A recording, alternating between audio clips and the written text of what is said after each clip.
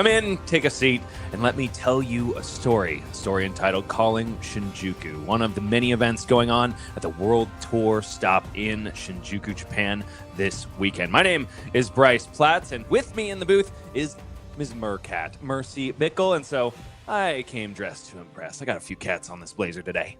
Yeah, I'm really loving it, so I expect a lot of puns around cats today. I hope you can deliver. Well, I certainly can try, that is for sure. It may not be perfect, but I will certainly do my best. Oh, God, make it stop. That's number one stun lock of the day. Back. Expect more of that. Now, Mercy, enough about cats, right? Because I don't think there's one in the game of Flesh and Blood unless you count Crouching Tigers. We saw one of those deployed by a very popular hero in Japan, Ira Scarlet Revenger, but boy howdy, were those some of the greatest games that I've seen put forth for your viewing pleasure in a long time. We saw 3 Talk a Big games resolved, literally every single one of them 1 point off from generating a heck of a lot of might tokens, thereby losing our Lyeth player 22 points of damage over the course of the game. We got a Betsy that is X and 1. Japan never disappoints. No, it never does. We had such an exciting Guardian Roulette yesterday, and I'm so excited to see what today brings as well. Okay, hopefully more Guardians if you are of that particular persuasion, but we do know there's some Vynnset action coming your way. So hold tight for that. All you Shadow Rune Blades, rise up because Usurp the Shadow Throne has come a little bit early. Before we get into that, though, we review our schedule for the weekend.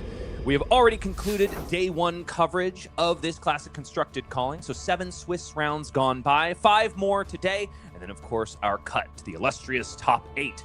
And what is this small matter of a giveaway? Not once, but twice, Mercy.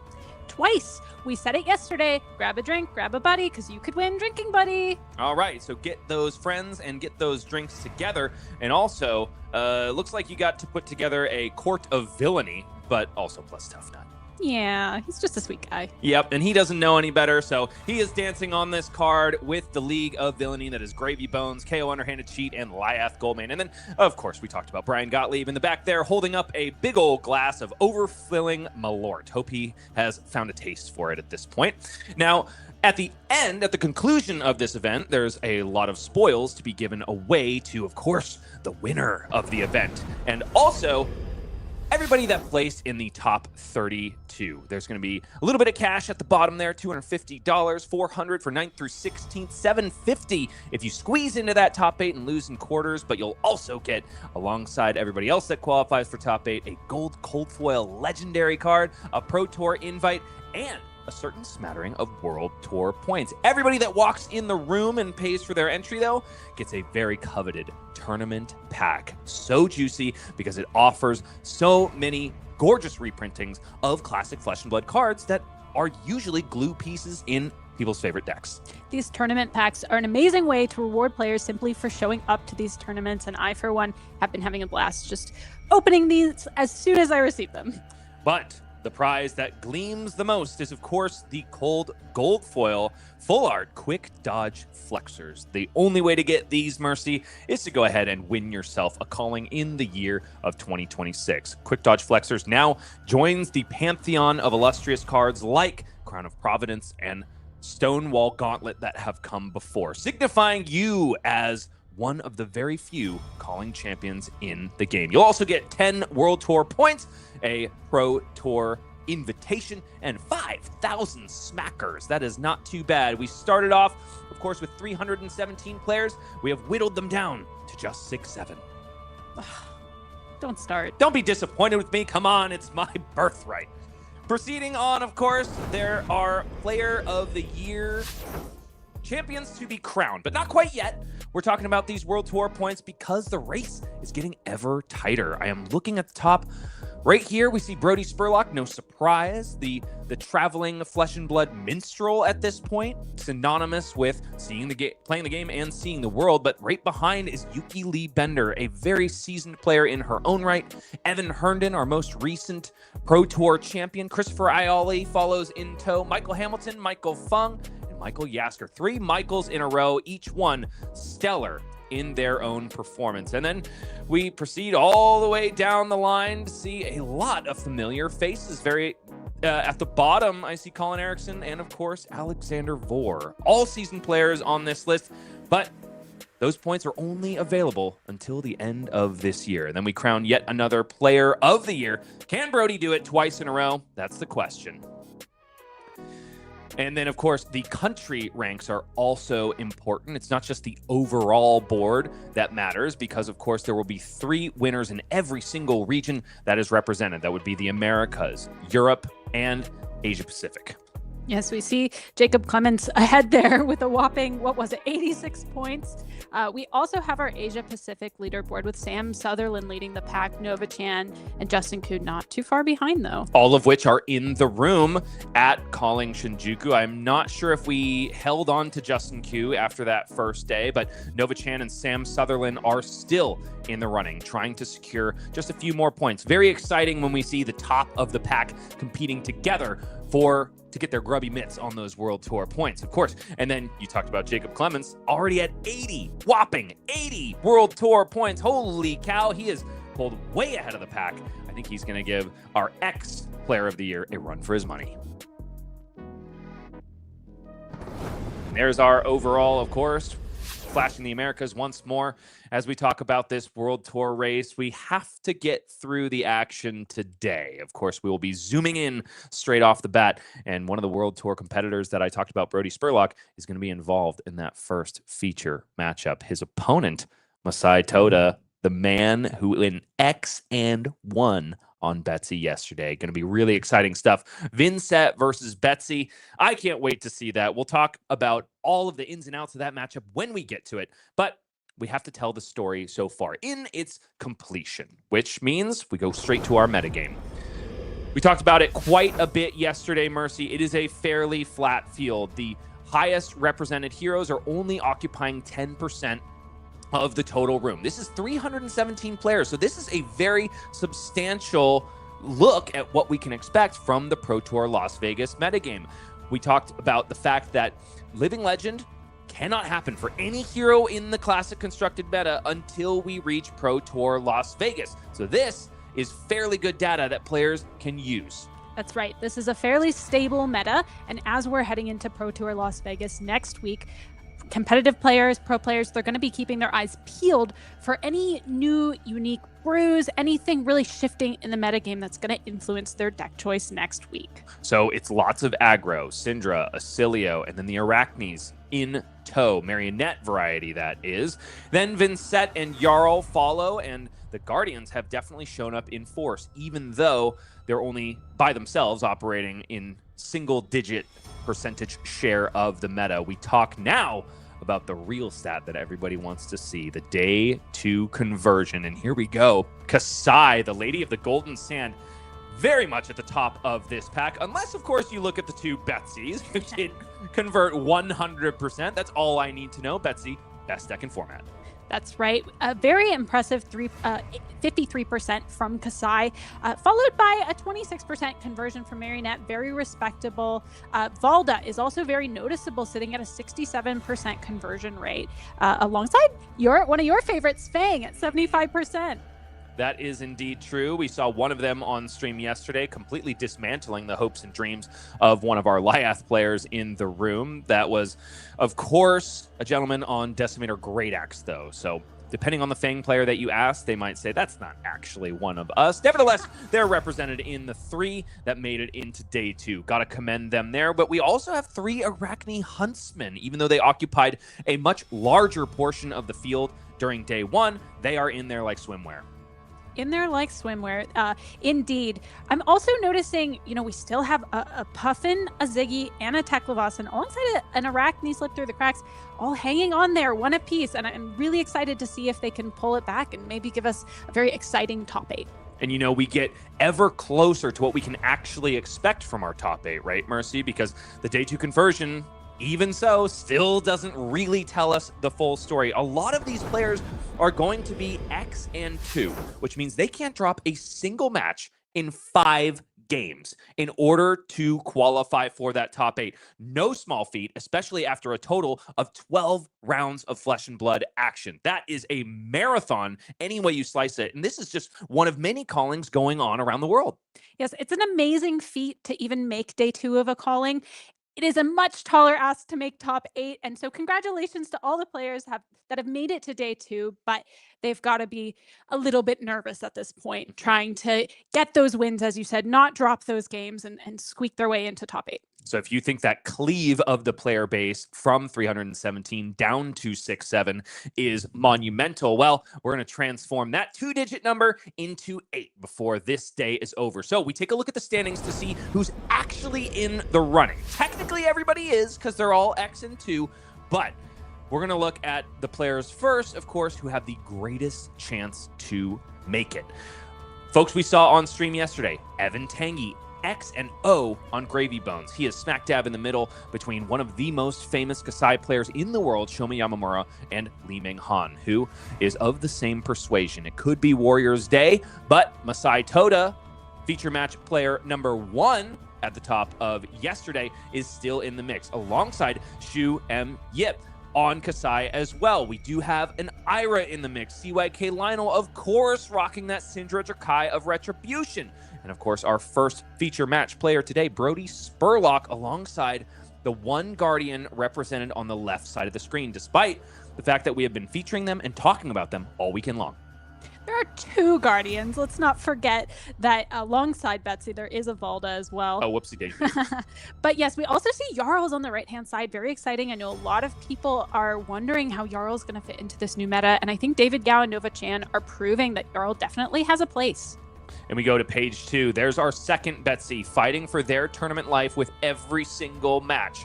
We also need to mention on that first page 2 of the 3 Fangs. The third one now is there. Hiroaki Miyamura is there at X and 2. La Wen, also a featured player as of yesterday, barely scraping through a Vynnset game that was very contentiously played, I will say, but intense nonetheless, remains at X and 2, representing Team Blue Pitch alongside Nova Chan, who I don't believe we have seen quite yet. Tatsuya Okanishi, the hairdresser that has stapled his name into the history books by winning Calling Kobe last year, is there as well. He's still playing an Earth Hero, but it's a very different one than the one he was able to win with. That, of course, was Florian Rotwood Harbinger before.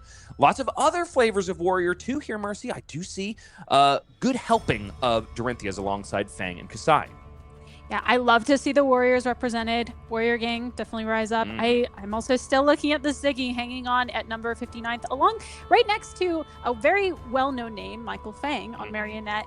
We'll have to see how they do today. He's still hanging out. Michael Fang, known for having rough day 1s, barely squeaking into day 2, and then securing a top 8. I can't count him out, just like a Prism, unless he is out. Brian Kong holding down the Crank Master on Puffin Hightail. Can he secure a top 8? That remains to be seen. And here we see our helping of Asilios. I dare say players have figured out how to play into the perceived best deck in the format.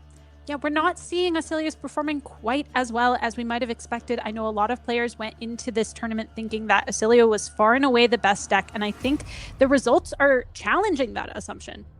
Indeed so. We get to the end of our X2s, round 7 standings. That was the way we ended our day yesterday in day 1, but now we proceed to more Flesh and Blood action. It's going to be, at the very least, 8 rounds of Flesh and Blood. Are you ready to get into it? I am so ready to see this Betsy face off with a Vynnset. Okay, I am chomping at the bit as well. We saw Betsy able to fatigue out her opponent yesterday, but that's going to be a much taller ask against a player as seasoned as Brodie Spurlock. Let's go ahead and get down to the feature match area and take a look at what these players are cooking. Masay Toda led off the coverage of Calling Shinjuku, and he's starting in the same way in day 2. Brodie Spurlock, already with a boon to him, won the die roll and chose to go first, as Vynnset is often wont to do. Both of these players, X and 1, there's a little bit of security moving through this round. A loss does not bump them out of top 8, but they would love to start with a win today.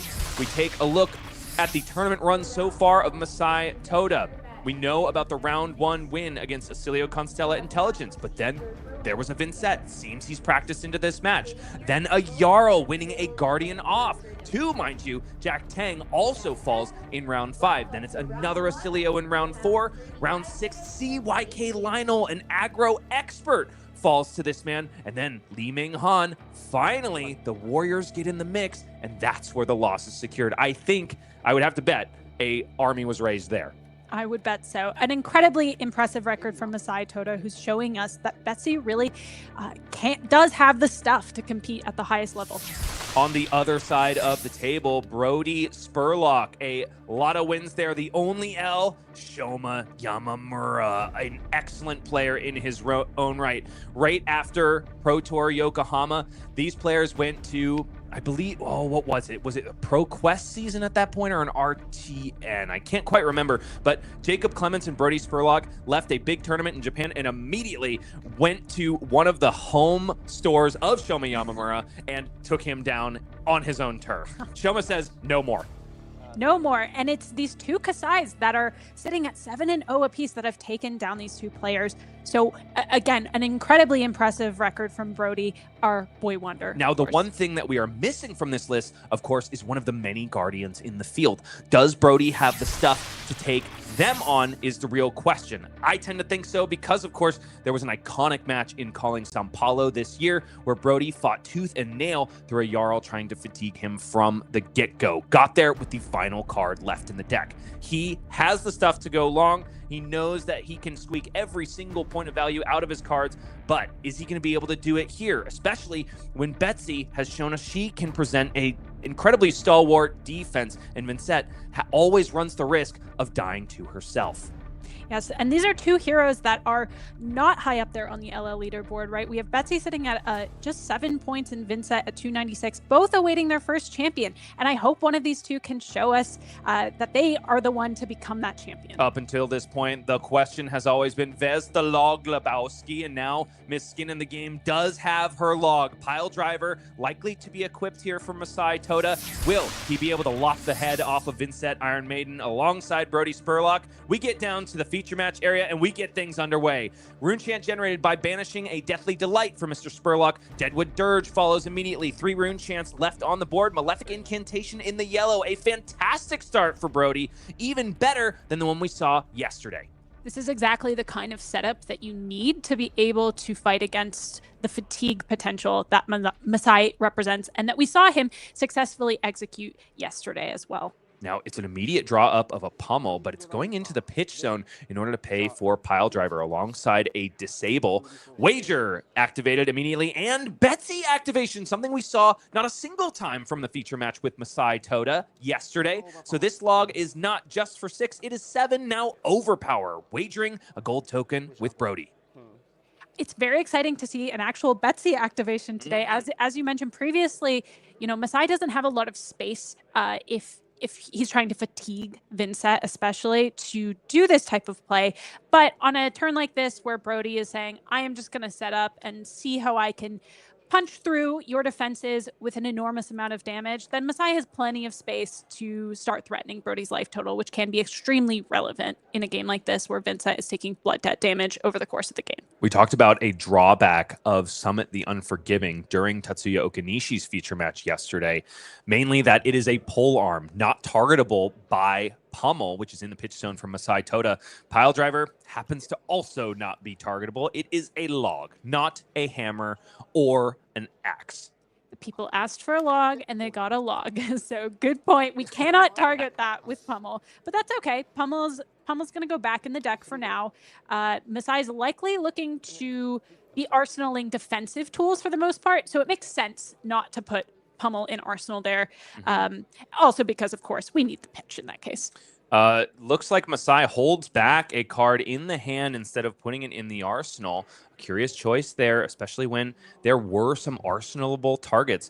Deathly Whale now banished by Brodie Spurlock at the beginning of this turn. 4 rune chants and that card, after being rune gated out, are on the combat chain. So it's going to be 4 arcane and then 5 physical, because this one is in the yellow. Deathly Whale, one of those important pieces to be able to create more rune chants and keep Brodie's steam train rolling that we talked about yesterday when we saw another Vynnset play on stream. But if you're not as familiar with Vynnset as a hero, Vynnset really needs rune chants to be able to rune gate out cards from banish. Vynnset needs at least as many rune chants as the rune gate card costs. So in Deathly Whale's case, we need 3 rune chants. Now Masay is holding it's in the lexicon of the Flesh and Blood world now as a hand trap that is Ripple Away. Could be discarded at instant speed here in response to the resolution of Deathly Wail to prevent Malefic Incantation from leaving a rune chant behind. It would also reduce the number of rune chants produced by Deathly Wail should Brodie Spurlock go ahead and close the combat chain. But looks like Masay has pass priority on that window. I don't hate it because Brodie hasn't played a Shadow non-attack, so this Deathly Wail would only create one. Sure, it could hurt, but I don't know if it would necessarily get more value than it would if it were to go into the pitch or in front of this Deathly Wail. That's right. We also see this Oasis Respite come out. A great way for Masay to use the floating pitch produced by pitching that Heart of Fiendal. Unfortunately, Masay was at higher life, so it doesn't get the full life gain off of Heart of Fiendal, but still very happy to use that to pay for both the Oasis and the Null Rune. Oasis also not providing the extra life, unfortunately, since Masay is already higher. One physical will leak through. Brodie already activating Spellbound Creepers, usually something that you need to be very patient with because, of course, Masay, being as defensively slanted as he is, could prevent the entirety of Brodie Spurlock's arcane output on a future turn and rob him of those boots. Envelop in Darkness is the chosen card, and now Ripple Away is discarded. Uh-oh, Spaghetti-O. Envelop in Darkness now not able to generate a rune chant, thereby not making Deathly Delight playable. But Brodie takes a Yeah, wait, where did he get the... Oh, he closed the combat chain to Deathly Wail, got that rune chant, and so now with that extra action point, can go ahead and deploy Deathly Delight. 8 physical now, 2 rune chants come across. Masay with very few defensive pieces left. It is Drink Them Under the Table that gets in the front. 5 damage cleaved away from our Betsy player. Deathly Delay, also one of those cards that Brodie can leverage to keep his life total out of range of being killed by his own blood debt, perhaps at a later point in the game. We've seen many of these games come down to 1 or 2 points of damage, so it is an extremely relevant effect. Now Brodie Spurlock up to 3 energy counters on the Fiendal Spring Tunic. Must banish a card to Vynnset Iron Maiden at the beginning of the turn. Looks like he's got at least 2 Rune Gate targets, so probably, you know, Brodie is famously someone who likes to think through his turns. I am one of those players as well. And especially in Vynnset, there are a lot of ways to sequence your turns.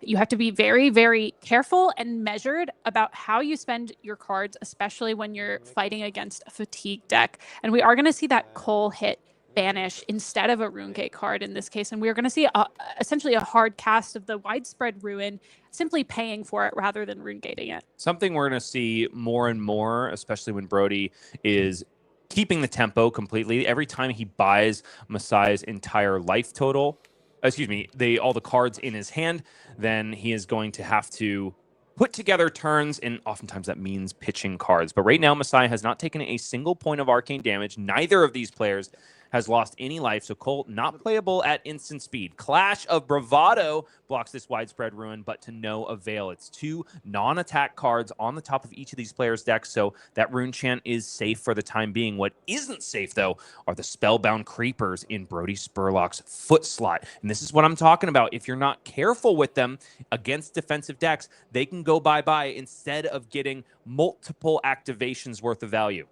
That's right. And that's why it's so important to be able to also leverage Vynnset's hero power and make those rune chants unpreventable. That can do the work of saving your Spellbound Creepers. So Brodie may be wondering here, how am I gonna keep those in play, right? And there's some ways you can go about it. One way is through using the Vynnset hero ability. The other way often is just by overwhelming your opponent by taking cards out of their hand with cards like Cole, and then being able to send a little more arcane after the fact. But in this case, unfortunately, Brodie's just gonna have to say bye-bye to those creepers.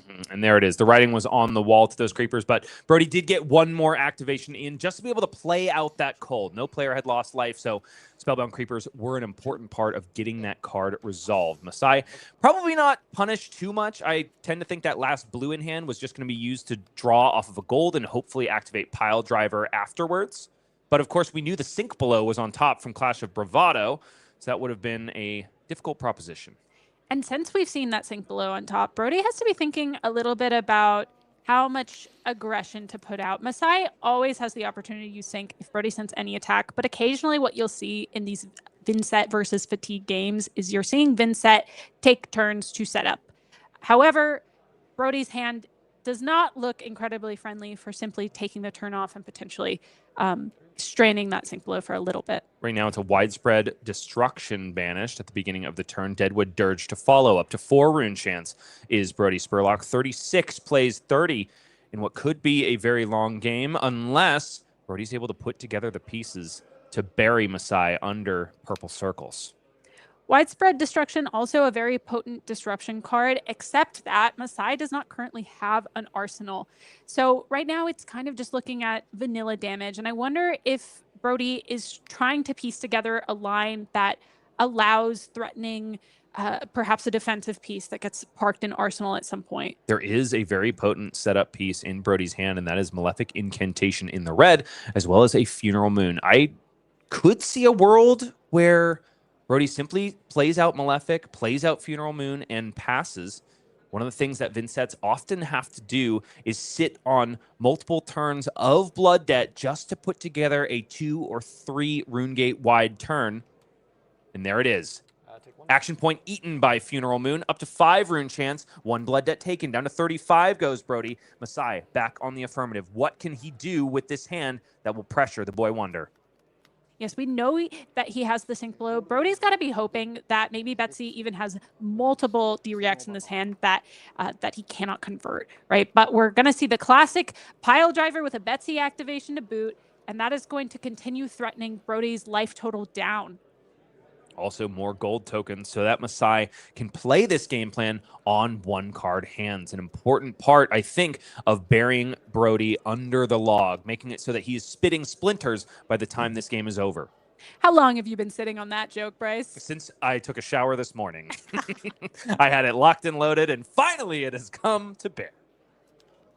Now, the hand of Brodie Spurlock is going to tell us what he's thinking about. I see another Malefic Incantation. I see a Deadwood Dirge, a card which is fantastic, but it is at its maximum potency when, of course, those Spellbound creepers are available. There is not a single Runegate card in that hand, not a single one playable from Banished, mind you, Mercy. This might be yet another setup turn for Mr. Spurlock. Yes, we also see a Runeblood Incantation. As you mentioned, a lot of setup cards here. We do have the Widespread Destruction, and that does provide an avenue for Brodie to use the rune chance that he already has in Senate. But I have to be thinking in Brodie's spot, hey, what if I just keep making rune chance? What if I just send a lot on one turn? Would that be enough to punch through on Betsy? Especially given that we're not going to have to sit on too much Blood Debt here, right? We just have the 1 for now. Well, he likes it enough because it's yet another bountiful bonk for Mr. Masay Toda. Gold token and 7 damage comes across the line. Brodie now down to 28, eclipsed in life total by Masay by a measly 2, which can be incredibly relevant because of cards like Heart of Fiendal and Oasis Respite that we have seen resolved by Ms. Skin in the game. Deadwood Dirge played out for Brodie Spurlock after banishing the Enveloping Darkness in the hand. And yes, it is a lot of setup here. Malefic Incantation, Runeblood Incantation gets a knowing smile from Masay Toda. He knows he's got to do something a little bit more threatening on this next turn cycle because Brodie Spurlock is coming. The Purple Sea is thriving. You know what would be an amazing card to follow up a turn like this? Tell me. I don't know if Brodie would be running it, but man, would it be cool to see a Mordred Tide come down. Indeed so.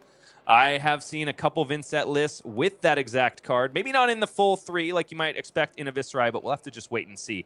I'm much more concerned with what Masay can put together. And tell me if you've heard this one before, Mercy. A Guardian player with 4 blues in hand. Ooh. You know, not a bad thing to have. We have 2 Fearless Confrontations in hand as well.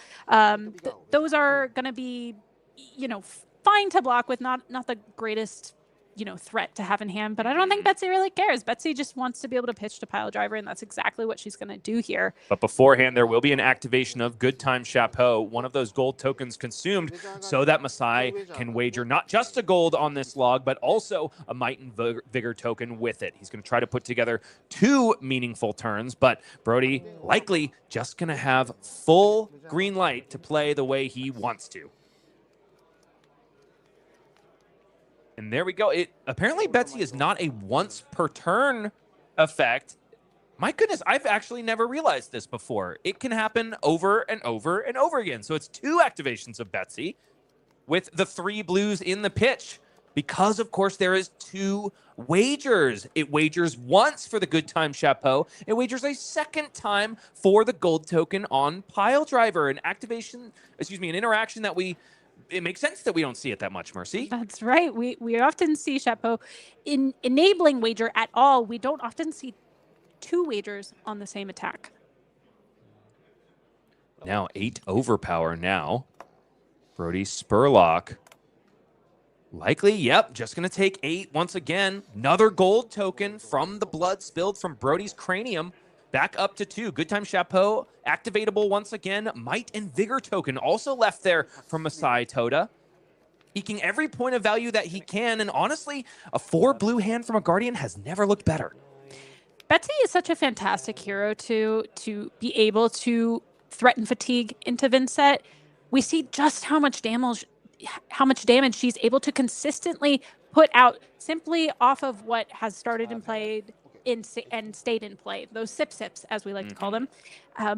A lot of other heroes can't necessarily capitalize on turns like that. And now Brodie down to 18. Didn't catch if he paid for the Shadow non-attack clause of Vynnset. It does seem like he did because that rune chant was ticked down pretty much immediately. Masay now down to 29. This Deep Recesses of Existence will have go again from Fasting Carcass.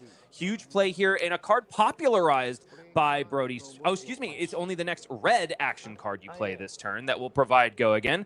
Deep Recesses is, of course, blue. But, of course, cards like Cull and Funeral Moon in the graveyard will gain go again because they are red. It's not required that that card is an attack in order to gain go again from Fasting Carcass. Masay Toda happy to take that damage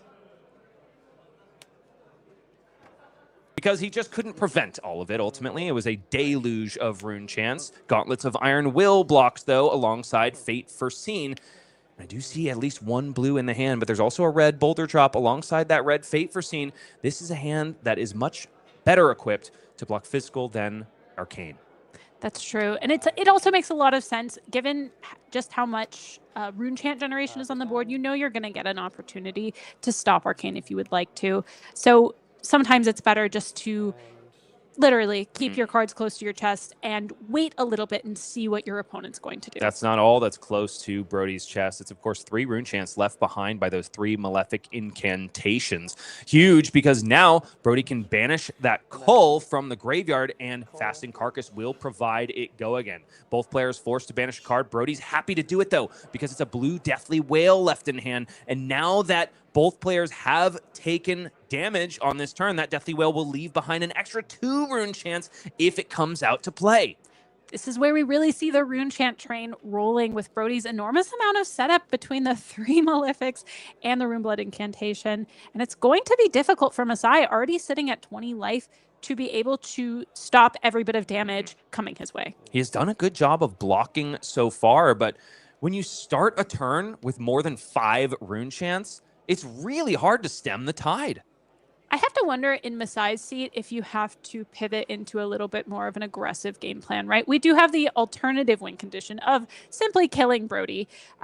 Brodie is sitting there at 18 life. Masay is able to put out a lot of damage per turn and also has cards in the deck that can do a lot with disruption on top to boot. So there is a real potential for Masay to have a big swing back if he finds the right cards. Brodie really considering the widespread destruction, I think, is the thing that he's thinking about in this patient moment. 18 plays 20. He's wondering, is it relevant to threaten that arsenal, or is it something like a defense reaction that we know is there from Masay Toda that could blow out that play and make Brodie wish he had just done a better job setting up for the future? And I think Brodie has to realize that because it is likely a D-React in that arsenal, Deathly Whale is a bit of a safer choice here. Of course, if it isn't a D-React, which has to be what Brodie is considering, then Brodie could be stopping Masay from having an aggressive swing back. Like something like a Drink Them Under the Table, which would wager not just a discard of a card to the loser, but a draw of a card to the winner. a fearsome Betsy specialization that a lot of people aren't familiar with, but if I know Brodie Spurlock, I think he knows cards in the game of Flesh and Blood. Now, it's with a quivering hand, rather than a vexing one, that Brodie thumbs this Deathly Wail. I think it's going to hit the combat chain. It's just too tempting. Deathly Wail is one of those cards that you only want to deploy when you've already played out a Shadow non-attack and paid for Vynnset. In this case, he's able to double dip, not just with the deep recesses, but also this potent setup effect from Deathly Wail. Masay goes ahead and takes those 3 rune chances immediately. What will be the fate of the physical? He does have the clean block in the arsenal, but it seems like it's a good time chapeau block. 2 damage comes across the line. Down to 15 will be Masay Toda. We're only turn 5, and the life total is evaporating. Yes, and the good time chapeau, it is temper, so we are able to keep it around while blocking with it. It is good to just cash in the value when you can, especially when life totals are this low. Masay may not get another opportunity to use the 2 block on that equipment. We may be looking at just 1 to 2 turns left really in the game. Okay, and Masay gingerly points at that good time chapeau. Will it be utilized again? There are the 2 blues in the hand, so no, it wouldn't be 2 Betsy activations this time, as cool as that was to see. But Masay will still be coming in for 8 on this log because, of course, the might token that broke at the beginning of the turn. That extra resource from a vigor token. Oh, technically could be sunk into yet another Betsy activation because of the Fiendel Spring Tunic, I'm realizing. So we could see a big bad log for 9. Yes, we could. Is that the best use of a tunic, though? I think it's fine, but a tunic is often extremely valuable to stop just 1 more rune chant when Vynnset is coming in. But I think Masay, because we know he has chosen to take the damage, he could have converted both of those blues for 6 life. He's choosing to be more aggressive here because he knows Brodie has so much setup that it's going to be very hard to stop the onslaught turn after turn after turn. Masay is having to pivot here into something much more aggressive like we've been discussing. And here he goes, 9 overpower on this whopping log named Pile Driver. Brand new from Omens of the Third Age. Betsy players, rise up and rejoice. Raise your logs and add another tally to the heads it has smashed, because it's hit Brodie at this point 3 times after this is going to be concluded. Just 3 times, and Brodie's already down to 17. It is quite the log that we're seeing. But it is hard not to favor the Shadow Runeblade when there are still 3 Malefic Incantations and a Runeblood one on top of it. It's looking much more like the limericks in a bathroom stall than it is an arena in Flesh and Blood. We have Brodie thinking about how to get himself out of this tricky situation as well. We have 2 widespread annihilations alongside a Funeral Moon, and then Tear Through the Portal. Tear Through the Portal, a card I'm not quite as familiar with. One of those go again enablers, kind of like Fasting Carcass, will provide it to a red card in the, red action card in the Banished Zone. Almost exactly like Fasting Carcass, except it doesn't have the Blood Debt clause. Important to note about Fasting Carcass too, one of the drawbacks is if it randomly gets banished off the top of the deck, it's not clearable from the Banished Zone. No way you can play it. If Brodie opts to take this damage, he knows he can kind of just survive 1 more turn and not give up a hand. But after that, he's going to be in a spot of having to give up more cards, too many cards, really, given that he has to banish to Vynnset every turn. And then he's not going to be able to have much of an aggressive swing back after that point. So Brodie is on a clock here. That's the point I want to get across. And we're also dealing with the overpower from Betsy. So even if Brodie wants to fully block out this log in the future, he's not going to be able to. Which makes me wonder if Brodie left his defense reactions at home, one of those overpower getter arounder cards, of course. And also can provide a hefty amount of value to Vynnset's. But going into this match, I would imagine that Brodie has kind of scouted out Masay and knows that he's a man that's happy to throw his cards sideways and into the pitch zone against a Vynnset. So maybe those defense reactions just didn't quite make the 60 on this one because Brodie knew he would have to put his pedal to the metal immediately. Those defense reactions absolutely can clog you up when you're facing down someone who's throwing down every single card in their hand to stop the damage coming through, but also can be incredibly essential against overpower, as you've mentioned. Notably, Brodie still has access to 2 very important tools in Vynnset's toolkit. We have the Vexing Quill Hand still remaining. That can make 2 rune chants on demand, alongside the Grimoire of the Felling Song, which can make another rune chant on demand if needed. So Brodie still has plenty of gas here left in the tank, and can also make a big push with rune chants, which specifically require blues, not simply block 3s. You know, I thought you were going to mention Face Purgatory there, Mercy, but one of the tricky things about Overpower is it essentially turns that fearsome headpiece off, because it, of course, requires you to block with 2 action cards. One of them attack, one of them non-attack. Overpower, you can only block with 1 action, no matter where it comes from. Yeah. Face Purgatory, not an incredibly potent card in this matchup, specifically for the reasons you just mentioned. More likely just going to serve as a block to this game and buy Brodie a little bit more space to try to be able to pull off this extremely large offensive overlap. Been a lot of gambling from Masay Toda, and he is rewarded yet again. If he were at a blackjack table, the gang boss, I think, would be looking at him and maybe kicking him out of the room. But for now, that's not how the game of Flesh and Blood works. Even though he's gambling, this is still a game of skill. If you don't believe me, ask the German government. We also see 2 red Shelter from the Storms in the hand. That can kind of function as a pseudo blue in the face of rune chants, because it can prevent 1 instance of damage 3 times. That could be really important for giving Masay the flexibility he needs, although the 4 block also being extremely a piece of important text on that card. So kind of awkward here for Brodie. He plays out Tear Through the Portal, but the only red action card playable in his Banished Zone is Funeral Moon. Usually Tear Through the Portal is there for a red Rune Gate attack. As it happened, Brodie just didn't have one. The last card in hand is a Widespread Annihilation. Also not red and not Go Again gainable. Now, this Funeral Moon will be playable at instant speed. This Widespread Destruction does not technically have Go Again, but Brodie needs Masay to take some... No, he doesn't, because he took the damage from Tear Through the Portal. So already Funeral Moon can extend this turn. 10 to 14 now, as Masay does take some of that damage. Widespread Destruction also threatening the arsenal, but Masay has the answer with Sink Below. So that destruction effect on combat chain close is not going to be relevant here. Happy to take 2 damage. Down to 12 goes Masay Toda. Brodie Spurlock now in the tank about how to proceed. Masay has so many defensive tools in this hand alongside the Sink Below that was an arsenal. I have to think, just given the flexibility of the hand, it's going to be hard for Brodie to push quite over the top here. Although, do we know what Brodie has left in the hand and the arsenal here? The hand is a blue Rune Gate attack. I called it Widespread Annihilation. I'm fairly certain, but now I'm questioning myself about whether or not it's a Deep Recesses of Existence.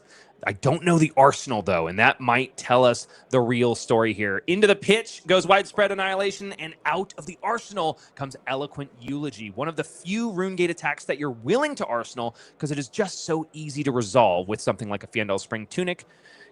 But in this case, that is at 2 energy counters, so it costs a card from hand. Just an additional 4 rune chants, plus the 4 physical from Eloquent Eulogy. 1 damage leaks through on the rune chants, and Shelter from the Storm takes care of the rest. Down to 11 goes Masay Toda, but he's left with a blue in the hand, which in conjunction with that Vigor token is going to allow him to draw off of gold and likely swing the pile driver. We see the incredible wall that Betsy presents, even through Brodie being able to send 2 attacks that turn and a pile of rune chants. Brodie still has a little gas left in the tank, but we've already seen 1 Malefic hit the grave, and the other 2 are sitting at 1 counter apiece alongside that Runeblood incantation, which means Brodie is going to run out of gas very shortly. However, that Eloquence that is now sitting on board may provide the Go Again enabler that Brodie needs to really have a wide turn. It just depends. Can Brodie keep all the cards that he needs in order to pull that off? And the ceiling of Eloquence is very high, but the floor is also relevant. If Brodie plays any non-attack action card with Natural Go Again, then Eloquence evaporates and essentially does nothing. And there we go, pile driver. Wager happens, so this pile driver comes in for 7. No Betsy activation, though. So all of a sudden, Brodie is facing down a much less scary log, this one without overpower. Brodie can convert some of this hand on defense. He's not going to get any defensive value on top with Face Purgatory, besides the block value, of course, but he could draw himself an extra card to get out of a bad hand. As it stands, I'm seeing 2 fasting Kassai, which will provide go again, but only to blue cards because they are themselves blue, and then a red Deathly Whale alongside a Sonata Galaxia. Sonata Galaxia, another one of those setup pieces that allows you to fetch out something like a Malefic or another Rune Chant producing aura that lets you keep going, but is not necessarily what Brodie needs right now. Especially when you consider the block values of these cards. Only one of those cards will block 3. The other 3 will block 2 in their own right. And so Brodie not very incentivized to do any blocking on this turn, but those 2 blue fasting Kassai are in the hand because they just don't convert offensively.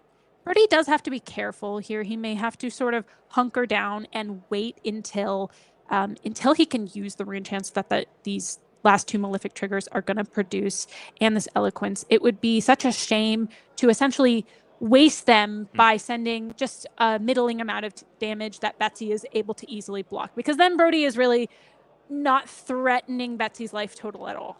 Now, Brodie could be considering the possibility of keeping back one fasting carcass just to get the Vynnset ping, but as you said, Mercy, life totals are getting low. So it's 4 on 7, 3 damage leaks through. Brodie, Spurlock now down to 7. Yet another gold token generated for Masay Toda at a whopping pile of 3 now. Gravy Bones, eat your heart out. And it's 2 Rippleaways drawn up for Masay Toda. Oh, this could be huge. Could be enormous, as it will stop the rune chants being produced by the Malefics, if I'm not mistaken. Would it have been on the Runeblood incantation as well? I thought that was a start of action phase trigger. Maybe I'm mistaken. I believe it is start of action phase, although Masay may have missed it. It is at the beginning of the action phase, which does mean that it would have to come after the Vynnset activation and the Fiendal Spring Tunic tick up. But nevertheless, Masay holds back the Rippleaways. Now, Malefic incantations are action cards as well. So if Brodie goes ahead and sends an attack, the Masay will be able to rob him of at least 2 points of value. If that attack, 3 points of value, now that there's another Malefic incantation on the board, should Brodie send Deathly Whale, it'll be freaking 4. 3 and 6 make 3. We also see Brodie now cashing in Grimoire of Felling Song. And there it is, Rippleaway, robbing so many purple circles. Brodie doesn't like it. Look at the grimace on his face now. Could have been even one more if the Runeblood incantation was responded to, but Masay's still got to be happy with this amount of value on that play. And you know what? Even if Masay had played it out at that point, Brodie could have at that point kept back the Malefic incantation. True. So Masay waiting could actually be to his advantage. 100%. But still to consider 3 rune chants and the Deathly Whale. If Masay takes 1 of this damage, since Brodie has not lost life, Deathly Whale will still not leave behind a rune chant because of Rippleaway. Brodie still has access to Vexing Quillhand, which may get him out of a sticky situation at some point here, because Brodie was expecting these rune chants to come in and fuel future plays. Vexing Quillhand may have to be emergency cashed in their place. You know, it's one of those pieces that you want to hold on to until the end of the game if you can, and instead use it to just push through lethal if at all possible, because the second you use it, like you said, Mercy, your guard is down. It's a total of 4 blocks on this Deathly Whale. Masay taking a bit of a licking on this turn, despite devoting only 2 cards on defense. I tend to think it's going to be yet another swing of log, Mercy.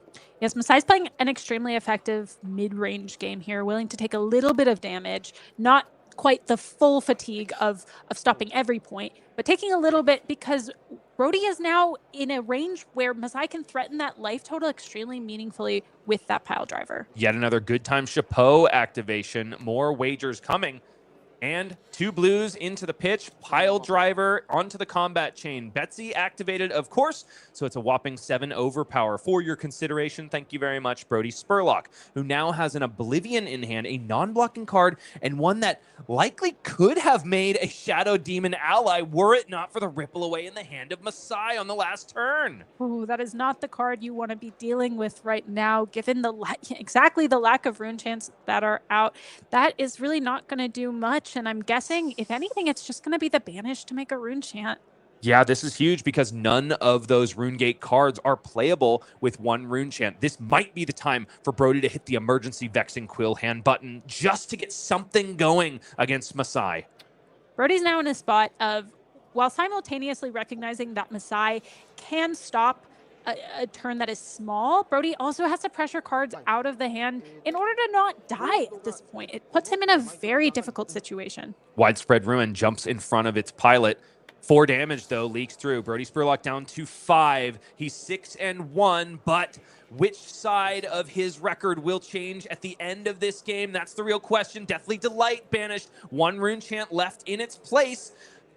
Oblivion used to play out Deathly Wail. Now 1 rune chant left behind by Malefic Incantation. Will there be another on this Deathly Wail? It does require 3 cards out of Masay, likely, in order to stop that eventuality. We do have an Oasis Respite in the hand, which can be a little bit awkward if Tunic is not up. And we have 2 D-Reacts as well, and Tunic is not up in this situation. So that Oasis might actually present a liability in this hand when you... but on the other hand, you can still pitch that blue into the rune chance and use 1 remaining floating for the Oasis. You know, I don't hate in a situation just taking the 1 rune chant, utilizing your defense reaction, maybe even 2 of them. I like the way he's doing this right here. Shelter from the Storm discarded. So goodbye rune chant and goodbye 1 damage on Deathly Wail. Fate Foreseen can jump in front. Oasis Respite can be safely placed. Never mind. Vandal Spring Tunic gonna jump in front as well. Masay wants to leave no rune chance generated at the end of Brodie Spurlock's turn. I was thinking maybe Oasis Respite goes into the arsenal and waits for that Tunic to be online. Stopping every point of damage here is extremely impactful. It's really going to help slam the door on Brodie Spurlock, who is lacking the rune chance that he needs to really close out this game. Masay loves the card on the top of his deck because of its color strip, not necessarily because it's a buckling blow, because at the top of this turn, he will pitch the 1 blue in the hand, crack a gold token, get the next blue that he needs in order to send yet another pile driver. Brodie Spurlock is getting dangerously close to death. And in the hand, there is a Shadow non-attack, and there is a red Runegate card already in the banish. Brodie now down to 4, not because Masay didn't do anything to him, but instead because he had to pay 1 to Blood Debt from that Deathly Delight. So Brodie can potentially go 2 wide on this next turn cycle. I don't think any of those Runegate cards in hand, though, costed less than 3. Which actually works with Malefic Incantation. It's going to make it very difficult. Brodie's going to have to give up at least 1 card here. 2, I think. Although we do have Face Purgatory still allowing a block. But given that this has... It's got overpower. It's got overpower. So it can only give 1 card, at least from the hand. Face Purgatory and Fiendal Spring Tunic can jump in front. But then you're like... to what end? Because then Brodie dies to his own Blood Debt or even to his own Vynnset activation, a spot that can spell doom for the woman that usually likes to produce it. We can see on Brodie's face too. He's really trying to think his way out of this. Think, what is my out here, right? When you're in a spot like this where it seems like it could possibly be doomed, you have to play to your outs, however unlikely they may be. And in this case, Brodie may be looking for an out of perhaps Masay drawing an all red hand or something like that. Maybe not very likely, but possible. Okay, and there it is, a total of 6, 3 damage, only 1 point separates Brodie Spurlock from the gates of Erathael, to which Masay is trying to return him. 1 plays 8, Brodie on the affirmative. What will he do? Yes, I'm seeing only 3 costs in the hand. Brodie will not be able to return on the reciprocal sides of the on-pain effects, because if he does, he simply dies.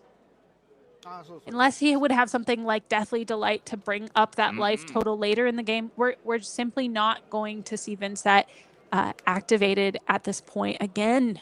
But because of the way the Runechant resource curve basically works out on this turn, Brodie is priced into sending the Deathly Delight first, then using the Runechant left behind by Malefic Incantation and the 2 from Vexing Quillhand to send a follow-up. It's still a potent, potentially final turn for Brodie. It's hard to see a world where it's enough, though. Masay, remember, has an Oasis Respite in the arsenal, and while it is so nice with a Fiendel Spring Tunic free resource, it's also really convenient when you pitch a blue, block 2 Runechants, and then play it out anyway. Also a sink below, at least 2 blues in the hand for Masay. Yes, Masay is not hitting that brick state that Brodie would need at this point to lock him out of the game. You know, if Masay had something like an all-red hand at this point, it would make that Oasis an even bigger liability, and it would make the Runechants absolutely killer in the situation. Brodie Spurlock is looking for a brick house, but Masay Toda is mighty and letting it all hang out. Come on, Marcy, we're the same generation, right? You got that one? I don't think so. She's a brick house. No? All right, no, I think that's a little too old for me. My gray hairs are sprouting out of my sideburns faster than I can count them. Brodie, likely in a position where he knows there's no out, but he's got to play what he can. You can see the stress getting to him. In calling Sao Paulo, even though he was able to take down a wall of defense in the hands of Ivan Taranto, it was a stressful affair for him all the way through. His spine slowly curling like he had rigor mortis to the bitter end. I love seeing in this game just how potent Betsy's game plan is, because especially that gold generation allows the space to kind of buy resources by pitching blues and drawing more blues. That's something we've seen Gravy do, and he builds up a huge pile of gold and then starts running through it in a late game. We've seen Betsy be pretty conservative with the use of gold so far, but it's like you're not even just dealing with damage, you're also dealing with the fact that your opponent is going to be able to, at some point, off of possibly just 1 or 2 cards, send quite a lot of damage simply by drawing through that gold. I have been so unbelievably impressed with Pile Driver in both of Masay Toda's feature match games, but also just in internal testing throughout this Pro Tour season post Omens of the Third Age. It makes me wonder if the devs were looking at this card after Design 8 and going, no, we can't possibly, right? It's just a better sledge. We can't do it. We're just going to do it. We're just going to do it. Betsy has waited long enough. They're really rewarding the players who have been so loyal to Betsy for so long and awaiting this log, and man, has the wait been worth it. I'm so excited to see what this does to the meta next week, to how many Betsys might be in the field. You know, we just had just 2 represented on this field, but I imagine we're going to see it really tick up in popularity at our next tournament. Betsy potentially adding yet another cranium to the tally on the log. Masay Toda waits very patiently for what seems rightfully his, a pass to the 7-1 bracket. He just needs Brodie to take the biggest swing he possibly can. Brodie is giving it every ounce of consideration. We are still at the start of the turn, and there we go. Widespread Destruction, the chosen banished card. Tear Through the Portal provides go again to Deathly Whale. No Vynnset has not been paid for, because of course that would be a dead Brodie. 2 Runechants, 5 physical, go again.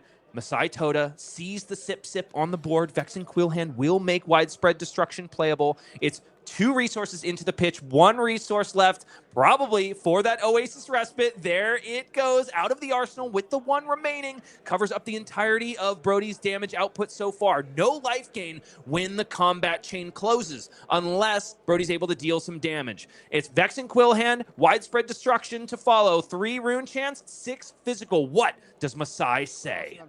Masay still has 2 blues, one of which can stop all 3 of these Runechants, and then we've still got a full block left in the hand. Oh, and then he could technically hold back one of those blues, take 3 damage, and go back to the gold well, but if Masay doesn't draw a blue, it could be a disaster. I have to think you have to play it safe, especially given if you're drawing only 2 gold with 1 blue, as soon as you hit as soon as you hit a red, you can still draw, but you've effectively lost any Right. resources that you were gaining by doing that. It's very risky, I think, to take damage simply to try to do that, when you can just kind of wait for Brodie to get blood debt. But here we go. 3 rune chance accepted by Masay. Down to 3 he goes. He thinks he's got the kill shot locked and loaded. He's posturing like he's going down to 1. Sink below. 2 damage going to leak over the top. Masay keeps 2 blues in the hand. He's thinking, I just need to wager. I just need to activate Betsy. I've been doing it 2 times all game, but 1 might be enough. Brodie, has he found the defense reactions? Are they even in the list? That's the real question. I'm not seeing them in the hand. I didn't see one parked in the arsenal. That was yet another rune gate attack. Masay is considering it, though. He's going to try to gaze the ages, see in the graveyard if there were any played so far. But the kill shot is locked and loaded. The man that has to fire it, though, is Masay Toda. This is definitely not the risky line that I was discussing, of course, because it does not rely on the gold at all. You could simply hold back the blues and send Pile Driver into Brodie's face. And as you've been discussing, Masay is pretty sure Brodie does not have anything to stop this overpower, but you can never quite be sure. And that's the paranoia, I think, that we're seeing sort of sweating out of Masay right now. And now I take you to a brand new feature at the Flesh and Blood broadcast, the Mind Cam. Inside Brodie Spurlock is saying, please, please, please, please, please, please, please, please, please, please, please, please, please, please, please, please, please, please, please. Masay knows what he's got to do. It is Betsy activated with Pile Driver. Log crashing in for 7 overpower. Shields are down for Brodie Spurlock. He checks one more time. It's not there. Handshake extended. Brodie Spurlock is gracefully in defeat, but Masay Toda is standing on the corpse of a bludgeoned to death Vynnset Iron Maiden. Betsy is your champion, 7-1. What an exciting moment for Betsy to continue this path of terror through extremely difficult opponents such as Brodie Spurlock. I don't know who she's pointing at, but I don't think she cares. It's just anyone that dares to stand in her path. She bets big and she bets hard with Log in tow. That was so exciting to watch, Mercy. That was an incredible game. Very close. We saw it go down to 1-1. A beautiful showing from both players. Quite a masterclass. Well, you got to be a pretty early bird to get the worm, and that's what you are going to have to be if, of course, you assume that a worm is a free bronze voucher. And we're going to talk about this because early bird weekends are going on for all of our World Tour stops this year. Back by popular demand, of course, you can get a free bronze voucher if you purchase your ticket early to any of these amazing events on your screen. We're talking about Seoul, Calling 100, Bilbao, Kyoto, Mexico City, Sydney, Paris, Shenzhen, Wakefield, and Portland. And that's just the number that we could fit on the graphic because there's more coming very quickly after. That's right. Grab those tickets, get that free bronze voucher, play those side events. Especially at World Premiere Seoul, September 11th to 13th, where we finally get a real glimpse at Usurp the Shadow Throne, probably the most anticipated Flesh and Blood set of all time. The 3rd installment of the Monarch storyline has been going on during teaser trailers all these past couple weeks, but the early bird sale starts next weekend. Get your ticket now and participate in even more fun at the Usurp the Shadow Throne World Premiere in Seoul. We got a break locked and loaded, but then, of course, there's going to be more log, more wagering, and more Flesh and Blood coming at you. So sick.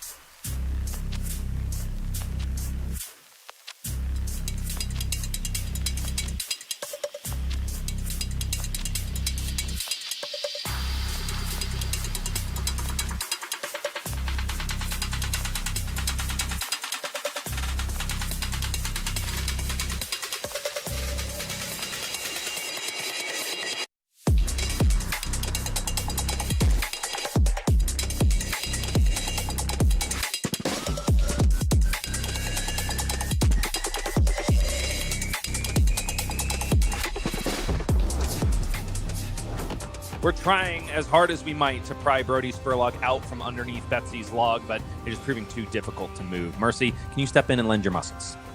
Poor guy. Bryce Platz back with Mercy Bickell, of course, which means that you're watching Calling Shinjuku, where we saw an incredible game, the second of which this weekend that Masay Toda has piloted Betsy to a convincing victory. Log is a heck of a weapon.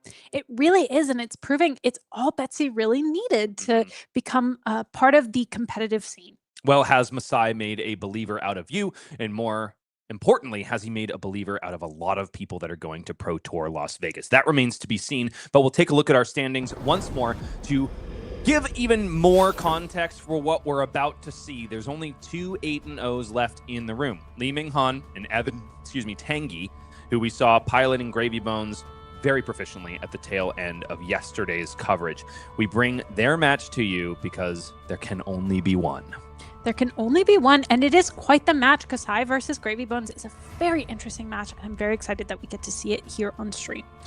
Is it not just a easy clear of zombies for Kassai? You know, people always think there's some bad matchup for Gravy, but I think Gravy has proven time and time again that there is no such thing as a bad matchup. I mean, Evan Tanguy and Colin Erickson have certainly showed it, putting Fies into the dust seemingly with ease. But will that be the case this second time around when we see the Frenchman for an additional time on coverage? Let's go ahead and get some answers, huh, Mercy? Evan Tanguy, for the second time this weekend, shows his face in the feature match area, piloting Gravy Bones' Shipwrecked Looter. He is X&O, just like the man sitting across from him, Lee Ming-Han. Shoma Yamamura was not the one to succeed in the previous round. It was this gentleman. 8-0 has chosen to go first, not afford Evan the opportunity to get gold online and allies on the board. Instead, Lee Ming-Han is going to come out of the gates swinging. Let's talk about this matchup a little bit too, right? Kassai is a very potent hero into Gravy, as I think we're going to see, relying on that copper generation to kind of keep it rolling. But let's also take a look at how these heroes have been doing generally. Gravy Bones in the hands of Evan Tanguy, we know has a sea of W's, but the matchups so far are Dash.io, perceived difficult matchup for Gravy. Marionette, not so much. Gravy Bones, again, definitely a difficult matchup for Gravy, but one of them's got to win, am I right? Masaki Hamada in Acilio Constella Intelligence. This is one that's always been difficult for Gravy, but one he has proven he can win. Syndra, Ira, Fi. It has been so difficult, it would seem, based on the gem lottery for Evan Tanguy, except for that last round against Valda. Yeah, he's winning these ninja roulettes, matchups that we traditionally expect to see Ninja favoring. But Evan's saying, nah, I'm good. I'm chilling. I'm using these Conqueror of the High Seas to threaten you, and I'm not scared of you. He's living that Dreadnought dream, that is for sure, Mercy. On the other side, Lee Ming-Han has gone up against a Vynnset Jarl. Lots of Kassai mirror matches, including Mr. Shoma Yamamura. He's saying, I have the sharper Centauri saber, at least for now. Also taking out Hiroaki Sakuma, one of the most, I think the best performing Dash.io outside of Sam Sutherland. And also took that first loss for Masay Toda. It's a lot of heroes that I think Kassai is happy to see. Of course, other than the mirror. The mirror can be quite difficult, and it can go extremely long, so you're always having to be watching the clock. But so far, Kassai proving her worth into a variety of heroes that we're seeing out here in the field. And these heroes are storied in their pasts and also their presence. Gravy Bones, one of those decks that keeps getting cards ripped away from its watery jaws, but still clambers back in the hands of people like Colin Erickson. It's winning nationals. It's winning callings. It's doing incredibly well right here before your very eyes. Pro Tour Singapore in 2025 was taken down by Sherway Wu on this hero, but he's only accumulated 534 Living Legend points because he was one of the, I would say, biggest benefactors of the Living Legend multiplier, or in his case, Haver. Indeed. And Kassai over here sitting at 892 points, just short of the advent of Mastery Pack Warrior, sitting at that 1.5 times multiplier. How much longer is she going to stick around? I don't think it's going to be much longer, especially if players like Ming-Han have anything to say about it. Will she even get to play with those brand new tools from Mastery Pack Warrior, Mercy? I sure hope so. All right, well, we'll see about it. If this man has his way, it might not be for very long. Ming-Han on the play is showing a Kassai of the Golden Sand with a price tag on it. I love that from Ming. Maybe he just picked it up from a vendor when he walked into the hall. What a classic story to forget every card, to remember every card except your hero. Saltwater Swell in the blue, resolved for Evan Tanguy. Finds immediately a portside exchange on top. 5 resources floating. But what's he going to use them on is my real question. Call to the Grave in the hand, and so can immediately establish a very pricey ally, perhaps a chum-friendly first mate. Chum is especially a premium ally into Kassai, who often can reach 6, but it's an awkward amount. Kassai, you'll often see reaching 5 or 7 or one of these numbers. It's not always very efficient to clear an ally that is simply sitting at 6. As I mentioned earlier, part of Kassai's game plan into Gravy is to take advantage of the fact that Spoils of War says on hit, make 2 copper, not on hit a hero, simply on hit. And so I think what we're going to see Ming-Han try to execute here is leveraging those Spoils of Wars to stack up a lot of copper and then use blood on her hands to go incredibly wide and threaten Evan's life total over here on the left. A human moment from these players. Evan Tanguy excellently ticks down his own life total rather than Ming-Han after Chum connects, but it's a quick fix for both of these players, and Ming is already coming out swinging. Draw swords, draws up a card, and thereby makes all of the swords free. So no more resources really necessary for Ming-Han if he can find a convenient way to use all of these cards, and the Blood Follows Blade as the go-again enabler is going to enact a game plan perfectly. That's right. Evan's not the only one that can make allies. Kassai can also make these Centauri sellswords off of a card like Blood Follows Blade, which relies on hitting in order to create that sellsword. But if that sellsword sticks around, it's a very potent counterplay to Evan's own allies. Evan has a lot of small attacks that come in for 1, but Centauri sellsword has 2 life. So requiring Evan to send that damage into the sellswords and instead of Ming-Han's face can be quite valuable. And there it is. As quickly as Chum has come out onto the arena, he is gone thanks to that first chunky 6-power Centauri Saber. Centauri Sellsword left behind. Sunken Treasure gets in the way of that, though, and turns Ming-Han's only yellow face down. Then Centauri Saber the second buys yet another card from Evan Tanguy, who is now at 38 and resolving a portside exchange. A very suntanned looking one, mind you, discards that chum-friendly first mate because Evan Tanguy's deck is dripped to the 9s. He's got every possible upgrade for any of these cards that he possibly can. It's yet another chum clearing out Centauri Sellsword. Each of these players, the push and pull between the ally game plan is on full display. And I wonder here if Ming-Han is going to opt to clear that chum proactively or force Evan to activate it. Obviously, you would much rather have Evan activate and discard a card in order to force Ming-Han to send the damage in. But that can be quite scary for Kassai if she doesn't have the damage in the hand to efficiently clear it. Now, go-again enablers are a Kassai's bread and butter, and I see 2, 3 in the hand. One, of course, is a blue Blade Runner, so likely not to be played out, rather used to pitch. And now if Ming is able to connect with anything, would also be able to utilize the Grains of Blood Spill and Brave Forge Bracers should it help him out, even though his swords cost 1 less after resolving draw swords. This one crashes in for 5, the Centauri Saber, threatening a big cleave of the life total. Evan now at 38 and making his consideration, blocking early with Balance of Justice and Gold-Baited Hook alongside a 3-block. So it is a total of 6 blocked out here. Centauri Saber, of course, now up to 6 with Saltwater Swell joining the fray. We're also going to see the usage of Blade Runner and Run Through, 2 cards that you don't often play at the same time because they are both go again enablers. But in this case, Ming-Han really just wants to get that +2 line from run through in addition to the +3 from Blade Runner and pump up that sword. Ming is tilting aggressively and because he needs to convert those cards for proper damage. And he's parking that all you got. A very interesting inclusion in the deck in Arsenal. That, of course, could buy him a little bit of life on top of replacing itself if it is used to block one of these smaller attacks like Saltwater Swell or Blue Golden Tipple. Second chum of the game was removed now for Ming-Han. 38 plays 36. Evan Tanguy with 3 cards now in the hand after popping a gold with Eye of Ophidia. And the second gem joins Eye of Ophidia in the pitch. This is a very expensive pitch zone, mind you. Saltwater Swell now played out with Cheating Scoundrel. It's yet another blue found on the top of the deck for Evan Tanguy, who has already activated his Compass of Sunken Depths. Likely saw that blue from Eye of Ophidia. Now Saltwater Swell comes in for 4, threatens a gold token on hit. And a curious interplay here is, of course, Gold Baited Hook. Anytime Evan Tanguy activates it, he doesn't threat to just generate a gold token. But if Ming has established a gold of his own, Gravy Bones is just going to go yoink and take it away. And that is only an effect that's on one side of this board. It puts Ming-Han in a very interesting position of not wanting to make gold too proactively. We want to make gold, but then we also need to be spending it and making sure that just one damage going over with a Gold Baited Hook activation isn't going to be threatening us to lose an enormous amount of value. And here we go.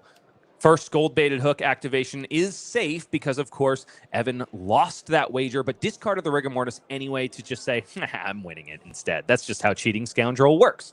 So gold token protected for Evan Tanguy, and also a Gravy Bones activation that he may not have wanted to utilize on the turn. Ming considering 6 physical and a gold token for his opponent. It won't be one yoinked away from him because he just doesn't have one. And of course, Ming-Han has 5 cards in the hand right now off of that Balance of Justice activation that provides a lot of possibilities for how Ming can play the hand. We're seeing some defensive cards like Shelter from the Storm. We're seeing an Outland Skirmish, a red Slice and Dice, and then 2 blues as well, one of those being Provoke, I believe. So the only Go Again enabler in the hand right now is Trot Along. Not your best Go Again because it is a blue and it does not provide any extra damage. So it is a functional hand with some aggressive output, but it's not the copper generation that you want in order to start being able to effectively farm those allies. The silver lining, though, of course, for Ming-Han is that he had parked a That All You Got in the arsenal, so was able to block out the on-hit of Gold Baited Hook while also keeping a card like Trot Along, which is normally just there as a bailout if you don't have any other go-again sources. So with a 5-card hand, it's Slice and Dice in the red, Trot Along, and then a swing at Rigor Mortis. That one goes to the Watery Depths to join the 2 chums that came before. Vigor token also generated by Grains of Blood Spill on that connection, which only requires an on hit, not the hit of a hero, just like Brave Forge Bracers and Blood Follows Blade as well. What will the second Centauri Saber bring? Oh, just a cheeky Outland Skirmish on top of the backside of Slice and Dice. So currently this Saber will be for 8, but then, there's a small matter of the activation of Brave Forge Bracers. This Centauri Saber looking a lot more like a cudgel at 9. An extremely potent hand that Ming was able to establish off of that extra card from Balance of Justice.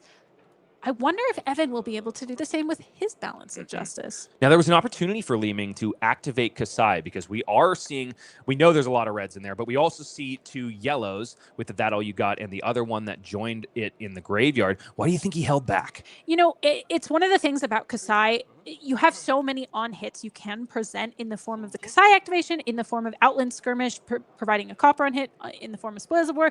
You don't want to put all your eggs in one basket and stack those all on one attack because it incentivizes your opponent to block it out, and then you simply don't have the threats you need later on. So it could have been, one, we know that Gold Baited Hook can threaten the gold at any point, but also, 2, that that copper alone might be worth disincentivizing Evan from blocking. Kassai has shirked away the quest of gold, but Evan Tanguy continues his. Golden Tipple resolved, discarding Swabby into the yard, ready to be played this turn, because that Golden Tipple, of course, is in the blue. It's the only legal play. Am I seeing double, or is this 2 Golden Tipples discarding 2 Swabbies? You are not seeing double, or at least we both are, maybe, especially with how late it can get here. But no, we are just seeing the double Golden Tipple here. The exact hand that would have been great to clear a Centauri Sellsword earlier. Now, one of the most cheeky things that Gravy Bones can do is, of course, activate Gold Baited Hook and then send a Golden Tipple, because it is risk-free thanks to the Golden Tipple generating a gold. But Valiant Dynamos generally has something to say about that. You can easily kick one of those Tipples to the side and shirk away otherwise meaningful on hit. It's an activation of Dead Threads with Scuba Salty Sea Dog to get up to that requisite 3 resources. Oh no, it requires also a Conqueror of the High Seas in order to swing the dog, who is barking across the combat chain, and also bottoming a yellow in Li Ming's graveyard to the bottom of the deck. I think that's mainly just because Evan doesn't have any reasonable options yet. He doesn't want to bottom any of those allies because he needs access to them, and he also doesn't have a prismatic ley line already established. It also it prevents Kassai from being able to activate. Actively removing yellows from her grave is very powerful, and especially putting in that all you got back at the bottom of the deck. That's not a card that is necessarily going to be relevant later on, especially when Evan is already burning through cards like Golden Tipple. This Salty Sea Dog is blocked out perfectly by Valiant Dynamo and Blood on her hands. Li Ming back on the offensive with 3 cards in hand and 1 in the arsenal. 34 plays 29. It's going to be a lot of back and forth, and it's the first Kassai activation of the game. It's 2 reds and 2 yellows, blood and sand, likely going to be turned into legal tender for Ming-Han, but that's if Evan Tanguy can't mount a convincing defense. When I see a blood on her hands get blocked with so proactively like that, I do wonder how many copies is Li Ming running? Many lists are down to 2 blood on her hands, given that people are used to blocking out the copper activation. And sometimes you're just forced to block with that blood on her hands. But it's an important key piece for Kassai to be able to get all of the value out of the copper that she's later going to be able to farm. Base of the Mountain finally blocked with for Evan Tanguy. We'll have the opportunity to go ahead and put some action cards from just doing a quick flip. Evan is a master of shortcutting as far as we can tell, because of course Cheating Scoundrel has to go to the banished zone first, then it joins those boots on the combat chain. And the most important part of that is that Glint the Quicksilver will not draw from Reprise, because Evan is allowed to let that resolve, no Reprise trigger yet, then Cheating Scoundrel jumps into the mix. We also see Gore Belching, one of the coolest cards that I've seen running around in Kassai list. Ming-Han was running this as well when he won his national championship. Gore Belching is so cool. We are going to look through this deck until we find an attack. And if I'm right, the only attack is Overcrowded, as we just saw, which is a 1-power attack, meaning this Gore Belching is going to present a 0 for 6 after the Saber, a very potent card. Also, I love that it causes a shuffle of Kassai's deck, because sometimes you are forced to pitch your power cards back in the deck and you don't have the time to get back around to them. Gore Belching coming in for a whopping 6, saying, "Eat your heart out, nourishing emptiness. I am the only attack in Kassai that is worth playing." Okay, and Evan is also getting the opportunity to go ahead and look at his opponent's deck, much like an activation of Hunter or Hunted in the Arakni Huntsman Suite. Evan has the opportunity to see what Ming-Han is packing, because of course Gore Belching technically revealed every single one of those cards. So Evan has gained a meaningful amount of information, because he doesn't seem flustered at all. He knows now what to expect from his opponent. It can also tell him what cards cannot be in Li Ming's arsenal or hand at that moment. If perhaps all 3 copies are represented between the banished graveyard and the portion of Ming-Han's deck that Evan saw. Okay, copper token on the board for Li Ming. He's going to need a lot more if he wants a fully powered Blood on her hands. It looks like so far, Li Ming has really not been able to find these spoils of war either. Very important, as I keep mentioning, because it allows you to effectively farm the allies for copper generation.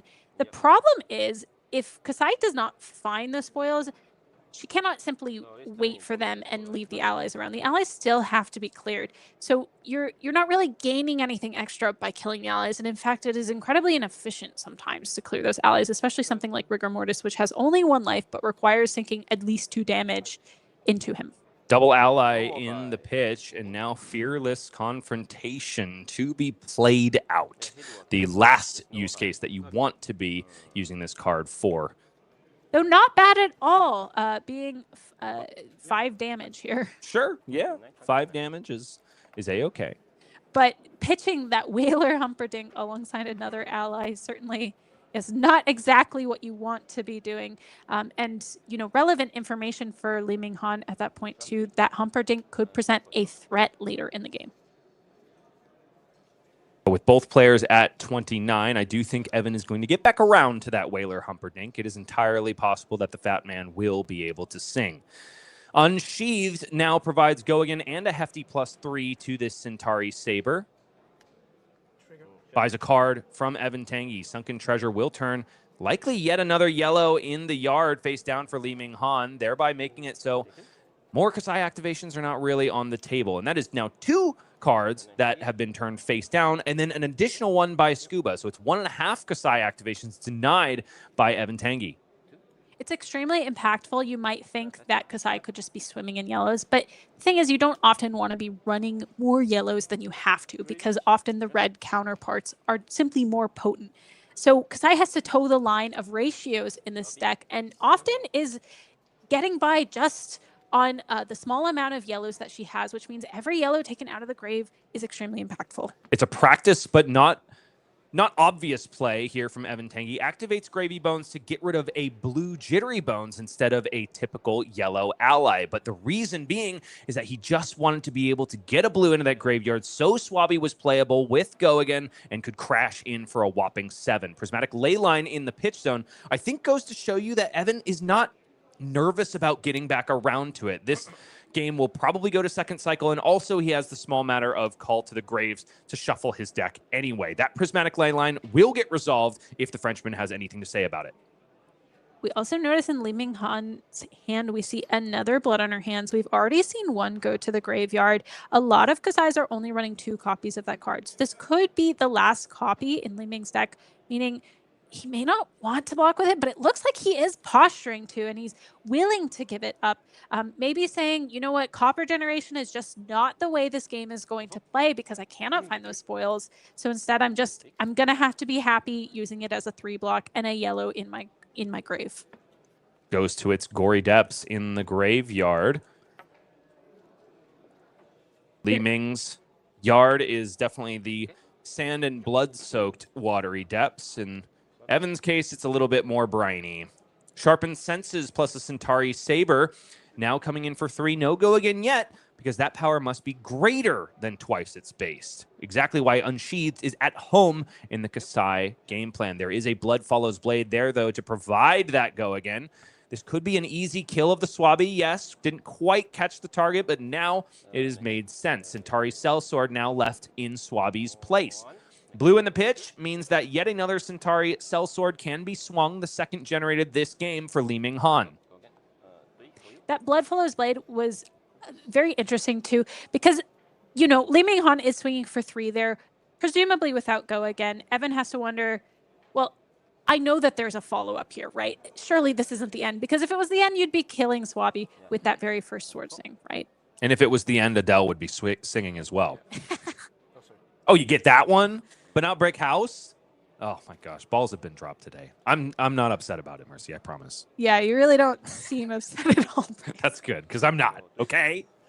Centauri Sellsword does get its say, and then Centauri Saber is the coup de grace of this turn 3, because Sharpened Senses will stick around until the end of the turn.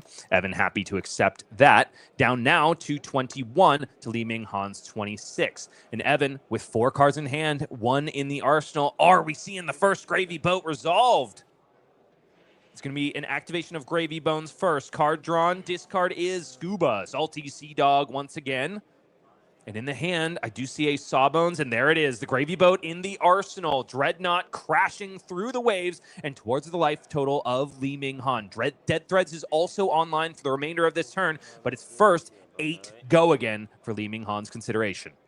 I'm wondering if Li Ming-Han has any real defensive tools in this deck to shore off, no pun intended, the conqueror of the high seas. And we do see a shelter coming out as well of the arsenal. So I think that's a pretty good exchange for Kassai to be saying, well, I'm not going to let you destroy my arsenal. I am going to take a little bit of this damage. Conqueror of the High Seas does run aground a bit there, but still deals a hefty 4 damage to Li Ming-Han, but no gold token and no arsenal destroyed. That's the important bit. And Scuba is established there. Yes, it doesn't have go again because I was looking for that blue that had been played by Evan. Just wasn't there. So it's just an establish of the dog and a pass. And it's so interesting to me that Evan chose to put that blood on her hands back in Li Ming-Han's deck, saying, I am more scared of the fact that you have a yellow engrave than blood in her hands being back in your deck. Because as we mentioned earlier, that could have been his last copy. Draw Swords played out for Li Ming-Han. Card drawn, and now Centauri Sabers free. Now, the loadout for Li Ming-Han might be a little bit contentious, especially if you ask somebody like Shoma Yamamura. No hot streaks. Is that a particular Gravy Bones consideration, Mercy, or do you think this is just Li Ming's loadout? You know, I don't know if this is just Li Ming's loadout. I have to imagine that he is packing hot streak in the sideboard as well, but especially against Gravy, hot streak is often not very relevant since you are hitting allies so much of the time. So there's a significant downside to putting in hot streak, and especially given that you know, because you're hitting allies, you need natural go again already in your hand. You're not as reliant on your opponent to give it to you. So you'd rather just get the extra base power that Saber presents. Ooh, hello. A flag has hit the arena. Give no quarter. This is a card that doesn't make every Gravy Bones list. It was making waves at the advent of High Seas, but now a lot of players leaving it either at home or maybe like Evan Tanguy, just as a one-of to establish a Whaler Humperdinck down the line should he get the space. We're also going to see the Blade Runner come down on this Centauri Saber here, giving it go again. It's a pretty aggressive turn so far for Li Ming-Han. That draw swords is allowing so much aggression, given that it makes the swords free as well. But while Li Ming has been removing allies on site, so has Evan Tanguy.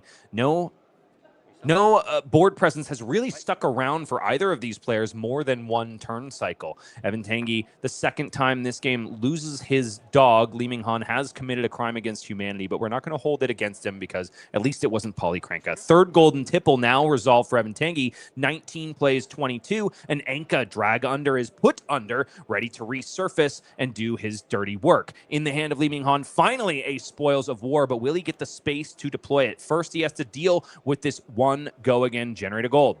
You know, I'm wondering, where is the blue? It's on the left side. There is a blue in the hand. There is one blue in the hand, which is going to make it quite functional. We also have that sink below, presenting a defensive tool. And as you mentioned, we're gonna see an ally developed as well here. The Swabby with the gold baited hook activation on top, not threatening to steal any gold since Kassai does not have any. Now, Swabby being an include for Evan Tanguy is interesting because you might be thinking, well, if there's one that's easy for Kassai to remove and very efficiently, it's got to be Swabby. But for my money, I think Evan's saying, well, if all of my allies are going to be established and I'm going to swing only once with them per game, then I might as well make it count.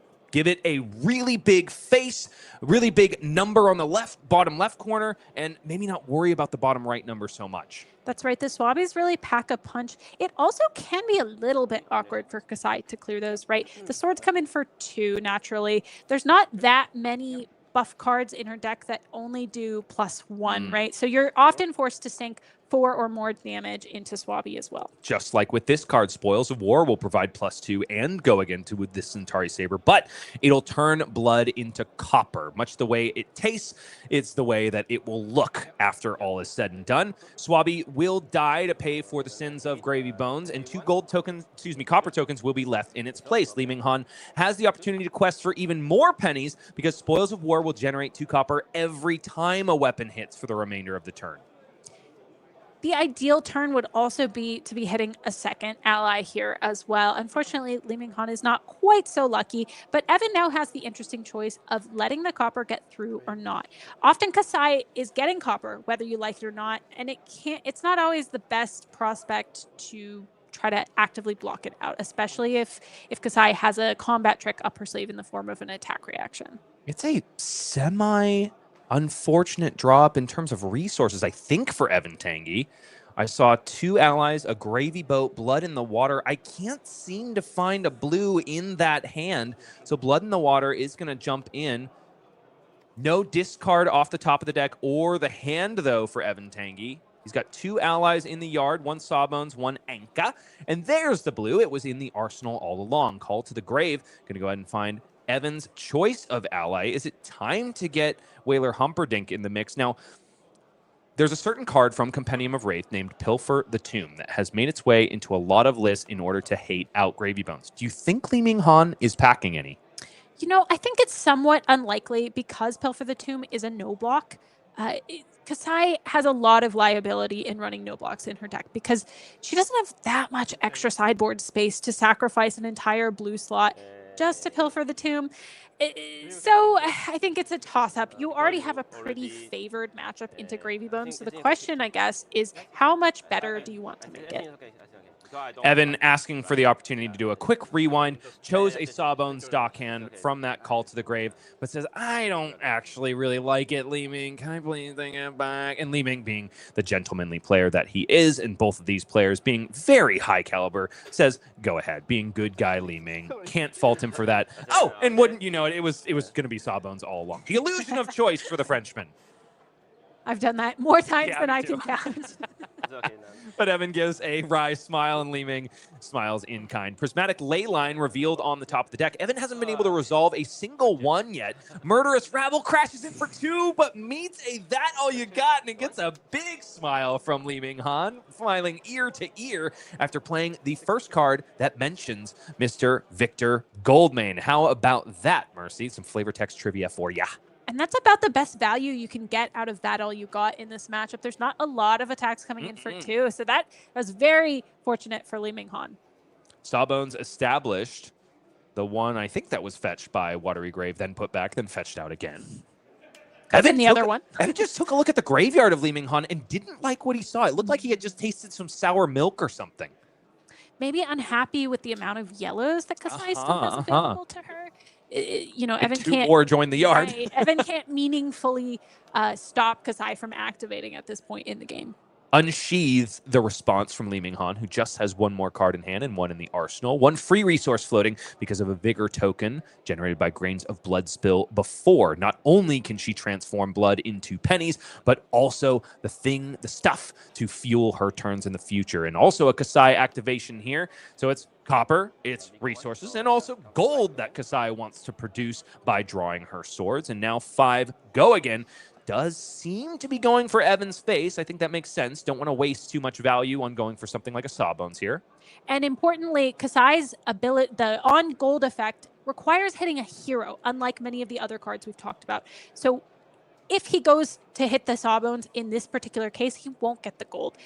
Additionally, as you mentioned, it is simply inefficient to send 5 at Sawbones at this point. However, given that the follow-up swing from Kassai may simply just be 2 at Sawbones, I have to imagine that Evan wants to hold back the Sawbones activation and force Kassai to put a little bit more damage on the next sword in order to clear it. Well, blood has certainly been spilt. Evan Tanguy now down to 14 to Ming-Han's 21. So a gold token should be left behind. It is generated there. Also a vigor token joins the fray as a Blade Runner goes into the pitch zone. Activation of Braveforge Bracers. Why not add a little extra value to that Centauri Saber, which is exactly the break point needed to meaningfully kill Sawbones. And Braveforge Bracers, exactly one of those things that might make an otherwise inefficient clear of that ally so very easy for Kassai. Yes, and presented perhaps a decision that Evan could have made to block out that first swing, to deny the gold and deny the easy path to clearing the ally. So Evan must really have a hand he wants to play out to turn down the amount of value that blocking would have presented. Well, we knew from that previous Murderous Rabble that finally a Prismatic Leyline was going to be in the hand. I do think I spied a blue attack as well, which is exactly what you want to pair that Prismatic Leyline with. But no, it's a Gravy Boat first out of the arsenal. Evan, yes, committing to the gold-baited hook activation. Technically not free yet, but with this move, Evan might be saying, I dare you to block it out. I'm just going to produce a gold token later anyway. But has Li Ming established yet another defense reaction in the arsenal? He's got one in the hand and looks to be lining it up. Valiant Dynamo, Outland Skirmish, plus Sink Below equals a ship that has run aground completely this time. And this is one of the beautiful parts about Valiant Dynamos. It makes hitting those break points so much easier compared to something that maybe blocks for 2 or 3. And there's the blue. Tip the Barkeep for Evan Tanguy. Establishes a Gold Kiss Rum, but Barkeep is not tipped. No gold token given over to Ming-Han, which makes a lot of sense to me. And then it's a resolution of Sawbones and a swing of Sawbones. So no gold generated after all, Mercy. This gold-baited hook is not long for this world. You know, and I wonder if, you know, Li Ming-Han's got to be thinking about that. Got to be a win for Li Ming-Han for sure. None of his gold tokens can be stolen away anymore by Evan Tanguy. Sawbones left behind, and Li Ming, here it comes. Yet another Spoils of War, the second time this game. Centauri Saber swings for 4, threatens even more pennies, which, even though they're not minted in the US anymore, Kassai certainly still makes use of them. That's right. It looks like that's swinging straight at the ally, guaranteeing the 2 copper on hit. We're up to 5 copper at this point, potentially 7 if Evan lets this next hit go through. That could mean a very, very potent Blood on her hands turn later in the game when we get back around to the one that Evan put back in Li Ming-Han's deck earlier. And that was the last one for Li Ming? I wasn't keeping track. It may track. have been. It depends if Kassai is running 2 or 3. Many are running 2. There could be another one that's still just in the deck. Which Evan Tanguy would, of course, know about because he did get a gander at the entire list. But holy, here is some blood that might very well be spilling from Li Ming-Han. 2 Prismatic Leylines plus a Jittery Bones equals 8 whopping go again. And it's sure looking like an ally is going to be able to be established and swung, which means both of these 0-cost cards are going to be worth 5. Yes, I think we're going to be seeing 8 into 8 here. Probably that Rigor Mortis getting developed and swung with an extra +2 on top of it. No more gold-baited hook as we saw it get destroyed last turn. So, you know, not as much gold threatening. It also leaves space now that gold-baited hook is gone for Kassai to start activating a little bit more and developing her own gold, which may allow her to sort of slant more aggressively and use that gold to dig deeper in her deck, especially to get back around to that blood on her hands. Jittery Bones almost given full respect. 2 damage will leak over the top, and that all you got. This time will not generate a card drawn for Li Ming-Han. Anka Drag Under jumps out of the watery depths and attempts to instead drag the opponent under. 9 points of damage on Anka Drag Under with the help of those Prismatic Leylines. And you can see exactly why they are so core to the plan that Gravy Bones is trying to enact.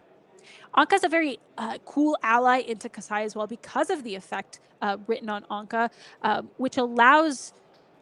which can counteract the card advantage that Kassai gets off of draw effects like draw swords or gold. Valiant Dynamo ready to kick some of that damage to the curb, but not a meaningful amount of it. 8 will find home. Li Ming now down to 9 to Evan Tanguy's 14. But with 2 cards in hand, 1 in the arsenal, this may very well be a bread and butter Kassai of the Golden Sand play, especially if Li Ming has found a copy of Blood on her hands. You don't love to go this low, but sometimes you are forced to keep your engine going and keep getting that Dynamo's counter back and keep threatening your opponent's life total, right? Evan is at 14. It's not a great hand for Li Ming-Han, though. It's a provoke and a blue Blade Runner, so there is a source of go again, but it's not a premium one. There was even some filtration here. An activation of a gold token means that Centauri Sabers are going to be free for the remainder of the turn, but another blue was just not what Li Ming ordered. I do wonder why he didn't block with at least 1 more of those cards. Activation of Kassai of the Golden Sand. Yellows and reds join some others in the banished zone. Now, it's very possible that the potent offense that Li Ming needs is still lying squarely in the arsenal based on the way that he defended that Conqueror of the High Seas. You know, and do we think Kassai? Oh, it's a Blade Flurry. So very nice there. Centauri Saber now up to 4, almost perfectly clears Anka. Just 1 point of damage kind of lost there, donated to charity. And Blade Flurry will carry some offense into the next Blade, much like Blade Runner as well. So right now, the right-handed Centauri Saber can crash in for 5. Also with... I was going to say, if Li Ming had held back a resource for that Vigor token, could have also threatened Provoke, but it will instead just be sunk for 2 points of value, 1 from the Vigor token, 1, of course, from the Brave Forge Bracers. Yeah, Provoke is a very interesting potential choice you could make there, right? You could force Gravy Bones to block and give a couple cards, but it's not always what you want to be doing, especially when you're trying to hit, right? Right, because of the Kassai activation. It's totally fine in this case to just convert that Provoke into potential resources if the sword were to hit, and that Brave Forge Bracers, of course. Now, Li Ming has been popping a lot of these gold tokens to draw, but with the gold-baited hook removed for Evan Tanguy, do you feel like he should be saving some of these for a Raisin Army that likely will come around at some point, right? I don't know that Raisin Army would necessarily be in this matchup because it's not usually the game plan that you can execute, right? Precisely because of that gold-baited hook threatening your gold throughout and all of Gravy's effects that remove your ability to activate Kassai. You just don't want to be put in a position where you overextend your defenses to try to defend something like a gold token, right? Exactly. And, you know, Raisin Army at that point is essentially, for most of the game, just a yellow block 3. Not the absolute best thing you could be doing with your cards. It's totally fine to use that gold in an extremely offensive way and try to gain card advantage, try to dig through your deck for the pieces that generally close this game out, like Blood on Her Hands. Oh boy, and it's a lot of bloodletting on Li Ming's side of the board. Now down to 4 to Evan Tanguy's 14. Maybe Li Ming is thinking, well, there's not that much potent offense left in the deck of Gravy Bones. It's 2 Dreadnoughts gone and also 2 Prismatic Ley Lines, but for my money, that doesn't make me feel comfortable at 4, certainly. Valiant Dynamo and Sink Below jump in front of Rigor Mortis. The card sunk, the card drawn, Blood on Her Hands. Really huge. And now we're going to see exactly how much pennies can buy when they're used with Kassai's power cards. Yes, I got scared for a moment there, seeing, 2 D-Reacts in the hand alongside Tropodoni and seeing that Li Ming did not really block that first attack. But we see now that the sculpting of the hand with Sink Below is really going to pay off in this instance. That is a hit and run on the left side, so we do have a source of go again if we need it. But of course, Blood on Her Hands can also provide natural go again. Mm-hmm. And Outland Skirmish is there to at least refund one of those copper pieces for another Blood on Her Hands turn if it exists in the deck. Outland Skirmish played out. Blood on Her Hands as well. Looks like it is all 5 coppers. And +1, the mode chosen only once. So otherwise, these 2 sabers do have go again and do have swing twice each. And if you were to select, I think, the second +1 counter, you would likely end up stacking it on 1 sword so that you can keep 1 smaller sword around to clear that Rigor Mortis efficiently. Which would then force Ming-Han to play out that hit and run from hand. And maybe in this case, he just wants to hold it for Arsenal just in case he draws up another hand without go again. That's right. Being very measured with the go again, because one of the ways Kassai can just absolutely lose here is by losing go again, not being able to refresh that Dynamo's counter, not being able to convert her mid-range plan.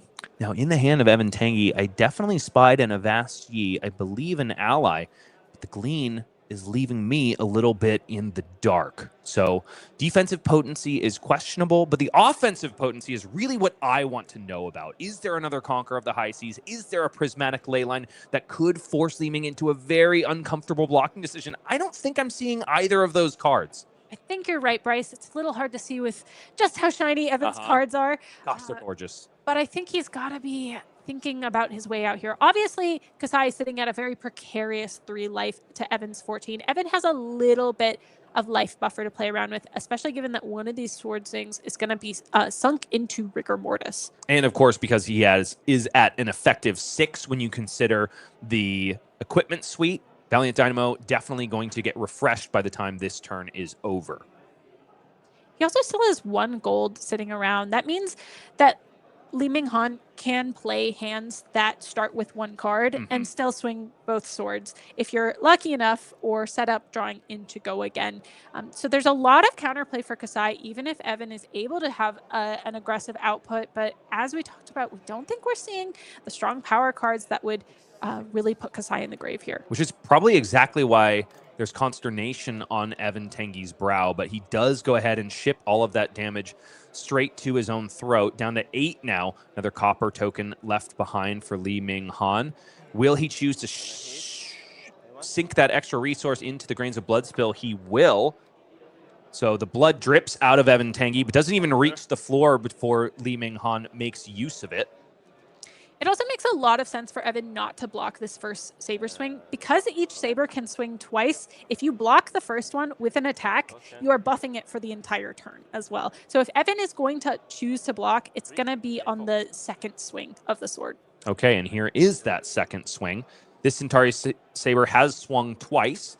Now this time for 4, seeming to go at Evan Tanguy's face after a small bit of beef, not just from the blood on her hands, but also the activation of Brave Forge Bracers. And now we try once more to see the hand, but Evan's cool and collected posture does make it difficult. Okay, is Riches of Tropeldani, Fearless Confrontation, I believe, either Portside Exchange or Tip the Barkeep. It was Tip the Barkeep and Murderous Rabble. So not that much power, especially with no allies in the yard. And a no block in the form of Riches as well. Potentially a liability on a turn like this, but I don't think Ming-Han is going to be able to very meaningfully threaten this hand. I also think Evan's going to be happy to throw down some of these cards potentially. Man, got to shout out the tiniest die I think I have ever seen in my life on the Vigor token for Ming-Han. It would only be better if it were on one of the mini Vigors as well. Then it might look like a normal sized die. That's right. In this case, it looks like the breath of a feather would blow that thing off the table. Centauri Saber, the 3rd now, swung out for Ming-Han. This one only for 2 because it doesn't get the +1 benefit of blood on her hands. Yet another Vigor token generated up to a whopping 3 for Ming. Will he even be able to make use of them? At least 2 can be sunk into a gold token immediately. And so all of a sudden, Ming can utilize the majority of his hand on defense on this next turn and still output something.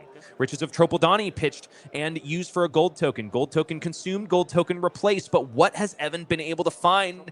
I want to say it was a call to the grave, but he's going back to the well. In the hand now, Restless Bones. And is that the Whaler Humperdinck? It is. Not enough resources to both deploy and play, though. Because there's another yellow in the hand, and even if there was another blue, he needs 4 total. On the other side of the table, though, Kassai is looking at a no block. One of the only no blocks in the deck other than Riches of Tropeldani. It's a Gorganian Tome, and it is potentially useful. It can draw you into another card and make those swords free, but with the amount of vigor we have, it's not really what we need right now. What we need are the tools to live. Activation of Gravy Bones for Evan Tanguy. He's out of gold. Must discard one of these cards in the hand. I think it's another ally. But no, it's Conqueror of the High Seas. This could be yet another Oasis moment. Excuse me, Sigil of Solace moment seen on screen. 2 plays 3, but Evan Tanguy is going for the throat. And it's Whaler Humperdinck tucked away for the remainder of that Gravy Bones activation. Evan's eyebrows are all the way up to that perfectly coiffed hair because he's like, I may have actually bought my way out of this. It just goes to show how powerful a pile of gold tokens is. Sometimes gold itself is just the payoff, Mercy. That's right. We saw that with Betsy earlier, too. We're seeing it with Gravy. So many heroes are able to take amazing advantage of the gold tokens. And I think Ming-Han is not seeming too happy about it. Murderous Rabble played out, finds the final copy of Prismatic Leyline exactly when Evan doesn't want to see it. And then he says, please, please, please, please, please don't have that all you got. Please, please, please, please, please, please, please. But the Valiant Dynamo are the only blocks there. Li Ming now down to 2. 2 plays 2, and Evan Tanguy has got a lot more left to say. At least Li Ming doesn't have an arsenal, but that's not his main concern when Conqueror of the High Seas gets in the mix. No, go again, though. No, go again. Because there's no additional blue in the pitch zone. High Tide not active here. It's just 7. I mean, that's still a lot of damage, It is, but it's something Kassai can deal with and still keep 2 cards around. Oh, no, Mr. Evan Tanguy. What? Was there another blue in the hand? Or is... It is Tip the Barkeep, but Evan decided to hold it back. I'm curious. I mean, he wouldn't have been able to do anything with the action point. So I think Evan's thinking that the +1 just isn't enough in this position. And I don't necessarily fault him for that, given the amount of equipment that was still available to Ming-Han. Gorganian Tome, though, for our Kassai, who is back on the affirmative, card drawn is Foils of War, alongside Blood Follows Blade. All of a sudden, it's Evan Tanguy who is in the blender. And this blender's name may very well be Centauri Sellsword on top of just powerful blades. And all of a sudden, that blood on her hands that got put back in the deck, because I am thinking at this point, Ming-Han is on 3 copies, suddenly very relevant because we could get back around to it with even more copper in the tank to fuel it. Because while Li Ming utilized 5 copper tokens on that turn, and you can get up to 6, I think really the threshold is 4, because that gives you 4 swings of the Centauri Sabers. That's really all you need in order for that card to be a 1-card huge play. I mean, even just 3 copper can be immense, right? Because you can still give one of the swords +1 go again attack twice. Oh, and Blood Follows Blade is getting over by 1. Evan hates what he is seeing right now. 1 damage means so much when it immediately hires a mercenary to come continue doing dirty work. He can't do anything about it. So down to 1 goes Evan Tanguy. He is forced to provide an ally to his opponent. He says, that's what I'm supposed to be doing. And a perfect pitch curve for Kassai off of the back of the 3 Vigors from the previous turn. Oh my gosh. Vigors are sickers. Centauri Sellsword comes crashing in. It looks like also an activation of Brave Forge Bracer, so no more left floating, but that's A-okay for Li Ming-Han crashing in for 3. Must buy additional blocks from Evan Tanguy. All he has is 2 blocks, so Dead Threads jumps in front of its captain. No gold tokens this time to bail Evan Tanguy out. Is forced to just play out Restless Bones out of the arsenal. Wasn't a Tip the Barkeep after all, and it's a Centauri Sellsword that it claims into the Walktree decks. Li Ming-Han now back on the play with 4 cards in hand and the green light to go ahead and slam the coffin of Gravy Bones. What a way to shut the door, too, off the back of a random draw off of Gorganian Tome.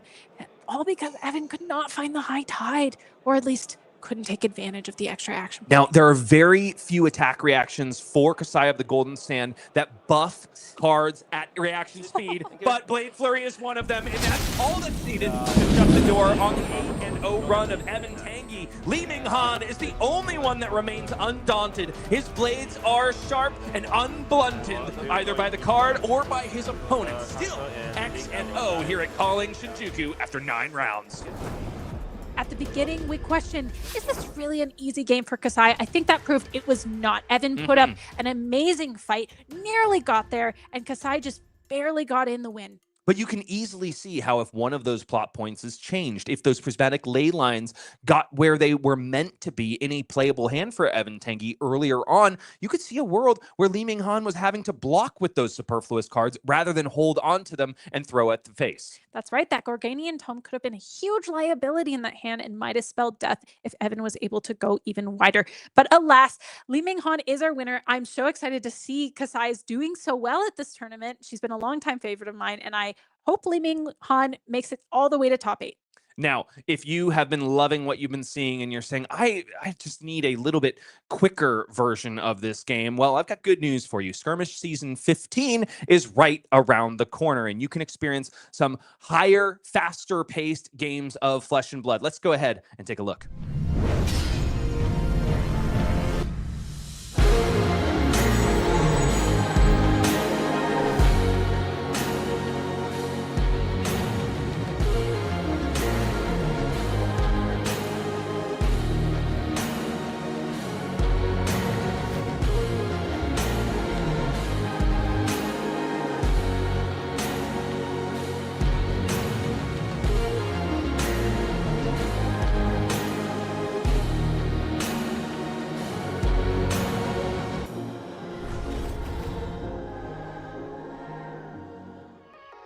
Mercy and I are dancing in the casting booth, just like all of the prizes that you just saw for Skirmish Season 15. All of them glitter like the gold tokens that were flying back and forth across the arena in our last feature match, but none glitter quite so much as the possibility of more warrior hate for allies. This card on the screen has got to be made for exactly that purpose.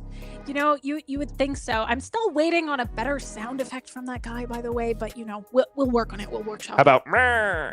That's pretty good. Okay, nice. Okay, we got there. It's the old He-Man meme that I'm drawing on right there. Dorinthia Quicksilver Prodigy in a beautiful full art cold foil Marvel version. Gotta love her and her weapon, Dawnblade Resplendent, first printed in the classic battles Dorinthia versus Armory. Dorinthia versus Rhinar product. Also, Shove Off, one of those brand new warrior attack reactions that I think we can expect to see in Mastery Pack Warrior. But you can get your hands on one first at Skirmish Season 15. And if you make top 8, you also get your hands on Arcane Polarity in a rainbow foil form. Yes, we love to make it so that you can drip your decks out in the cards that cost the least, and this is one of them. Oasis Respite has the beautiful I'm forgetting where that one was printed from, which event. In any case, there's a beautiful version of it. And now you can get your hands on Arcane Polarity. For participating, though, you'll also get your mitts on Gem Pack 5 with a lot of Omens of the Third Age goodies and chase cards to boot. The playmats are looking fine with brand new printings of some old heroes, some brand new on the scene. Looking at you, Ziggy Starlight.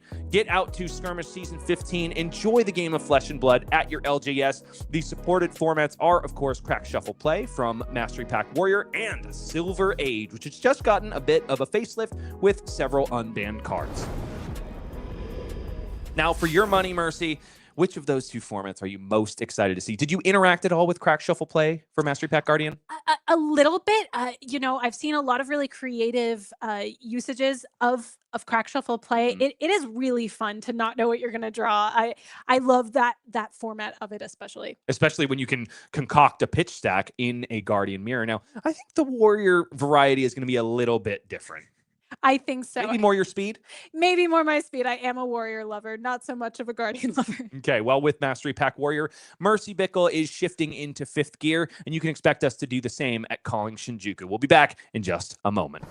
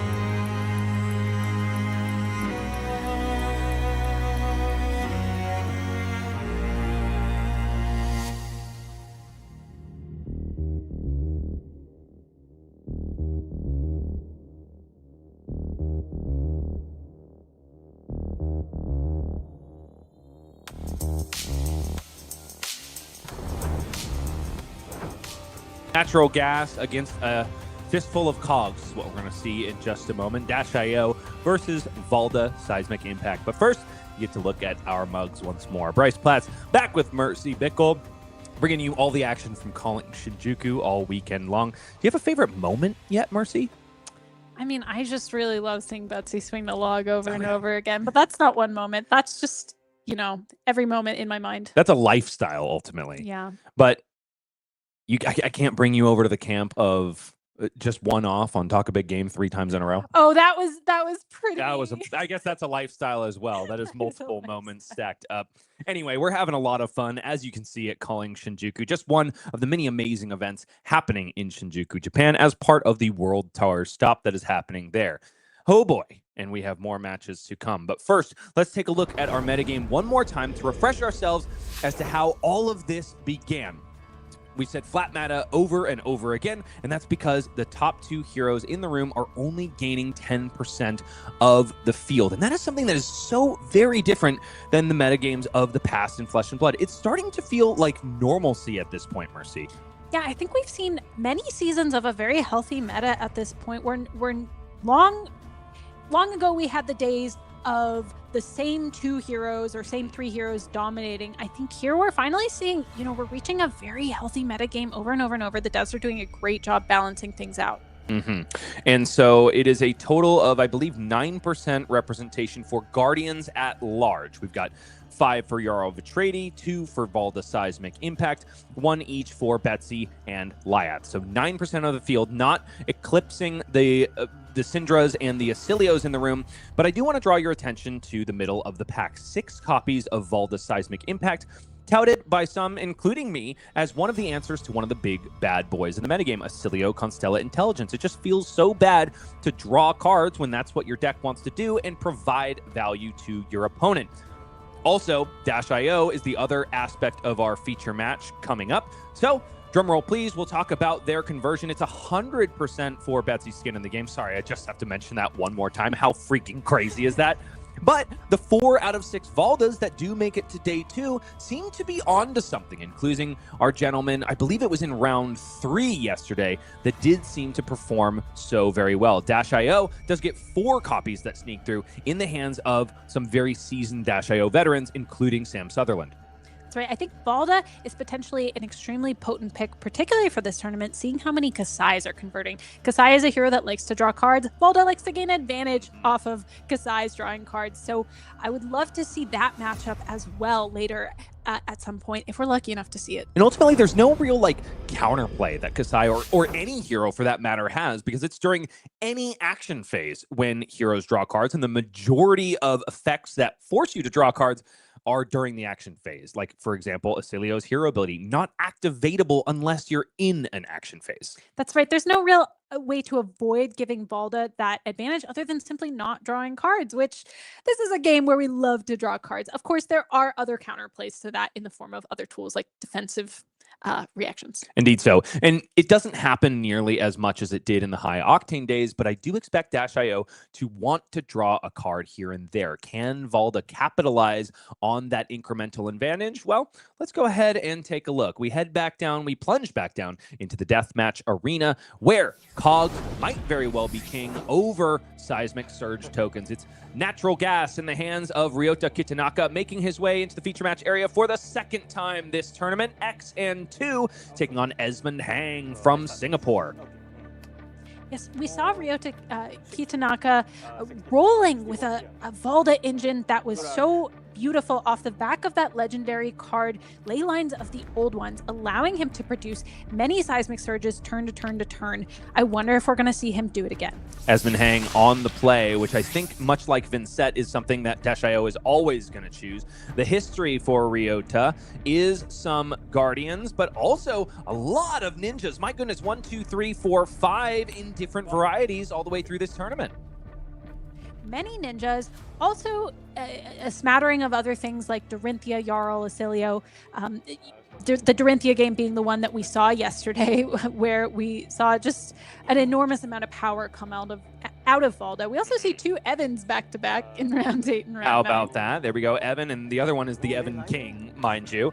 I'm not sure how Evan Tanguy feels about that, but those late losses are favoring Ryota. You want to take your losses as late as humanly possible. But one of the things I love about these tournaments is that we see names early on in the feature match area, and we see them in these leaderboards. Yuto Suzuki, we saw that loss live on screen, but then Masaki Ochi, one of our other feature match players, a huge contender in the Flesh and Blood game. Evan Tanguy also making up the history of Ryota's run here at Calling Shinjuku.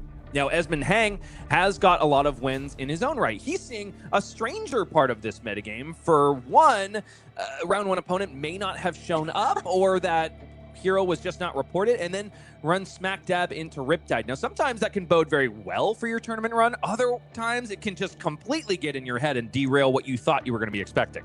It can really throw your game off. We also see the Arakni Huntsman, not quite as common of a hero, but more popular out there in Japan. So I would expect these players to be a little bit more prepared for it. A win there. A loss to Law Wen, who we also saw on stream yesterday, piloting Arakni Marionette. And then another smattering of ninjas between the Syndra and the Ira, and previously a win into another Valda. Also a win in round 9 against Eiki Sugai, one of the Fangs at our top tables, who doesn't have any Obsidian Fire Veins in the list. It's just the Decimator Great Axe. Now, we talked about the heroes a lot in our intro, so we'll give a very quick overview here. One side of this table has a champion. Leo Toulouse won Calling Toulouse, as I guess was his birthright. Maybe he owns Toulouse, and so they just gave him the key to the city. But bottom line, Dash.io has been a contender in the Flesh and Blood metagame for a long time. She goes really fast, and Valda Seismic Impact wants to slow the game down, play big crush effects that forces Dash.io into more of a mid-range position where she is a little bit less comfortable, especially when she is liable to draw some non-functional defensive cards. And so, can Valda get it done? Natural gas powers this vehicle. Have the wheels fallen off the train for our competitor, though? I think Ryota Kitanaka says there is more to be had. 36 plays 40 because Dash.io is just so strong, she's got to start with a bit of a detriment. T-Bone in the blue, boosted away for Esmond Heng. 0 to 60 pays for that, and gets an immediate block of the Testament of Valahai, which does start at a base value of defense 1. It also has Guardwell on it, meaning it's not a huge detriment to be blocking with it there. You're only losing 1 value later on, as opposed to a piece of equipment that might have Temper on it, where you'd be losing an entire 2. So absolutely the right equipment piece to choose in that scenario. We're also going to see the Teklo Core come out, help fuel Dash.io's turns later on in this game. Yes, that creates the offensive overlaps that so many Dash.ios are hoping to see. However, there is an item in the hand, which is exactly where you don't want it to be. I do believe I spied, yes, a red boom grenade there for Esmond Heng. It can be okay, but against a Guardian that can defend out reasonably well, that boom grenade likely not to hit, especially when your opponent is sending a Spinal Crush with an Authority of Ataya on top. Now, I don't expect Esmond Heng to be packing any defense reactions. Ryota just seems to have no space in his blue base.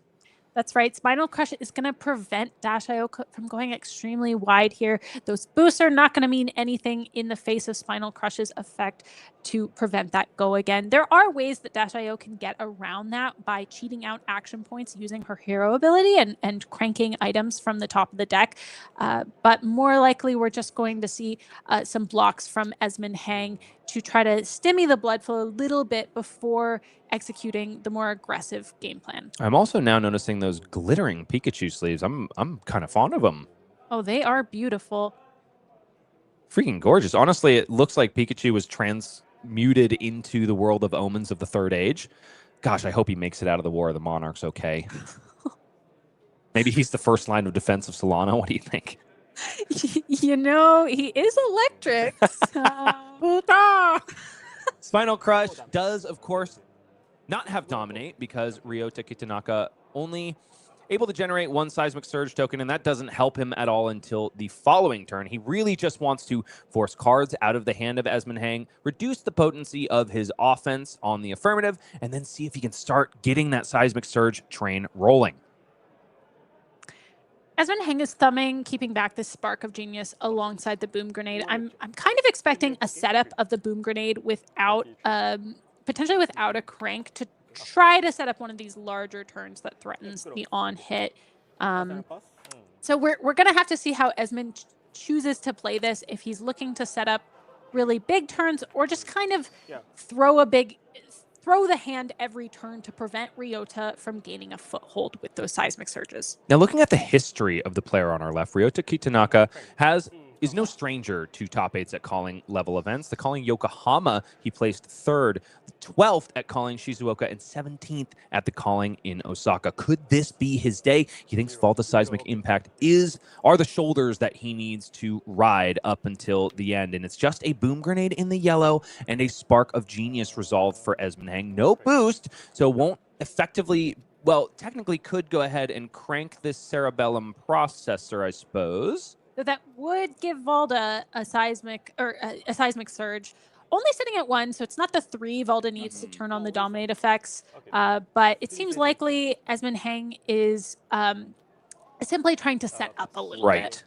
And that is getting to be a scary proposition because Ryota was able to go ahead and throw out a seismic eruption, a card that ultimately kind of sort of pitches for 3, even though it is a yellow. By resolving it, it generates 3 seismic surge tokens, and wouldn't you know it, it is yet another Spinal Crush in the hand for Ryota. This time, it's got Dominate because there were plenty of seismic surges that popped at the beginning of that turn cycle, and now it is very suspicious that Tectonic Plating is left unactivated, and there's 2 resources in the pitch. Esmond Heng has got to be thinking about the possibility of a pummel.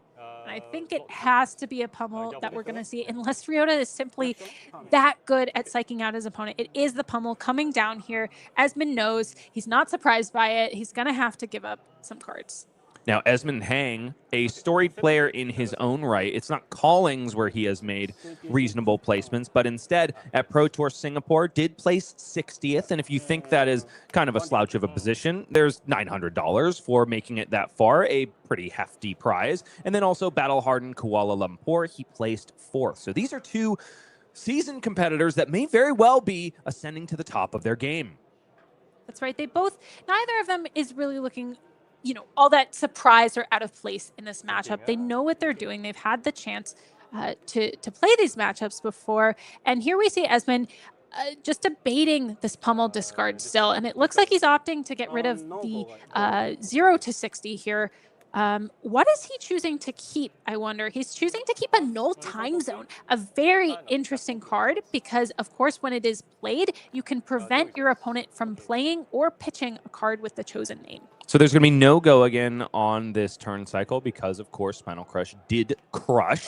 Null time zone going to be played out. Likely will be cranked, though, because, of course, cranking does not technically mean go again. It'll just get another action point, which is why it is so useful for getting around things like Arclight Sentinel, dearly departed. The chosen card is Pummel on Null Time Zone. Esmond Heng says, not twice. Ryota Kitanaka, not twice. There are, there's a somewhat limited amount of disruptive pieces that Ryota has to completely shut down Dash.io's turns. Spinal Crush is one of them. Pummel is another way to lessen the damage dealt. We've already seen 3 of those cards come out. Esmond's thinking, I really just need a little bit of space here. If you could just give me a little bit of space by not playing any more pummels, that would be great. May also be thinking perhaps there are blue pummels in the deck as well. Now, Esmond Heng, besides being a seasoned competitor, is also a content creator. He also works for an Asian distributor of Flesh and Blood. So he is deep within this game. Really nice to see someone putting so many hours into the game, getting so much out of it. But Ryota's trying to say, well, I'm going to try to bury you under Seismic Surge tokens. And now Boulder Drop. It's been a disruptive on hit or on crush every single turn cycle. And the benefit for Esmond is that Pummel cannot be resolved, but oh, wait. Unless it comes from Arsenal Mercy. That's the way Null Time Zone is utilized. Esmond Heng says, not twice. Ryota says, in response. Still threatening it. It could be a bluff here. Could be a bluff. I didn't quite catch if Ryota actually has it in Arsenal, but if he does, this would be absolutely brutal in exchange for Esmond spending his turn developing that null time zone.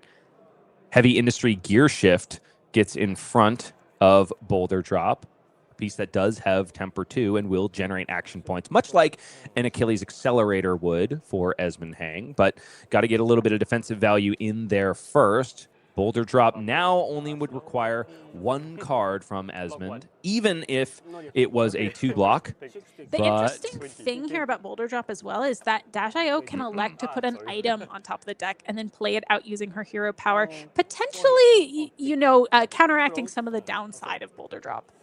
Was it an item placed there? Only Esmond Heng knows, at least for now. Heavy Industry Gear Shift returns back to whence it came, and I do wonder if that means Esmond is going to activate it on this turn. Boom Grenade in the red, Null Time Zone and Cerebellum Processor all lose steam counters. This is going to be the one turn for them to be active for Esmond, and yes, it is yet another Cerebellum Processor off the top, so it was in the hand for Esmond.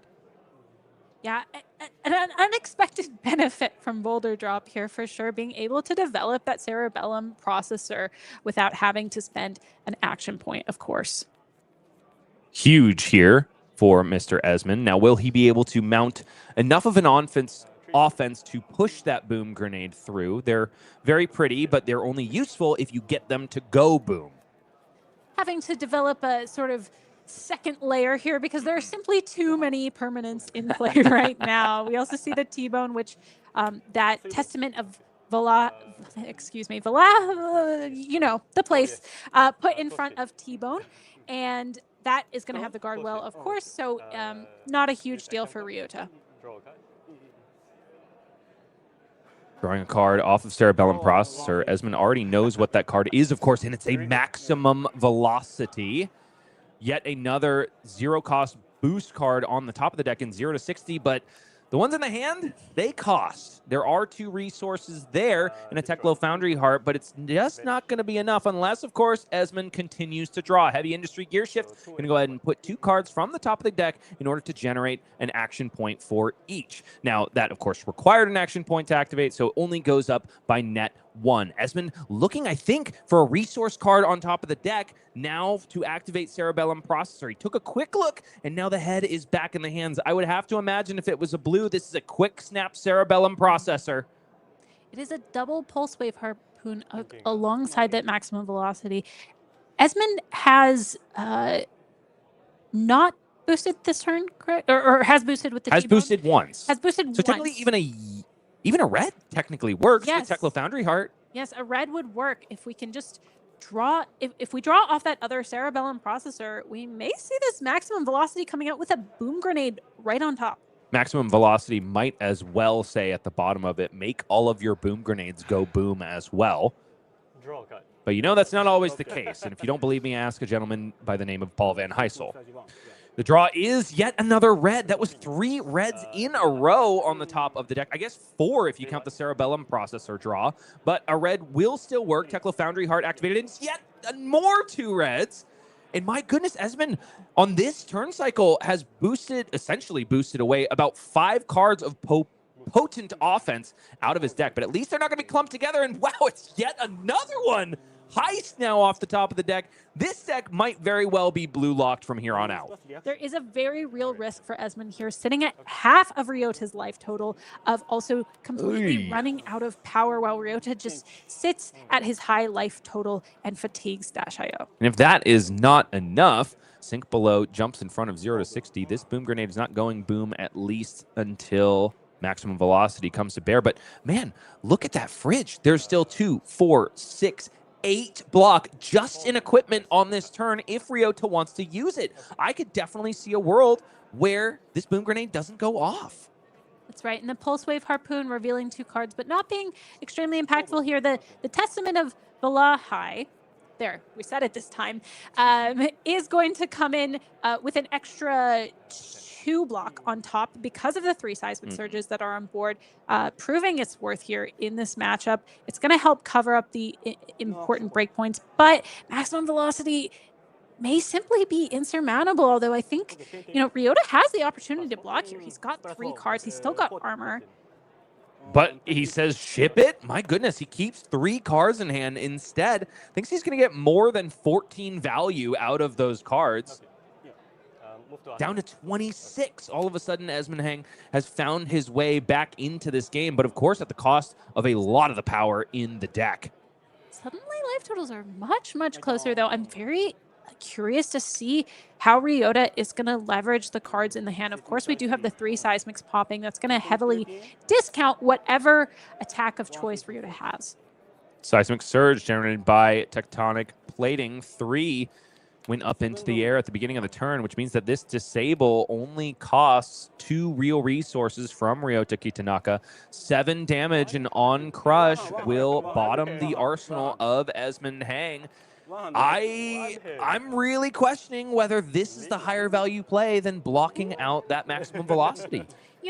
I am wondering if the last card in the hand, I think we saw it revealed earlier. I do think it was a blocking card, but the other possibility is it could be one of those seismic eruptions or the like. That right, or a ley line of the old ones, perhaps. Yes, although we still had access to the armor. So the other potential is it could be a defensive piece, like a D-React, that Ryota decided, I'm just going to cut my losses on this turn and hope to stop any other turns from going. You generally can take some damage and still fatigue -IO. 26 plays 20, Esmond Heng pushing forth the Crown of Providence and the Teklo Foundry Heart, which would not only stop the crush effect, but also give Esmond the opportunity, yes, to filter away the arsenal. He does so now, and instead finds in its place a card from the top of the deck. Cerebellum Processor replaces what was ever there before. And I think it was Teklo Trebuchet 2000 drawn off of that Crown of Providence. Perhaps Esmond did find some strength left in the deck and needed the resources with which to fuel it, and it was Leyline of the Old Ones in the hand for Ryota Kitanaka. Not a blocking card there, which would have meant that he would have had to devote 2 blocking cards and also 2 pieces of equipment. A price apparently too high for Valda on that turn cycle. There is such a thing as overcommitting your armor, of course, and Leyline of the Old Ones is such an important piece. So being able to send back Disruption in the form of Disable and develop this Leyline, I'm really liking this play from Ryota the more I think about it, because Valda, it seems like he would really like to be on the aggressive tilt, given that he has cards in his deck like Leyline and Seismic Eruption that we've mentioned that have that no block value. Meaning that maybe he's not as confident in his ability to simply block out Esmond's damage. We figured out why Esmond needed that blue Teklo Trebuchet 2000, and it is, of course, because there's a backup protocol red there as well. It's 2 items in the hand, including the red boom grenade that he's thumbing for the arena right now. Also joining it is a costly boost card, but one that makes it into the -IO deck because of its fearsome on-hit. That is Heist. But, I don't know if Ryota is going to be disrespecting these on-hits for very long, especially now that he's close to half of his life total. The interesting thing about developing ley lines there is that in order for it to stick around, you need to keep producing Seismic Surge tokens, often through hitting your opponent, since Leyline does provide the ability to create a Seismic Surge when you deal damage. But when you're on the defensive, you're generally not going to be able to produce those Seismic Surges unless you're counting on your opponent drawing off of cards like Cerebellum Processor. A hearty laugh from both players as yet another item comes in from the top. Not a moment too late. Esmond does give a good laugh, though, runs his hand through his hair, maybe showing that the stress might be getting to him after banishing ever so many reds off the top. Cerebellum Processor, of course, cranked off of the top rope, and so 2 action points lie in its stead. Boom Grenade out into the arena, cranked in its own right. 0 to 60 in the yellow coming in for 3 go again, doing a bit of a head jab cosplay, but most head jabs don't carry a rider of 4 additional explosive damage. Probably an easy snap block for Ryota, though he is thinking through the hand, maybe trying to figure out, given that -IO can kind of stop at any point, there's often times you're expecting something else to get sent as an attack, and then -IO simply develops an item, so you can be left stranded with more cards than you expected on a given turn. You have to be very careful about the order of your blocks, right? It's much simpler if you can simply give up your entire hand, but you have to think through what do I do with 1, 2, 3, 4 cards at any given point? The other, there's a theme we've been talking about as well. We saw it in Vynnset. We have this theme of heroes that are more easily fatigable, fighting against heroes like warriors and guardians that can change their game plan between aggressive and defensive, and it forces Dash.io to fight this battle on 2 fronts, effectively. And now Heist comes in to follow up the 0 to 60 in the yellow after the combat chain is closed. This is 2 boosts now this turn. Tectonic Plating plus Promising Terrain could not fly out of the hand fast enough for Ryota Kitanaka, who is now up to 5 Seismic Surge tokens, which means that just about any crush effect that he can send will be free on the following turn cycle. So he just doesn't need to keep that many cards in order to also present offense, and that is the value proposition that Valda offers. Backup Protocol Red now played out, cranked of course. It's going to be a Symbiosis shot though to finish up this turn. There's no action points remaining. Ryota happy to finally take some damage because there's no on-hit rider for that Boom Grenade when it comes in with a gun. Boom Grenade nullified. Now back over to Ryota, who pops those 5 Seismic Surges. 24 plays 17. And what's the crush effect? It is a boulder drop. It's not maximum value gained by those 5 Seismic Surges, but hey, it's still 7 dominate. Stymie your turn. Unless, of course, there's another item that Esmond can put on the top of the deck. I do see a yellow Boom Grenade. We do have a yellow Boom Grenade. Yeah, lessening that downside, as we saw earlier. But Esmond has, we saw a lot of the red threats getting filtered out. We've got a splurge of yellows in the hand, right? Not quite the offense that we want to see. This red Boom Grenade that's currently on the board is no longer going to be around at the beginning of Esmond's turn. Esmond has to figure out a way to really push through the damage. After Ryota decided to take that large maximum velocity with the Boom Grenade, he went all the way down to 26 and now 24. However, he can simply say, I'm not going to take any more damage from this point on for the most part. Now, on crush effect of Boulder Drop will put a card on top of the deck. Esmond says, wait, don't clean up yet. I actually want that effect now that you mention it. And also a yellow Zipper Hit joins the pitch zone in order to fetch out and transform Backup Protocol into a red 0 to 60. And now back over to Esmond, who will be able to play an item off the top. And what will stick around, unlike that red Boom Grenade, is 1 copy of Cerebellum Processor. So it can be an additional draw for Esmond Heng. And he knows the top card of the deck now, after that Boom Grenade is going to be played, is Fast and Furious. So all of a sudden, it's a lot of 0 for 4 breakpoints. Yes, 0 to 60 in the pitch. Off the top rope is yellow Boom Grenade. Cranked, of course, so 2 action points left in its place. It is still the Fast and Furious on top. And Esmond is happy to go ahead and... Oh, I'm sorry. It was an outpace. Gold darn it. Boosted away. I was thinking that he was hoping to get an extra steam counter on his Cerebellum Processor. But hey, 4 go again is still exactly what Dash.io wants to do. And it's a life valley that Esmond Heng must cross. It's a blinding of the old ones in addition to Basalt Boots that get rid of the on-hit of Boom Grenade, at least for now. That outpace would have been a really premium card on a turn like this where we're threatening Boom Grenade, because of course you can't use your equipment to stop those really important breakpoints, and equipment Valda does have. And Esmond had the opportunity to draw it. Obviously he had the 2 action points, but instead he opted for a red T-Bone. Sprocket Rocket also in the hand. Final copy of Heist boosted away now. Forcing blocks at least of 1 piece of equipment on this T-Bone is Esmond Heng, who still is 13 points of life behind in this race. We also saw another maximum velocity get boosted away there on Esmond's side. Esmond is very quickly, and we're getting a deck count from the players because Ryota knows Esmond is very close to running out of gas, though there is still quite a bit of gas in the tank. But it can't be red at this point, which if Ryota Kitanaka has been keeping careful watch of the Banished Zone, he's got to know that it's, I dare say, 80% red. And now finally, maybe 79% red. It's a blue T-Bone that pays for the boost of Sprocket Rocket. Now 3 go again. Could be 4 if the boosted card was a piece of equipment or an item. I'm curious what Ryota has in Arsenal here. I'm thinking it may be a defensive piece, given that he opted to block with that tectonic plating on a prior turn instead of blocking with the card that is now in Arsenal.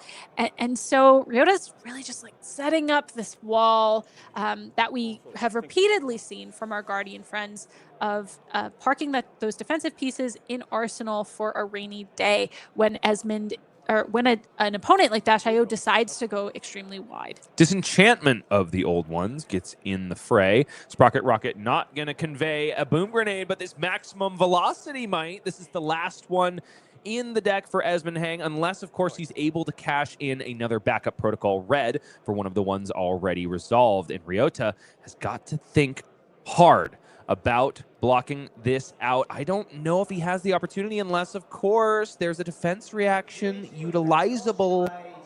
The fact that he's thinking about it and not just snapping off a block tells us, I think, that it is likely either not a defense reaction or perhaps one of the two cards in hand does not block. And so at this point, Ryota is thinking about how much damage am I willing to take? It is not a question of preventing the boom grenade entirely. It's simply about keeping the life total healthy.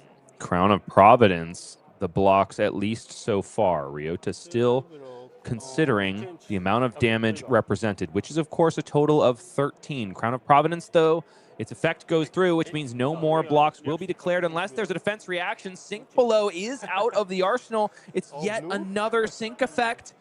And it's two solid grounds in the hand, but one of them is all that's needed to get rid of the connection of this maximum velocity and also the boom grenade to follow. So it's 5 plus 4 plus 2. He's overblocking by 1, but that's all he needs in order to stop a huge turn from Esmond Heng.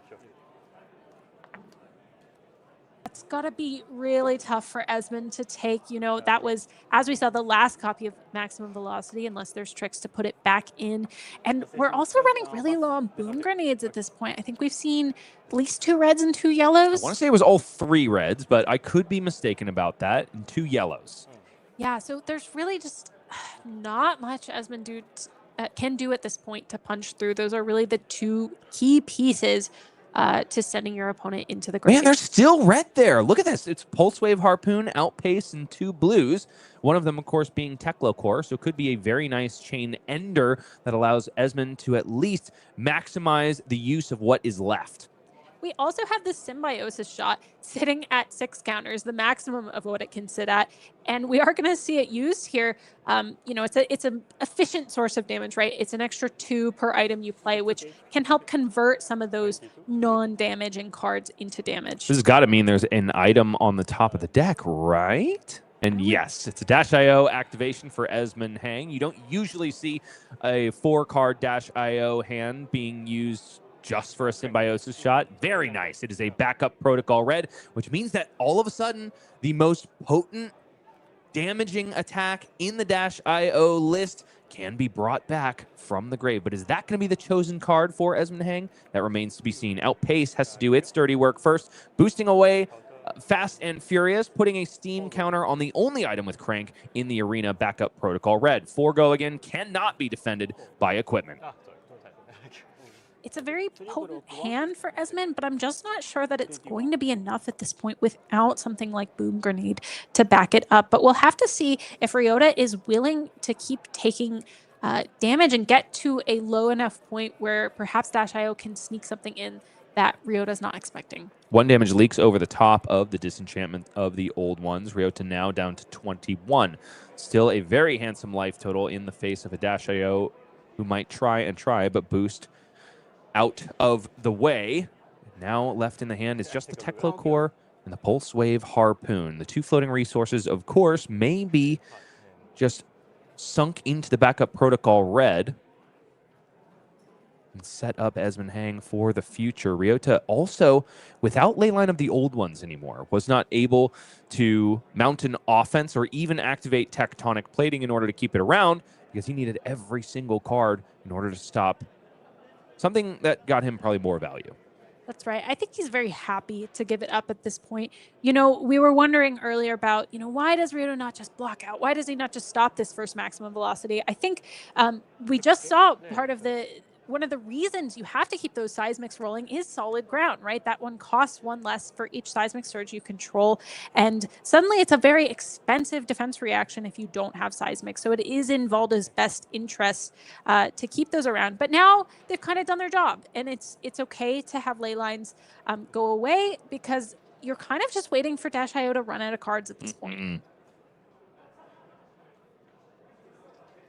Play patterns are ultimately forced for Ryota Kitanaka. And Esmond Heng now gets to go into the tank like so many aggro players do when they know that fatigue is on the table. This is one of the most invigorating moments in Flesh and Blood for a lot of Dash.io players, I'd imagine, because, as you mentioned, Mercy, Dash.io is just one of those heroes that is fatigable even by unlikely suspects. That's right. Even other aggressive decks can sometimes create the right board. You know, Syndra's were starting to fatigue Dash.io's. Anyone can do it. A Guardian surely can do it as well. Which is exactly what draws very proficient players to the hero, because you've got to love this hero and love the puzzle if you're going to put yourself in this position potentially every single round of a 12 Swiss round tournament. You do get to play the game a lot, though, right? Your opponents are often giving you a lot of space to set up and saying, show me what you got, right? Unless, of course, you have disruption coming in the form of those spinal crushes and boulder drops. Ooh, okay. It is a boulder drop out of the hand of Ryota Kitanaka, which Esmond doesn't seem to like, even though it's been somewhat useful for him on certain turn cycles in this game. But is there an item there? Can't quite make it out because of the stressed posture of Esmond Heng, and it is another maximum velocity in the hand. I believe that was the one bought back by Backup Protocol Red. And I'm eating my words with every single one of these drops. There's a lot of reds left in this deck. There really are. There's more reds than you would expect. I know you see those power cards boosted away, and you're like, surely there's not a lot left. But there's just not that many blues given the density of yellows that Dash.io runs and the availability of the Teklo Foundry Heart to buy resources as needed. So there's an enormous density of reds here. There is no item in the hand, as we've seen, so no more fun boulder drop tricks with that. A potent hand, though, and I don't think Esmond's going to be able to string together the maximum velocity, given that he has to give at least one card up out of this hand. Now, the card held back for Ryota, I think, makes him very happy that Esmond pumped the brakes on the previous turn, because it's a Seismic Eruption, one of those few cards in Valda's deck that doesn't block alongside Authority of Ataya. And now Ryota can instead place it there, and it can be almost a pseudo-defense reaction, because if he can generate some other Seismic Surge tokens, then it might even get the last gasp of defense out of Testament of Valahai, or if those solid grounds come back around, could make it so that he can just play a 0-cost 5 defense reaction in the future. That's right. It gets him some equity, especially if he draws up a second Seismic Eruption, for example. He can immediately get to 6 Seismics and start blocking with that Testament a little bit more. But for now, you know, it's really Esmond's game to try to win just with the last bit of gas left. And again, we're seeing him go into the tank, trying to figure out, gosh, how do I get this maximum velocity out here? And how do I get it out on a turn where I'm threatening Valda's cards out of hand and doing the damage I need to deal? Now, 1 is no small life total. Now, there is a 0-cost boost card in the hand in the form of T-Bone. There's going to be 2 resources available at the beginning of this turn cycle, and then, of course, there's the Spark of Genius.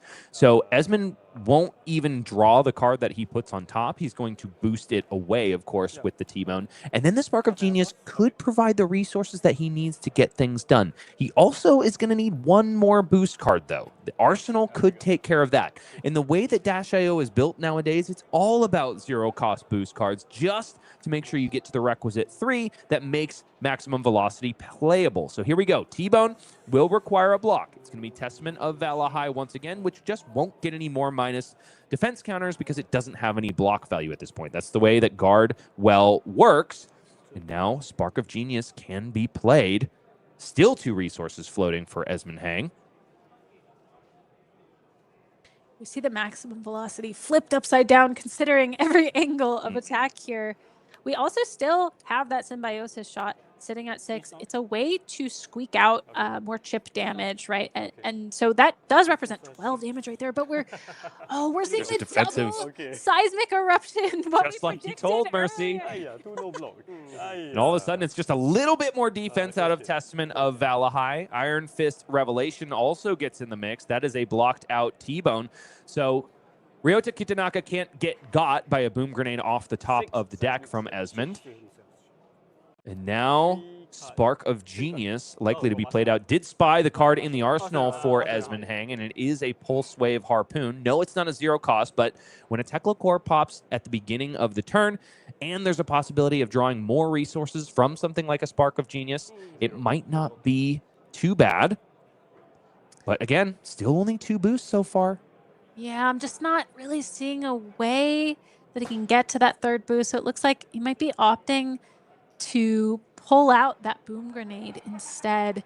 That last boom grenade, right?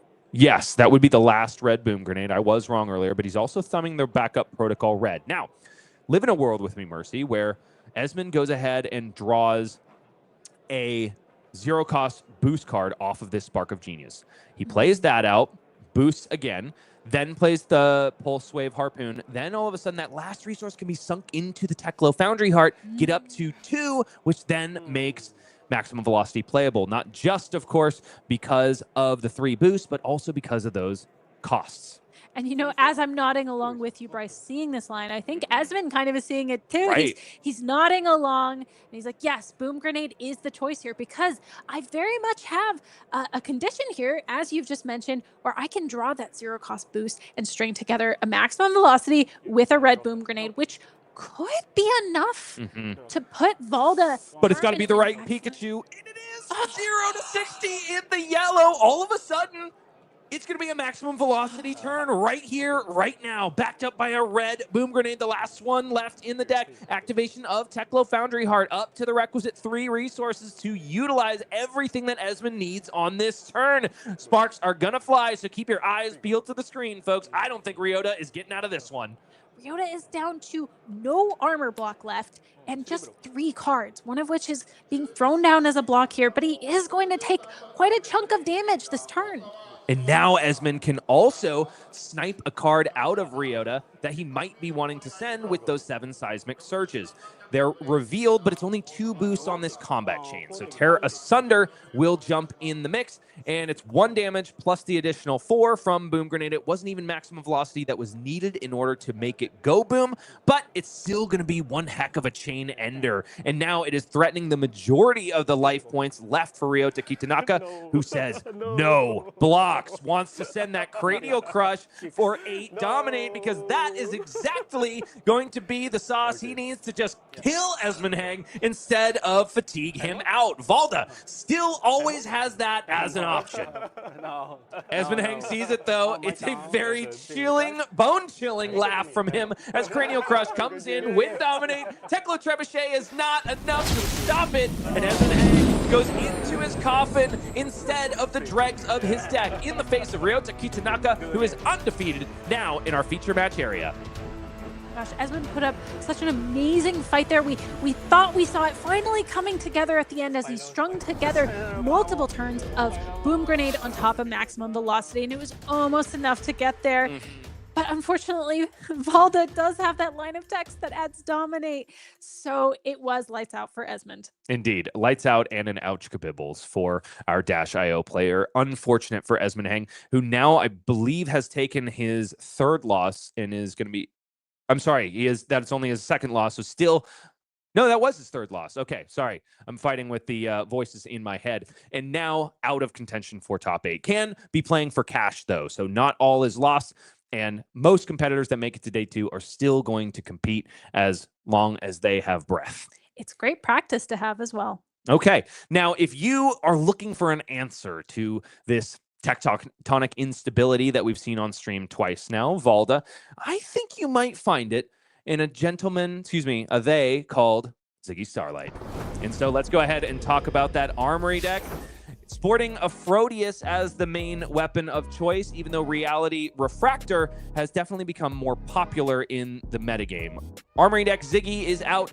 Get it, pick it up at an LGS near you, and release the power of the only lightning illusionist in Classic Constructed. Stardust Spike is one of those cards that is so useful in both iterations of Ziggy. Both Reality Refractor and Aphrodisias can make use of it, and that's mainly because of a cheeky little card named Corrosive Space Dust. You can still utilize that amp, still beef up your arcane damage, but if you are more of an Aphrodisias master, Starfield Veil, Starfield Carapace, and Starfield Touch are musts. You must wear these threads in order to maximize the potential of that card. Get your flows, get some extra damage, get some extra Aphrodisias activations as well. Also pick up some old, tried and true Illusionist staples like Miraging Metamorph and some new flair like Shattering Stardust, a card that I can't wait to see featured in Ziggy decks abound. Armory Deck Ziggy is out now, so go get yours today. Now, unfortunately, we haven't seen Ziggy in the feature match area yet. There are still some fighting in Day 2 contention, but they do definitely seem to be battered out of the field, at least in Japan. Yes, they're not doing quite as well as we might expect after having seen a fantastic showing from U.S. Nationals with Ziggy. But I still think there's going to be a lot of power packing for this illusionist, especially in the next set. Okay, we are going to see yet another Valda coming up, and because we were talking about it, a little bird heard us, Mercy, and it will be Kassai welcomed back to the feature match as well. We were wondering what the push and pull of drawing off of gold tokens, gifting Seismic Surge tokens would be, but now we don't have to guess anymore. We get to just watch in all of her glory. So we're going to be back with a muscly Guardian. It's going to be Valda Seismic Impact. We're also going to be back with Centauri Sabers, but not before a little break. Stick around.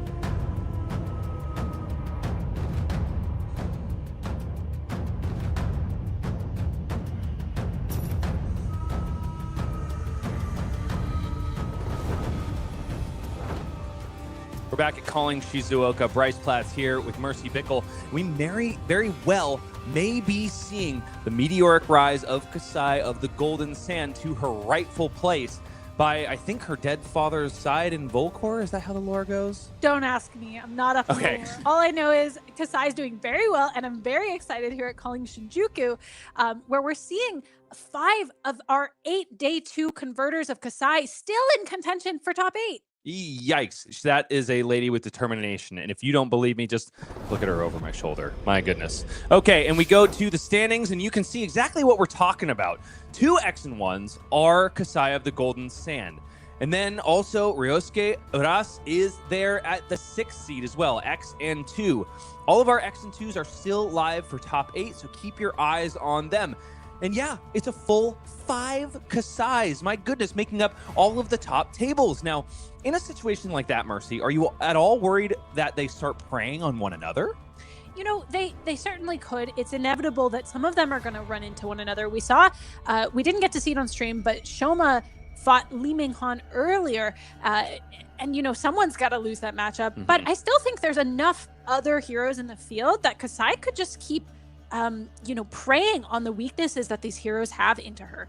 And all of a sudden, for all of our Guardian talk, it's only 2 that are live, and they are both named Valda, Seismic, Impact. Ryota Kitanaka and Ryouichi Sakazaki is there as well at X and 2. The Jarl's gone. I've really been looking at him as an answer to the metagame. Also absent, Mercy, Syndra and Acilio. Syndra and Acilio, that's right. The 2 most represented decks in the field, none of them live for top 8 at this point. No, instead we are seeing Kassai definitely as a breakout deck this weekend that may, give us some future sight for next weekend. Future sight is what we're going to need, but we're not going to see it anymore in the feature match area because Acilio's just not there to play it, Mercy. Instead, it's going to be a lot of spoils of war and blood on her hands, at least if our Kassai player has their say. But Valda may very well get in the way. We're going to find out how this match concludes because we've been talking about it for a little bit and we need answers. So let's give the people what they want and head back on over to Shinjuku, where Ryota Kitanaka is going up against Hirotsugu Shimauchi. And I don't actually think that's Ryota Kitanaka because that's who we just saw on stream, and that is a very different person, Mercy. Good point. Hopefully we'll get that right name up there soon. But for now, we're really excited to see how this is going to shake out. That is Ryouichi Sakazaki. And on Valda Seismic Impact, as you mentioned, one of the only Guardians, in fact, the only Guardian left in the field in contention for top 8, precisely because possibly of her counterplay into Kassai. Well, let's see if Ryouichi is the man to get it done. In his wake, he leaves Gravy Bones, Arakni, Marionette, Gravy Bones again, Phi, Rising Rebellion, Jarl, Slippy, Dash.io, and, wouldn't you know it, a Kassai of the Golden Sand, Hiroki Saito, just befell the seismic stirrings of Ryouichi Sakazaki. That's right. He's proven that he can beat the Kassais. Let's go on to our other competitor's record as well. We're going to see how Hirotsugu Shimauchi has done so far.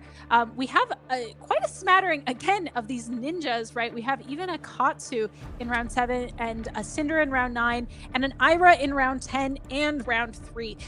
So really had the opportunity to prey on these ninjas with the mid-range game plan. What else do you see? Hirotsugu may very well have committed a crime against humanity because Brian Kong did take a loss in round 2 to this gentleman. That is one of our Puffin Hightails that did make it to day 2 contention, which means I think that there is a dead Polycranka in Hirotsugu's wake. Unfortunate for that bird. We talk about these heroes a lot because, of course, Valda Seismic Impact benefits on her opponent's drawing cards. During any action phase, mind you, the card is almost worded in a way that makes you think you can get around giving value to Valda, but it's just not true. Ultimately, if you're drawing cards at all, generally, you are benefiting Valda with a Seismic Surge token. Kassai of the Golden Sand, as we saw in one of our previous feature matches against Evan Tanguy, is very liable to draw cards. Very much wanting to draw cards, Kassai is going to have a really tough time, I think, navigating this push and pull of giving Valda those seismic surges. We may see her employ a game plan that is less reliant on draws or stacks many draws on the same turn for card advantage, something like that.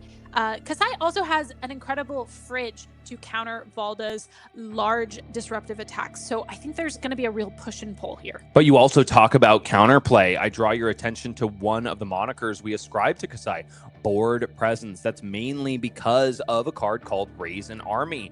Allies are difficult categorically for Guardians to handle, especially when you don't have a lot of go again like Valda does not. And so if Kassai can get a hefty amount of gold, I do think that it won't matter how many cards she draws. Valda will succumb to a bunch of dudes. But we'll see if Kassai has the space to do exactly that, because we have seen exactly what can happen when that Seismic Surge train gets rolling. Will Ryouichi be able to overcome the mercenaries at Hirotsugu's side? We are about to find out. 40 plays 40, and Hirotsugu is on the play. Both of these players, X and 2, fighting for their tournament lives here in round 11 at Calling Shinjuku. Yes, let's talk about that Raise an Army plan for a moment here. As you mentioned, those golds are going to be far better spent making Centauri cell swords. Those are going to allow an immense amount of extra value, as they are a 1-cost 3 attack that can be sent with go again after a sword swing. So Hirotsugu's main win condition is to set up a large stack of gold and make enough cell swords such that Valda really can't deal with it. But in the meantime, Hirotsugu has got to be surviving large attacks that will potentially be coming in with Dominate, which are really going to pressure Kassai's equipment suite. And now, already a ley line of the old ones established for Ryouichi Sakazaki. Exactly one of those cards that can keep Seismic Surges on the board where they are meant to be. Was it found immediately in the hand? No, indeed. But Ryouichi has 4 cards, ultimately, that can get it out onto the board itself, and 3 copies, I would imagine, of Imposing Visage, which simply fetches out an aura with X or less cost. The card already costs 3, and Leyline of the Old Ones only costs 0. So it's just a pitch of Cranial Crush in order to establish this all-important board piece. The follow-up is a Titan's Fist for 4. I think it's going to be extremely difficult for Kassai to ever dream about this ley line going away at this point. You know, once Valda has established it, it's very hard to keep the Seismics out of her hands, especially given that Tectonic Plating piece can always provide one in an emergency or just as an outlet for extra pitch. So Kassai is going to have to be simultaneously trying to set up gold, which in order to do so, she needs to fill her grave, and second, pressure Valda's hand in order to not simply die before getting to Raise an Army. It's a very tough ask for Kassai to thread the needle here. Hirotsugu very much blue locked in these early stages of the game. It's just one yellow that's made it into the grave, and this one, that all you got in the hand, likely not to join it anytime soon unless the arsenal can be cleared. Maybe that is where the power lies. Right now, no Kassai activations for the foreseeable future. Basalt Boots already jumping in front of this Centauri Saber. I do wonder about this because there are relevant on-hits in the Kassai deck, not just her hero ability, but we also saw how much Spoils of War matters when it comes to generating pennies that fuel a power turn. It's a bit of an unfortunate start here for Hirotsugu, not able to fill the graves with his grave with cards like reds and yellows as much, but more the blues. We're already seeing multiple blues come out. Kassai only has 13 or 14 blues generally in the deck, which means she may be running low the rest of the game as well. Quick correction on the board presence there. Hit and Run would not convey +1 to the next Centauri Saber, unless, of course, Hit and Run was played in between these two Centauri Sabers. No, it's not like Slice and Dice, where one clause is applied to the first, one clause is applied to the second. Instead, both must be applied to the first. And there it is. The juice is in the swing and out of the arsenal. 5 is the Centauri Saber. Now, this is one of those other attack reactions that you've got to be very wary of in the later stages of the game. We talked about Blade Flurry being one of the few sword pumpers in the Kassai suite, and now In the Swing has oftentimes come out of the 80s lately, but Hirotsugu says it is good enough for me, and so it is in the deck. I really like the inclusion of In the Swing. I've put it in my deck as well. It can be really important as a combat trick to stick those on hits. But often you are looking at only 1 or 2 copies. And sometimes you're also seeing Iron Song Response, which has a similar effect, but reprise instead, a little bit more flexible. Hirotsugu just converting it for damage there. Of course, there's not really, there wasn't really anything riding on that sword hit. It's not the strongest start for him, unfortunately. And we are going to see Ryouichi able to swing back immediately with a Spinal Crush, which is very relevant into Kassai, who wants that go again on the swords in order to get the Valiant Dynamo's value turn to turn. And it is a little bit extra scary because of the card in hand and the card in Arsenal. No, Pummel is not represented based on the resources floating, and Tectonic Plating was activated, but maybe it was just a play to see if Ryouichi could get Hirotsugu to provide some disrespect and sneak through the Pummel anyway. An astute thing that you can do as a Guardian is say, I'm not going to pummel you. There ain't no way I'm going to, or at least make your opponent think that. Hirotsugu does block a whopping 7, though, and there's the pummel in the arsenal. It was always going to be played at the behest of the put them in their place. Is there a defense reaction? We do know about the that all you got in the arsenal for Hirotsugu, but I do think some damage is still going to leak through. It's only 7 on the combat chain, an additional 3 from that all you got up to 10, which means that no, there's not going to be a crush, but there will be a card discarded by Hirotsugu. And Hirotsugu judges perhaps it's not even worth spending the defense reaction because I'm not going to be left with enough cards to make use of Go Again anyway. So I might as well take it and save that D-React for a rainier day. Instead, it is the blue discarded there. Hirotsugu might very well just be stranding Spoils of War in the hand, holding on to the power card, and going next. Tunic up to 3. Will it be, yes, a Centauri Saber, but it's a pitch of Spoils of War. Just wants to get any bit of value he can out of each and every one of his cards, and it's those incremental advantages on which a victory for a warrior are usually built. Speaking of Tunic, it's not something we've really zoomed in on yet, but it's actually a rather unusual inclusion in Kassai. You are normally seeing Grains of Blood spell in this slot to let you carry resources turn to turn, so I have to wonder why Tunic? And the question on my mind is Hirotsugu on some version that's playing maybe Steelblade Shunt or similar? And that might present real counterplay to Valda.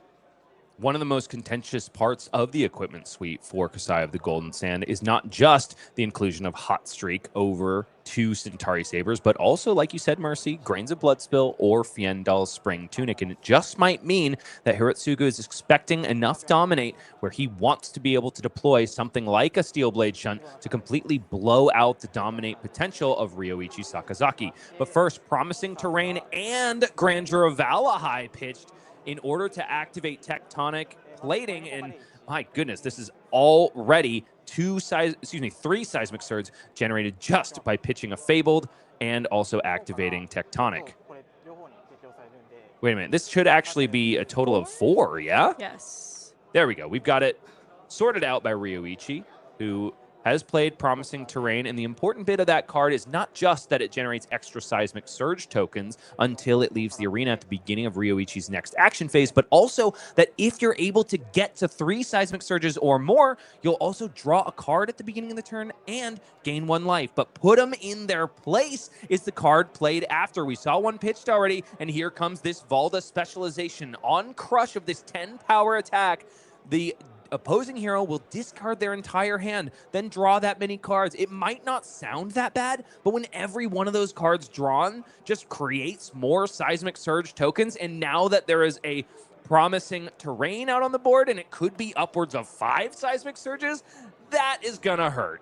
I think Kassai is really going to have to be willing to fold the hand here. That is simply not an on-hit you should ever be willing to take, especially given that once you've drawn up, you don't know in advance what your cards are going to be. You don't know if your hand is going to be functional. That is one of the key pieces, key aspects of Kassai, is that you often have hands where you need to block to convert the cards. You cannot draw up a random 4 and expect to convert them all. But luckily it is an on-crush effect, not an on-hit effect. So Hirotsugu just blocks out until the amount of damage dealt is 3. But that is not completely inane because Ryouichi also generates an additional 2 Seismic Surge tokens because of the on-hit effect of Ley Line of the old ones. Luckily for Hirotsugu, he has found another copy of Spoils of War early on, exactly when you want to see them. And Centauri Saber, the left-handed side, will crash in for 4 go again and threaten the generation of 2 copper tokens. But this is a very fair Kassai turn. There are no tricks because we know that still in the arsenal is that all you got. Yeah, there's no tricks on this. The spoils is likely not going to connect unless Ryouichi has a really potent turn and simply does not want to sacrifice the cards. Speaking of potent, Mercy, that has aroused the Ancients in the hand, and I believe yet another Spinal Crush on the left side there. And because of those 6 Seismic Surge tokens, Ryouichi would just have to pay for the Rouse the Ancients. That presents an extremely strong offensive question into Kassai, who really is trying to find the space to fill the grave and get those Kassai activations rolling. I mean, she is on a clock, and it's going to be very difficult to find the space to raise an army with that kind of offense. And if that isn't bad enough, Testament of Valahai will block 5 on that first Centauri Saber thanks to the 6 Seismic Surge tokens generated. And then it's just more equipment blocks on the second. So no useful pennies for Hirotsugu. 35 plays 31 now as Ryouichi is going to pop this Promising Terrain, gain 1 life, and also, let's see what this card drawn will be. Is it going to be more gas? He's already got a monster of a turn, but joining the hand is a boulder drop, so even a viable arsenal target here, which he already has. Now redundant. He wishes he had action points at this point. Or perhaps a pummel. Pummel would have been huge. So 6 Seismic Surge tokens means that the next crush, well, all crush attacks technically will have Dominate. He's only going to be able to send 1 on this turn. Cards revealed to Rouse the Ancients could just be 2 boulder drops. He can hide behind that Spinal Crush, and that's the real value here. The bluffing play is real for Ryouichi Sakazaki. Yeah, Hirotsugu's got to be thinking that one of those boulder drops is what's getting sent, but he's going to be very unpleasantly surprised, I think, especially if he commits the block. Often you're picking out a couple of cards in your hand that you want to block with, and you're deciding which chain link is better for those blocks. I think it's likely Hirotsugu takes the 7 vanilla if he wants to keep the cards in his hand and aims to block on the second chain link. So he's still may be able to skirt the Spinal Crush effect in the end and still send back a couple of sabers. Now, live in a world with me, Mercy, where Hirotsugu has like a block 3 and a defense reaction and is thinking, oh, I also have a block 3 and a defense reaction and my Valiant Dynamos. I have the That All You Got in the arsenal. And maybe I just want to make a play at blocking out the entirety of this turn, which it looks like might very well be a possibility if Boulder Drop comes in after Rouse the Ancients. Well, there's a small matter of Ryouichi has redundant Boulder Drops in hand. Can pitch to that tectonic instability with impunity, create the Seismic Surge token, and make it so that ley line doesn't go away no matter what. That's right. And we also, there's a distinct lack of go again in Kassai's hand, I believe, which means there's just really not a lot of swing back to have here either. So I think we're going to see Hirotsugu kind of folding the hand. Folding the hand seems to be what Hirotsugu is considering. Valiant Dynamos jumps in front of Rouse the Ancients, but he's not quite sure yet. It's this way, that way. He's eating waffles for breakfast, and he's doing it now, and I don't blame him because, gold darn, how often do you see Rouse the Ancients revealing 2 red boulder drops? Well, these boots are made for dancing. Not walking? They're clearly running in the photo, but I think Hirotsugu is making them dance quite beautifully there. We are going to see the 7 block with the Valiant Dynamos. I don't think that counter is going to come off on Hirotsugu's turn, though. So that does represent a real cost on future turns. I wonder if he might be better served keeping that around to stop an on-hit later. Speaking of on-hits, this one is an on-crush. Spinal Crush has been the terror of, yes, ninjas, as the artwork would suggest, but also any deck that tries to leverage go go again since its inception in Welcome to Wraith. In this case, it's looking incredibly good in Valda, coming in for 9 dominate. So not just accelerating the game plan of Ryouichi, forcing Hirotsugu to play smaller hands, but also sneaking through a heck of a lot of damage. In this case, though, Hirotsugu has the cover-up. It's Brave Forge Bracers, plus Shelter from the Storm, and that all you got. A complete blowout on that Spinal Crush. So it's just 1 Seismic Surge generated, which is still enough to keep Leyline of the Old Ones around. You know, I don't mind keeping the Blade Flurry. It is an incredibly powerful tool, especially when you're looking for on-hits in the form of gold. However, I do wonder if Hirotsugu is going to be running out of the defensive reactions needed in order to stop Valda from dominating and sending these awful crush effects at him. And here we are seeing Kassai activation on essentially a naked Saber. No go again, 1 card in the hand. We know it's a Blade Flurry, so there is a combat trick that Hirotsugu can employ here. Even though he can't follow up with the extra +2, he's willing to use it just to get the gold on board.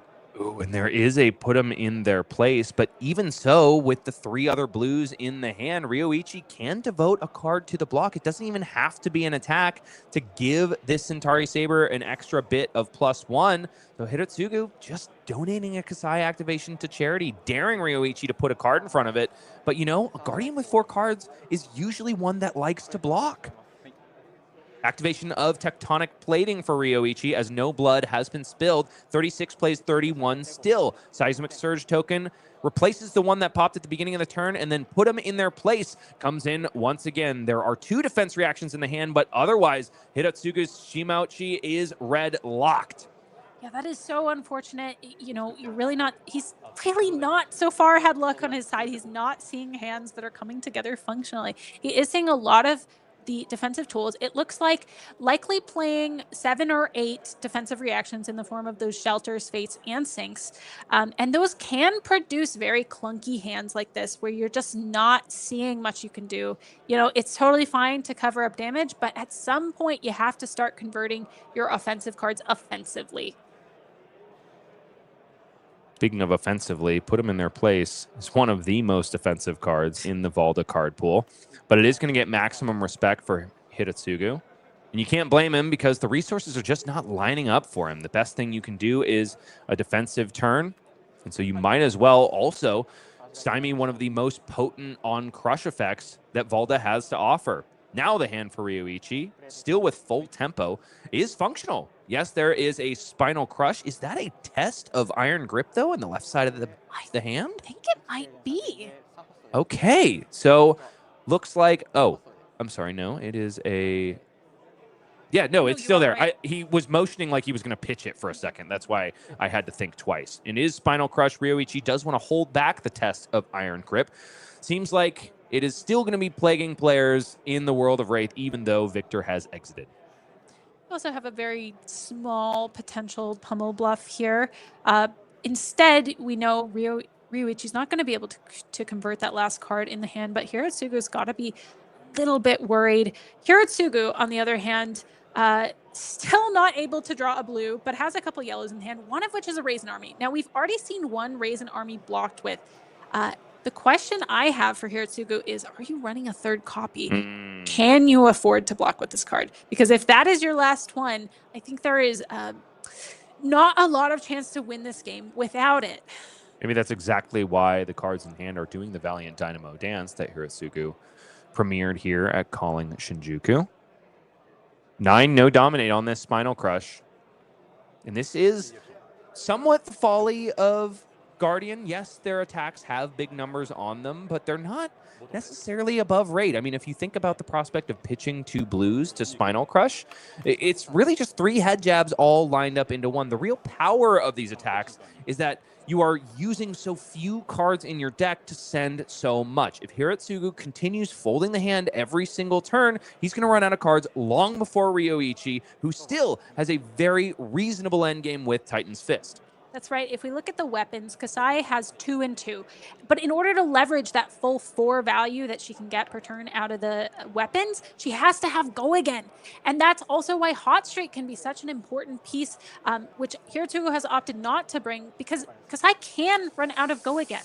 Oh, it is a clash. One immediately by Ryouichi. Sakazaki. Boulder Drop definitely beats Blood Follows Blade, and so forces a discard out of the hand of Hirotsugu. It was, of course, the go-again enabler, Blood Follows Blade, and so that turn is over almost before it began. 29 plays 36. Ryouichi back on the front foot with 2 Seismic Surges popping. What does he have cooking? There's a Pulverize in the hand, which can be heaved on this turn. Oh my goodness mercy. That's right. You don't need an Awakening to play Pulverize. You can heave it and take advantage of your enormous pile of Seismic Surges instead. I would be very excited to see Valda send that. But, you know, I have to feel a little bit for the Kassai over here, who's being forced to start blocking a little bit with the armor, and still... Another go-again enabler in Unsheathed. I'm not sure if he's found the blue yet either. Total of 2 damage taken. Another Seismic Surge left in the place of Boulder Drop because of Leyline of the old ones. And yes, it is a heave, not of the Pulverize, but the blue goes into the pitch zone so that the Pulverize can be placed in the arsenal. And all of a sudden, it is 5 Seismic Surge tokens. And this normally 10 cost, 14 power attack, not with an on-crush, with an on-hit of your next attack during your next turn has -4 power, is now only costing ultimately 5. And, oh, by the way, it also has Dominate. Yes, now you can play that off of the back of 2 blues, and you can make another Seismic Surge to boot with Tectonic Plating, ensuring your ley lines could stick around. So Ryouichi has a very, I think, clear path here, and clear play, likely aiming to block with 2 cards. And then Hirotsugu is going to have a lot to contend with. You know, we're already seeing Kassai quite on the back foot. It looks like he's finally going to be able to mount a bit of an offense with Go Again, finally get that those boots counters back.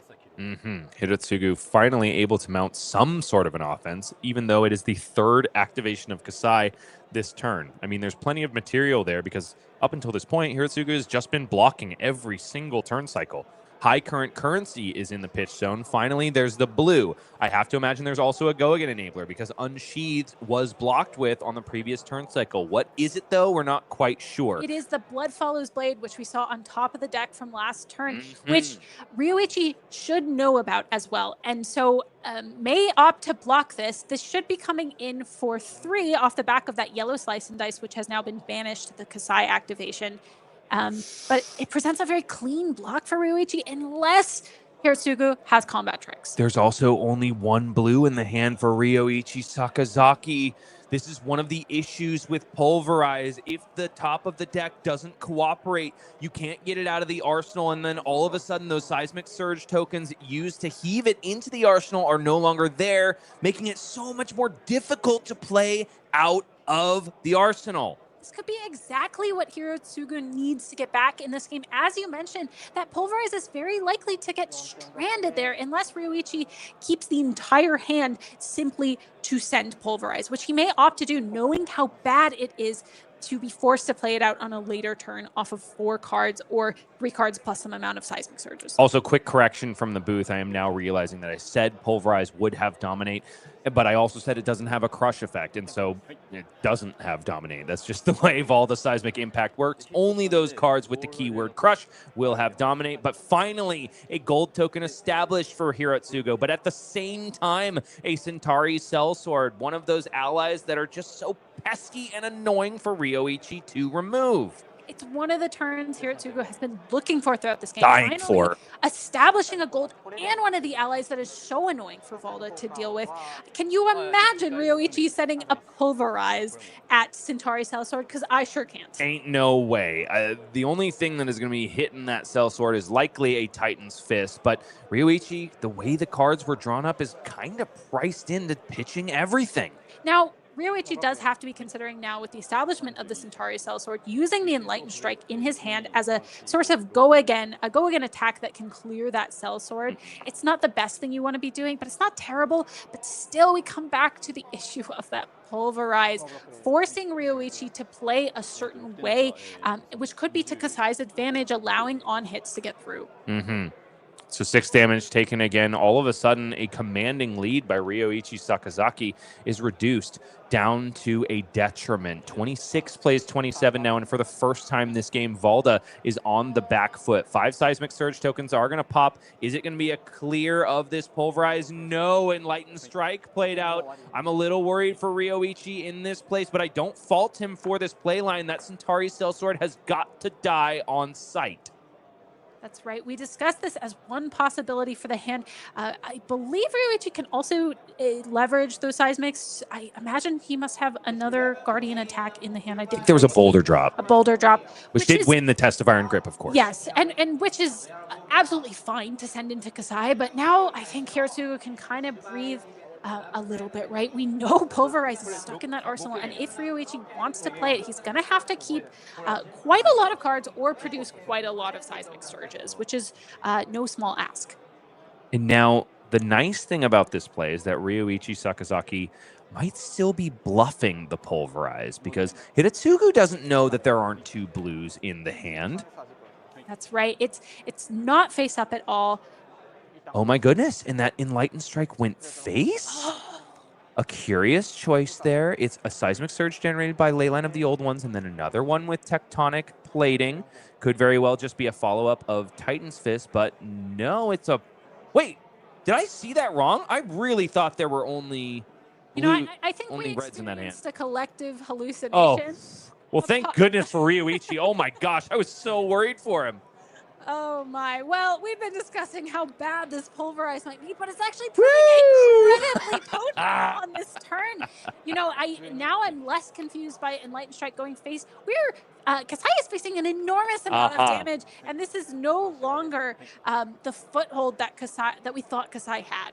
Woo! It's not an unflinching foothold in Ryoichi's foot slot, but he certainly is taking one on this game. Pulverize now active, of course not an on-crush effect. Didn't gain Dominate, but Hirotsugu still took the full brunt of that attack. Now down to 12, plays the 26 of Ryouichi. So all of a sudden, a very shallow life deficit is immediately overcome by a 14 power attack, and Hirotsugu goes to activate Kassai again. Doesn't have the material, though, to get it done. Some flippant activations of Kassai early on might be biting him in the back.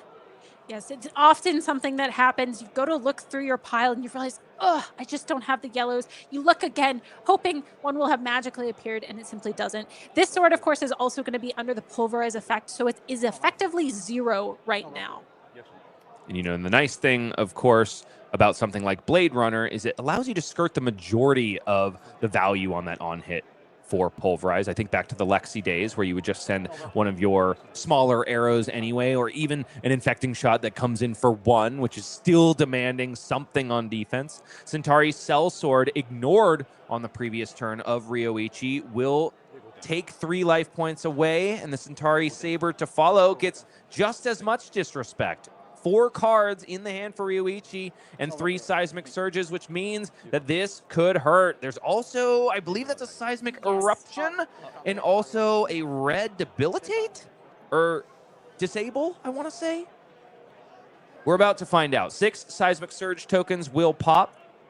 Dominate provided. And also, if the producer in my ear is to be believed, also a red Pummel. Oh, it's there, baby. Red Disable plus Red Pummel equals a very happy Guardian. This Guardian's name is Ryouichi Sakazaki, and he's showing us exactly the power of Valda Seismic Impact. And honestly, Hirotsugu has not really provided any extra value to the Valda hero ability. Not a single gold token has been utilized to draw a card. Balance of Justice is left blocked with, but not utilized. Not a single draw swords either so far, nor a Gorganian Tome. All cards you might traditionally expect to see in Kassai.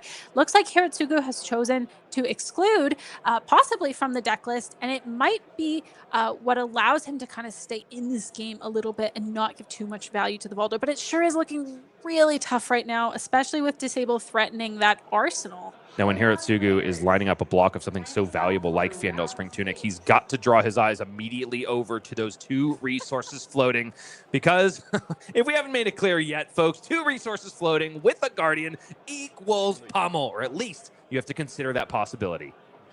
We definitely can't overstate that this is an extremely precarious position for Kassai. But that Centauri sellsword, while unassuming, could be Hirotsugu's key to winning this game. Obviously, these dominate effects are brutal, and there's not really much armor other than that tunic around, and the Brave Forge bracers being blocked with now, along with those dynamos, of course, to block future crush effects. And we are seeing that pummel come out. But what I was trying to say is that Centauri sellsword is going to keep getting value turn over turn if Hirotsugu is able to send a sword before it, of course. So crush effect active. Also the on hit of pummel active. The discarded card likely to just be... I would think Sharpened Steel stays in the hand. Blood follows blade. I don't think you're going to get a blood on our hands turn. I don't think you're going to get it, my friend. I think it makes a lot of sense to discard the Sharpened Steel because you can't afford to swing a sword here unless you're willing to pitch the blood on our hands, which you may be willing to. I would probably thumb the blood on our hands to get discarded as well and convert the sigil into some value, keep the Sharpened Steel in arsenal. But maybe Hirotsugu is trying to play towards an out that seems incredibly far away, but not completely impossible, which is possibly a Spoils of War turn followed by a blood on her hands. Hirotsugu is doing those mental gymnastics just like we are in the booth. It is blood on her hands that goes into the graveyard after the pummel does its dirty work. And now Hirotsugu down to 5, back up to 8 thanks to the Sigil of Solace, and he parks a Sharpened Steel into the arsenal zone. I think playing very measured in this situation. It is nice to look for outs. Playing to win is the way we often refer to it, Mercy. But, you know, in this situation, you can also go for the Guardian fumbling. That's something that we have seen on stream already. Ryouichi seems to be drawn hot, but it can come for the Guardians. It can happen, especially if both the casters in the booth hallucinate. That is so true. And that hallucination, by the way, Mercy, was a missed block of the Crown of Providence and the filtering. So we're not completely crazy. We've got the voices in our heads, but we're not yet, visually 100%. Seismic Surge token generated by the on-hit of Leyline of the old one. Fault line will leak over just by 1. Or maybe Ryouichi is asking for the rollback on Tectonic Plating. It doesn't seem to be the case. 2 cards in the hand, though, from Ryouichi. Oh, it is, actually. So a quick activation of Tectonic Plating posthumously, and then also the on-hit of that Fault Line, which will not crush and will not put the card in the arsenal on the bottom of Hirotsugu's deck. 1 damage is not enough to convey a crush.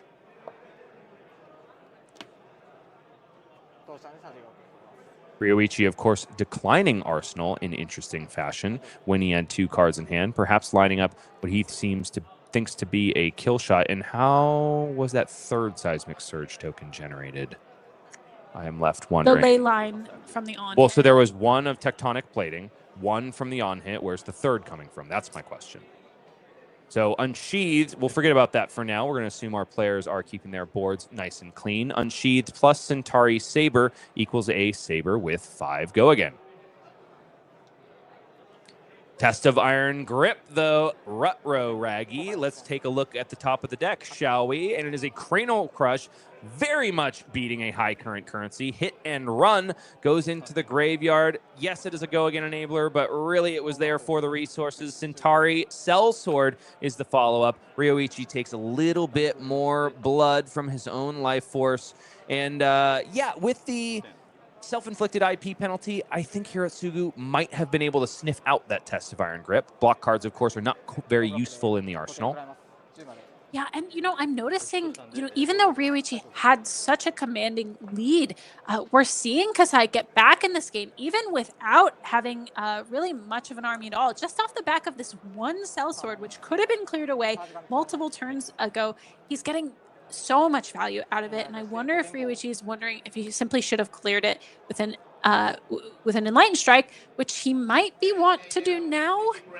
And now, quick mention of that 3rd Seismic Surge token that I was putting my eyebrow up at. Hirotsugu did apparently start that turn off with a gold token draw, which thereby generated it. The first real value that Valda has been able to get from her passive hero ability. Wouldn't the Seismic Surge have popped already, though, if it was generated? No. It was generated on Hirotsugu's turn, so then it pops at the beginning of Ryouichi's turn. Yes. Enlightened Strike, blocked out by High Current Currency. Hirotsugu says, if you can't win a test of Iron Grip, I don't want you anymore. So do blocking duty. 2 damage will leak through. Hirotsugu now down to 5. Fault Line the second is the follow-up. There's no arsenal to threaten, but this is a card with Dominate. Hirotsugu pushing as much as he can in front of it. Glint the Quicksilver and Valiant Dynamo are the only blocking cards in the hand. Otherwise, it's a Sigil of Solace and a Riches of Tropal Donnie. Likely going to draw a card and leave a gold token in its place, but going to provide that all-important third Seismic Surge token to convey Dominate to Ryouichi's Crush cards again. That Sigil of Solace, though, pretty important piece here. Hirotsugu can park it in Arsenal and potentially bait Valda into going for a kill that will not materialize because of that Sigil of Solace coming in. Although I think Kassai is still in a pretty tough spot here. The card drawn off of gold is Sigil of Solace. Luckily, there was a Vigor token. No, what am I talking about? There's no Vigor token. He's on Fandel Spring Tunic. No, swords are free at this point. Right, of course. Centauri Saber coming in for 2 after a gold token did draw a card, but there's not going to be any go again because of the Sigil of Solace's in hand. Still, Hirotsugu can cleanly convert the Sigil of Solace, getting up to 5, and so, the real life total effectively being 8 at this point, which could give him the space he needs to mount a defense and bring back the offense a little bit as well. Back up to 5 goes Hirotsugu. One of those sigils has got to be played, so the other one can be parked safely in the arsenal. Life total will be represented properly in just a moment. 8 plays 5. Back over to Ryouichi Sakazaki, who is pitching a blue immediately to play a Cranial Crush.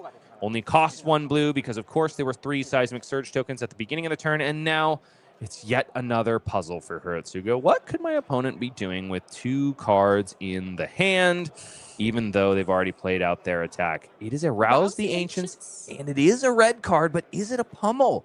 I can't quite make it out. I don't think it is, but I can't quite see it.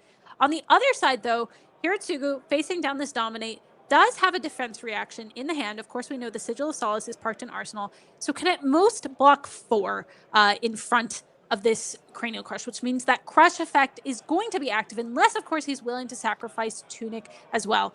Now, the draw card effect may not be essential for Kassai, but she could try to leverage that in concert with the gold to gain back a little bit of the advantage that she's been missing. Of course, it looks like a Slice and Dice and a Sharpen Senses as well. Can't quite make out the last card, but it's going to be tough to string together a turn there. Sharpen Senses needs a little bit more of a buff than just a red Slice and Dice on the first sword. It will also be a Crush effect if these are the only blocks for Hirotsugu Shimauchi, which means no more drawing cards, but also no more Seismic Surge tokens to be given to my opponent. So that's a small victory, right, Mercy? That's right. We will get 1 off of the Leyline effect from the damage on Cranial Crush. So Leyline, as ever, will remain present in the game. But it's a heave once again at the end of the turn for Ryouichi. The second Pulverize in the arsenal, and this time, oh boy, the blues are there. No need for a Crown of Providence this time. But 2 reds are finally played for Hirotsugu, something that has happened so preciously few times. And should mention that these life totals are not quite updated. Hirotsugu is down to a measly 1. Does have a Sigil of Solace in the arsenal, though, so that could change at any moment. Unsheathed plus Slice and Dice equals a Centauri Saber coming in for 6 go again. And with Fiendel Spring Tunic counter online, it'll likely be joined by a Centauri Sellsword and the other Saber. That's right. We see the value of Tunic now coming in. We've been questioning its placement over Grains of Blood spell, which could have blocked 3 throughout the game as well. But Tunic is going to come in clutch here to help send that Centauri Sellsword. Ryouichi is at 8. So what we're seeing here on the first attack is this 6-power sword. The second one is also going to have a +3 on it. That's another 5 on top of the 3 presented by Centauri Sellsword. That means Ryouichi is going to have to block. You got to hand it to Hirotsugu. With this turn, at this point in the game, very well could buy himself back into it. Absolutely could buy himself back into it. Looks like he's asking a judge if he can reach for his water bottle under the table. Very heads up about the potential for any, perceived scheming there, or one of those great Japanese green teas, looks like. Green teas or maybe an apple juice. Gosh, the apple juice over there is so good. Is that right? Yeah. Oh, it's amazing. All the fruit in Japan. Amazing. I've been twice. Wait, no, 3 times, and I still haven't had an apple juice. I've been missing out. You are really missing out, Bryce. Ryouichi Sakazaki is considering the possibility of missing out on remaining X and 2 in this tournament. Taking a look at the Banish Zone and the Graveyard. Got to put together a reasonable defense on this turn. Can block with 2 cards and still send a massive Pulverize on this turn. Tear Asunder first. Gets in the mix. 3 damage. Conveyed to the life total. Down to 5. And Hirotsugu, of course, by placing that Sigil of Solace, might not just blow out a potential victory, but also is making Ryouichi think twice. I haven't seen another strike twice. A swing. Wow. In the swing. In the swing. Thank you so much. I have to consider that card on this final block. And can I hold back these 2 blues in my hand? No is the decision, unfortunately, for Ryouichi.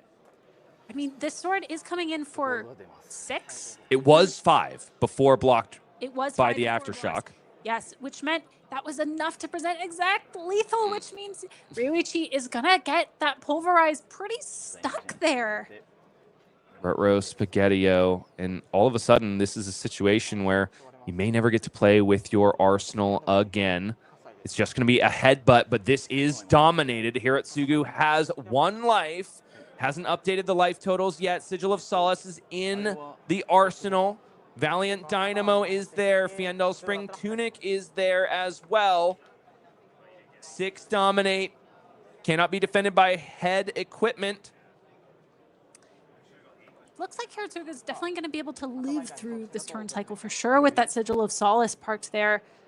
On top of the ability to block with that Tunic and the Valiant Dynamos, we can cover up all but 1, which Ryouichi is thinking right now that's all is needed for the kill. All he needs. But it's just not true, unfortunately, for Ryouichi. Sigil of Solace is there. Hirotsugu could very well be doing the impossible. Wait, the fist bump is extended, but the Dynamos, but the Fiendal Spring Tunic. Hirotsugu, don't give it away. Unextending that fist bump. Unextending that fist bump as they work this out, saying, wait, hold on, I'm alive. I did the math wrong. Woo, giving us a heart attack, though. Be still my heart. Hirotsugu Shimauchi comes back from the brink of accidentally conceding this match, remains at 1 life and in contention. Can't fault him because there are a lot of nerves going on in the feature match area, of course. Valiant Dynamo was also there, ready to be blocked with, but as it stands, Hirotsugu still at 1 even so. It's an activation of Kassai of the Golden Sand. 2 yellows, 2 reds. That's the price, me lord, for an on-hit of gold. But the more enticing on-hit for Hirotsugu at this point is death. Ryouichi taking a quick glance at the rotting Pulverize in his arsenal. Fault Line gets in front of Centauri Saber, now up to 3. 3 meets 3, but there are attack reactions in this warrior deck. This one is not going to provide the bonus now, but neither will run through. It's going to be on the next swing, but there are effectively 2 resources floating for Hirotsugu. Fiendal Spring Tunic can be used for a Centauri Sellsword. 3 go again first on this dude with a sword, just like his master, Kassai. Now Fiendal Spring Tunic likely going to be sunk into the second Centauri Saber. Now juiced up by 5. It's a total of 7 whopping damage for the consideration of Ryouichi Sakazaki. He only has 2 cards in hand, and their 2 seismic eruptions, non-blocks, just like brutes before him, are going to befell Ryouichi Sakazaki, and he is cut down by the Centauri Sabers of Hirotsugu, who throws his hands up in thanks for allowing him to take back that early concession, thanking his lucky stars that he didn't die to himself. Oh my goodness, we were expecting quite a push and pull game, quite a back and forth, and we sure got it. These players delivered. We thought Valda was on the offense for most of that game, and you could see the power of Kassai just being able to employ these extremely flexible game plans, and the mistake of leaving that Centauri Sellsword on the board, I think, has cost Ryouichi that game. Indeed so. I mean, that sellsword swung, I want to say 4 or 5 times after it was ignored by Enlightened Strike. The context of that game, the topography of what we just watched changes entirely had that boy been gone. Now, Mercy, your champion, Kassai of the Golden Sand, remains in contention for top 8, possibly in the hands of 4 other individuals besides Hirotsugu. A really exciting time to be a Mistress of the Golden Sand. Very exciting. Also very daunting, given that Kassai is already so close to living legend. So please, let's keep her around at least until she can enjoy Mastery Pack Warrior. I think you're begging the wrong people, honestly, Mercy. Mastery Pack Warrior may not be a Kassai product after all if she gets a couple more wins. But it is going to be for all of you and the warriors depicted here. Dorinthia, Hala, and Olympia are all going to definitely be making use of these cards. That will be coming out and in stores August 7th, 2026. The Quicksilver Prodigy is going to get a fancy new Dawn Blade. Full art extended on one side, the other side, a glorious new reimagining from the illustrious artists at LSS. Moving on to Hala, the Zenith Blade, while it just splashed onto the scene, is getting a facelift in its own right, looking glorious in the halls of Solana. Gotta love it. Also, Hala going to be joining the Silver Age format for the first time in Flesh and Blood history. Olympia, though, has got himself a weapon. Gold was always the payoff, and also the spoils of grapes and apples and additional gold. Why not? Free swings of this sword is exactly what our prize fighter is going to be wanting to do. And if you want to enjoy that, you're going to have to get your hands on Mastery Pack Warrior, which does feature other beautiful reprints like Valiant Dynamos, likely being worn by the gentleman depicted in Sharpening Sparks, running up that dragon beast. I think the same one featured in the card Jagged Edge. What do you think about Stand Tall, though, Mercy? Stand Tall is a very interesting block card because it has the potential to counteract these reaction cards. It could be very potent into something like a Marionette. And our brand newest warrior, Hala, Blade Saint of the Vow, also getting glorious full art Marvel reprints. And just look at the way the light refracts off of the sun behind her in the windows of Solana. Gotta love that, and gotta love beautiful cardboard. And that's why we're all here. And that's why you gotta get your hands on Mastery Pack Warrior. Durendal is also a brand new two-handed sword coming out with this product. It's going to be an incredibly interesting one to play. When does it come in? When does it come out? If it has a +1 power counter on it, reaction cards, not just defense reactions, Mercy, also attack reactions get -1 defense while defending it. While this looks like more warrior on warrior bloodshed, this could very well be utilized in what some people call better warrior assassin.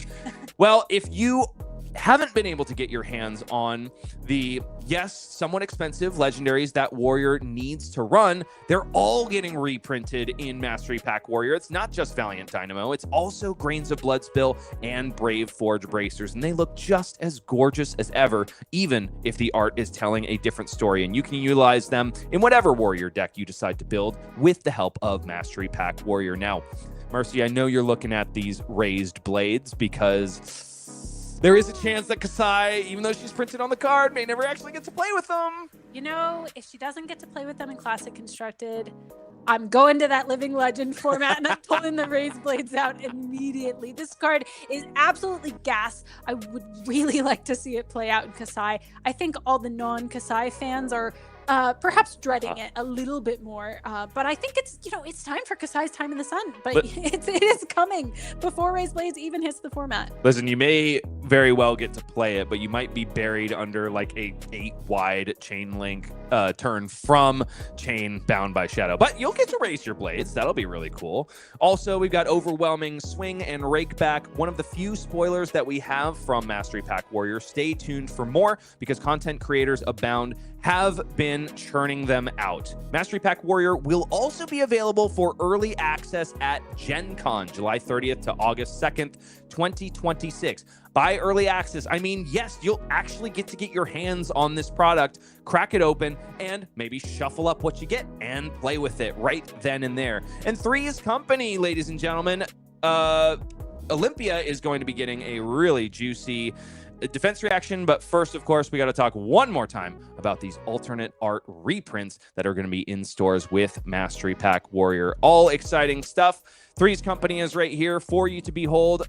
Gold is the payoff because it'll allow you to play out a defense reaction for literally 6. Huge stuff for our prize fighter. Absolutely huge stuff for Olympia, for Kassai potentially as well. Well, we'll have to see about that. If she survives, that is. Even though I'm giving you a lot of crap, Mercy, I kind of hope that she gets to play with those cards too. So get out to Gen Con and get your mitts on early access to Mastery Pack Warrior. Can't wait to see you all there, and can't wait to see you all sharpening your blades and doing battle the way that myself and Mercy seem to like to. We're going to be back, I think, with more warriors at that, more Centauri Sabers for sure, but definitely more Flesh and Blood after this.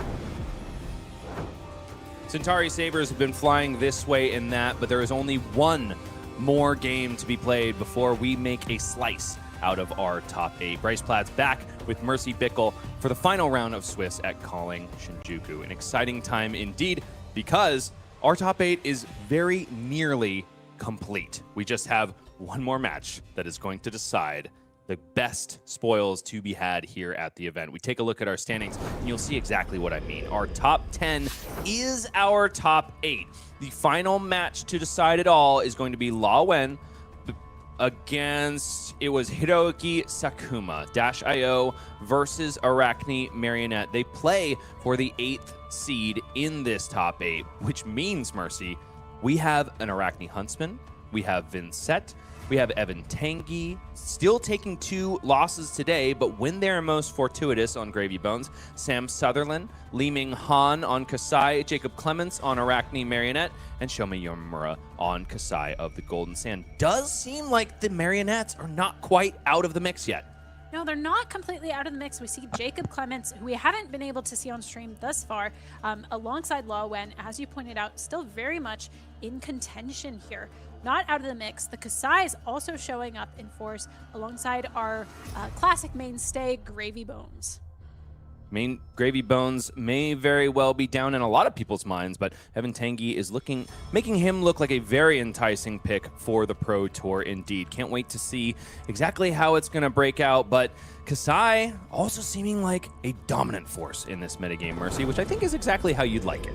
Yes, she's proving to be a real breakout force. You know, Kassai has rarely been completely out of the meta since heavy hitters, but she's gone up and down in popularity. I think we're going to see a big spike of popularity up until she hits that living legend point. So please, everybody, enjoy her, use her wisely. It's just so but fun chill to out. play. Is that the yeah, but chill out, okay? Calm down. Keep our girl in the mix just for a little bit longer. I want to raise some blades. Just settle for second place. Come on. There's no settling here, especially not for the likes of Shoma Yamamura or our next competitors. It is going to be very quick. You better keep your eyes peeled because it could be over in the flash of a pan. Here we go, down to the feature match area for the last time in the Swiss rounds of Calling Shinjuku. Hiroaki Sakuma is on -IO, trying to go very fast, crank as many times as possible against La Wen, who we welcome to the feature match area for the second time this tournament. If you'll remember, he did narrowly squeak by a Vynnset in day 1. I believe that was our last round of coverage, and La Wen made it a convincing victory, even though it was down to the dregs of his life total. Hiroaki chose to go first, which is exactly what -IO wants to do. See if the setup can be real, establish her version of Malefic Incantation and the like, and go boom from there. Now, the Travelers of Calling Shinjuku have, at this point, as you might imagine, have a sea of W's to their name. Each one will have 2 L's, though. In this case, Hiroaki has lost to Ming-Han and David Yao. He's not going to have to worry about Jarl anymore, but Ming and other Kassais are still going to be there if Hiroaki is able to claim that 8th slot in top 8. On the other side, though, Mercy, are there any -IOs? Indeed, there are. One that we have seen on stream, Esmond Heng, has been felled by La Wen, and so he must have practice and an edge, perhaps, in this matchup. La Wen also facing off very notable competitors, CYK Lionel, Yuto Suzuki, OO, all names that we know and love. Able to take wins over the last 4 rounds, but can he continue the streak? An interesting, a final win in round 11 against Tatsuya Okanishi, who is very much out of top 8 contention, even though his hair looks amazing. That W will potentially carry La Wen into the top 8 cut at Calling Shinjuku. The Heroes, now we have seen both of them on stream this tournament, and they should be very familiar to you at this point. -IO will be trying to enact a very fast game plan. Lots of boost cards, perhaps a maximum velocity, and a couple boom grenades mixed in there. Arakni Marionette might have something to say about that, though. Yeah, on the other side, Marionette's going to be sending lots of disruptive pieces that threaten to take cards out of -IO's hand and potentially kill her before she can really send a max velocity at Marionette's face. Okay, well, lock, stock, and 2 smoking barrels, a fist full of cranks, and here we go. This match is going to be over quick, so like I said, keep your eyes peeled. 36 plays 40. Of course, Dash.io starts at a detriment because that hero ability is just so powerful. Can always look at the top of the deck like Hiroaki Sakuma is doing right here and now. And I look for setup pieces immediately. Are they there? I'm not quite making out any items. It is a lot of boost attacks. There it is. Null Time Zone is there. Perhaps a very prescient start to this game, but only if Hiroaki can name the correct card. First, it is going to be a T-Bone, but for your money, Mercy, what is that Null Time Zone going to be calling? You know, it's interesting. I think you could use it to try to fend off certain power cards in the matchup, like, for example, Command and Conquer, Codex of Frailty, but those aren't particularly, or at least Codex is not pressing in these first few turns. We might also see it target power cards such as Savor Bloodshed, or even Orb Weaver Spinneret, which is a key part of Arakni's package in order to get that Chelicera on the board.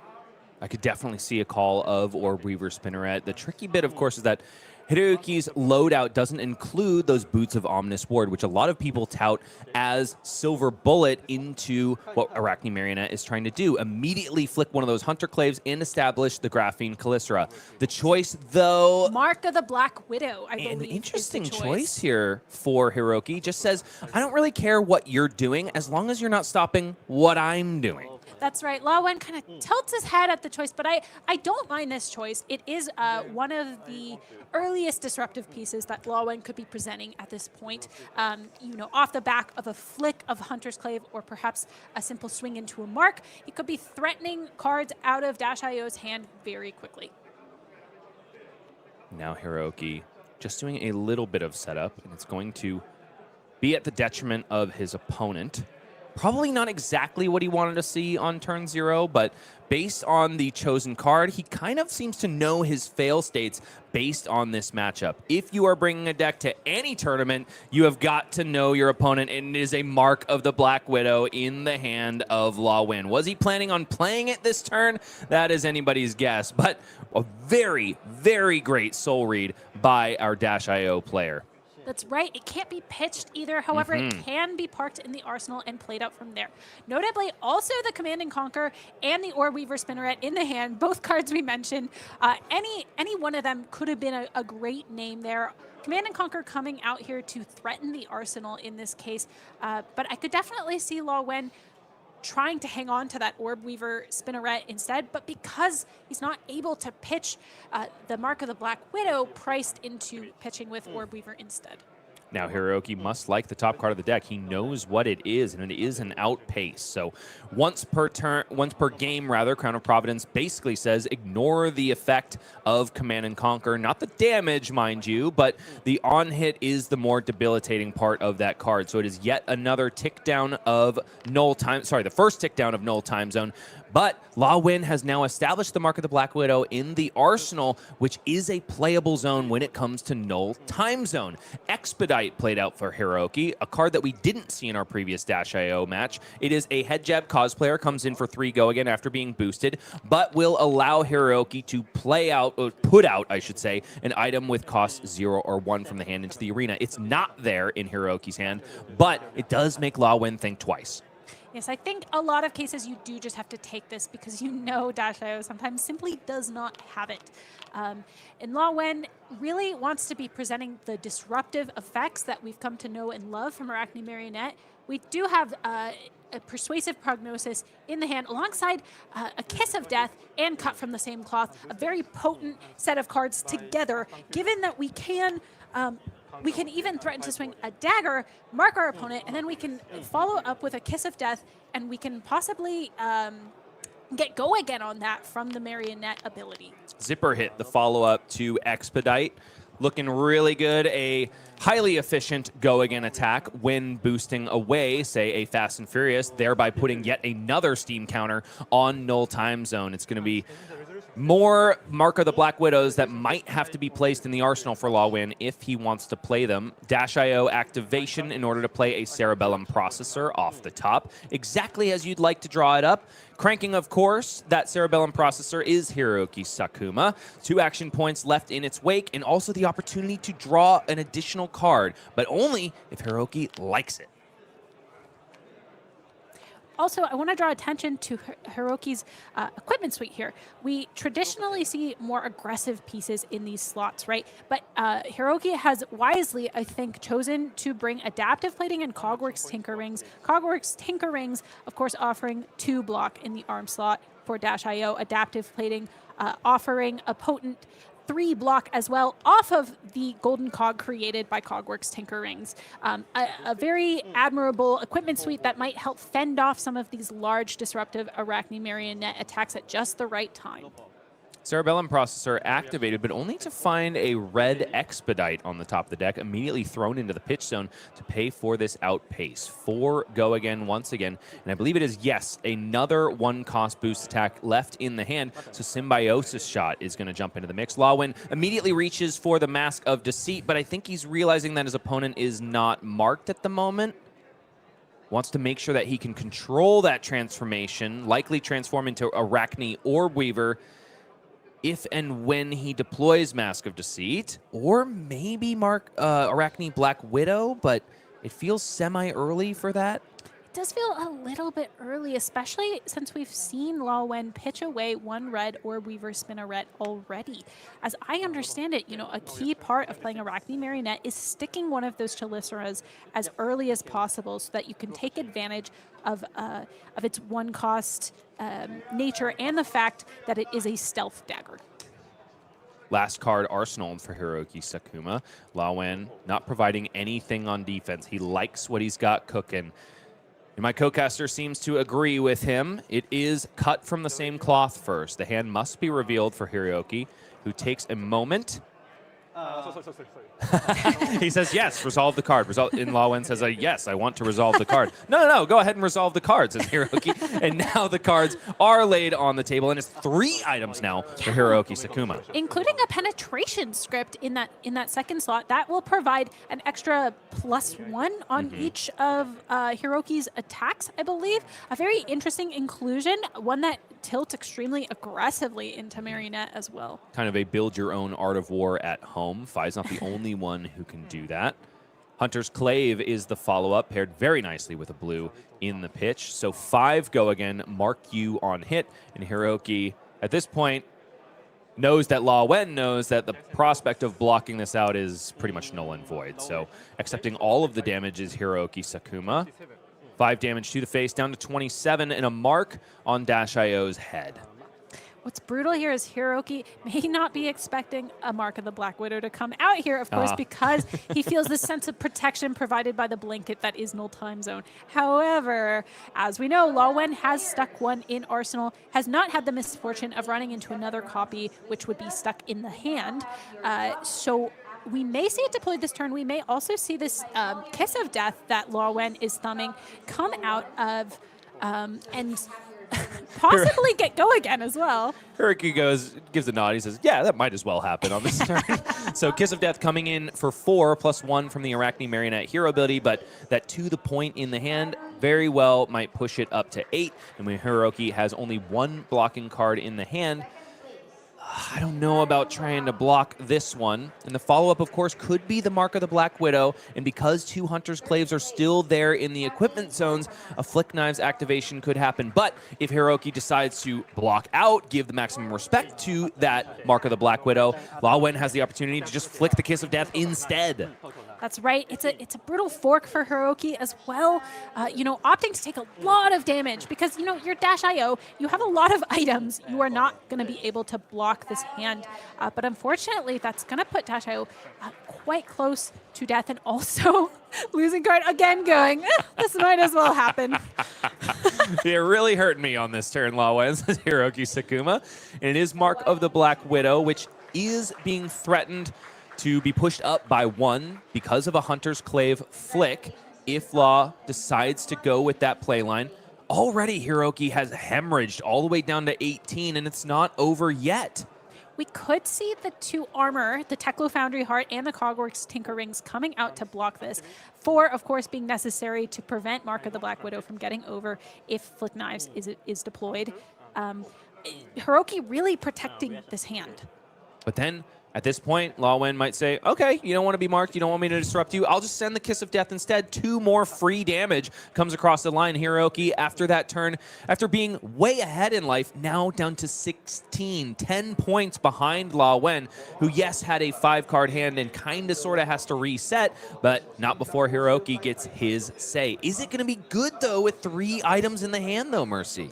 You know, I'm really not not seeing it being super great. We already have, we do have a Cerebellum processor on board already. We have that null time zone protecting against any possible Mark of the Black Widows, which Owen actually might have one in his hand right now. Let's take a look. Could very well, yeah. Another Mark of the Black Widow. Another one that's just going to have to be parked in Arsenal. May help on this turn in particular, although we also may see Law Wen block with it. Penetration script coming down, though, helping set up for a bigger offensive push on a future turn. We're also seeing the zipper hit come in for 5 go again here, although that'd be 0 to 60, yep. Excuse me, 0 to 60. Build your own zipper hit, if you will. There you go. Coming in off of the back of penetration script. Also notably, though, penetration script has been cranked. It does not have a steam counter at this point, so it is not going to stick around for next turn.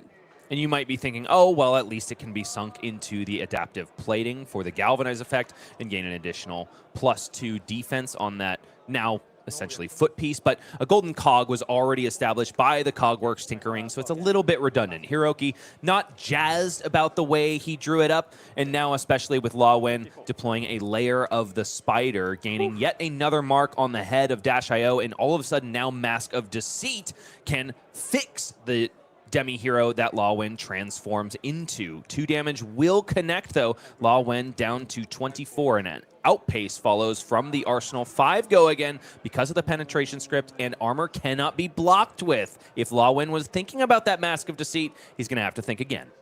This is quite a bit of damage that Hiroki is presenting. We are sitting at 16 to 24, which could quickly become 16 to 19, and so on from there, especially with Symbiosis Shot sitting with 3 counters on it. But Law Wen gripping this hand, let's take a look at it. It's got another Kiss of Death and Cut from the Same Cloth in the same hand. That is a very potent 2-card play, of course, because Cut from the Same Cloth does affect Kiss of Death, which has that dagger subtype. Mm-hmm. But does he want to save the Mark of the Black Widow for the Arsenal? Could, of course, block with it this turn. That is one of the things you're still allowed to do with Null Time Zone. Exactly why it was so potent against Inner Chi, because you can't block with those cards. They just have pearls in the bottom right. We do see the development of that Techlocore, so a bit of a setup turn, mixed in with a little bit of damage, a little bit more mid-rangey, if you will, from Dash.io. And Law Wen is going to say, I would like to look at the hand. Does this resolve? Dash.io takes a look at the top and says, yeah, it resolves. And now this is a hand that I like a little bit better from Hiroki, especially when he's been able to keep the life totals fairly close. Obviously, after Law Wen goes ahead and sends Cut from the Same Cloth with Kiss of Death, that is going to be a very different prospect. But it is a massive win, I should say, for Hiroki, that he was able to cap off that previous turn with an outpace. I think there is definitely a world where Law wanted to go ahead and utilize the Mask of Deceit, tack a little bit of disruption on top of this Kiss of Death, and force cards out of the hand of Hiroki. As it stands right now, it's just damage. It is just damage, but this is threatening 9 effectively right now, bringing Hiroki down all the way to 7 points of life. And if there's some way, we know that it is a Mark of the Black Widow in Law Wen's hand that cannot be used here. But Hiroki might be thinking there could be another attack to follow this up, and then a flick of the Kiss of Death, which brings you 2 points lower, all the way to 5 points if you opt to take the damage, on top of whatever stealth card could be sent, which sends Hiroki into extremely dangerous territory, given the turn after turn damage that Flick Knives does represent. And then Hiroki could also be considering, well, okay, if I just need space, maybe I can put out my adaptive plating, get the value on this golden cog or the cerebellum processor or the penetration script that is going to die at the beginning of my turn anyway. But with Law Wen holding that Mark of the Black Widow back, your brain has to scream alarms of Tarantula Toxin. I know I am not supposed to block Kiss of Death. And so that's exactly the stance that Hiroki takes. 19 plays 16, but so much life in the mix. Hunter's Clave going to come across, clear out that right-handed slot. And that's all it's doing because, of course, the mark conveyed by Hunter's Clave is redundant to the one that is already on Hiroaki, and then that one will be consumed by Kiss of Deaths on hit. It's just extra damage here and a room for Graphene Calycera. Down to 6 already is Hiroaki Sakuma, but he's got 4 potent cards in the hand, items on board, and he's ready to do some bloodletting of his own. I really like Lo Wen doing all the right things here, I think. Keeping that extra card, the Mark of the Black Widow, in order to threaten the potential of the Tarantula It's the squirm factor. Yes, it's the squirm factor, absolutely. And using that Flick Knives appropriately, not really gaining any extra equity out of it, just 1 life in order to make room for Calycera, which could come out now that Mask of Deceit is free, although because Hiroaki is not currently marked, Lo Wen would not have a choice in that transformation. Throttle, 6 go again. Another Throttle banished off the top of the deck. There's still a Teklo Pounder in the hand to fuel the rest of the turn. The real question for Hiroaki is, what is the deck going to give to you? Spark of Genius is there, and that random card cannot be fixed by Hiroaki.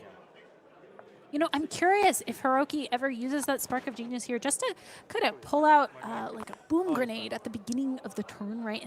And start. Well, you have to boost first, but perhaps we see that come down just to start threatening Lo Wen's hand. Of course, Arakni has a lot of 2 blocks in the deck. It can be very difficult to cover up that damage.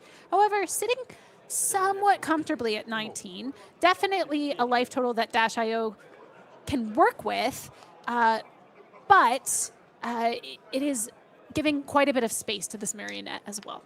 4 damage taken by Lo Wen, now sitting at 15, it would seem. There's still more from Hiroaki, but I don't think we're going to be seeing lethal amounts of damage on this turn cycle. I think Hiroaki is just hoping to put forth something that can force Lo Wen to give him some cards. That's right. That is the name of the game right now. Take Marionette's cards before Marionette can take yours. Of course, Hiroki sitting at a very precarious 6 life, easily threatenable by anything like Kiss of Death, or if it toxins, which we have not seen thus far. Not yet, but they are there somewhere. Honestly, Lo Wen's deck has been very cooperative to him so far. Can't quite say the same about Hiroaki Sakuma. That 3-item hand definitely will make Dash.io players in the audience cry a little bit. In the hand is a Codex of Frailty for Lo Wen. Random card drawn for Hiroaki Sakuma seems to be redundant resources. It is Cerebellum Processor, a fantastic card from the Dash.io Armory deck, but only if you have extra action points. It simply does not, at least yet. Lo Wen also taking quick stock of what Dash.io has left. Of course, a lot of cards are getting boosted. A lot of cards have been used. Maybe getting an idea of the shape of Hiroki's hand and trying to read it a little bit in order to best navigate this turn cycle. We do know Lo Wen has that Mark of the Black Widow, yet again, parked in Arsenal, ready to be deployed. But if Lo Wen wants to take advantage of cards like that Codex of Frailty that we see at the front of the hand, along with a cut from the same cloth and a Saber Bloodshed, this is looking to be an extremely potent turn for Lo Wen, unless Hiroaki can really meaningfully threaten that hand. And I just don't see a world where Dash.io does that. Honestly, the most meaningful on-hit she has in the deck, likely just Heist, I want to say. And I don't even... Oh, well, now we have an item in the Banished Zone, even though I think Hiroaki was activating Teklo Foundry Heart not because he needed the resources, but instead because he wanted to change the top card of the deck, see if he could find an action point to actually utilize his Cerebellum Processor on this turn. But does seem to be that he's found the item. What is it? Off the top of the deck, it is a Boom Grenade in the yellow. I mean, maybe not optimal, but the action point, that was the key part of this turn. Card on the top of the deck can't quite make it out. Gonna have to live in Oblivion with Lo Wen, but we know that there is more potent output here because of the backup protocol red and of course the Pulse Wave Harpoon that is in the hand. Cerebellum Processor joins the rest of the, oh my goodness, this is 5 items on the board and gets in the mix right away. He likes the card on the top of the deck and it was 0 to 60. Can't complain with 0 cost boost cards. No, can't complain at all. That lined up very well for Hiroki, just trying to make somewhat of a Hail Mary to find that action point. As we mentioned, 0 to 60 is coming down for 4 go again. This red backup protocol is also kind of sitting pretty. We have the 3 resources floating in the pitch zone. So Hiroki can use those 3 resources to send the Pulse Wave Harpoon and get back something like, I don't think we've seen a max velocity hit the grave yet. Is that right, Bryce?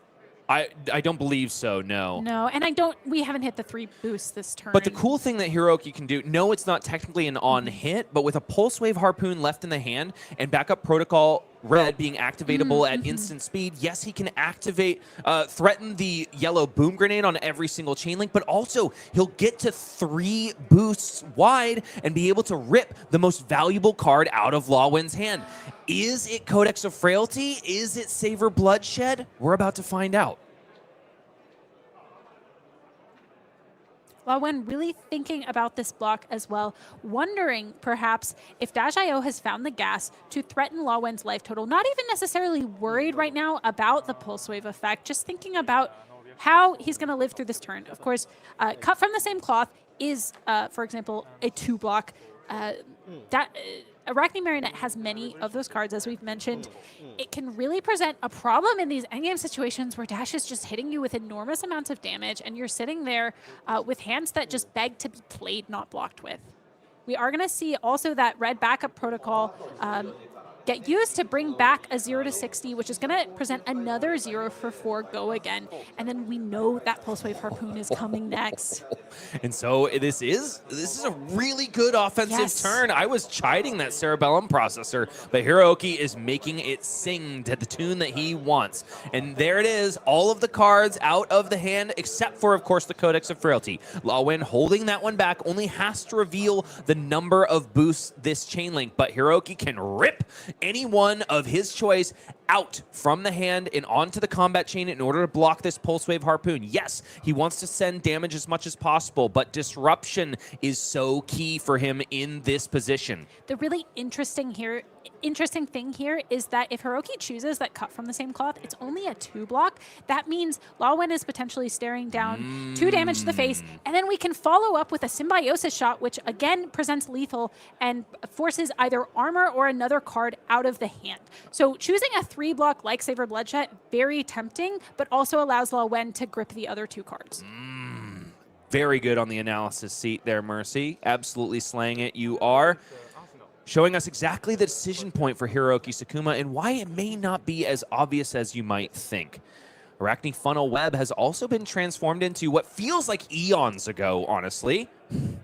Right, I completely missed that transformation as well. Actually quite relevant, right? Because we can't get go again off of that Mark of the Black Widow in Arsenal quite so easily. We were thinking perhaps Lawin could use that in concert with a Flick Knives of the Hunter's Clave to get go again and keep extending the turn, but it looks like he's going to be stuck sending 1 attack at most. And there is still some defense in the equipment suite for Hiroki. Yes, he's going to have a hard time surviving at 6 if Lawin is able to keep a meaningful amount of cards. And yeah, even if Hiroki forces the block of cut from the same cloth and then maybe buys the tunic as well on the Symbiosis shot, Lawin's going to have something to clap back with. There's no question about that. And so he's definitely going to need the adaptive plating and the last block on that Teklo Foundry Heart if he has hope of sending anything again. Teklo Core is also there. He can operate on small hands. Oh, but this decision clearly agonizing for a man that might be fighting for top 8 in this position or might be going home. The other interesting thing here is Hiroki, of course, does not know what's in the arsenal, but this infect doesn't matter very much, and we do see the cut from the same cloth chosen, likely because of the reason I mentioned, threatening another card out of Lawin's hand or threatening to grab that tunic or Flick Knives, which can both be very impactful at this point in the game. Oh, you called it, Mercy, as quickly as it came. Symbiosis shot, now buying the Fiendel Spring Tunic. Lawin down to 1. My goodness.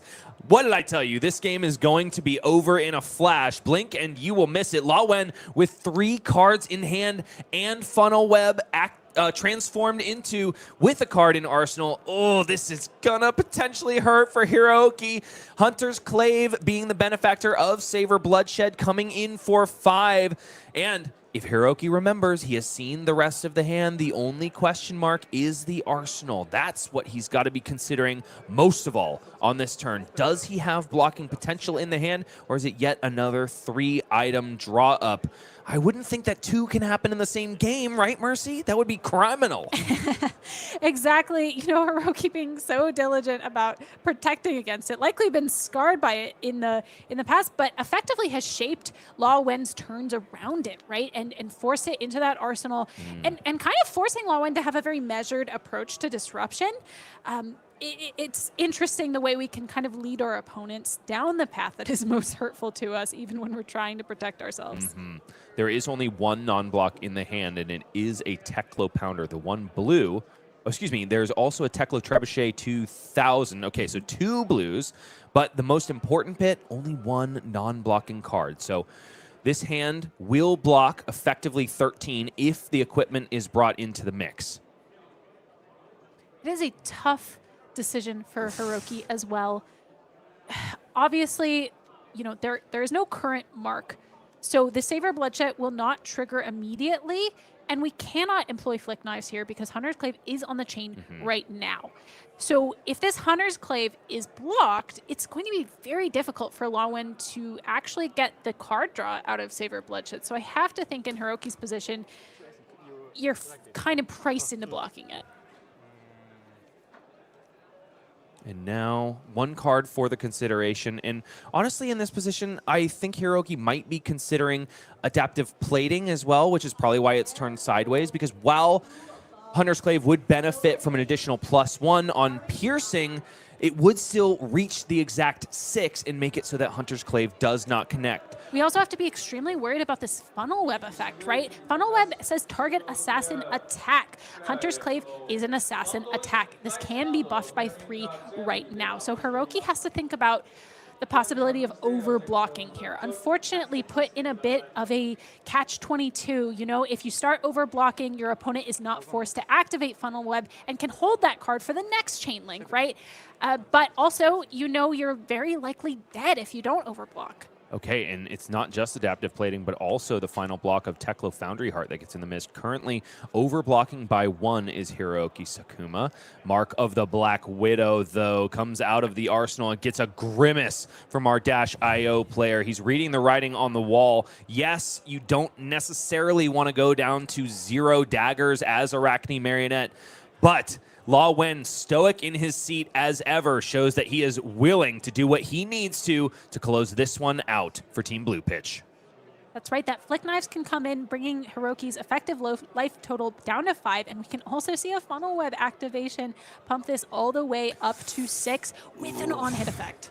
And now that Teklo Foundry Heart sitting inanely on that first chain link could have overblocked this Mark of the Black Widow and prevented the extra bit of disruption. But of course, Law Wen still has the activation of Funnel Web, so maybe it's a bit of a moot point, but it is a Flick Knives activation, a discard of the Infect. Up to 6 goes this Mark of the Black Widow, was never getting completely blocked out. 3 damage converts to the face, and Hiroki must banish the Teklo Pounder out of the hand. Is no longer marked, mind you, and Law Wen did gain an action point because that mark, oh, never mind, because he was not Arakni Marionette at the time. I was about to say he can't use it anyway, but... And the mark should be removed from Hiroki Sakuma, perhaps not the most relevant part of what we're about to see. Very curious what Hiroki is going to be able to do here. We have just the heist coming down off the back of those 2 remaining Teklo Core resources. This is a pretty potent attack when your opponent is sitting at just 1 and with only 1 block available from the equipment suite. So it could take as many as 2 cards out of Law Wen's hand. We know that there is a red boom grenade in the banished zone of Hiroki Sakuma. I don't think that is the most relevant part of this on it. I mean, Law Wen's at 1. He's dead if it connects. So he thumps through the banished zone for a quick moment, and then he's like, I don't even know why I'm considering this. We're actually going to be pulling 3 cards out of Law Wen's hand because of the Symbiosis shot that can follow this up as well. So you know, as low as Dash.io went, still quite a lot of damage coming out because of those important pieces we've seen, like the Techno cores. When it's just Savor, Bloodshed, and a Fate Foreseen left in the hand of Law Win. Without any daggers, he's forced to block with the Savor, Bloodshed. Arsenal of Fate Foreseen and Hope. Pray, please, please, please, please, please, like Brodie Spurlock before him, that Hiroaki draws up a dud. But it's looking pretty darn okay to me. Teklo Trebuchet 2000 only comes in for one, but then gives the next attack a little bit of extra juice, and man, one hurts a lot when you're at one. One is sure good enough when it takes an entire card, which might be worth 2 or 3 block on its own. It might as well be an attack for 3. Now, there is a yellow boom grenade in the hand, but looks like it's going to be converted to something else off the top, which might be helpful. Wouldn't you know, it's yet another yellow boom grenade, but this one gives an additional action point. More shots of the Symbiosis shot. Huge for Hiroaki in this situation. I'm trying to come up with a way that Law Win survives this turn. I think it would be very, very difficult. You know, we do have the D-React parked in Arsenal, but there's just a lot of split damage here. You know, it's reminiscent of the Kadachi locks with these, just this little bit of one. So annoying for Law Wen to deal with, but able to put the flick knives in front of it, deal with it fairly effectively.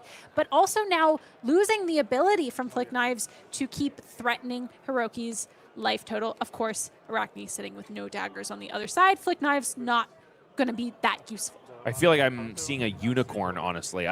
It's so rare for Arakni Marionette to go down to no daggers. I much more often see Syndra go down to no daggers than Arakni Marionette. Teklo Trebuchet 2000, the second, gets blocked out by Stains of the Redback. Then a T-Bone is to follow. 5 go again now because of the buff of Teklo Trebuchet 2000.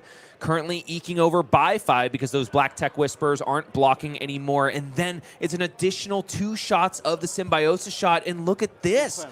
There's no way through this, am I right? I mean, Law has to block with 2 cards from hand, also has the Fate Foreseen, and then the Symbiosis. Wait a minute. No, he survives exactly with the cards available. That Fate Foreseen could not have come at a better moment for Law Wen, who might be able to live to see another day.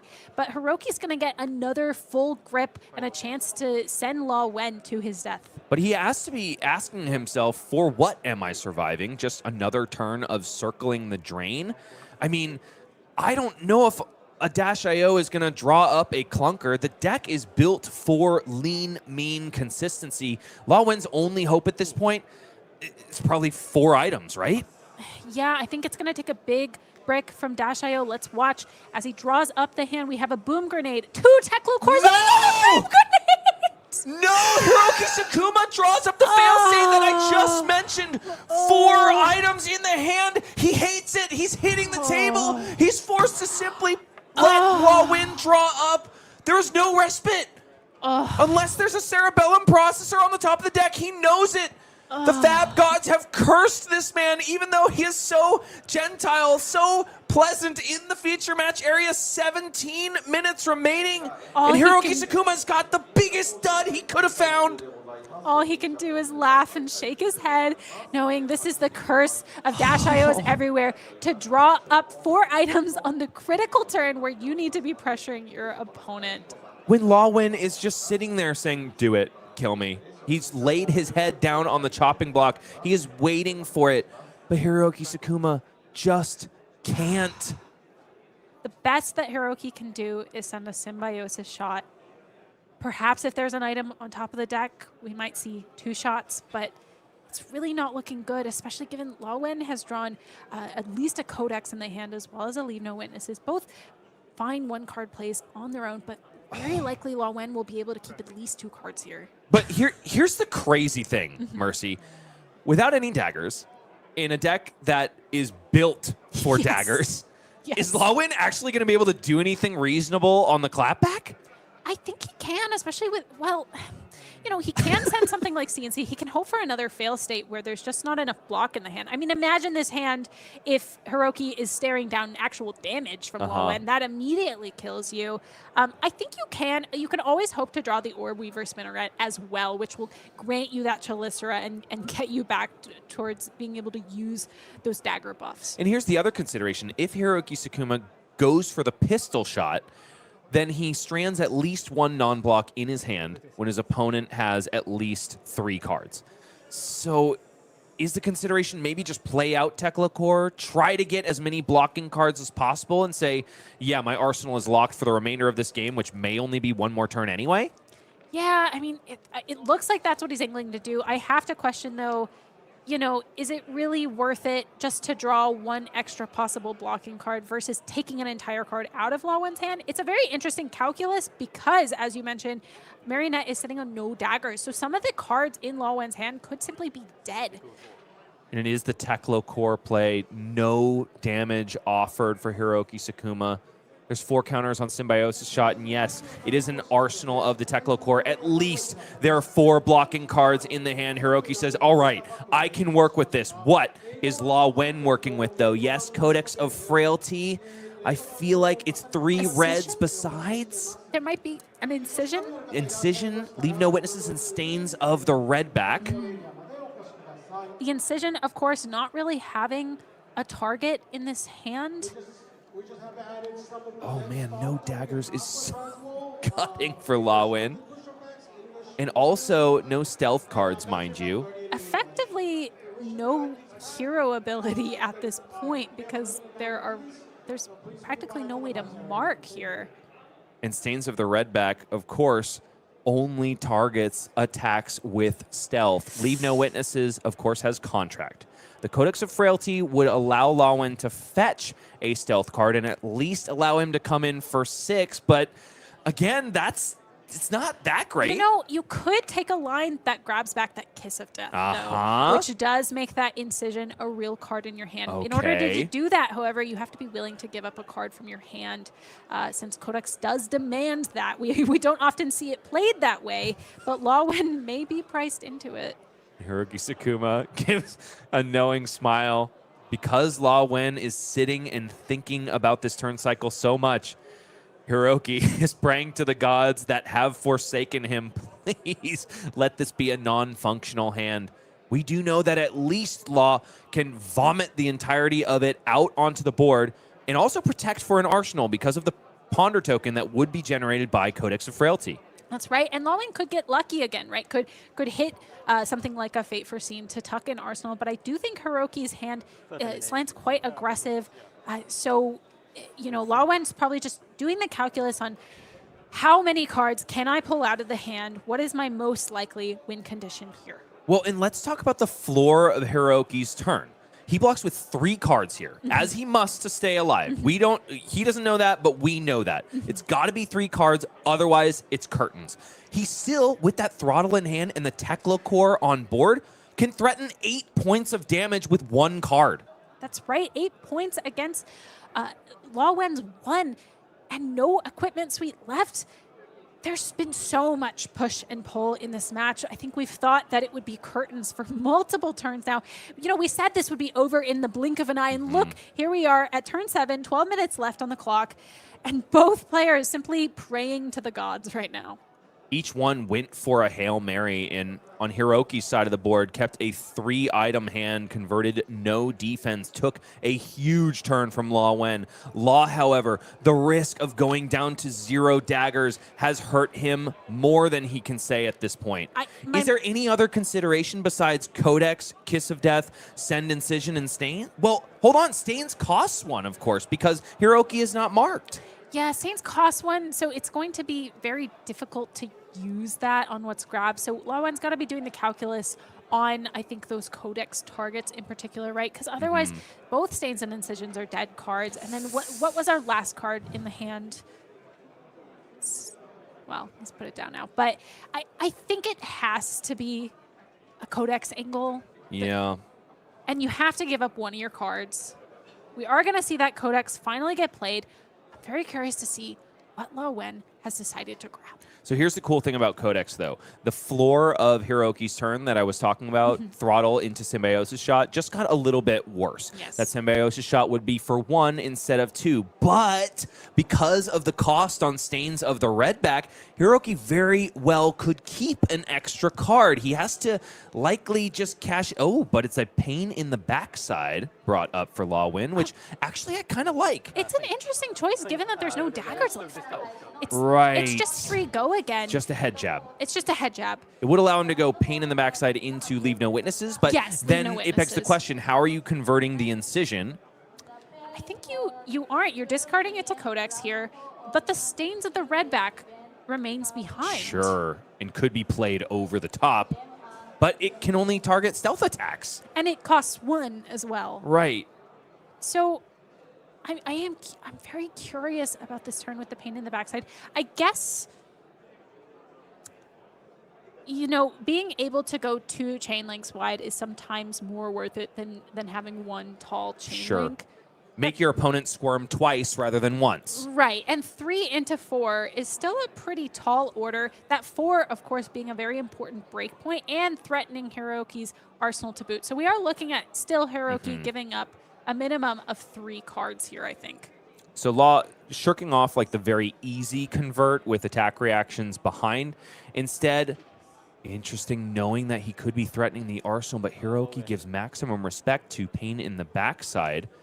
There are so few attack reactions that can actually target pain in the backside. What is that overblock looking for, I wonder? I am also very curious because we know Stans can't target it. It's not targetable with, I mean, there is, I mean, pain in the backside is targetable by just about any of the pumping demi-heroes. That's one of the key aspects of it. But as it stands, it's just Arakni Marionette. Maybe Hiroki doing, maybe Shred or. Sure, that's actually very relevant. Yeah, it's tough though. At this point in the game, Hiroki is just got to be kind of quaking in his boots, like, oh my God, what tricks is Marionette going to send at me now? May have already resolved to throw down the hand, thinking it's going to be 2 cards and 2 cards. Right. That could be part. Sometimes you just get a little bit tunnel visioned into something like that. Ooh, so difficult for our hero. If you are rooting for -IO, 1 damage means that it's 1 plays 1. Tekla Core in the arsenal will be banished alongside a zipper hit off the top of the deck. Silver token generated for Law Win, but he's just going through the motions. It is just a pleasantry at this point. So that Ponder token not really going to get any true value because Law Win already has a card left over in the hand. Back over to Hiroki, who can just send exactly 7.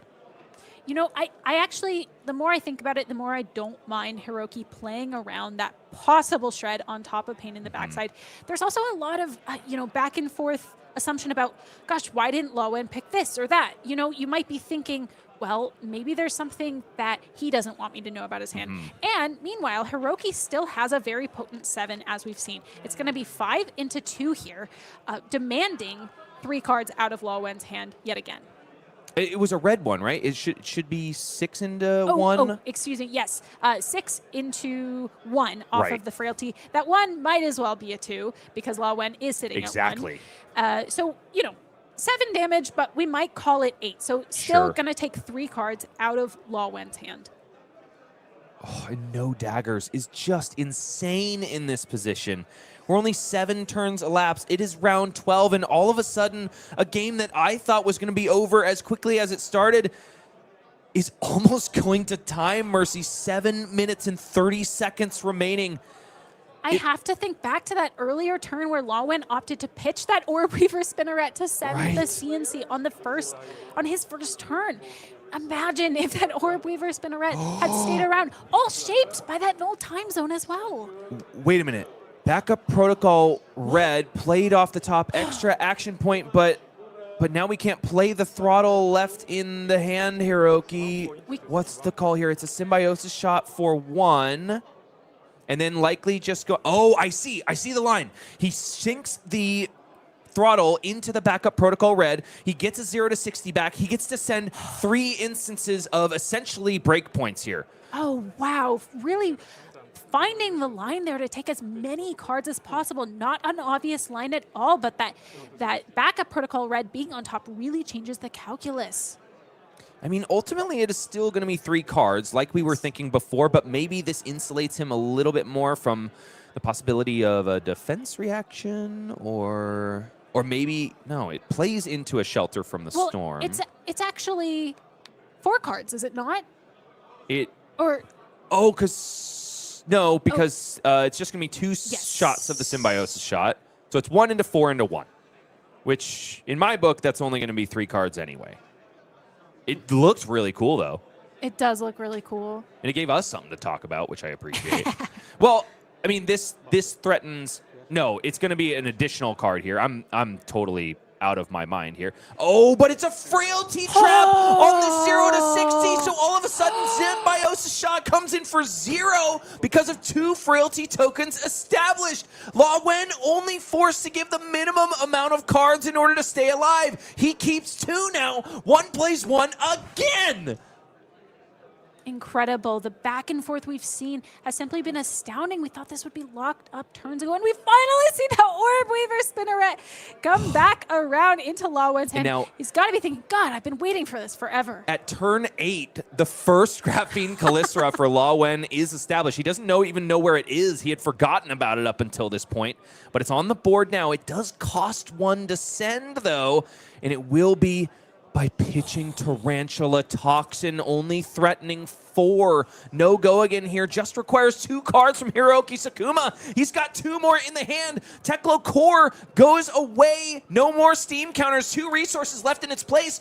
This has got to be the kill shot now, Mercy. What is happening? Surely with the snap block off, unless the last 2 cards don't block it, all I have to imagine it's going to be the kill shot. Why don't we see if we can take a look at what Hiroki is looking for, taking stock of his own cards.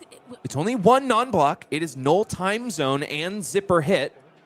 So we're looking at another 5 into 2 here at minimum. At least 7 damage, which will once again demand 3 cards out of Law Wen, but maybe not kill him. Is the top of the deck going to be kind? Will there be a Teklo Foundry Heart activation to see if we can get an additional action point for Hiroaki Sakuma? Turn 8, only 4 minutes remain. Oh my. Never a game I expect to see go to time, of course, but Hiroki is taking stock. What does Law Wen have left, and what do I need to be worried about if I don't strip the hand here? I've seen some crazy things this tournament, Mercy. I have seen 3 Talk a Big games missed by exactly 1. I've seen an almost undefeated Betsy at the end of day 1 coverage. Null Time Zone now being played out. Meet Madness is the call on this Null Time Zone. Very interesting. This is so interesting, since we know Hiroki could have opted to pitch the Null Time Zone instead to send the Zipper Hit, but is instead going for Symbiosis Shot.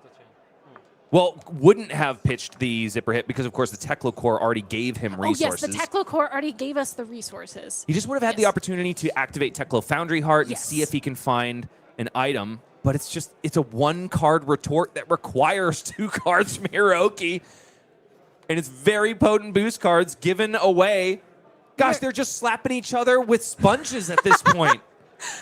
It is back and forth, back and forth. I feel like we've lost count of what turn it even is at this point. And, I think Dash.io is in a very fragile position here, more so even than Law Wen, potentially, simply because can draw up those item hands at any point and lose tempo, lose the ability to take any cards out of Law Wen's hand. But it's not going to be this turn. It's Cerebellum Processor played off the top. Hiroaki Sakuma takes a look at the top card of the deck, immediately boosts it away because it is a maximum velocity, not resolvable on this turn. Fate Foreseen, though, jumps in front of 0 to 60. My question is, why is the declared card on Null Time Zone Meet Madness instead of one of these defense reactions? This is kind of what I was worried about on the name of that card. And now the follow-up is Symbiosis Shot just for 2. There's 1 action point remaining because of that Cerebellum Processor that came off the top, so it could just be an additional shot of Symbiosis Shot. Makes me wonder what is on the top of the deck. What was so bad to draw? It's very interesting. We are going to see 3 cards get stripped out of the hand for Law Wen. What can Law Wen send back? It's going to be another Leave No Witnesses, one of those all-important 4 break points, which is going to require at least 2 cards out of Hiroki's hand. And another 2-card block, but then it's 2 items in the hand. Penetration Script and Backup Protocol Red, it's not all bad. He can at least play out Backup Protocol Red and transform it into a zero-cost boost card. But gosh, it's not enough damage to get through Law Wen.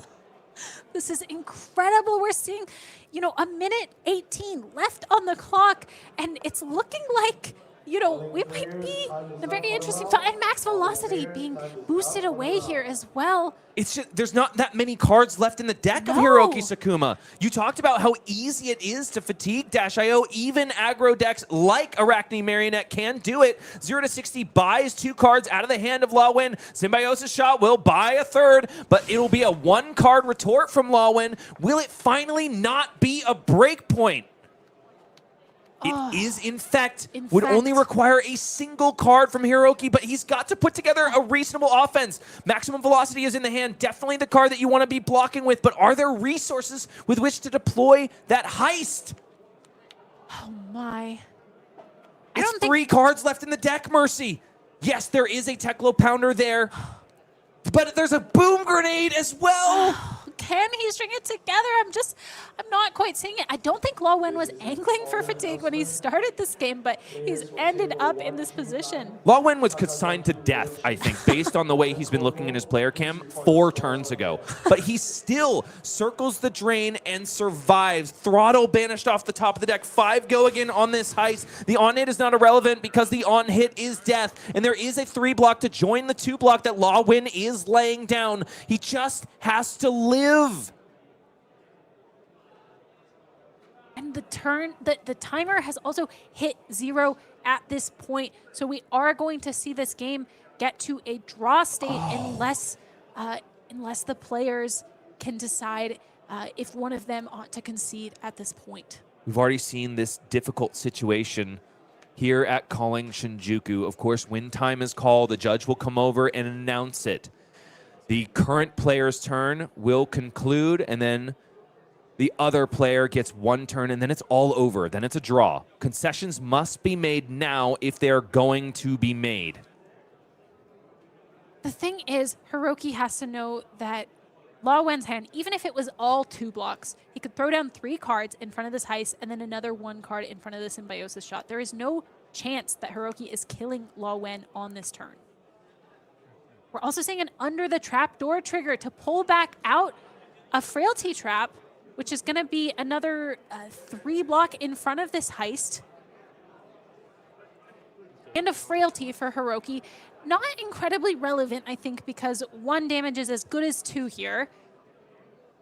Symbiosis Shot, yes, will buy a card. You are right, Mercy. Is just as good. Oh, but the last card's stranded in the hand for Hiroki. And I'm not sure, maybe our timer is off. It doesn't seem like the players are all that concerned about time yet. Look, it is a concession from Hiroki Sakuma does extend the fist bump and looks to the heavens. He says, if there was just 1 more turn that didn't involve 3 items, 4 items, I could have gotten there. And Law Wen thanking his lucky stars. He definitely seems to be blessed, at least here at Calling Shinjuku. He thanks the Fab Gods for burying the chances of his opponent and Dash.io. I have never seen it drawn up that poorly. What an incredible game of Flesh and Blood to have witnessed these 2 incredibly aggressive decks grinding it out to a fatigue state that neither of them were even worried about at the start of the game. Mercy, north of 20 minutes, we were already sub like 10 life on each side of the board. There's no way I could have called that. No way. Unpredictable. An extremely exhilarating game of Flesh and Blood nonetheless, although I know both players are just going to be thinking about that game for probably years to come, thinking through the decisions, especially on the Dash.io side. Hiroki's probably thinking about a piece of trash that he didn't pick up one time, and he's like, that was the karma that I needed. So you can expect a good Samaritan to be walking the streets of Shinjuku tonight. But we do have to take a look at our top 8 cut because it has been made, and it definitely includes Law Wen. Very excited to show you that. Arakni Marionette is in the mix in multiples, not just in the hands of Jacob Clements, one of its major progenitors and also fans. Also, Law Wen is there in the 5th seed. Fuka Dang Arakni Huntsman has made it there, the only Singaporean representative as well. It's going to be Assassin off in 4th and 5th. Brodie Spurlock is also there. Vynnset Iron Maiden versus one of 3 Kassais of the Golden Sand. The other 2 are going to do battle in 2nd and 7th seeds. Oh boy, and Dash.io is still there in the hands of Sam Sutherland. I really didn't expect, Mercy, for us to see so few Japanese flags in this top 8. You know, it's a great part of Flesh and Blood that you can travel the world, you know, play the game, see the world. So I think it's incredibly awesome that we have so many flags represented up here. Yes, alongside 2 fantastic Japanese players. My eye here is also drawn to the fact that all 3 Kassais are on the same side of the bracket. So duking it out together, however, also makes it quite likely that one of them makes it to the finals. There can only be one of them making it to the finals, though, and Brodie Spurlock does stand in the way. I'd have to imagine he's felled a few warriors on his way here, especially since so many were lurking around the top tables. Remember, 5 Kassais were still in contention for top 8, not but a few rounds ago. How do you like the chances of Dash.io after what we just witnessed, though? You know, I think Dash.io has a really good chance into Marionette. Obviously, we saw that last game not quite work out for Dash.io, but, you know, Sam Sutherland, an absolute master player of Dash.io. We've seen him take Dash.io to great heights, Worlds and other tournaments.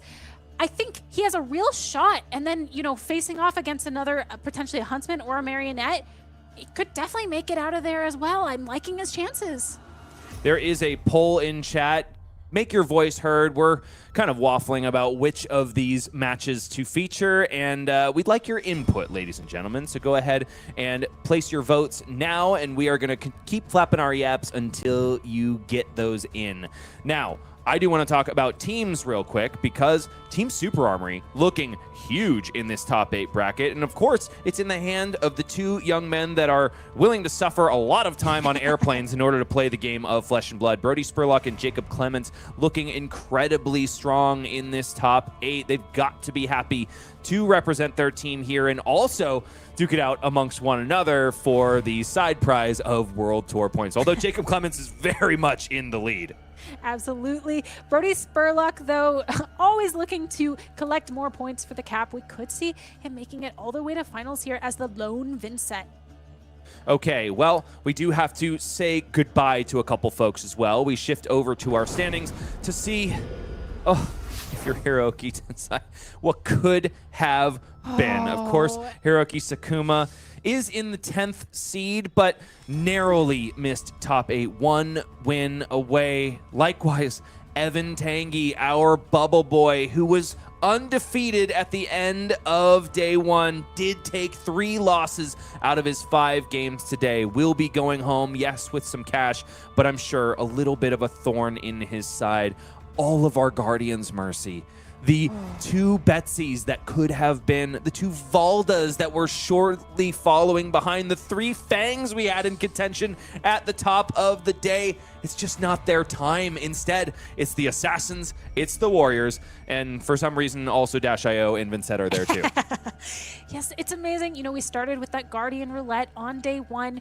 We were so excited to see them perform. We were so excited to see the Betsys, but they have fallen off, it seems, on today. It is unfortunate, but I do believe these heroes will be back to rally again and show people what they're made of. The polls are still open, folks. Get those votes in now because we need your help. We have to decide on this top 8 match, but we can't do it without you. So keep voting. Keep letting us know what you want to see. We want to put the entertainment where it belongs, right in front of your eyeballs and in your ear holes. We take a look at Tatsuya Okanishi as well, the man from Japan, sporting a brand new Earth hero for himself at 8-4, unfortunately, after a loss to La Win in the final round, the penultimate round of Swiss. Also, this is where our Arakni Huntsmans are as well, and our Draconic Ninjas not able to rise to the occasion here in Shinjuku. What do you think you can glean from this if you are a competitor that wants to go to PT Vegas?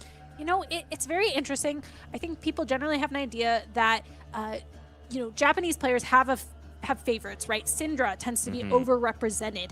Marionette, Huntsman, a little bit overrepresented. So I think people are going to have to take some of the results with a little bit of a grain of salt.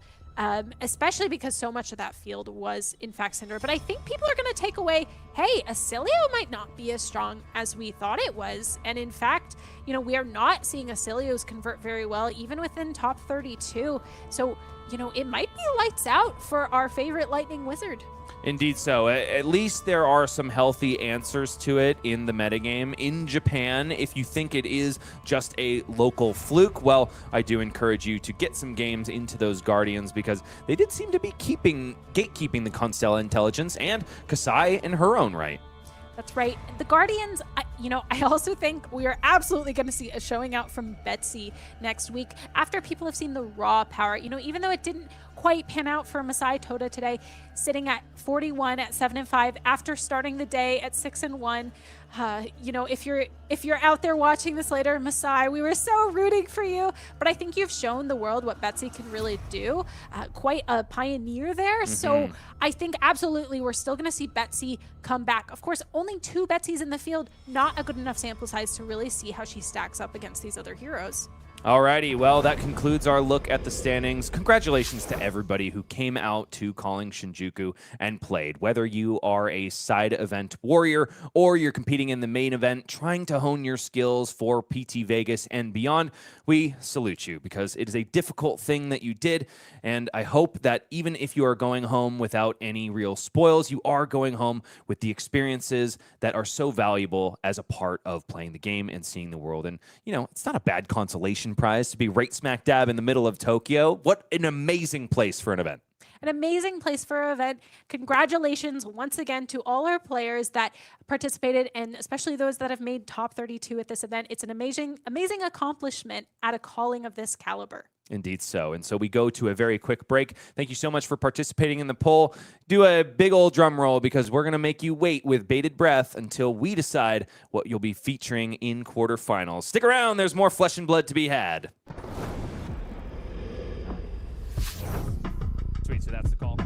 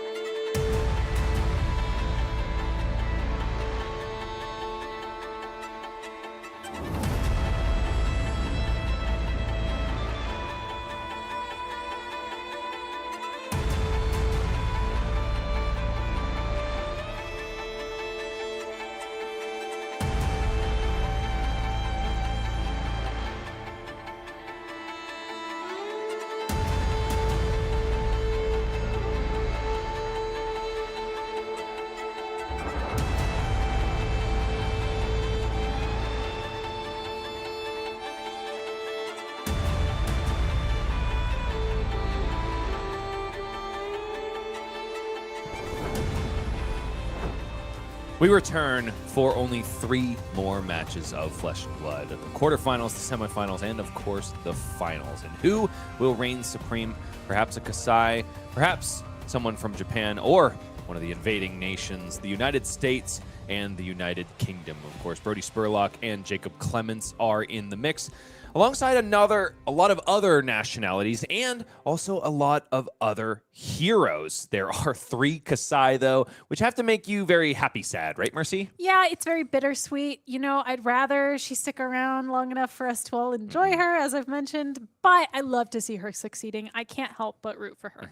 Because, of course, if she takes this tournament down, yes, she'll still be live for Pro Tour Las Vegas, but with that 1.5 times multiplier, it's 75 points when she only needs north of 100 to hit those hallowed halls. An eventuality that we'll consider when and if it happens. But first, another look at our top 8 bracket in case you didn't get a good glimpse before. Now, we heard all of you in chat. I'm going to get that small business out of the way. Our featured match will be, of course, 3rd and 6th seed Brodie Spurlock on Vynnset Iron Maiden versus Hirotsugu Shimauchi on Kassai of the Golden Sand. Perhaps the most interesting in terms of hero matchup in this top 8, but the warrior player in me did kind of want to take a gander at that Kassai off because it is ever so intricate.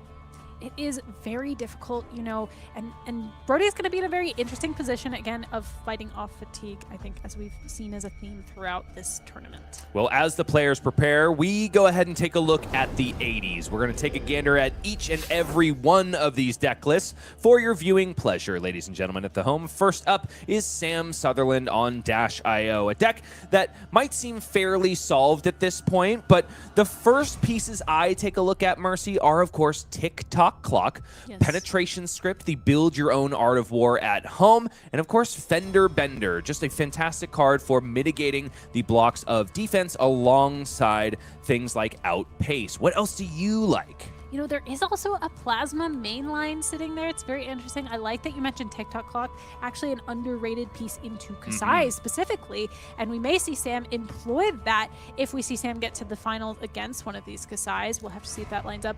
There's also a Convection Amplifier. Quite a lot of tools here to fight against fatigue. And now we go next to the 7th seed, Ming-Han on Kassai, one of 3, of course, and now we're going to see a lot of Kassai lists here, Mercy. So let's get the cliff notes of what is interesting. There are 2 copies of In the Swing, just like in that of Hirotsugu's list. There's a Gore Belching, a 1 of Jagged Edge, perhaps there just to provide a little bit of respect to Ziggy Starlight, but those pale in comparison to what Blunton can do against any weapon-centric deck. Now, I also see only Grains of Bloodspill, not a Fiandel Spring Tunic to be seen, and not a Hot Streak to be seen as well. That's right. We also do have a Gorganian Tome, something we're going to want to pay attention to, especially in this Kassai mirror, where sometimes it can be a bit of a liability and grant your opponent the ability to draw 2 cards on their own turn. So I'd like to note that inclusion. We also have Arcanite Skullcap, not going to be incredibly relevant in this top 8, but a piece perhaps hedging against the Arcane Asilios that we might have expected to see. Something that every deck needs to be cognizant of in this field. We go to another Kassai list, this time Hirotsugu, who is, yes, on the same hero, but perhaps not the same 80. The first thing I see is Helm of Astral Sanctuary and both contentious chess pieces, that is Fiandel Spring Tunic and Grains of Bloodspill in the list. So it seems to be a mild switchboard play, which makes me immediately look for Steelblade Shunt, Mercy, and it is not in the list. No, it's not in the list. You know what notably is in the list also, though, is 1 copy of Command and Conquer, a card we don't usually see in Kassai lists. So I am very curious about that. That Helm of Astral Sanctuary, also very interesting. Potentially, you know, something like an Omnis Ward into Marionette players and the like. Generally, though, you know, I'm also noticing, just like the last list, we have a That All You Got as well. In a 1 of In the Swing instead of 2 of, but still that 1 of Jagged Edge, and also 3 copies of Sigil of Solace, which I'm not 100% sure I saw in the previous Kassai list. We'll have to see what Shoma has to say about that, but not before taking a quick detour to Mario Land. That's right, La Wen is going to finally show us everything that's in the 80, even though we've seen a good helping of it on stream in 2 previously feature matchups. That one of Frailty Trap moves my eyebrows up because that, of course, was the blowout that we just saw against Dash IO. There was only one opportunity to find it, and he found it when it hurt the most. A very important inclusion. We also see one take up the mantle, a card, especially we seem to see in the Japan region a lot, this take up the mantle, despite the loss of cards like Bonds of Agony, right? It's still, quite a powerful card because it is a 0 for +3, and you can still, turn your card into something like a Kiss of Death. But not powerful enough for more than one single copy. Lawen says the times I've drawn them in pairs are enough to make me scared of that eventuality. There is, of course, that one of Death Touch, which I do love to see. It seems like Lawen is a player that really respects the toolkit aspect of Assassin, which kind of lends itself just by virtue of Codex of Frailty being around, but more importantly, cards like Under the Trap Door and Arakni Trap Door. Very notable as well, just one copy of Command and Conquer, an interesting inclusion. But why don't we head on over to our other Arakni that we have, not an Arakni Marionette, but an Arakni Huntsman. A very exciting include here if you are the person who designed this hero, that is Brian Gottlieb, of course, is singing the praises of Fu Ka Dang.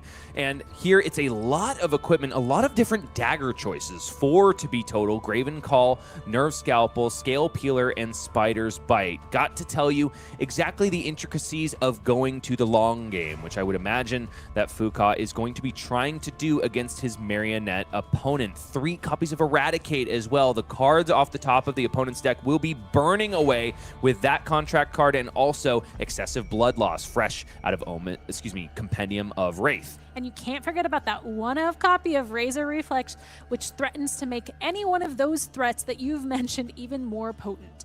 Also, Grave Walkers in the foot slot, which is a little bit surprising to me. The arm slot is normally where I see the Graven Gloves. The foot slot is particularly interesting because, of course, the inclusion of Flick Knives shows me that Fu Ka Dang really wants to have that piece more often than not. There's, of course, a Widow Web piece to put in, a Widow Claw Talon Tarsus to put in the arm slot to hedge against Arcane Barrier when it's needed. 3 total Widow pieces in order to deal with Acilio. We move now to Brodie Spurlock on Vynnset, the one of Shadow Runeblade in the room, who will be taking on one of our Kassai opponents. And now immediately, we've got to talk about Fasting Carcass, because Brodie likes it not just in the 3 reds, but also the 2 blues, because, of course, some of the most powerful plays facilitated by Vynnset are with the blues. Deep Recesses of Existence and Widespread Annihilation are cards that you want to be resolving, so they might as well have Go Again. That was a card. Fasting Carcass was a card that Brodie put on beautiful display at Calling Sao Paulo, so it's no surprise to be seeing it in not just his list, but other Disciples of the Shadow as well. What do you like, Mercy?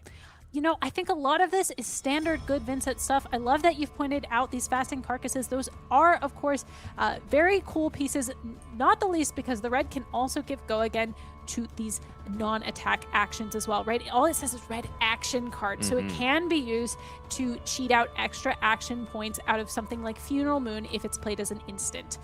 Or Cole as another example. So, I think it's a lot of great stuff, and it's going to be a little bit more hedged against fatigue with this ability to cheat out extra action points, get more Go Again, go wide. As Vynnset has gotten so many cards injected into her card pool, the lists are looking fairly similar, honestly. It's just those Go Again enablers that seem to be particularly unique in Brodie's list. Maybe the absence of Mordred Tide, but it's the pilot that makes all the difference. Vynnset is a complex hero, and so you can expect those brain cells to be whirring like golden cogs for Mr. Spurlock in the feature match. We proceed now to Shoma on Kassai of the Golden Sand, one of his pet heroes alongside Ira, Scarlet Revenger. Does look like there's a one of attack action card here, but in this case, Shoma has opted for Nourishing Emptiness. I also noticed the choice of chess piece, Mercy. What was I telling you? This guy loves Tunic,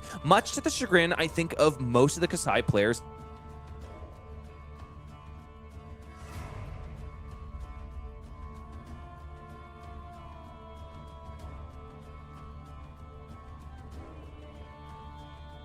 A lot of other stock standard Kassai things. Yeah, and notably the inclusion of those Amulet of Echoes, perhaps expecting much more of a scary Acilio representation as well, of course.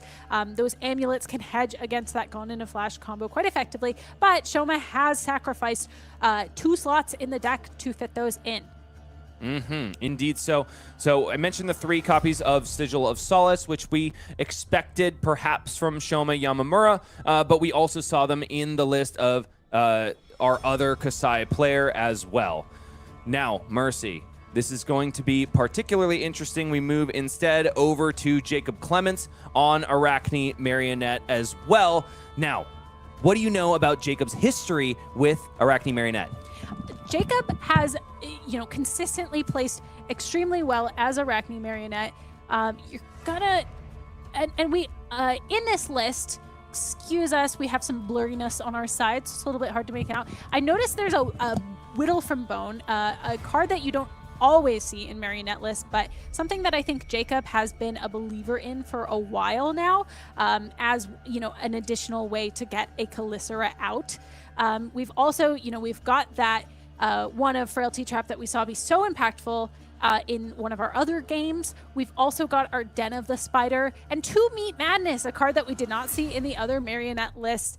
It is a very contentious card, I think, given that its effects can sometimes be, are always left entirely up to the fates. My eyes are drawn immediately to the blue base. 3 copies of Relentless Pursuit is particularly interesting with the advent of Boots of Omnis Ward. Getting that early mark is not always a guarantee anymore. And so Jacob says, the mark is what I need, and so I'll just put some extra non-attacks in the blue base to get me over the top. Fang gamers are seeing exactly the pain point for Jacob in this situation. And that brings us to the end of our deck list peep. Glean what you can from that and fire up your Fabraries, get yourselves ready for PT Vegas and start brewing, but not before you see the masters of these 80s show them in their full stride. And so now we get ourselves ready for the quarterfinals at Calling Shinjuku, but we wait for a moment as the match is prepared, of course. We are oh so excited to bring you what is going to be an epic 3 matches. I don't know if Japan can possibly beat what they've already given us. I mean, the pushes and the pulls, we saw Talk a Big Game make a huge play on the big screen, but fall a little bit flat. We saw 2 winning Betsy's in the feature match area. Granted, it was the same person, but almost made a meteoric rise to the top 8 cut. We saw a Dash.io and Arakni Marionette game go to time in the most devastating way possible. Could this top 8 possibly deliver anything better than that? I think it absolutely can. But what has been your most favorite moment, Bryce? I know you keep thinking about that Talk a Big Game. It seems to really be whirring around in a lot of people's minds. One moment for me that comes to mind is also, the times that Valda has been able to show us her power, especially heaving that Pulverize and ending up stuck from a winning position in that game against Kassai. So we've seen some very tight, close games. And for my money, I think it was the first Valda that we had on screen who rolled like a fissure through the opponent over and over again. It was just 3 Seismic Surges or more every single turn cycle with a crush effect to boot. Really love to see it when Valda is on a roll because it just seems so unstoppable. It's like an Azalea that is knocking up Red in the Ledger over and over and over again. And maybe that's not your idea of good flesh and blood, but it certainly is mine. Okay, now we have a game ready for you. And so we proceed to the feature match area for the third to final time. It's Hirotsugu, Shimauchi. On Kassai of the Golden Sand, the 6th seed versus the 3rd seed, Brodie Spurlock, the terror from the Americas and Texas. In the 3rd seed, he will be piloting Vynnset Iron Maiden and choosing to go first by virtue of that higher seed. A boon to him, to be sure. No die roll needed to be won here, and the road is paved in blood for Hirotsugu Shimauchi. Took his losses fairly early in round 4 and round 6. Only to Warriors so far has he been felled. We saw an incredibly close match against Ryouichi Sakazaki in the penultimate round of Swiss, squeaked by just by the bane of a Sigil of Solace, at least if you're in the seat of Valda. Yeah, has had the opportunity to fight one other Vynnset in round 5, day 1. So we're going to see, does Hirotsugu have the necessary experience to navigate this matchup? Vynnset is not always very common to find at your local armories, so it can be hard to get the repetitions needed to play around all of Vynnset's tricks. But you know, if you do have one in the local scene, you play it against it every single week, which is probably a boon to the players at Brodie Spurlock's local game store if he ever shows up there anytime in recent past. He's probably too busy being on a plane participating in the World Tour. His losses only come from Shoma Yamamura, Masay, Toda, the Betsy that almost could, on his way to this top 8. And while Shoma Yamamura does take him down, there are a lot of warriors dead in Brodie Spurlock's path. There are, proving Brodie has the chops to get around people who have proven themselves to be masters over and over of piloting warrior. Exactly, Shoma Yamamura was not able to get the win against Brodie. I think, you know, Brodie's going to employ a very aggressive, go wide game plan into this Kassai. And luckily, he doesn't really have to do anything different than what Vynnset wants. I think she is most comfortable in a mid-range setting, and that's exactly the game that Kassai of the Golden Sand plays. Granted, she can have these really explosive early turns that can buy her a huge life lead, but ultimately she's still a warrior. She wants to accumulate value on those Valiant Dynamos, and Vynnset, all too happy to just go ahead and block with as many 3 blocks as are in the hand and can't be converted, and send just hyper-efficient 1-card 9s here and there. And now the proof will be in the pudding, and to the pudding we shall descend. Is it tapioca, though, or is it chocolate on the side of Brodie Spurlock that will carry the day? I'm mincing a lot of words, but Brodie Spurlock already banishing a blue Deathly Whale, a fantastic setup, and then a Runeblood incantation also established. It's looking good for the Shadow Runeblade, at least so far. Priority has been passed, so it's not terrible for Hirotsugu. Wasn't like a Malefic incantation followed as well or anything like that. Just taking a moment also to look at Hirotsugu's equipment suite. We do have that Flannel Spring Tunic, ever so contentious. May present a lot of value throughout the course of this game in its ability to stop one rune chant at a time, using that Null Rune Hood, a beautiful alternate art one. And so I think we're going to see Hirotsugu be extremely defensive throughout this game, as we've alluded to, but taking spots when he can in order to threaten Brodie's life total down.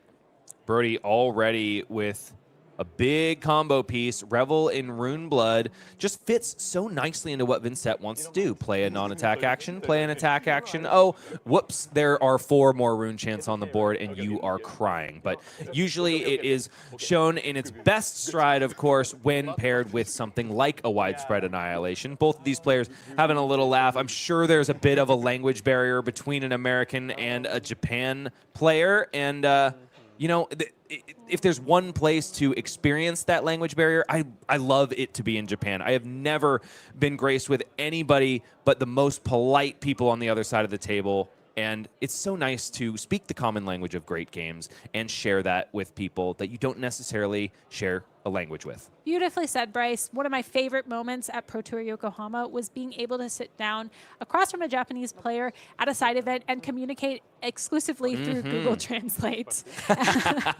And that was sure fun when we played a Briar Mirror. Okay, Centauri Saber gains go again, was given +1 from Slice and Dice in the yellow. The following Centauri Saber will be an additional +4, so 6 power on this one. Card left in hand for Hirotsugu, and the card is Fate Foreseen, likely a very clean defensive piece to be deployed later on.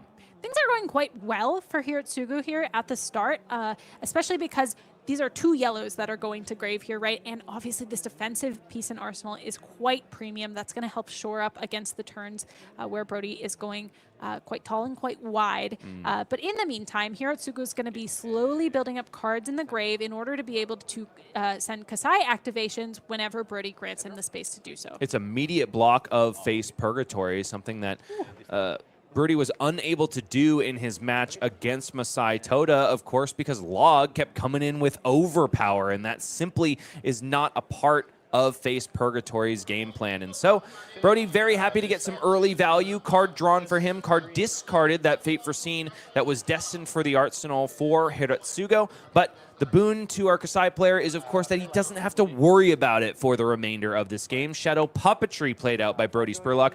Life toll paid immediately, down to 35 he goes, and follows it up with a Deathly Wail, the one placed there on turn 0, which will, now that both heroes will have taken life, taken pain, once the combat chain closes, it'll leave behind 2 Rune Chant tokens. Yeah, I love that Face Purgatory block, especially because not only is it forcing the discard of the Fate Foreseen, which ends up being extremely good for Brodie, Brodie's also probably looking to draw a different card, right, and set up the hand a little bit more. Maybe looking for more of these setup pieces like Malefic Incantation. We do need to dig to those a little bit to make sure we have enough gas to carry each of our turns forward. And now Hirotsugu Shimauchi. In the quarterfinals at Calling Shinjuku. Only about 2 minutes elapsed, and Brodie is putting together a bread and butter Vynnset play. In the hand of Hirotsugu, though, is a Spoils of War, Blood Follows Blade, Blade Flurry, and Blade Runner. We saw him be a little bit resource-starved when he was forced to be on the defensive over and over and over again against Valda in that penultimate round of Swiss. Looks like it is still going to be more defending for the man from Japan, blocking out not just that Deathly Wail, but the on-hit effect of Shadow Puppetry. A prescient choice, of course, because could have been a follow-up of something scarier with that Revel in Runeblood and the Deathly Wail closing the combat chain. So now Deathly Delight will come in and allow Brodie to heal for 2 points of life when this combat chain closes, as the on-pain effect for both players has already been established. This is quite a lot of damage that Brodie is going to leak through to Hirotsugu. Hirotsugu, of course, reaching for the blocks, only keeping 1 piece in the hand, the Blood Follows Blade, because it does represent a future Centauri Sellsword. Centauri Sellsword is one of those things that can help Hirotsugu regain value and shore up the life total a little bit, because it can soak up an attack from Brodie's side. Brodie has very tall attacks. It's inefficient to clear that Centauri Sellsword, so I like the choice of Hirotsugu to throw that Blood Follows Blade in Arsenal. Hirotsugu did just about as much blocking as he could on that last turn cycle, but nevertheless, Brodie Spurlock starts with a waterfall of blood from his opponent. Hirotsugu already down to 29 to Brodie Spurlock's now 37 after the combat chain closure granted 2 life from Deathly Delight. Now, he will generate a Rune Chant token at the beginning of the action phase, but it is nothing but Rune Gate cards in the hand. There is a Saving Grace in the arsenal. Deadwood Dirge is there to try to clean this turn up just a little bit, as Hirotsugu just takes a good stretch, gets some blood flow to the muscles, and prepares for whatever Brodie Spurlock is going to send his way. It's a total of 2 Rune Chants now established, and it's just going to be a very clean 2 Rune Chants and Deathly Delight. Brodie is going to try to set up something for the future, but he will be stranding possibly 3 Runegate cards in the hand, unless, of course, it's time for yet another early Spellbound Creepers Mercy. This is definitely not the hand that Brodie's wanting to see. Brodie really needs to start setting up and providing the pressure in order to keep Kassai on the back foot. Kassai, of course, happy to be on the back foot for a little while she builds up that graveyard. But Hirotsugu is sure going to take the space, if given, to swing back at Brodie. Now, occasionally, Kassai can draw hands that simply don't convert well. We do have a Blue Provoke and a Trot Along, 2 cards already that aren't incredibly aggressive. But we're going to see some blocks thrown down immediately in front of this Deathly Delight as well. Already pulling out the Brave Forge Bracers as well. A decision I think that can be quite contentious for Warriors to make is when to use your equipment suite, right? It's very important to be able to have that equipment available on the turns that you can't block out with your hand. But Hirotsugu values the hand enough to say, I'm not going to take that damage, but I'm also keeping my cards. Importantly, though, it's an activation of Fyendal Spring Tunic, cashed immediately in for the Spellbound Creepers, and yes, Deadwood Dirge out of the arsenal, consuming the Runeblood incantation and leaving behind 3 Rune Chant tokens. Brodie just wants to put as much hurt on the opponent as possible, so he pitches away that yellow Deathly Delight, and I believe says an eloquent eulogy for the arsenal. It's 3 more Rune Chants and 6 more physical for Hirotsugu Shimauchi's Consideration, who I believe took those early Rune Chants and I think should be representing all the way down to 27, and then now I would imagine 24 after accepting those Rune Chants. Widespread Ruin effect, not incredibly relevant to Kassai. This could have been a little bit worse for Hirotsugu. Luckily, happy to just get some Dynamo's equity here, throwing it in front. Still really looking to hold on to that hand, not playing quite as defensively as one might expect, possibly because he knows the caliber of player he is playing against and is hoping to tilt more aggressively and pressure Brodie's hands.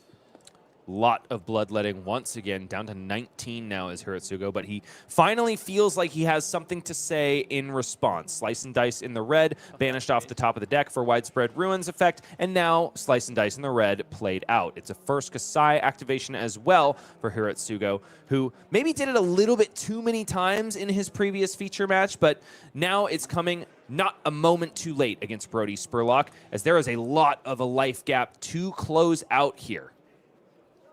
We also have that Blood Follows Blade, of course, parked in Arsenal, threatening to make a Centauri Sellsword at some point during this game and start representing an extra 3 value per turn unless Brodie is willing to sink an entire attack into it, which I'm guessing at this point in the game, Brodie would still be willing to do, knowing just how valuable those allies are.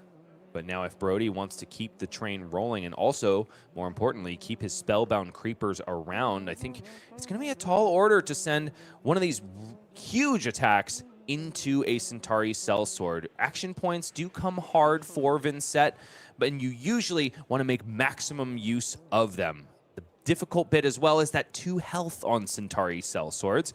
Flail of Agony just won't quite breach the defenses of that ally. That's right. It's going to require an entire card. Brodie agonizing here over the cards in the hand. We saw a Sonata Galaxia. We see several blues as well in the form of Widespread Annihilation and another blue. Deathly Whale. Deathly Whale, yes.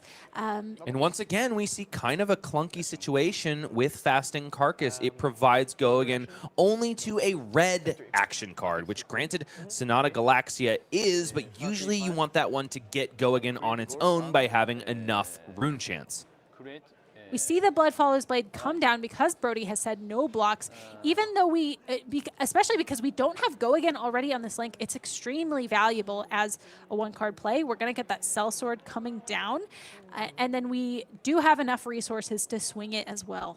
In addition to, of course, the right-handed Centauri Saber, which will not only gain the benefit of the swing itself, but also the slice and dice that came before, and it's already raise an army time for Hirotsugu Shimauchi. Cashes in just 1 gold token for a second Centauri Sellsword. Honestly, I feel like this card is usually wanting to be resolved for at least 2 gold tokens, but in this case, he's essentially built that just by allowing the Blood Follows Blade to connect. I think it is totally fine to resolve it here for 1, especially because you have to be afraid of cards that are going to threaten your arsenal, right? Like widespread destruction. So you can't park it for too long.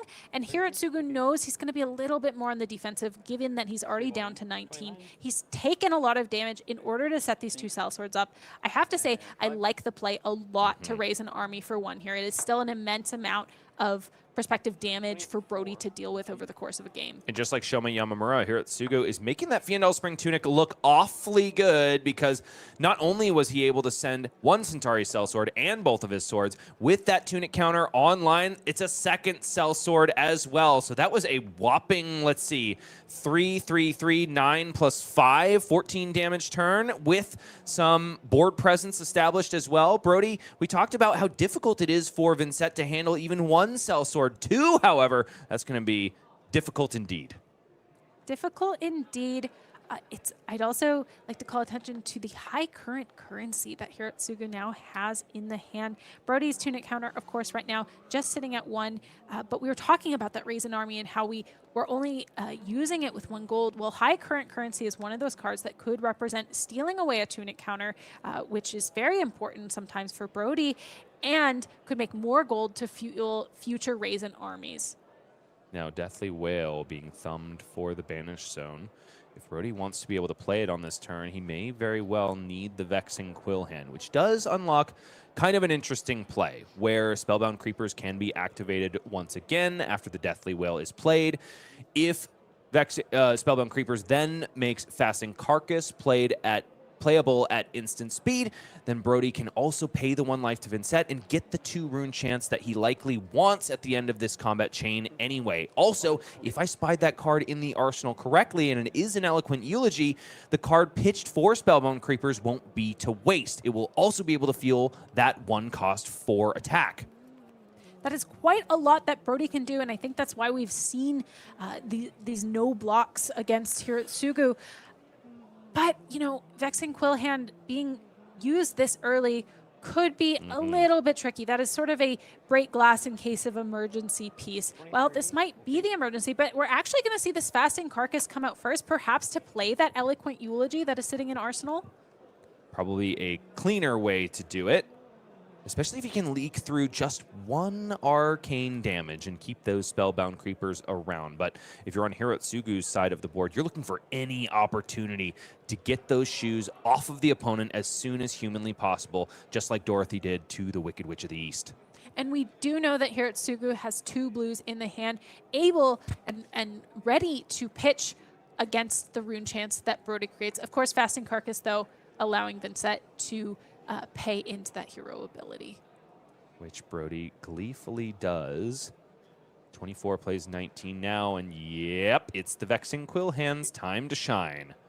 Rune Chant, 2 Rune Chants created, and now Deathly Whale does not have Go Again from that Fasting Carcass, which begs the question, maybe I saw that Arsenal card wrong. Perhaps it is a non-attack action card, but no, it was a full Rune Gate hand. You know, I'm not quite sure. Perhaps it could be something like a Funeral Moon, or... It's entirely possible that this is where the turn stops as well. By paying into Vynnset, Brodie confirms that he will get 2 Rune Chants on the back end and also protect his Spellbound Creepers, because of course that one of those Rune Chants is unpreventable. The concern, though, is for the remainder of the turn. Remember, Brodie took a heck of a lot of damage in order to keep all of these cards. He's got to have a plan for them. Will be blessed shortly by Brodie's Machinations of the Mind. It is an activation of Spellbound Creepers. There it is, the Sonata Galaxia that was still in the hand. Granted, there are no Rune Chants, so this doesn't technically have Go Again. It has gets the Go Again from Carcass, of course.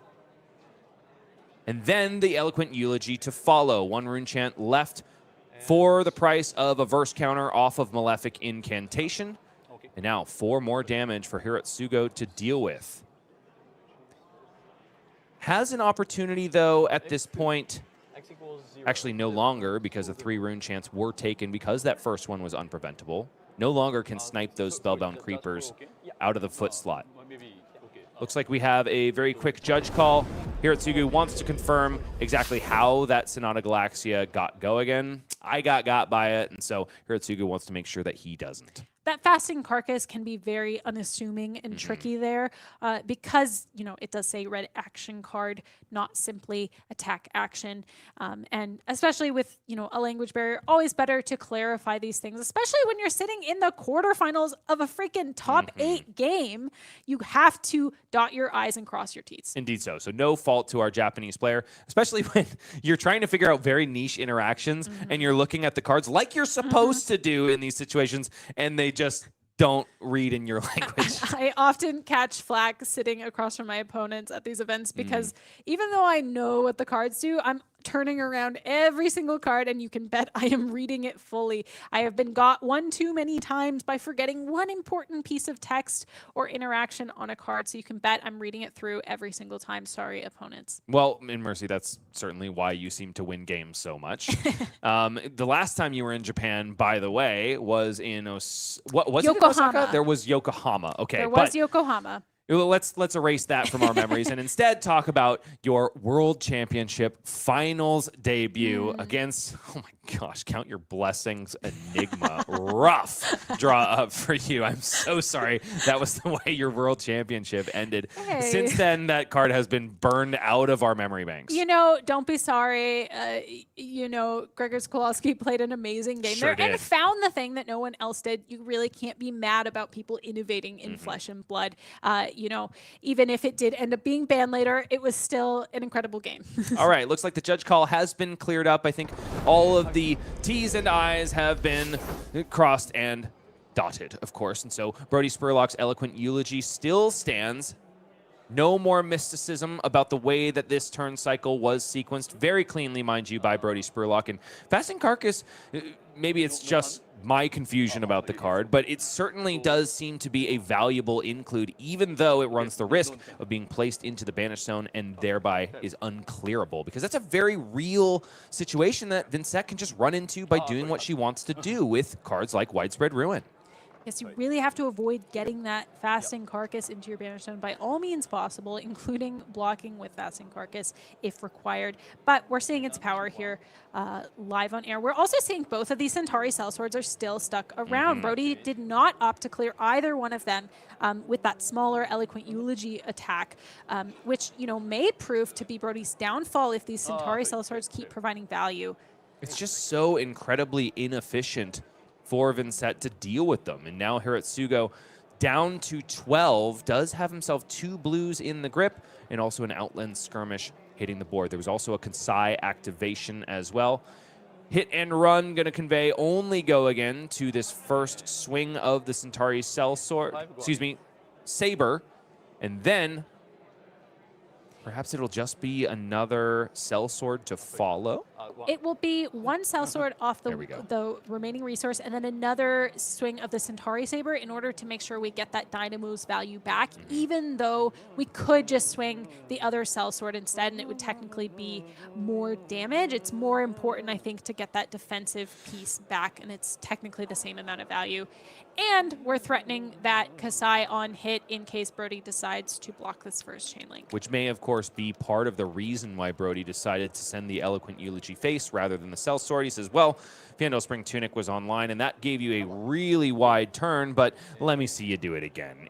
I mean, 2 sellswords at that point essentially equals 1, and Brodie is undaunted. Gold token generated, though, for Hirotsugu Shimauchi. Very easy to get these on hits through against an opponent who just wants to kill you, unlike Valda, who took a very defensive stance in his previous streamed match. And now the follow-up being a gold token activation, and now Centauri sellswords, they're going to be coming in doubles because, of course, a blue was drawn off of that gold token. Hirotsugu punishing Brodie Spurlock for not respecting his dues. The Centauri Saber as well can follow up for free thanks to the fact that a card has been drawn and that final resource can not, unfortunately, be sunk into Grains of Blood Spill. Instead, is activatable on the Brave Forge Bracers. So it'll be 3/3/3 as the capstone of this turn. Huge for a man from Japan.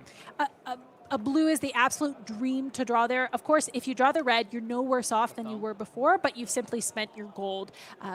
Love using that gold proactively to pressure Brodie all the way down to 9 points of life. Hirotsugu, of course, not sitting incredibly comfortable up at 12. Widespread Annihilation banished for Brodie Spurlock and played immediately because 4 rune chants were left behind on the previous turn cycle. 4 rune chants plus 6 physical. If Hirotsugu Shimauchi wants to get rid of those spellbound creepers, Brodie is going to get 1 more use out of them, if you were to ask this caster. We have no blues in the hand of Hirotsugu. We do have that Shelter from the Storm, which could prevent 3 of these rune chants. We could pitch a yellow, but we're generally better off blocking with those cards because they present a higher amount of value that way. But we are going to see the discard of Shelter in order to stop some of these rune chants. Unfortunately, not going to be able to stop all of them cleanly. Hirotsugu representing 3 prevention, but it will be an additional 1 by the run through. All of those rune chants taken care of, which does turn off the possibility of something like a Succumb to Temptation at instant speed, or perhaps even a Cull at this point. Spellbound Creepers is going to make a non-attack action card playable at instant speed. Shelter from the Storm found on top after the opt clause of Fate Foreseen is resolved. Hirotsugu takes a quick look at the board and leaves it on top. This Widespread Annihilation completely blocked out. The follow-up for Brodie, though, there's no respite in the arsenal. There is an Envelop in Darkness, though. And yes, blue Deathly Whale into the pitch zone. It's 1 more activation of Spellbound Creepers. Brodie's going to be able to continue this turn. Hirotsugu, meanwhile, just 1 card left in the hand, and the only equipment available to block with right now is Tunic. So there's absolutely going to be damage leaked on this turn. Envelop in Darkness will allow, like you said, Mercy, Brodie to activate his hero ability, pay the 1 life. And this is one of the power points of Vynnset. You can always make your opponent think that they have a choice in the matter, but ultimately, it was always you in the driver's seat. The silver lining for Hirotsugu at this point is that he's not really going to lose a card to Widespread Annihilation, because now he knows that the writing is on the wall. He's going to commit it to defense so he doesn't lose it from the banish. Oh, never mind. The combat chain has already been closed. He doesn't even have to worry about it. We are also, though, staring down 2 rune chants on top of 8 physical damage with 1 card left to defend against it. This is going to be an enormous blow to Hirotsugu, who's going to be left with no cards in hand. So it is a total of 5 damage to Hirotsugu, down to 6 now. Deathly Delight, after the combat chain closes, will gain 2 life for Brodie Spurlock, who just keeps putting together massive turns. And I do think it was just an additional 2 rune chants, right? An additional, yes. So Spellbound Creepers should be blowing up here, if I'm not mistaken. Yes, Brodie just hasn't passed yet. Just keeping us all informed, of course, because, I mean, you can't say that those boots have not gotten their value. I mean, 3 activations is honestly probably the height of Spellbound Creepers. Brodie, though, you know, always has the potential to kind of brick here. We have nothing in the banish, nothing in the arsenal, just 1 Malefic with 1 single counter left on the board. Creeper's now gone, of course. So what can Brodie put together with this hand? We have a Widespread Destruction, so we have at least 1 rune-gateable card. We have a Deadwood Dirge, so we have the ability to create the rune chance needed to play out one of these rune gate cards. So it looks like Brodie's at least going to be able to threaten, you know, 9 or 10 damage, give or take. But, of course, without a rune chant besides the Vynnset activation, it's only going to be one of those 3-cost rune gates, because unless, of course, he targets the Malefic Incantation instead. Being that it's the only 4 cost in the hand, I believe, was Deep Recesses of Existence, and that card is most potent when you're able to pay a pain effect on Vynnset's side of the board. Would think that the 3 costs are the most enticing anyway. I would have to think so. Meanwhile, Hirotsugu grabbing some water, saying, all right, I know I have to block. Just send me the bill. I will deal with it when the taxman cometh. Notably, Hirotsugu sitting at 2 on the Tunic. If it were at 3, that could be incredibly impactful to this game. Last turn, for example, we saw Hirotsugu pitch an entire yellow to stop that 4th rune chant, right, in order to hedge against effects like Cull and like Succumb to Temptation. However, if your Tunic is sitting on 3, you don't necessarily have to do it at that point. And so we're kind of seeing, you know, the drawback of using that Tunic proactively to send Centauri Sellsword, especially when the life total on Brodie's side is not seeming very relevant right now. Hirotsugu Shimauchi punching himself in the head, trying to stay locked in, I think. After what has been a very trying 2 days of competition, I would have to imagine. Keep that brain right where it is meant to be, locked in the cranium. Deathly Whale banished by Brodie Spurlock, this time in the yellow. I do wonder how this game changes if Brodie had actually been able to resolve any red variety of that card. As of now, it has just been blues, and it's going to be a widespread destruction paid for in the old-fashioned way. 1 rune chant and 6 physical damage, threatening an arsenal that just doesn't exist for Hirotsugu. This is essentially a tempo play to keep Kassai on the back foot and also provide Brodie the space to get another shot at the life total. And it's an all-red hand once again for Hirotsugu. He's insulated a little bit by that shelter from the storm, but it's only 1 rune chant that he has to deal with. Yeah, it's not really what you want to see right now. You know, even though there are no blues in the hand, a blue wouldn't necessarily be that much better here because it is just the 1 rune chant. We might see Hirotsugu opt to just take the chant, but then you really have to be worried about that last card in Brodie's hand. Which that last card could be? Succumb to Temptation.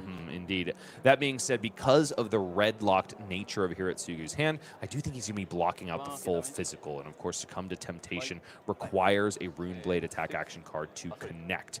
And yes, it's an overblock just by a little bit with Shelter from the Storm and Draw Swords. That card is not going to be getting any value because it just costs too much. No blues in the hand means that Hirotsugu is forced, likely to just send, I would think, a Centauri Saber and go ahead and pass with that Sigil of Solace in the arsenal, or maybe hold back the Spoils of War. He thinks he's going to get to resolve it, and after ticking up the Fiendel Spring Tunic, which can be a saving grace in the face of rune chants, Hirotsugu Shimauchi says, go again, Brodie. I think this is a very classic, you know, you're looking at the value of your cards, right? And when you look at the value of Spoils of War, you think, surely this is worth more in my arsenal than pitching 1 for a rune chant. However, I do think Hirotsugu's in such a precarious position that I have to wonder if it might not have been better to simply pitch it to AB1.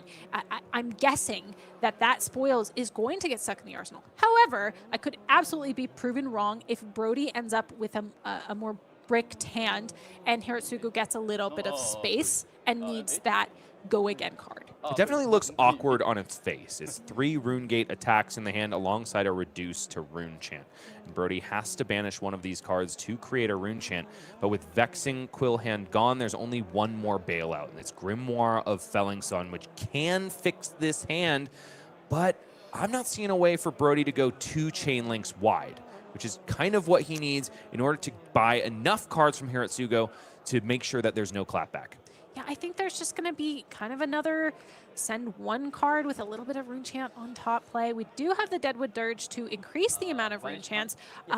Does Hirotsugu have the blues this time? He does not have a blue. Goodness. He still just has a yellow and also a Sigil of Solace there, which is not going to help when it comes to actually stopping the on-pain effects. Which, you know, he can activate Fiendel Spring Tunic, pitch the yellow, and clear the hand before Widespread Annihilation is able to banish anything from it. That Sigil of Solace looking incredibly good right here, just like the one that was played on the previous turn cycle. It's just going to be 1 damage leaking through from that rune chant, and Hirotsugu can still just put up a mounting defense. Sigil of Solace now brings Hirotsugu up to, should be 11.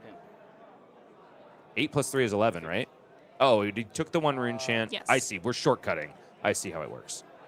Yes. Still able to fend off that attack. Brodie is now just continuing to fish for those hands that he needs to close this game out. Hirotsugu, meanwhile, still just staying awake, keeping limber as we're waiting for, you know, Brodie to figure out a way to kind of close the gap with Kassai. Kassai, of course, still sitting with 2 Centauri Cell Swords on the board. Those are very threatening if Hirotsugu ever gets the space to attack with them. And meanwhile, it's the drip drop, the sound that Hirotsugu wants to hear of Blood Debt, taking away the life force of Brodie Spurlock 1 turn after another. That Deathly Whale will cometh for the life total as well. Brodie Spurlock likely to end this turn cycle at 8 life. But he does go ahead and park a Reduce to Rune Chant. Normally a very awkward card when you haven't already established a Rune Chant, but Fiendel Spring Tunic still looms large and can convert that card into 4 defense and also a Rune Chant on board. But that's only if your opponent is actually attacking you. it's very awkward to have to arsenal that here when we know Hirotsugu isn't swinging back. Brodie could end up with another clunker of a hand, just unable to filter the cards out of his hand. You know, he had to pass with cards still in hand after that. We do have a Sonata Galaxia, and is that a Revelin Runeblood that I spy? I thought it was a Fasting Carcass in the red again. I think it is Fasting Carcass, you're correct. Which this time without those Spellbound Creepers, it's going to look a little bit less enticing on the Sonata Galaxia. Brodie now forced to banish yet another card because, of course, none of these Rune Gate attacks are red once again. So Brodie can do a little bit of establishing, but he's thumbing the Sonata Galaxia, perhaps just thinking, I can't possibly take more Blood Debt, and also, I don't have a turn if I banish one of these Rune Gate cards. I think what he's looking to do is pitch the Deep Recesses and play out Deathly Wail, perhaps even sending the Fasting Carcass just to make sure that he can leave behind 2 Rune Chants when all is said and done. Yeah, I think he's just going to have to take what he can get with this hand and wait for something a little better. Of course, it is so scary given that, you know, Kassai is only going to have to give 2 cards here. I mean, have to, not even really have to if Hirotsugu has the hand to keep, but just not going to pressure the hand quite enough. And 2 Cell Swords on board means that Brodie Spurlock very well could be blocking to live. The resources are there. It's 2 copies of Spoils of War for Hirotsugu. Not necessarily what he needs. We might see one of these spoils come down. We also have the draw swords, could represent another card and making the swords free. A little bit awkward to round out with a Spoils of War that is in Arsenal right now. So we're going to see, though, the Sharpened Steel and the Spoils of War come out to block. When the combat chain closes, Brodie Spurlock is left with 2 Rune Chant tokens. Will Hirotsugu allow him to utilize them, though? Of course, that drip drop of Blood Debt brings Brodie down to 6. 9 plays 6 now as we pass over to Kassai of the Golden Sands. Draw Swords played out, though. Card likely to be drawn in just a moment unless Brodie Spurlock has a response. Shelter from the Storm found.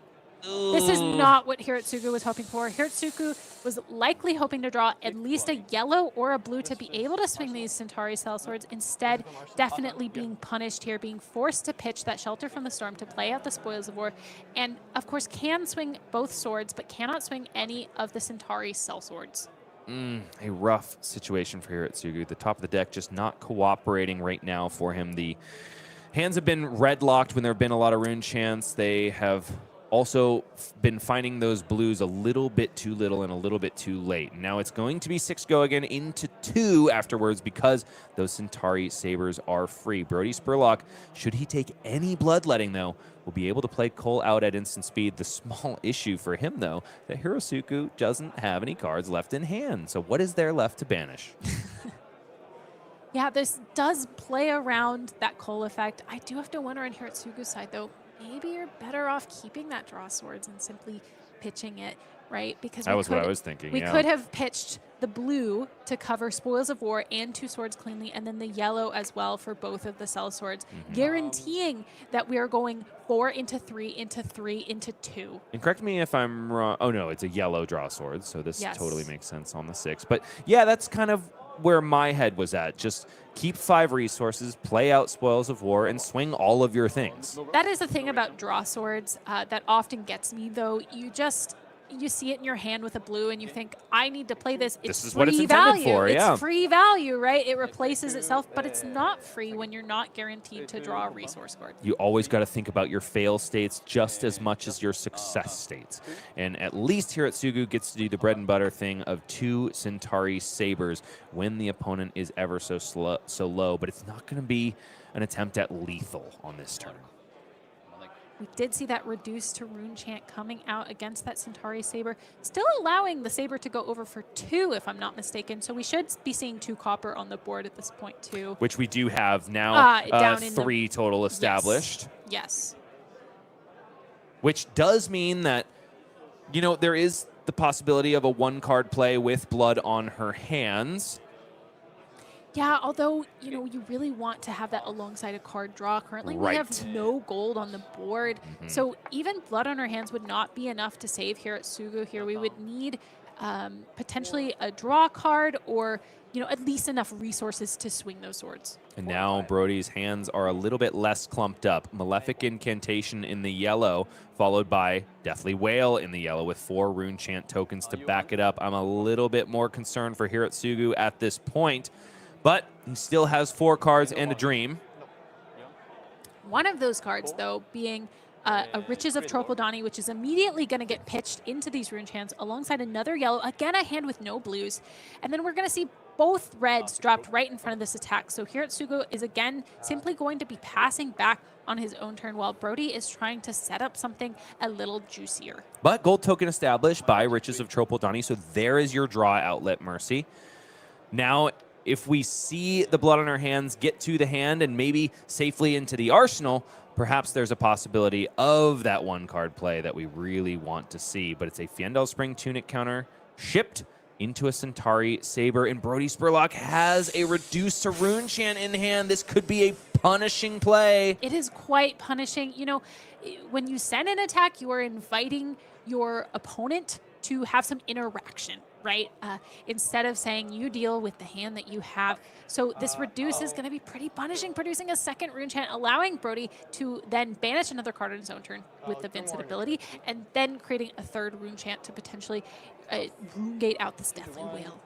Grimoire of Felling Song cashed in for 1 Rune Chant by Brodie Spurlock at the end of Hirotsugu's turn, utilizing that Fyendal Spring Tunic, so he gets to keep the value train on rolling. It's another energy counter on the chess piece, and now Deathly Wail playable out of the Banish Zone. Hirotsugu still in the lead when it comes to life, but he's got to find a way to close this game, lest Brodie Spurlock just drip, drip, drip, pay that blood debt, and find himself buried under the toll. Deep Recesses of Existence, banished at the start of the turn. Rune Chant left in its place. And now with a Shadow non-attack, like Fasting Carcass in the blue, mind you, will provide go again to that fearsome Rune Gate attack, and also provide a reciprocal effect of banish a card from each player's graveyard. Less relevant against Kassai, and much more relevant for Brodie, facilitating his own turn moving forward. This is the play that Brodie has been looking for. This 4 Rune Chants are going to be brutal, and one of them unpreventable for Hirotsugu, on top of the Deep Recesses effect, and go again to boot. It's what Brodie has needed to close out this game. I think the Kassai, having spent the Tunic last turn to swing, got to be kicking himself a little bit there, enabling this turn by giving that 4th Rune Chant. Gotta hurt, especially when the stakes are this high. At the quarterfinals at Calling Shinjuku, 35 minutes elapsed, and these players have been below 10 life for several turn cycles at this point. But Brodie Spurlock has the response. It's Cull after Hirotsugu goes ahead and blocks 3 on the remaining Rune Chants. There is a priority window there. Hirotsugu forced to banish a card out of the hand. Blood follows Blade in Twinsies, blocking out all of the physical on Deep Recesses. There's also a Rune Chant to be dealt with on that Malefic Incantation, 1 in its place, but Brodie Spurlock has 2 cards in his blood debt, and he is at 2 life. The out here is, of course, Funeral Moon, which is banished by the Deep Recesses of Existence being turned face down. Brodie will be able to survive this turn, but not by much. He has to send this Widespread Ruin and run the risk of potentially banishing one of his own cards with blood debt at the end of the turn and losing anyway. On a razor's edge here, Brodie is. Oh my goodness. But this is technically lethal on the stack. Hirotsugu forced to block with equipment. Valiant Dynamos and Fyendal Spring Tunic are there. Wait a minute. Hold on. Yeah, no. 2 Rune Chants down to 6 and then taking 4. So it's going to be 2 plays 2 at the end of this turn cycle. Widespread Ruin reveals a blood debt card. Fasting Carcass does its own pilot in, and Brodie Spurlock must play the death toll to blood debt. A hearty handshake. Hirotsugu can't believe it. Look at his face. He is so excited right now. His opponent just killed himself at the biggest stakes match I think Hirotsugu has ever been at. Kassai of the Golden Sand ascends, and it's nothing but clones of her on this side of the bracket. Oh my goodness, what a match. An amazing win for Hirotsugu. Congratulations on making it through your first quarterfinals game. Of course, so brutal to find that blue Fasting Carcass, which we had seen on that very same turn be incredibly powerful. Also, Brodie's downfall. My goodness. And it could have been any blood debt card, but of course it was adding insult to injury, the one that you can't actually clear anyway. But, got to commend Brodie. It was do or die time at that point. You have got to go as Vynnset. You must be fearless, especially when it comes to the top of your deck, because there are so many cards in the list that don't kill you in that situation. I'm thinking about just about any of the non-attacks that aren't Fasting Carcass. Yes. And, he had seen droves and droves of Rune Gate attacks. Multiple hands were kind of clumped up by those cards coming in multiples. And so it was a risk certainly worth taking. Got to commend him for that. We go now to our updated top 8 bracket because we have gotten some serious answers through the course of that streamed match. Hirotsugu Shimauchi will be taking on a Kassai. That much we know, but who it will be, that remains to be seen, because as we mentioned, that Kassai mirror is ever so intricate, can come down to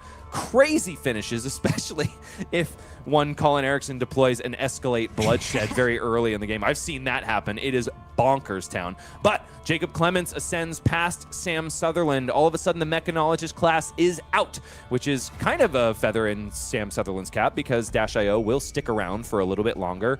Jacob will take on Arakni Huntsman, though, who has just gotten through burying another Arakni Marionette in Law Win, who seemed absolutely blessed by the Flesh and Blood gods up until this point.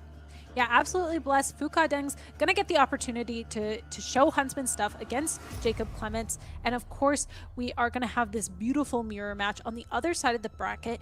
Do we know, Bryce, who are we going to be watching in the next round? We absolutely do not, but shall we flip a coin in the caster booth? You take your lot, and I will go for the other bet. All right, except we have to actually find a coin, which may be No. You just guess. All right, heads. Wait, what are you... I'm not going to mentally flip a coin. I just meant pick who's going to win the match. Oh, I'm hallucinating at this point, folks. It's really tough. I know this is a rematch for Shoma and Ming-Han. Earlier, Ming-Han came out victorious against Shoma, but it's really, as we're saying, it is a coin toss. Who's going to win, Mercy? Who's going to win? I'm going to bet, Shoma's on home turf. Shoma had the opportunity to fight Ming-Han earlier, has learned from his mistakes in that game, if there were any. I'm going to put my money on Shoma. Okay, my money is then on Ming-Han, but I don't blame you for picking Shoma. If there's one thing I know about that guy, he holds himself a grudge, even though he's such a sweet human being. If you beat him in the deathmatch arena, he is coming for you. So we'll have to see who carries the day there. We do know Hirotsugu is our champion from the streamed match, and we just can't wait to show you more of him. We're going to be back with more Flesh and Blood in just a little bit. Don't go anywhere. But first, I want to talk about what's coming your way really soon. The upcoming events in the World Tour. $2 million USD on offer this year in 2026, and we are just getting started. Yes, half the year has elapsed, but look at all the exciting places that you can play our game. Pro Tour Las Vegas. You can go ahead and get to the roulette table, see if you can gaze the ages like Olympia on the bottom left corner of your screen. Get a golden Galea and bet it all on black, I suppose. Following is the World Tour stop in Edinburgh, and then Bangkok, Hamburg, and Kansas City. I will be participating in some of those events. Mercy, do you have any on the horizon for you? Kansas City, not too far away from me, so I may be making an appearance at that one. The other three might be a little bit too far of a flight around the world for me at this stage. Okay, all right. Mercy is not try-harding right now. At least not in the way that she's moving around the world. She is, however, trying to predict our next feature match competitor. Perhaps it'll be Shoma Yamamura. We will have to see. Our eyes immediately go to the Usurp the Shadow Throne world premiere in Seoul, perhaps aptly named because Monarch 3 is certainly a set that might care about Seoul. Then it's Bilbao at the end of September, Kyoto in the middle of October, Mexico City, #Fab to Latam at the end of October, and then, of course, the World Championship in Paris. Go ahead and get there November 5th through 8th and join the world-renowned festival of #FabTCG. The Razor Reflex side event promo is available at all World Tour events during all of OMN season, and it is, of course, featuring an assassin giving it to a warrior. There's been some contention about whether it's Fang or not. That bushy mustache makes some people think it's not. But here's my argument. In his hero art, in adult form, he's got his face covered. We don't know if there's a stash under there. You know, that's very true. And, you know, mustaches can grow really fast. Who's to say? Fang could be, you know, on again, off again with his mustache. I rest my case. And now we talk once more about the Usurp the Shadow Throne world premiere. We've also mentioned early bird package weekends. Get your eyes on one of the most epic cities in the world, in South Korea, of course, and get out there September 11th to the 13th. Also secure yourself a free bronze voucher if you book nice and early. The World Championship in Paris will also be part of those early bird weekends, so stay tuned for those. And then, of course, we have got upcoming streams at each of these events. And who are the casters that are going to be bringing them to you? Well, we've gotten our shot, Mercy, but then we got to hand it on over to Sam O'Byrne, Pankaj Bhojwani, Brian Gottlieb, Scott Mines, and Hayden Dale for the Pro Tour in Las Vegas. They're going to be casting something very similar perhaps to what we've seen today, or all of a sudden that meta could be flipped on its head as people find the counters and the counters to the counters and the counters to the counters to the counters. An all-star cast, though, will be bringing you all of the action all of next weekend. And then Calling Edinburgh follows at the end of July, just at the end of this month. Only, I believe, 1 or 2 weeks after Pro Tour Las Vegas. That'll be handled by Scott Mines and Gabe Schur. An all-star cast as well. And then myself and DM Armada will be joining you for Calling Bangkok. The first Silver Age calling in quite a long time, but I'm really excited to bookend my experience there because I did get to enjoy calling San Diego as well. And I'll be accompanied by probably one of the renowned experts at this point in the Silver Age format. That's, of course, Calling Bangkok, happening at the beginning of August. Stay tuned for that. And then we're back over to Europe. Calling Hamburg will feature Scott Mines, Erica Frostlove, and a brand new face, the Flesh and Blood casting crew. Kyle Cody casts Mullings. Really excited to see his Mullings on our game and how he squares off with two of the best in the biz. We have an updated bracket because I believe we have an answer, Mercy. How much did we wager, by the way? Was it $1,500, $15,000? I forget. Well, you know, if I can get a sneak peek of the results, I will let you know. Okay, Mercy is not willing to talk a big game because she saw how that goes for our competitors. So we'll just go ahead and take a gander. It's not 8 might tokens for Mercy Bickell, but it is Shoma Yamamura who proceeds into the semifinal. Now, you didn't say what we wagered. No. There's no wager anymore. There was a lot of money on that bet, trust me. I don't believe you for even a second. And I will mention, folks, we will be showing you the Kassai off because, you may not believe it, but it is going to be one heck of a grind fest. But each and every decision will matter ever so much. Both of these heroes have the ability to establish a meaningful board presence and also take it away from the other. It's an incredible mirror match. It also depends heavily, right, on managing your cards like those Gorganian Tomes. Both of our Kassais are running that. That could be a meaningful card advantage at an important part in the game. Of course, there's also real deck damage considerations, right? Who is running more raw power in their deck? I think these two are going to be relatively close, given the lists are not that far off. The 3 copies of Sigil of Solace we know are in both lists, and I do wonder if one of them will blink twice and side out the Gorganian Tome, say they don't want to take that bet, much like I did in the booth against you, Mercy. But we do have to take a short break, and then of course, we get back to the deathmatch arena where at least 3 Centauri Sabers and 1 Hot Streak will be doing battle for your viewing pleasure. Stick around. There's more flesh and blood to be had.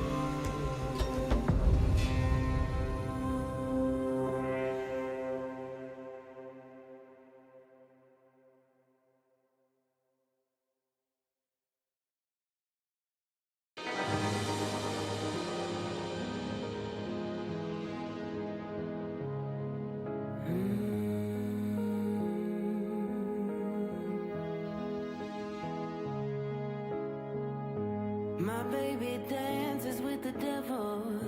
I wanna know what's on his mind. Shaky hands so sentimental. I sugarcoat between my lies. Inside a small cloud asking why. I'm afraid we're out of time.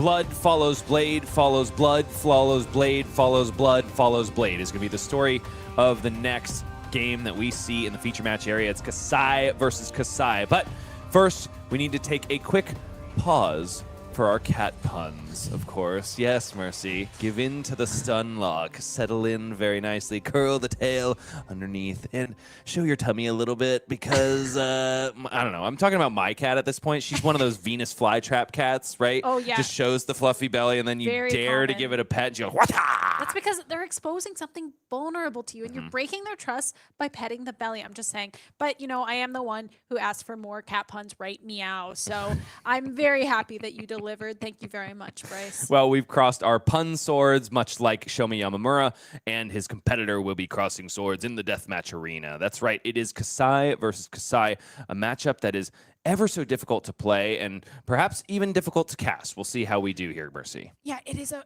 really interesting matchup. I can recall, you know, my first time bringing Kassai to a big tournament was actually Pro Tour Los Angeles a couple of years ago. I brought Kassai at the start of the heavy hitters meta, my very first match of the day, a Kassai mirror that unfortunately went to time with no clear winners at the table. So luckily, our competitors don't have to worry about that. We do have unlimited time for these matchups, but it can drag on and on and on. And it's all about these small incremental pieces of value that are gained over the course of the game. And it can also be about the raw power in your deck, of course, which is why certain cards like Gorganian Tome, which by themselves don't add any actual damage to the deck, can be a bit of a hit or miss. Now, is there any particular edge that can be gained besides piloting skills in this Meowrer? That's me again.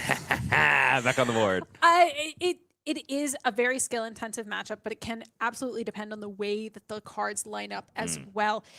Especially, you know, if one Kassai is hitting really aggressive hands alongside combat tricks like attack reactions, while on the other side of the table, the other Kassai is not hitting their defensive pieces like defense reactions. So it can just line up poorly for one or the other. But given that the game is so long, we see so much of the deck, these little edges tend to even out, and we tend to get a very close match. Okay, we take a look at the updated top 8 bracket one more time before we find out who will be our finalist Kassai. We know it's going to be one of them, and we kind of get a sense that Arakni Huntsman is going to be there to meet them, at least if Fukaden can dismantle Jacob Clements like he did La Wen. It's two very fearsome Arakni marionettes that he has to cut his way through, but I do think that is a favorable matchup for the OG assassin.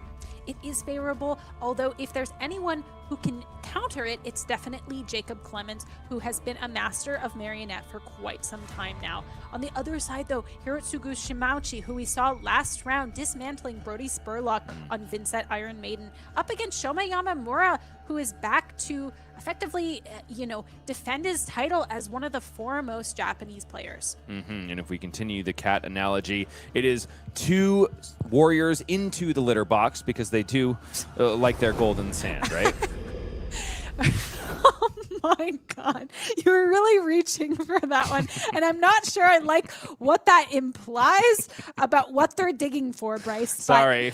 Well, here we go. They're definitely digging for a win without a doubt. And so we're going to see who comes out on top. Will it be the cat in the left side or the cat in the right? Both of them, of course, are from Japan. And with them, they carry the last vestige of hope for a Japanese winner at a Japanese calling, which we typically end up seeing. We saw Tatsuya Okanishi take down Jacob Clements in calling Kobe. Calling Shizuoka also went to a Japanese player. Will this be the first in which Japan cannot triumph? Here we go, down to the feature match area, and we answer all these questions and more. Hirotsugu Shimauchi goes up against Shoma Yamamura.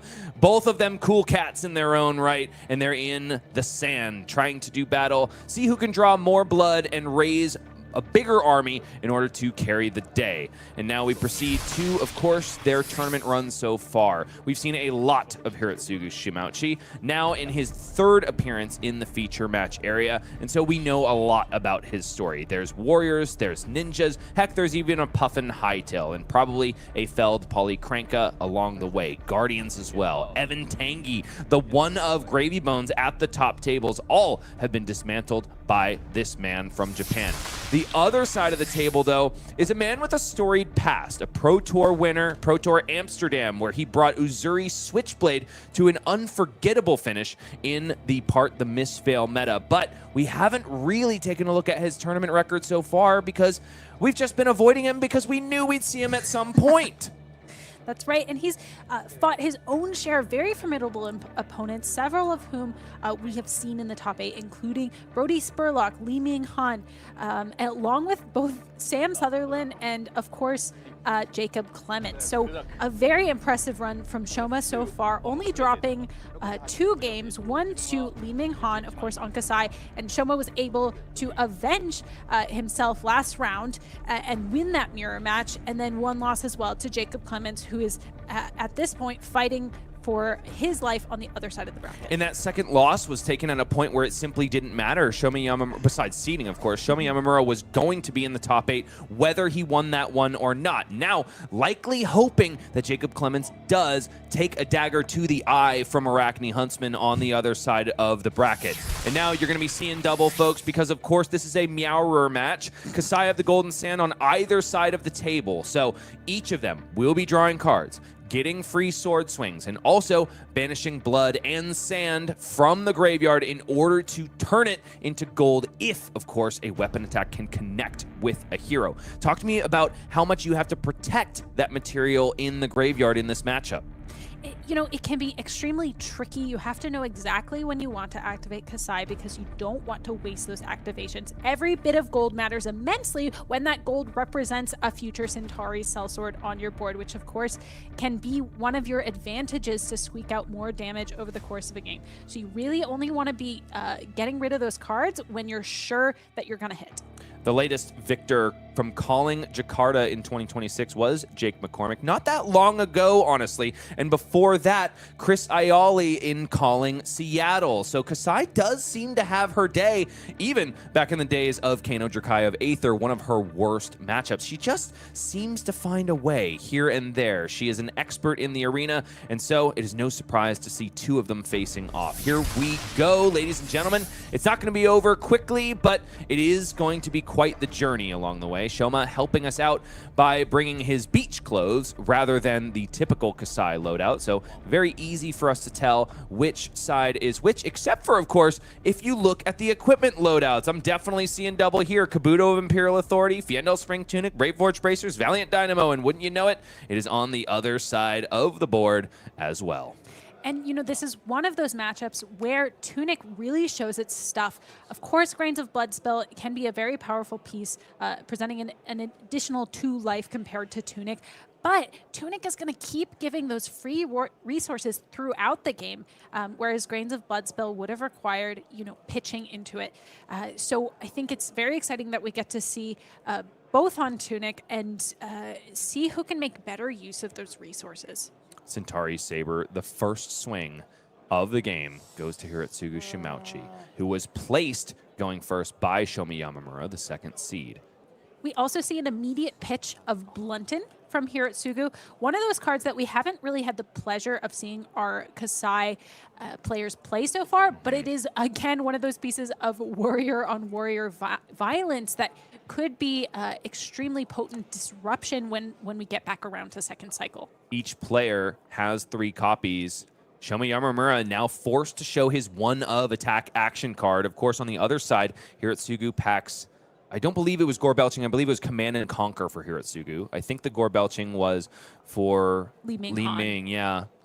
Yes, and I think we are going to see boarding up in this matchup as well. I have to imagine both players are basically playing every single card in their list that deals any damage. Glint the Quicksilver also out, providing go again to the Centauri Saber, but also a card drawn from the Reprise effect. Provoke has certainly forced cards out of the hand of Shomi Yamamura, and now Hirotsugu decides to go for the Sharpened Steel play, which is huge because Shomi Yamamura has 2 non-blocks left in hand, a Sigil of Solace and a Gorganian Tome. No, he wasn't scared of the possibility of Hirotsugu drawing 2 cards, and now he is paying a bit of an early price. Yeah, it's really rough to have Gorganian Tome here. Ideally, what you're trying to do if you bring it in the mirror is use Sink Below to put it back in your deck and make sure that when it comes back around, your opponent has already played their own Gorganian Tome. But unfortunately, you know, Shoma's just going to be forced to convert that Sigil of Solace for 3 life and then Arsenal draw back up with that Gorganian Tome still in hand. Of course, still can be an extremely potent piece that makes the swords free. Ooh, and he's not afraid. He goes right for it. Hirotsugu doesn't respond in kind, and it's 3 non-attacks. Slice and dice. 1 red, 1 yellow, and Sharpened Senses, which will provide go again to this hot streak, which is just over twice its base power of 2. 5 go again now. We also are going to have quite a bit of damage on the back side here too, right? We have an additional +5 off the 2 Slice and Dices, and then another 1. Oh, I thought I saw that Gorganian Tome from Hirotsugu, but it wasn't yet. It was a blue.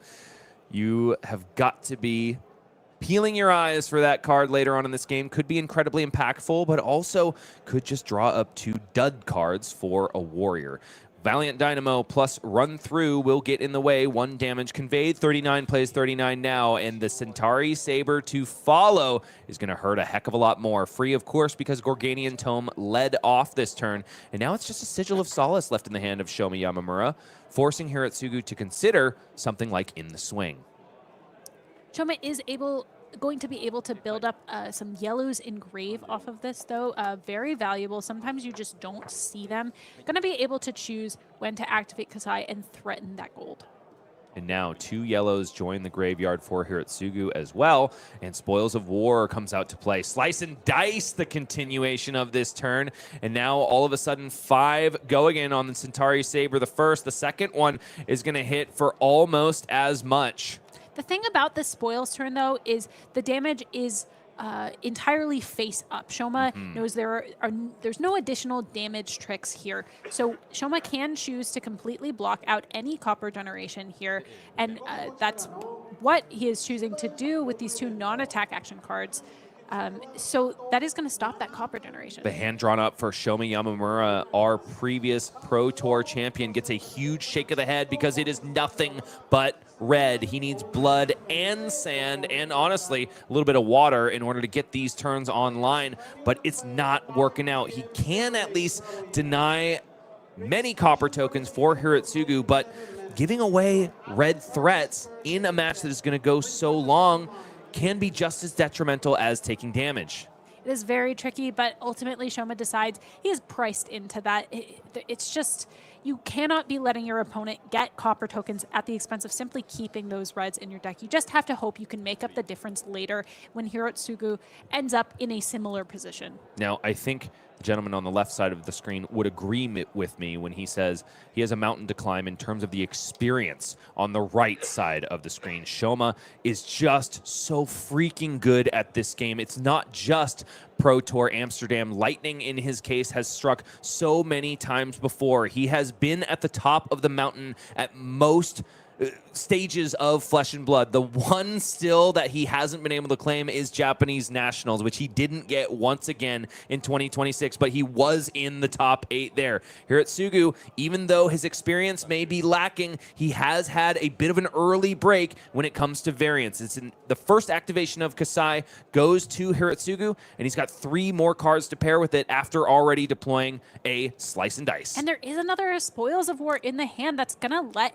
Hirotsugu keep putting up the pressure on Shoma. That Spoils is likely going to get tucked away in Arsenal for a better turn where Hirotsugu might be able to pair it with some stronger attack reactions. But the Blunton in response from Shoma is going to be brutal and force a discard since it is blocking a weapon attack. And that Spoils is going to just go straight to grave because, of course, we need the go again from this run through. Now, at least, of course, Hirotsugu was just saving Spoils for the Arsenal for later. So can completely flesh out the rest of this turn, which is going to buy the last 2 more cards from Shomi Yamamura. 39 plays 34 as we packed back over to our ex-Pro Tour National Champion. And we see the swing of Hot Streak with a Blood Follows Blade pitched here. Of course, Blood Follows Blade being a very relevant piece, but again, only if you can actually hit with it. And it's unlikely that Hirotsugu would play unaware of that card. Now Hot Streak leaks over by 1. Valiant Dynamo to defend. 33 plays 39 now. 2 copies of Sigil of Solace in the hand for Hirotsugu. Shimauchi unsheathed. Follows a Centauri Saber. Yellow in the pitch, so it's going to be 2 swords on this turn. No gold gained on the previous turn cycle, though, so it's material out of the graveyard, and that is another win for Shomi Yamamura. But right now, once again, 5 go again for his consideration. The shape of Shoma's hand as well. Looks like there's at least 1 blue. Looks like there is definitely go again in the. There are three blues. I know I saw a trot along. And there was definitely a yellow run through as well. You know, because of these all red hands that Shoma was experiencing, those blues might be ending up clumping up now, which can create some awkwardness. But honestly, you'd rather see the numbers in your deck start to even out a little bit so that you know the rest of your draws are not going to be quite as lopsided. Now, it's not just good, clean, easy to play hands that get the likes of Shomi Yamamura into this top 8. It's also the sloppy ones. How you navigate difficult hands is what makes a great Flesh and Blood player. And now Hirotsugu cashes in his Fiendal Spring Tunic essentially for an activation of Brave Forge Bracers, which is met by Trot Along.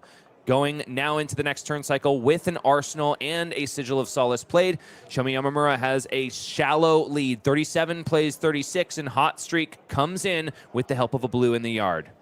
We also see on Hirotsugu's side some defensive tools in the form of Fate Foreseen. We also have that Sigil of Solace sitting there. Might not be able to do a ton of blocking this turn, but Shoma's not ready to activate Kassai. Not ready to say, I'm going to start accumulating gold. Just sending some vanilla damage for now. Definitely a difference between these two players. Hirotsugu snaps off a Kassai activation, and now Shomi Yamamura holds his back. But there's a Fate Foreseen in the hand for Hirotsugu, and he hasn't had the opportunity to block with his Valiant Dynamo yet. Has possibly left 1 value on the table. In a match that is so intricate, like the Kassai mirror, that could spell doom later on down the line. Blood on our hands into the pitch zone. Centauri Saber in the arena. We also see in Shoma's hand another Blunton, which is going to come out and punish this hand a little bit. Of course, Blunton can't really be saved for a rainy day unless you're willing to pitch it back for second cycle, as we saw Hirotsugu do earlier. You know, a viable option, but just as good here, especially when it's cleanly covering the Saber at the moment. And on Hirotsugu's side, at some point, you've got to get through these Bluntons. The discarded card is Blade Runner, and then Sigil of Solace played out for the left side of the screen. 37 plays 37 now, and all of a sudden Hirotsugu doesn't have to worry about any more Sigils of Solace, has gotten his 9 value off of the playset. Shoma finally has something meaningful to put together on offense. Hot Streak given +2 and go again from Spoils of War, and now Hirotsugu finally gets to have his say with Blunton, with a card left in hand for Shomi Yamamura. Could snipe out a lot of the offense on this turn. That Blunton is going to prove brutal here. Shoma finally getting to go a little bit more on the offensive with this nasty Spoils of War on hit. And, you know, Shoma does not look incredibly surprised. He's played 2 of his own. Luckily, it's actually just a Fate Foreseen, not an offensive tool. You know, you still want those Fate Foreseens around, but given that Shoma already has an arsenal, it could have just been kind of stuck in the hand anyway. Interesting. Makes me wonder if it was just a Brave Forge Bracers activation, or perhaps Shoma was thinking about playing out that arsenal card because he would have been able to park the Fate Foreseen there. A lot of play between these two players, a lot of poker face as well. Unsheathed now out of the hands of Shomi Yamamura, giving +3 and go again to the next sword to follow. We also have a Riches in the hand of Shoma. Very useful for getting that first gold on the table, of course. Can be used to fuel a more aggressive turn and search for what you need, but more likely going to stay on the board and represent the first gold of many for a hopefully large Raisin army. I was going to say, is the first gold vital for Kassai like it is for Gravy Bones? No, because you don't need the gold to fuel turn to turn to turn, but having the first gold can be incredibly important. If, for example, you are allowed to get copper, having 1 gold on board is incredibly important when you draw up that blood on our hands. However, in this matchup, it's unlikely, in my opinion, that either player is going to end up with much copper in this game at all. more likely we're going to end up seeing those blood on our hands go to grave, having just blocked for 3. Especially when Kabuto of Imperial Authority stares down any possibility of a blood on her hands turn. Should you cash in 4 copper, well, the opponent can simply shove a headpiece in front of it and stuff the entirety of that turn. Yeah, Kabuto is so complex in this matchup. You have to know precisely when the best time to use it is. And meanwhile, your opponent is trying to kind of spread out the power of their turns and not be overly reliant on one particular turn. But you can absolutely see it used in a position where you have a lot of secondary pumps, those slice and dice effects that are making your sword grow incredibly big. But as you said, both players have to be very heads up about keeping it around in case of a potential blood on our hands. I believe right now we are in the reaction step for Shoma's consideration. I believe no blocks. No. All of the damage was conferred on that chain link. Shoma was considering the follow-up, and it is a Brave Forge Bracers activation, and now paired with a Blood Follows Blade and a Riches of Tropoldani is unsheathed. Shoma does seem to be crafting a cheeky second cycle. Absolutely, and you know, Unsheathed really only needs a yellow to play off of, so it's a good pairing. One of the reasons that it's right at home in the Kassai deck. 33 plays 40 now. Shoma firmly in the lead when the life total race is considered, but it is still too early to call. Outland Skirmish out of the arsenal for Hirotsugu. And also a second Kassai activation. Now, I think one of the risks of these early Kassais is, of course, the number of defense reactions that are still in the first cycle of the opponent's deck. You can't really guarantee the hit when there's always a 0 for 4 that you have to get through. But in the swing, in the hand of Hirotsugu, might make it a possibility. I can definitely understand why you might go for a Kassai at this point, given that the In the Swing might be able to get over Shoma's blocks. In the Swing, not a super popular card to play, so generally a 1 of or 2 of at this point. So Shoma might not be expecting it and might proactively use his own defense reactions to cleanly cover breakpoints. 2 of them, though, are in the hand, which makes it quite unlikely, I think, that Hirotsugu is going to be able to surprise him too much. Now, can Shoma find clean blocks? Honestly, 5 I have found in Fang gameplay to be a really difficult breakpoint for decks that like to run defense reactions, but Hirotsugu is lining up what might be an attack reaction. It's just Blade Runner, though, so if Shoma wants to stuff the gold token, he's going to have to commit one of those all-important 0 for 4s. It looks like Shoma was calling a Blade Flurry on there that would have pumped it to 7 and then allowed Shoma a very clean block with that shelter. But Shoma's also willing to commit that for simply 2 value there, since there weren't a lot of super clean ways to block that without using armor, which is all too precious. And it wasn't just the gold that would have been drawn from the blood of Shoma, also 1 copper token for that Outland Skirmish. And because a lot of Spoils of War have already been utilized or blocked with her Hirotsugu, I think Shoma really likes keeping his opponent penniless. This is one of those interesting turns where Hirotsugu has the opportunity to potentially develop a Centauri Sellsword off of the back of that Blood Follows Blade. And that can happen on either chain link, of course, because we had Blade Runner to give the first Saber go again. So I think Hirotsugu is kind of looking at the hand wondering, can I develop a Sellsword at this point? I think more than likely he's going to end up having to stuff that in Arsenal for a future day because Shoma is so incentivized to block this out. Now, is there any thought, perhaps on the blocking posture of Shoma Yamamura, if he says no blocks, for instance, maybe then Hirotsugu just goes for the Blood Follows Blade? I think at that point, if you truly say no blocks against 5, you kind of, I mean, you might go for it just to secure the on-hit, but on the other hand, you can't really... Actually, you could swing it off the back of Tunic in that case. Go. In the swing, we'll get up to 8, and so Shoma can't simply throw forth a defense reaction. 0 for 4 will not get there, and those Valiant Dynamos remaining unblocked with provide no respite. Sink below, however, will get in the way. 1 damage comes across the line and turns that blood into gold. Hirotsugu is now on the board, and he didn't even need a Fabled Gem to get there. I think the really interesting thing there is after Shoma committed that additional D-React, Hirotsugu had the opportunity to play the Blood Follows Blade, pretty much knowing Shoma can't cover it, and then use Tunic to swing the Centauri Sellsword. Opting, though, instead to keep it for a rainy day. As we mentioned, it is a valuable source of Go Again. Go Again is a real consideration in the mirror. You need a consistent source of it in order to run your opponent out of cards, right? Whoever runs out of Go Again first is much more vulnerable. And in the case of Hirotsugu, he doesn't even have Hot Streak, although not quite as relevant into Kassai, who doesn't really run attack actions. I'm sorry, did Shoma just go ahead and pass? It does seem to be the case. Outland Skirmish once again on the side of Hirotsugu Shimauchi. 33 plays 39. Back on the affirmative. And Valiant Dynamo thumbed. Ooh, alongside the final copy of Blunton, gonna get in the way. Hirotsugu has to discard something that doesn't hurt nearly as much when you kept so many cards in the first place. Full tempo for Hirotsugu, and also Blood Follows Blade. Sleeking through by 2, and so Hirotsugu getting the maximum amount of value from that attack reaction. It's not just Go Again on the Centauri Saber, but also the Centauri Sellsword to follow, and it's 3 Go Again now. Shoma definitely falling behind in the board presence race, even though he's 4 life points ahead for now. Yeah, all 3 of these Bluntons have now been used, but seemingly not slowing down Hirotsugu at all.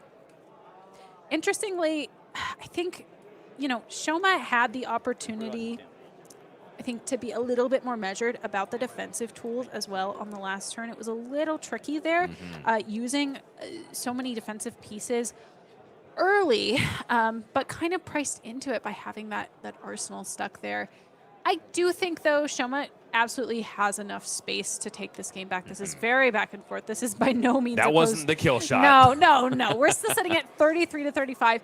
The wins can change very easily. Hirotsugu might be on top right now, but I think Shoma is not going to be too far behind once he starts drawing some of his own power cards. And we have seen a lot of cards kind of flippantly going into the pitch zone for Hirotsugu. Meanwhile, Shoma is concocting very powerful turns for that second cycle, and it's a lot of yellows, mind you, but there is a Raisin army joining the fray, and I think if Shoma is just going to go ahead and try to make some fat stacks, that Raisin army second cycle could be very hurtful.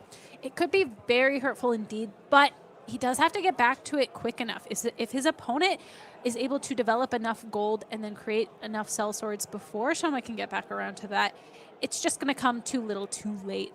Notably, though, we've been talking about these gold activations, Hirotsugu being much more aggressive about activating Kassai, keeping Shoma on the back foot. Meanwhile, Shoma is building up a huge pile of blood and sand with which to fuel later gold activations. Back over to Hirotsugu, who just blocks with the Valiant Dynamo. 4 cards in hand and 1 in the arsenal. 32 plays 35 now. Slice and dice in the yellow deployed. Another Blood Follows Blade in hand. Not really necessary on this turn cycle because Spoils of War, the final copy for Hirotsugu, is played out as well. So it's 3 plus 2, 5 Go Again on this Centauri Saber. Threatening copper tokens. Hirotsugu is not being shy at all about playing out these Spoils of Wars. He may have a trick up the sleeve, but Shoma does have some defensive tools to answer as well, using a Sink Below proactively to be able to cleanly cover 5 alongside a Valiant Dynamos. But does Hirotsugu have some sort of reaction, like a Blade Flurry? Doesn't seem to be the case. It's just fair flesh and blood from Kassai, which honestly is what you can mostly expect. The Blade Flurries and the In the Swings are so impactful because they are so few. Usually what you can expect is something like a Blade Runner or a Run Through, which, yes, is an attack reaction, but conveys it more at action speed. I'm wondering about these spoils. We've seen Shoma play 1 already, but Shoma has an opportunity to gain an advantage in the copper realm in addition to the gold realm. Both heroes sitting at 1 gold apiece, fairly equal there, although Hirotsugu has a little less fuel in the grave for now. But copper if Shoma could line up a Spoils of War turn with some of these reactions, catch Hirotsugu off guard, that could be another avenue that he could attack this game at.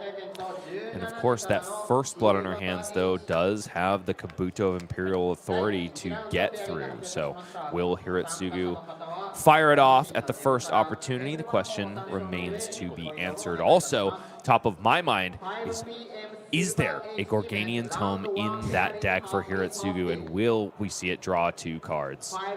I would love to see it draw 2 cards, although I really wonder. I have to think that it is in.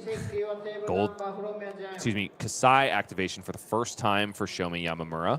And I love that he's got it written on the back of the card. On hit gold. There's no question about what is coming your way when that is written in bold font. Also notice this Sunflower Samurai special gold token that Shoma is using. I have one myself. It's a beautiful alternate gold representing some of Shoma's Spanish counterparts. Hot streak now. No go again yet. Just 2. Asking for an attack action card for it to be given go again, but it's just not there for Hirotsugu. Don't expect that to be a relevant clause of this sword. Hirotsugu is thumbing another Blunton. Can it blunt this turn from Shoma Yamamura, though? It's a little bit unfortunate. As much as Hirotsugu would like to stop these gold-on hits, he's also drawn a pretty aggressive hand, one with a Bleed Flurry, something that would have been extremely useful on the prior turn. I would love to see Hirotsugu kind of use those tricks to set up and push through some more gold on hits. But instead, we're going to see Shoma playing Blade Flurry on the other side of the table, able to do so despite that Blunton. And also, the Go Again enabler was Glint the Quicksilver because Blunton came from the hand. Card discarded, card refreshed. Shelter from the Storm seems to be getting in the way of the remainder of the damage on Hot Streak, and then the second Shelter from the Storm gets in the way of the second sword. So no gold for Shoma Yamamura. Just like his counterpart, that first activation did not bear fruit. And now Unsheathed plus Blade Flurry in the pitch zone means 5 go again into an additional 2 because Fiendel Spring Tunic is online. Yes, it's time to start seeing these players start leveraging that Tunic. They want to keep that refreshing and gain whatever edge they can. Blade Flurry, of course, going to the bottom of the deck. We are going to see it again, most likely, so no worries there. We want to be actively pitching those reds away sometimes so that we can fuel powerful turns in the second cycle as well. And speaking of those powerful turns, 4 pennies on the side of Hirotsugu Shimauchi. Very squarely in the race for a good blood on our hands turn, but it begs the question, do you commit fully to it and run smack dab into the Kabuto just to get rid of it? Or do you try to hold it back until you force that headpiece to be blocked with by the opponent? And now Hirotsugu ahead, not just in copper, but also in life. It's back over to Shoma. 28 plays 32. Sift played out of the hand, and Shoma will have the opportunity to take a look, shuffle away 2 cards out of the hand and draw 2 more. As many as he pitches to the bottom, that's how many he gets off the top. Blue Sift is such a cool tech card in the list that I missed when we were looking at the list, but as we know, it does allow the draw effect, which helps Kassai along. So it's somewhat like you're pitching a yellow because it's making your swords free, but you also get to fix your hand up a little bit, and you're getting to kind of go through your deck a little bit faster. Sift has made its way in and out of lists in Flesh and Blood, most notably in Zen Tamer of Purpose back at his heyday. I remember watching Brodie Spurlock play it on turn 0 and being mighty surprised indeed. Valiant Dynamo gets in the way of this Centauri Saber. Shoma able to convert the entirety of the hand even though he shipped it away at the beginning of the turn cycle. Sigil of Solace was there in the arsenal, and now it is clear for a brand new card to join the fray. Back over to Hirotsugu, who does have, I believe that is 4 cards in the hand. It is. Fate Foreseen is there. No longer has to worry about Bluntons because Shoma has used his last. Draw swords with the help of 2 cards. Draws up a Trot Along. And so now Hirotsugu can go ahead and send 5 into 2, park the Fate Foreseen in the arsenal. It wasn't a very efficient pitch, though, was it, Mercy? No, and, we we could have used the Blood Follows Blade to give go again instead of this trot along, but Hirotsugu is being very heads up about setting up some potent second cycles and not wasting that Blood Follows Blade. Want to make sure we get a sellsword off of that if we can. So I don't mind pitching it at all here and just leveraging the trot along for now. We talked about how important Blood Follows Blade is to make connect. That can definitely be a difference maker in this game. And when you pair it with one of those very few buffing attack reactions like Blade Flurry, you might just be able to guarantee it when your opponent is completely bereft of defense reactions. The issue kind of for Hirotsugu is that because Shoma Yamamura resolved a Sift, he doesn't necessarily know what that turn is going to go up against. That's right. And, you know, if I'm tracking correctly, Hirotsugu has also stacked it against another Blade Flurry. So it's very likely going to connect on that turn once we get back around to it. A Centauri Saber for 2 suddenly becoming 6 is a fearsome proposition, especially when a mercenary can be hired from the connection. But if there's one person tracking the pitch stacks in this room, I think it's Shoma Yamamura, who plays out a Spoils of War. 29 plays 28, and it's hot streak 4, go again. The Spoils of Wars have really been showing up quite early and showing out in this match. Both players using them extremely proactively, forcing their opponent to, you know, lose some tempo. It's not just Victor who can utilize a horse. It's also Kassai of the Golden Sand, and hers is burning bright internally. 2 cards are met on that hot streak. No connection there. Centauri Saber to follow, still threatening 2 copper tokens. Shoma with just 1 card left in the hand. Excuse me, 2. One of them's got to be utilized on this turn, you would think. You know, the other interesting card in Hirotsugu's hand right now, even though we can't see it, is a high current currency. A card that is, you know, an unassuming blue, often not relevant, extremely relevant in this matchup, given that it can represent 2 gold that your opponent cannot stop and later be converted via Raisin Army into Centauri Sellswords, also stealing value from your opponent, not letting them get that tunic resource quite as soon. So it can be extremely crucial to hang on to that. Now Hirotsugu deploys the Fate Foreseen for less than stellar value, but it's mainly to protect likely high current currency, but also the raise in army. You don't want to be giving that up, which does force you into some awkward blocking positions. 28 plays 29 now, and Hirotsugu seems to just be throwing out Centauri Saber. Valiant Dynamo meets it in the arena. 28 plays 28 now, as Hirotsugu, yes, parks a high current currency in the arsenal, likely for the next turn, because his only opportunity to get maximum value from it will be before that Fiandel Spring Tunic reaches 3 energy counters on Shoma's next turn, who activates Kassai now on hit gold on this hot streak, which is paid for by a blue, and there's a lot of cards left in that hand. On Hirotsugu's side, I'm wondering if he has the right hand to convert that high current currency at just the right time. It could be very key. It cannot be understated how important that is, maybe more important than really sending much damage here. Which, if he decides to just go ahead and block entirely, will of course have the opportunity to play it out. High current currency, while it has supreme value, supreme power at generating gold tokens, it does eat the action point. It does. You know, the other thing I think Hirotsugu has to think about is this blood on her hand. Given that he does have those 4 copper tokens, it's just not looking like it's a great hand to leverage blood on her hands. And, you know, he may be able to just give up this particular copy, wait for another one. Especially given that Shoma still has that Kabuto around. It's not really a good time to start using blood on her hands.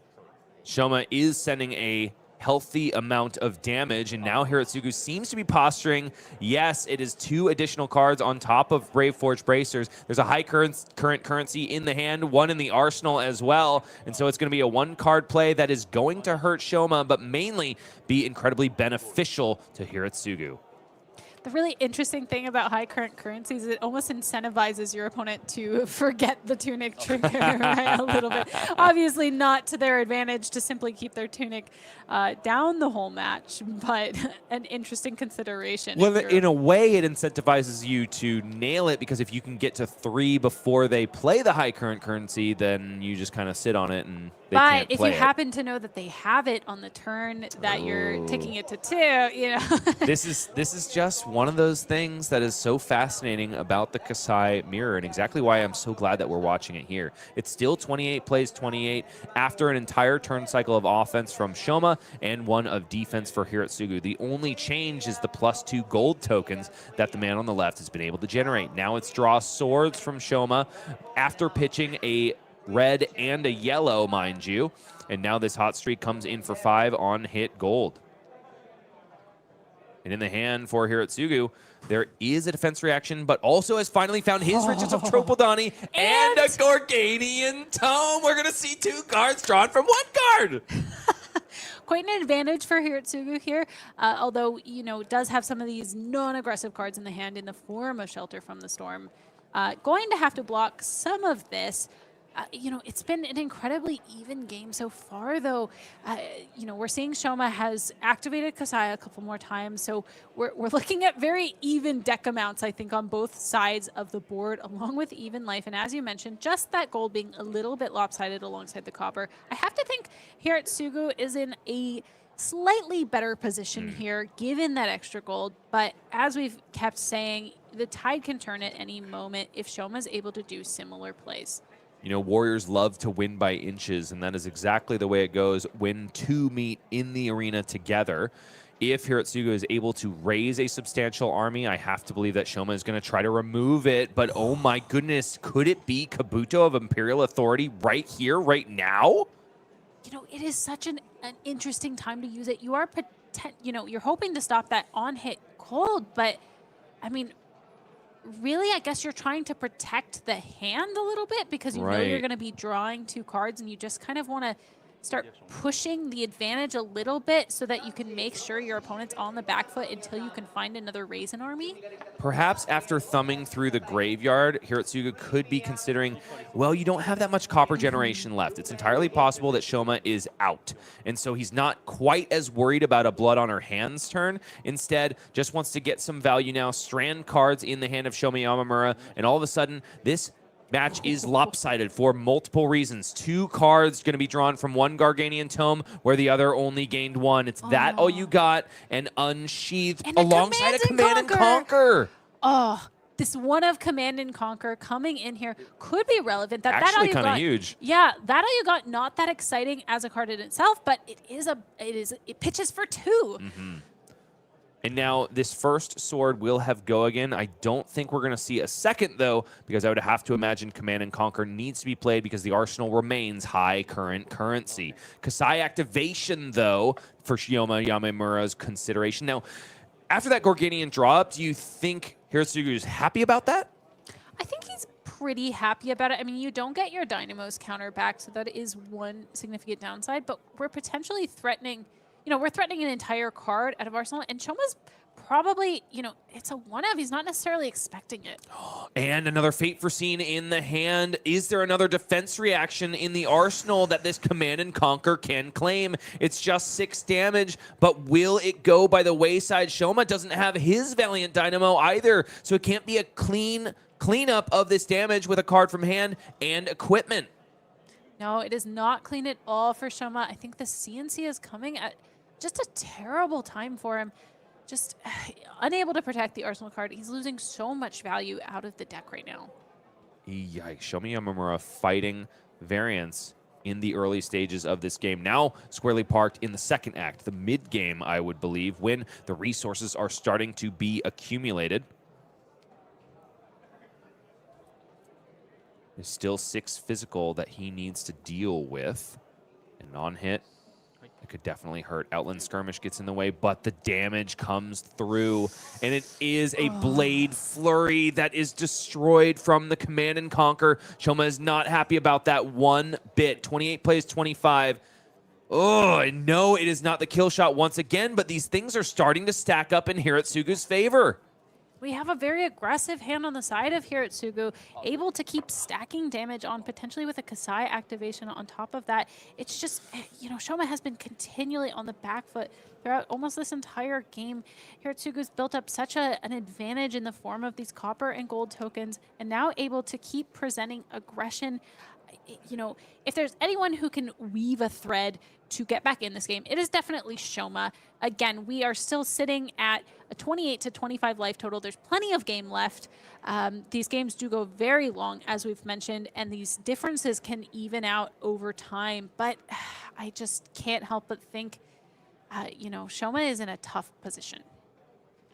Indeed so. But Hirotsugu, if he could have just kept this pain train rolling, it would have been done very well off the back of something, say, a blue, and also redundant go again effects. Because, of course, if he was able to resolve 2 of them on this turn, he could have finished off with high current currency, robbed 2 more energy counters, and gained 2 more gold. But he does go ahead and send 2 of those reds into the pitch, 1 of 4 gold destroyed in order to draw a card, and also gain free swords for the remainder of the turn. Sharpened Steel will also buff up the next weapon attack this turn by 3. There also is the small matter of a Kassai activation as well. Blood and Sand into the Banish on hit gold for the remainder of these weapon attacks. It is slightly curious to me to pop a gold. I think Hirotsugu is really looking ahead to that second cycle, right? Putting these powerful cards back on the bottom. Though I do wonder in this instance if it's more important to save the gold. This is, you know, one of those cases, though, where you can make a lot of Centauri cell swords. You're not necessarily going to be able to swing them all every turn. However, you do want to create enough of a buffer that your opposing Kassai cannot simply easily clear 2 and then send you back down to effectively none. There was a go again die out right next to that 5, perhaps foretelling to Shomi Yamamura the run through that was going to be laid bare. But now, will he send the second saber or play out the high current currency? Would be losing 2 value on the run through by making that play. Being extremely greedy, though, I mean, I do think high current currency looks very good right here. And Hirotsugu is playing a very long game, right? Pitching that Raisin Army as well. Could have played it right here and created 3 cell swords, but perhaps recognizing it's a bit premature. He doesn't have the resources to actually swing those cell swords, so Shoma would be able to quite efficiently clear them and kind of render them, you know, useless. It's the old gravy bones heuristic. You, in a long game, you don't necessarily want to be playing out allies over and over again unless you are getting offensive value as well. It's the offense and the defense that make each ally worth its weight in salty, briny sea. In this case, Hirotsugu needs to summon those sand soldiers, but only when he can mount a meaningful offense with them. Exactly. You have to be extremely measured. You know, Hirotsugu is being very conservative, playing in a way that shows he has a lot of experience in the mirror because, you know, you might be feeling high and mighty at the moment when you're ahead, but you quickly get back around to your second cycle and realize you have left only dregs for yourself. Hirotsugu is making sure that does not happen. Fate Foreseen bottoms a card for Shomi Yamamura and also prevents the on-hit of gold for Hirotsugu. It's back over to Shoma, who has 3 cards in the hand. One of them being a defense reaction likely destined for the arsenal. It's a Kassai activation first, though, and Hot Streak crashes in only for 2, 1 resource floating, but Fyendel Spring Tunic has been allowed to go up to 3. The last Blunton, though, for Hirotsugu buys the shelter from the storm that wanted to be placed in the arsenal. Now it's Blade Flurry plus a Fyendel Spring Tunic activation for a Centauri Saber for 5. Threatening gold once again. Valiant Dynamo plus Fate Foreseen will clean it up so nicely. Glint the Quicksilver on the top of the deck for Hirotsugu goes to the bottom. Hirotsugu has just had the answers at every turn, seemingly, this game. Meanwhile, Shoma is just fighting for the second gold of the game. The first, of course, being created off of the Pitch of Riches. It's a blue in the pitch zone. Centauri Saber. Shoma must consider his blocks first. Hirotsugu getting a little bit antsy and showing the Blade Runner before he needed to. We also see there in Shoma's hand there, I think there were 2 Blood Follows blades. Some pieces, some crucial pieces that he's been missing that could be, you know, represent a way to get back in the game by making those cell swords without needing the gold. But it's just so tough at this point in the game to get the space to do that and, you know, simply hope Hirotsugu doesn't block. Decks are getting thin. It's not just the graveyard of Shomi Yamamura that eclipses the deck, but also the Banished Zone after this point. We are getting ever closer. Sorry, we should be in second cycle already. We are at turn 15. Turn 13 is usually when those cards come back around again. Yes, that blunted, I believe, represented the first pitch from Hirotsugu. So I think we have just about hit second cycle. And now back over to Shoma. 22 plays 28. He's got to make something happen. There's just been no currency on his side of the board from the beginning of the game. Even that turn 0 where he was forced to block with so many valuable red pieces. And Hirotsugu, had he just pumped the brakes, arsenaled that sharpened steel instead of hitting the go button, Shoma might still have more to offer. It's looking quite unfortunate for Shoma right now. Things, we talked about, is it mostly a skill matchup? Does the variance matter at all? Variance absolutely matters. We're seeing things just not line up well for Shoma and line up quite decently for Hirotsugu, although it can't be understated how much skill these players are displaying as they're navigating the matchup. They're both keeping stock of what's left in the decks. We're seeing cards kind of flying around the table. And meanwhile, Hirotsugu has to be debating what to do with the hand, right? We do have that blood on our hands. However, Shoma still has that Kabuto available to block with. And Kabuto of Imperial Authority is essentially there to stymie a blood on her hands turn. Hirotsugu needs Shoma to commit it before he converts those pennies, I would think. It's two swords blocked out, not necessarily both of them Centauri sabers. Back over to Hirotsugu, 2 cards in hand, 1 in the arsenal. 28 plays 22. I do think this might be the last blood on her hands for Hirotsugu. I don't quite remember what happened to the other 2, but I think we've only pitched 1 in the game.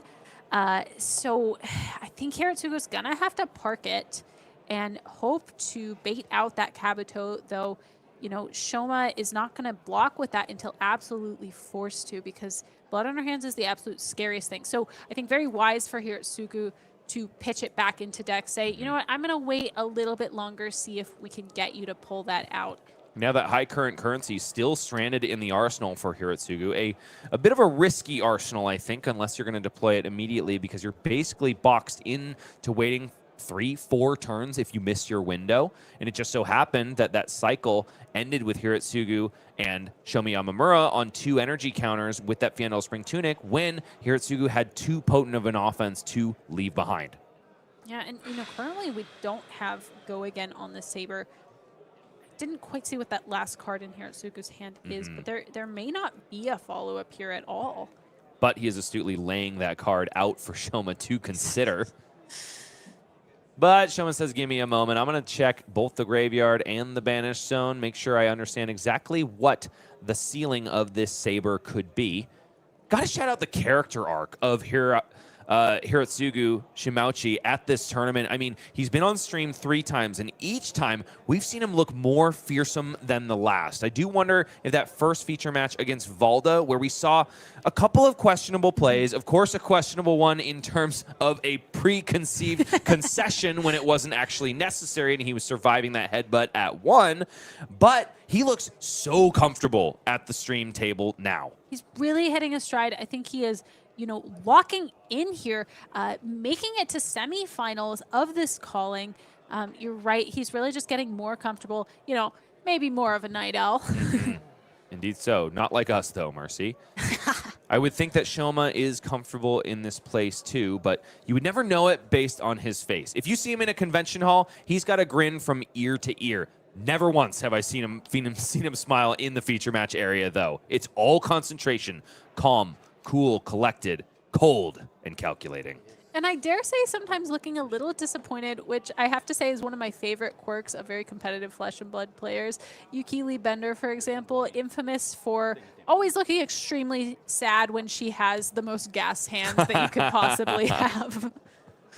I can think of a couple of my locals who are quite the same. Centauri Saber 1, blocked out by Brave Forge Bracers and Valiant Dynamo, giving no reprise to Glint the Quicksilver. Centauri Saber the 2nd follows up. After an activation of Kassai the Golden Sand, it buys blood on her hands from Shomi Yamamura, who just doesn't have a single copper token to speak of. It is possible that Shoma could get some copper later in the game off of an outland skirmish if they haven't all disappeared by this point, but it's not even worth it at that point. You might as well just use the copper to draw in a tricky spot. Kassai activation, unsheathed. Riches of Tropoldani will create a gold 2 if this hot streak is able to connect. Coming in now for 5 go again. Don't forget your gold token, Shoma. Don't forget the gold. Don't forget the gold token, Shoma. Shoma. Oh, I can't watch, Mercy. Yeah, it's really important that you get the gold off of the riches. You know, this is a second cycle riches. The first gold came from the other one. Hirotsugu has just been, you know, a brick wall when it comes to stopping those gold on hits. It looks like a table judge might be coming over to remind Shoma, possibly, or think about it at least. It is technically not. It is a mandatory trigger, but of course it is Shoma's responsibility to remember it. Yes. Still 5 go again on this hot streak. He's got a small window where I think he can remember it, and Hirotsugu wouldn't mind. But of course, once this chain link resolves, it's probably going to be too late. Oh, I'm just waiting for the moment of realization on Shoma's face. Oh, my heart bleeds for him in this moment after so many games of flesh and blood, so many hours of competition. It's only human to cause a slip up. It can be extremely tricky in Kassai as well, who has so many effects to consider. You have to make sure you're sequencing right. You have to activate Kassai right. That kind of occupies the same mental spot of, you know, creating a gold. And in this long game, Shoma's probably got so many thoughts running through his head. What is in my opponent's pitch stack? What is left for them to utilize? How do I sequence this turn so that this on-hit can be relevant? And yes, there is a gold token generated, but only by the on-hit of the hot streak, not by the pitch of the riches of Tropoldani. We could have seen the two players get to parity on gold, but we're going to see Shoma still lag behind a little bit, unfortunately. That Raisin Army is coming back around for Shoma, and I think that, oh, and he's got it in the hand right now. He's just going to pitch it again back to second cycle, hoping to build up even more gold before he plays it out. It's just unfortunate that he's going to be at potentially only 3 gold instead of 4 when that happens. The it, of course, being pitched was Raisin Army. And now it's a Kassai activation of Hirotsugu's. On-hit gold for the next sword to connect. And yes, there is blood on her hands. It's only going to be 3 copper, it would seem, sunk into this fearsome power card. But Kabuto of Imperial Authority is going to hurt, I would have to imagine.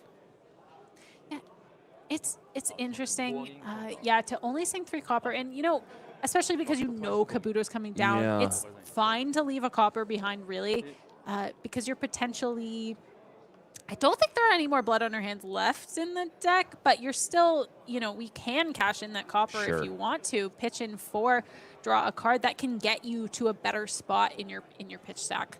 Okay, a total of, it should be 3 on this, and yes, of course, gets a snap block. The Kabuto of Imperial Authority, and Hirotsugu is just going to go ahead and send a Blade Flurry and perhaps a Blood Follows Blade. I might not hate this play. The nice thing here is he'll gain the go again and then be able to play out high current currency. So what Hirotsugu is trying to do is gain some sort of equity from a play that he knows Shoma is going to make, and one that he has to force out of his opponent by committing enough to a blood on her hands turn.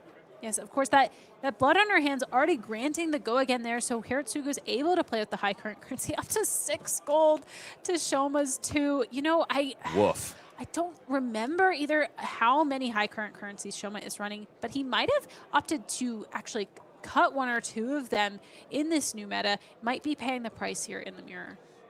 Indeed so, and if Japan is to be believed, Kassai mirrors might be in our future. Blood Follows Blade, Raisin Army, the second copy for Shoma Yamamura left in the deck, and also Blood on her hands. Card that is looking very, very weak the way the deck has been treating Shoma. And I want to take a look at this hand cam one more time to take a look, more importantly, at the decks. They continue to thin out for both of these players, each of which are still a above half of their starting life total at 51 and a half minutes elapsed.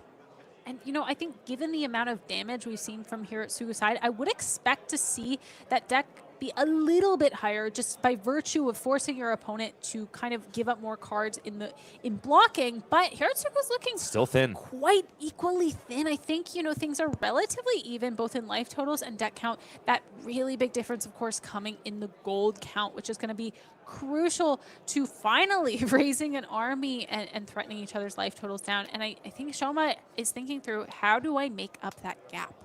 Hydration pause for Hirotsugu as the tension mounts between these two players. It's so poignant, you could cut it with a sponge. Luckily, these two players have tools that are a little sharper than that.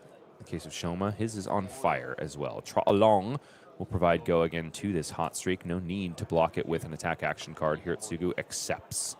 Down to 19, and then the Centauri Saber to follow also connects. 17 plays 22, but Hirotsugu has held back what he thinks is going to be an influential kill shot in this match. It is Blood Follows Blade, Raise an Army, Blade Flurry as well to try to force it through. I am eating my words. Hirotsugu has shown that he can pitch stack with the best of them, and all of a sudden it is still 6 gold, but it's free sabers as well because one of them was popped, one of them was created by Riches of Tropodani. It's a Kassai activation to boot. Hirotsugu going to be coming out swinging on this turn. It's a pretty incredible turn if you can actually swing the cell swords, but I'm not. Am I missing here a source of go again in the hand? I think it might be in the arsenal. There's also another Blood Follows Blade in the hand. Oh, yes, Blood Follows Blade in the hand, of course. That's going to allow at least go again, even if it doesn't get the on hit. And then we can raise an army, but we still have the matter of paying for all those Centauri Cell Swords. We do have the That All You Got, which can pitch for 2 of them. The swords are already free at this point. And so I think the question for Hirotsugu is just how to squeeze more damage out of it. In fact, I think we may even see the Blade Flurry simply get pitched to swing another cell sword. And of course, Fiendal's Spring Tunic is online and ready to go. But I mean, if you're raising 6 soldiers, you can't be too worried about Shoma removing all of them, especially if you, sneak another one through with that Blade Flurry. Starting to seem that Blood Follows Blade is very at home with Blade Flurry when your opponent is out of defense reactions. So Centauri Cell Sword, the first on this turn, established. Do we just snap Raise an Army for 7 here, Mercy? I think it's probably time. And here we go. What will the price be paid? It is 6 total. I think it's pretty astute, leaving 1 behind just in case you need to do a draw on a future turn. But yikes. There are so many more bodies on one side of this board than the other. Even potential bodies are not really in Shoma's future. 6 Centauri Cell Swords for Shoma to deal with. No, they're not going to swing on this turn cycle, but the damage has been done just by virtue of hiring them. It is going to be so incredibly difficult for Shoma to clear these. It's going to take at least 3 turns swinging 2 swords every turn to actually clear all of them out. And by that point, I would think Shoma is just so far behind that he wouldn't be able to make up the difference. And unfortunately, even if Shoma is able to raise his own army, it's simply going to be too small in the face of these other 6 cell swords. 2 now swung, 2 now accepted by Shoma, 2 more to follow thanks to That All You Got. So much blood being spilled in the deathmatch arena. We're catching up on the life totals at this point. And it's the old illusionist issue, right? You have to take so much damage in order to have any hope of dealing with the board.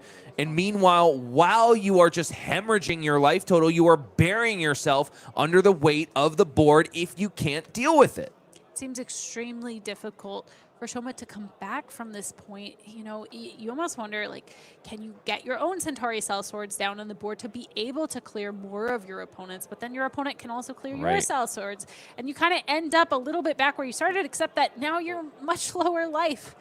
It's the old Dromimir. I mean, it's all about the board state when it comes to Ashwings, right? If you get into a situation where a single Rake the Embers, in this case a Raisin army, can't deal with the other Raisin army, then you are just buried.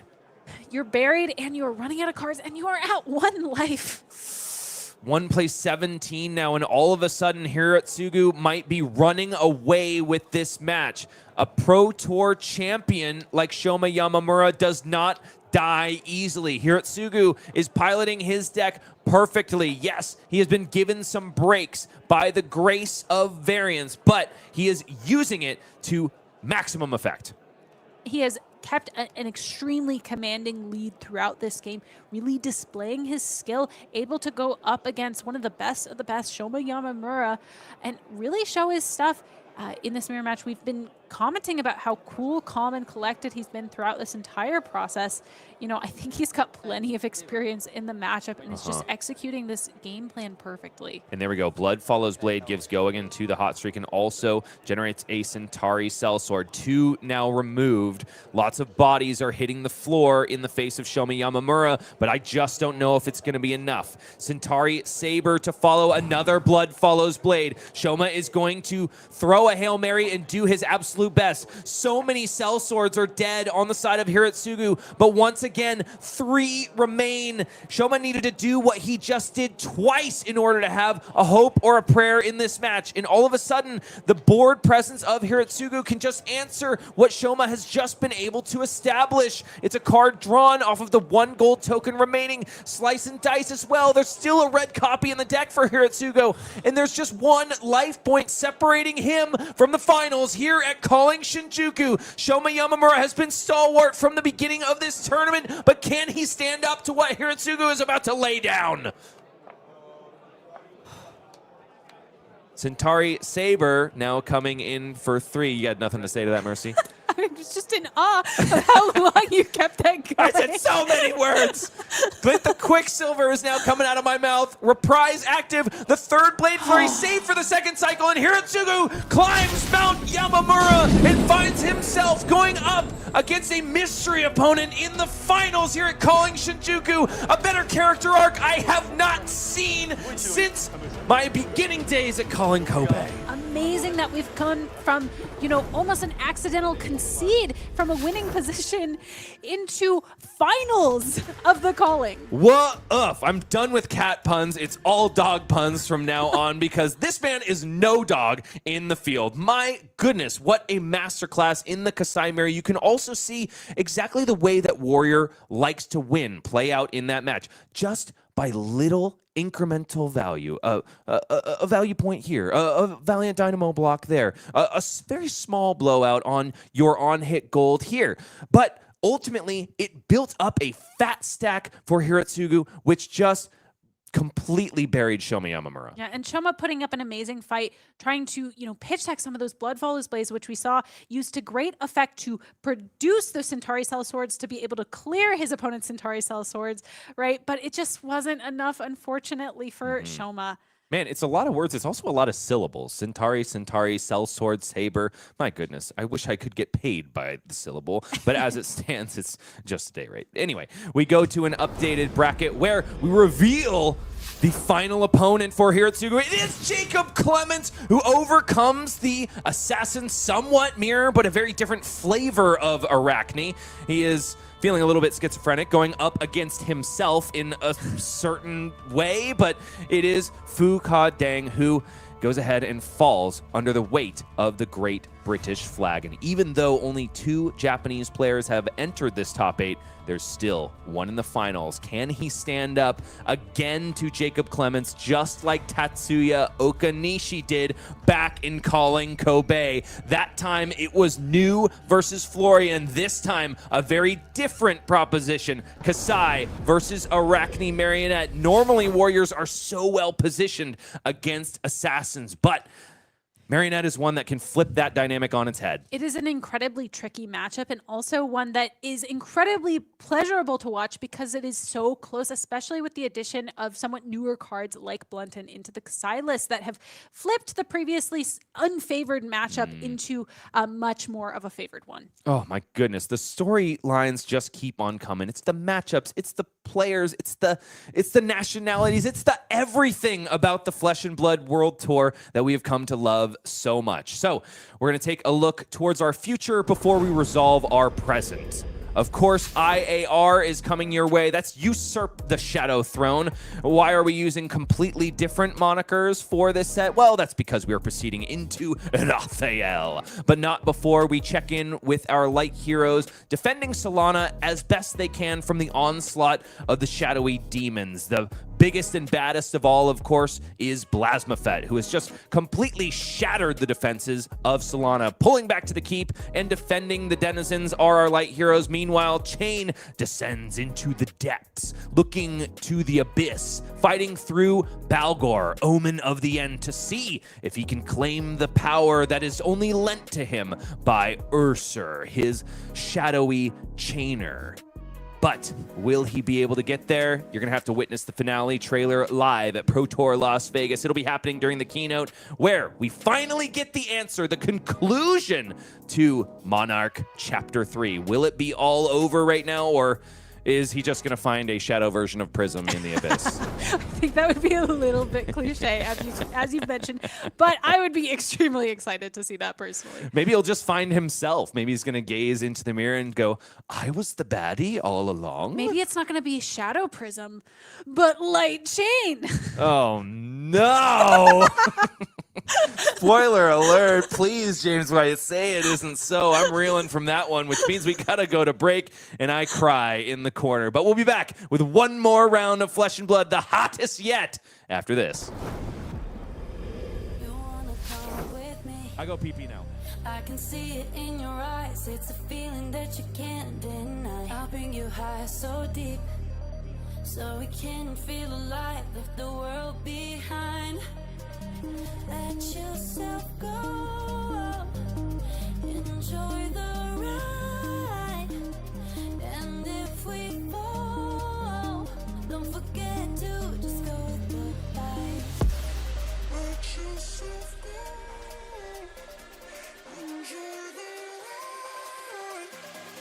And if we fall, don't forget to just go with the light.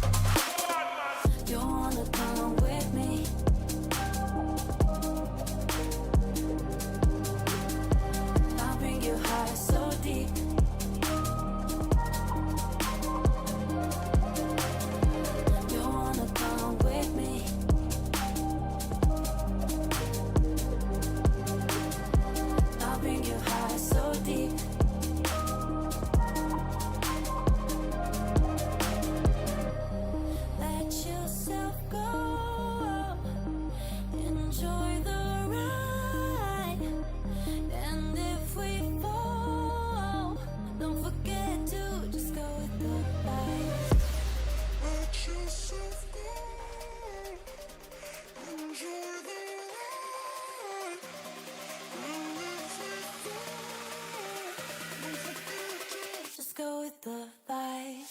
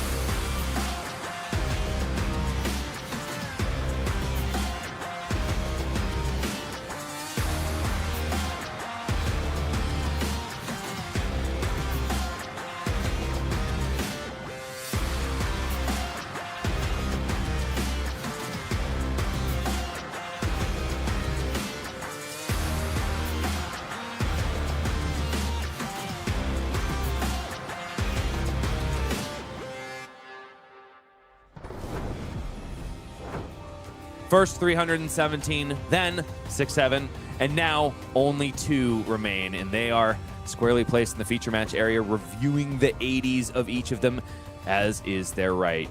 Oh my goodness, it's Kassai versus Arakni Marionette. The outsider, Jacob Clements, sees if he can come into Japan again, like he did just last year in calling Kobe. But he was stopped by a gentleman by the name of Tatsuya Okanishi, who we saw on coverage during day 1. Bryce Platz back with Mercy Bickell for the last time at Calling Shinjuku. We cannot wait to present this final matchup to you, because it is one that is kind of a tale as old as time. Warrior versus assassin. Are they star-crossed lovers? Are they at each other's throats? Nobody really knows, and we're not really going to find out by the time this match is concluded, but boy, is it going to be a fun watch. It's going to be an extremely fun watch and a matchup we haven't gotten to see up until this point in the tournament. So a very fresh matchup for our viewers who are hopefully not getting too sick of Kassai by this point. Or Arakni Marionette. We have seen them on stream twice in the hands of the same player, mind you, Law Wen, who... Man, the craziest matchup against Dash.io, thanking his lucky stars that he was able to make it into top 8, but it would seem wasn't good enough to carry the day against Arakni Huntsman. Jacob Clements, however, seems to have unlocked something in his preparation for that matchup. We take a look at our bracket for the final time, of course, because there's only one more answer left. Jacob Clements there, Hirotsugu, Shimauchi there. And now, what do you think about this journey so far on either side, Mercy? You know, I think the journey's been incredible. I think a lot of us were expecting Jacob Clements to possibly fall to that Arakni Huntsman, and we didn't see that happen, of course. On the other side, however, we have, Shoma Yamamura, who so far had to fight through 2 Kassai mirrors, both incredibly taxing to your mental state, right?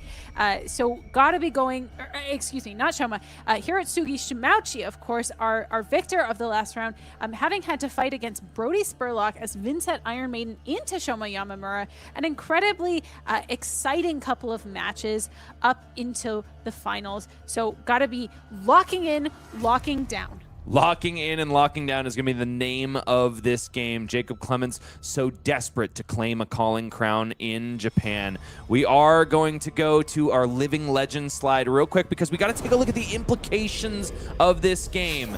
Kassai of the Golden Sand cannot hit Living Legend before Pro Tour Yokohama, but she can get pretty damn close. 892 points. Let's go ahead and round it up to 900, shall we, Mercy? With that 1.5 times multiplier, the 50 Living Legend points that she would technically gain from winning calling Shinjuku would actually be 75. Precious little time for Kassai to be played before Mastery Pack Warrior comes out. It's far more points than I'm comfortable with her gaining. I still have to root for her, but it is with consternation in my heart, I have to say that. I'm half hoping that Jacob Clements takes this home on Marionette simply so that Kassai gets to be played a little bit longer in the meta, please, until Mastery Pack Warrior. Could you have just cursed the Kassai in this finals? That would be crazy. No curses. I'm sure it's going to be a great, fair match, but I just can't help it. I love the hero. I don't know what I'm going to do without her. And it's not just her that stands to benefit immensely, or if you're somebody that doesn't like Arakni Marionette, you could be very happy that an extra 50 points would be injected into his Living Legend Ascension. Is also at the 8th place on that Living Legend leaderboard at the cresting almost 800 points, so would be rather significant. But we've got a game ready, locked and loaded. Let's go ahead and lock in just like the players, Mercy, and see if we can bring this show home. Hirotsugu for the 4th time at Calling Shinjuku in the feature match area. He's in the left corner, but on the right, a fearsome competitor to behold. Jacob Clements from Great Britain, the first seed, chose to go second. Man, I love this guy so much, not just because he's so great at this game, but also because he is a player with integrity. He just goes to show you can be good at the game, you can win, but you can also be one of the good guys. He is 100% revered in my book for what he does for the community and what he does for our game. Now, we've taken a look at this, the record of Hirotsugu over and over again, but each time we do, there's an extra W added at the bottom. Of course, Evan Tanguy, the last one to succumb to him in the rounds of Swiss. What we don't see here, though, is the quarterfinals win and the semifinals win against Shoma Yamamura. Hirotsugu has gone through quite the character arc, and he's looking so good here. On the other side, Jacob Clements, just like Shoma Yamamura, is a seasoned competitor, but we're seeing him for the very first time. Only one L on the way here, and it was, excuse me, in the hands of Tsunoda Shingo on Decklists, esteemed magnate. Amazing feather in the cap for Tsunoda on Decklists. Notably, the last 2 rounds of Swiss, Jacob was fighting some very formidable Kassais and able to bring out the W on both of them, right? Also, beating Masay Toda on Betsy in round 10. You know, rip Betsy. But Jacob Clements really showing he's got the chops, obviously has the chops to compete, especially against Kassai. There was also, of course, the grudge match of the century in round 6. I've said Tatsuya Okanishi over and over this tournament, and that is because Tatsuya was able to claim the calling crown in Kobe against Jacob Clements in the finals. New versus Florian then, and now it is Kassai versus Arakni Marionette. Now that Tatsuya has been felled and Jacob has found himself a new competitor, and man, does he look locked in. Perhaps this will be a very different story in Japan. We take a look at the heroes again. Kassai the Golden Sand, we've talked about ad nauseum. On the other side, in the other corner, Arakni Marionette, who does like to play with weapons, does like to play with attack reactions, but in a very different, much more explosive, much more, some would say, unfair way. You know, a lot of people are going to harp about the unfairness of Assassin forever and ever. I think at the end of the day, though, we have to recognize that Marionette provides some of the most interesting games of Flesh and Blood, with a lot of back and forth between the 2 players and a lot of counterplay available. Now, Arakni Marionette, not known for being able to deal with board presence particularly well. Gravy Bones loves this matchup for a particular reason. It is difficult for them to both remove allies and also do so by presenting meaningful offense to the face. If Kassai can get an early amount of gold and raise an army sooner than later, it might be something that Jacob simply can't deal with. Granted, he did get a brand new tool in Unmake the Underlings. We'll have to see if it comes to play here. We now go to the final question to be asked at Calling Shinjuku. We will have our answer. Of course, who will be the calling champion? And the Helm of Astral Sanctuary making its debut for Hirotsugu, at least in the feature match area, likely there to just cover up a flick.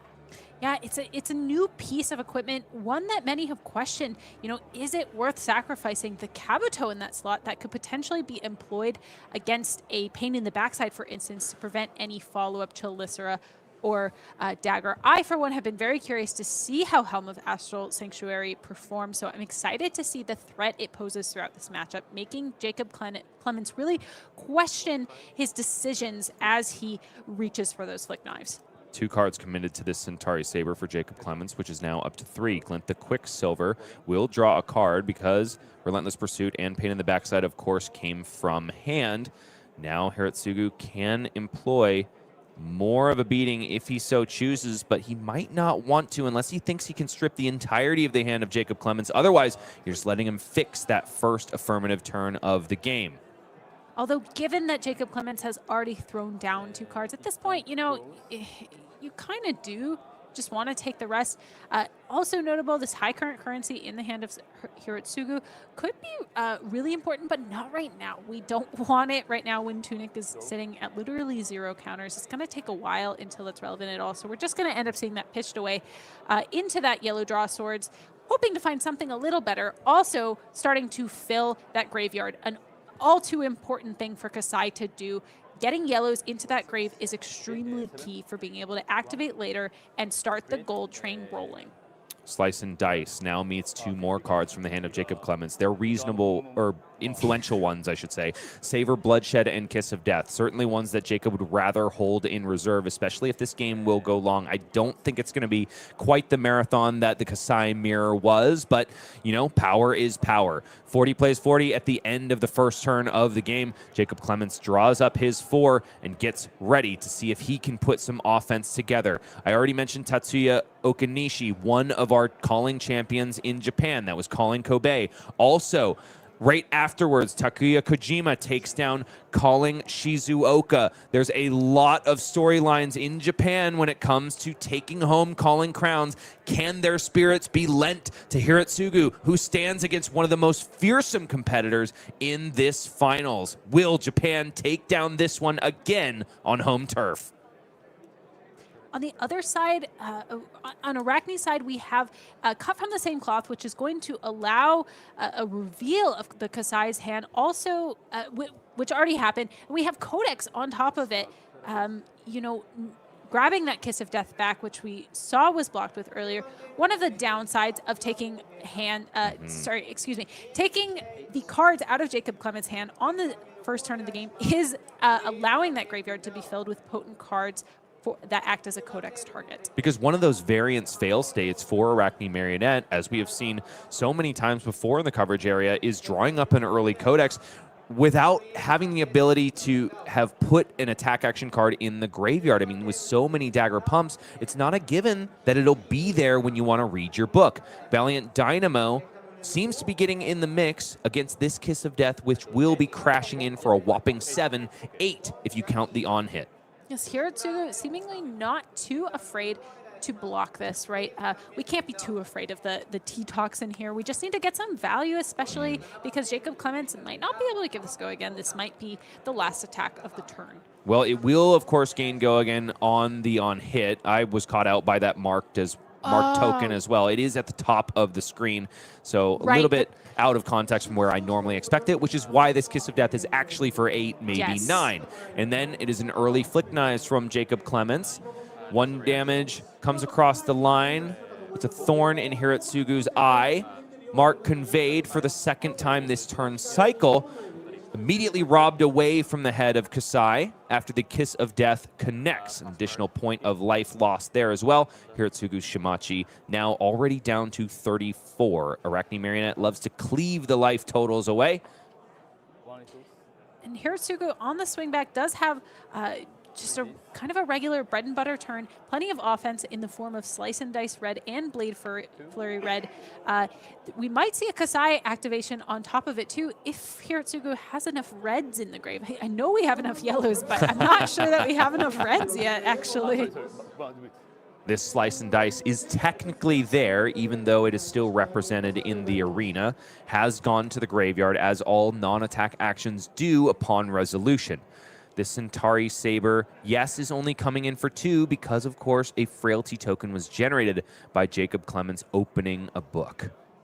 And it is another Codex of Frailty in the hand for Jacob Clements. Does he want to see these nice and early, Mercy, or would he prefer to leave some of them for later? I think it's absolutely fine to see them early in this matchup, assuming you have a good target. That, you know, you can use Codex to kind of shut Kassai out of the game by just rolling incredible amounts of damage turn to turn, and that Frailty being so incredibly punishing for Kassai, who, of course, is swinging her swords twice a turn and losing at least 2 value off of every Frailty that comes across the board, in addition to any on-hit effects that might be prevented. Now, with an empty dagger slot, Jacob is obviously looking for some way to generate a Graphene Calycera down the line. First step is uncovered, did need to clear that slot, and even though the mark is off of Hirotsugu's head after the Kiss of Death connection, there was a layer of the spider in the midst, in the arsenal for Jacob Clements.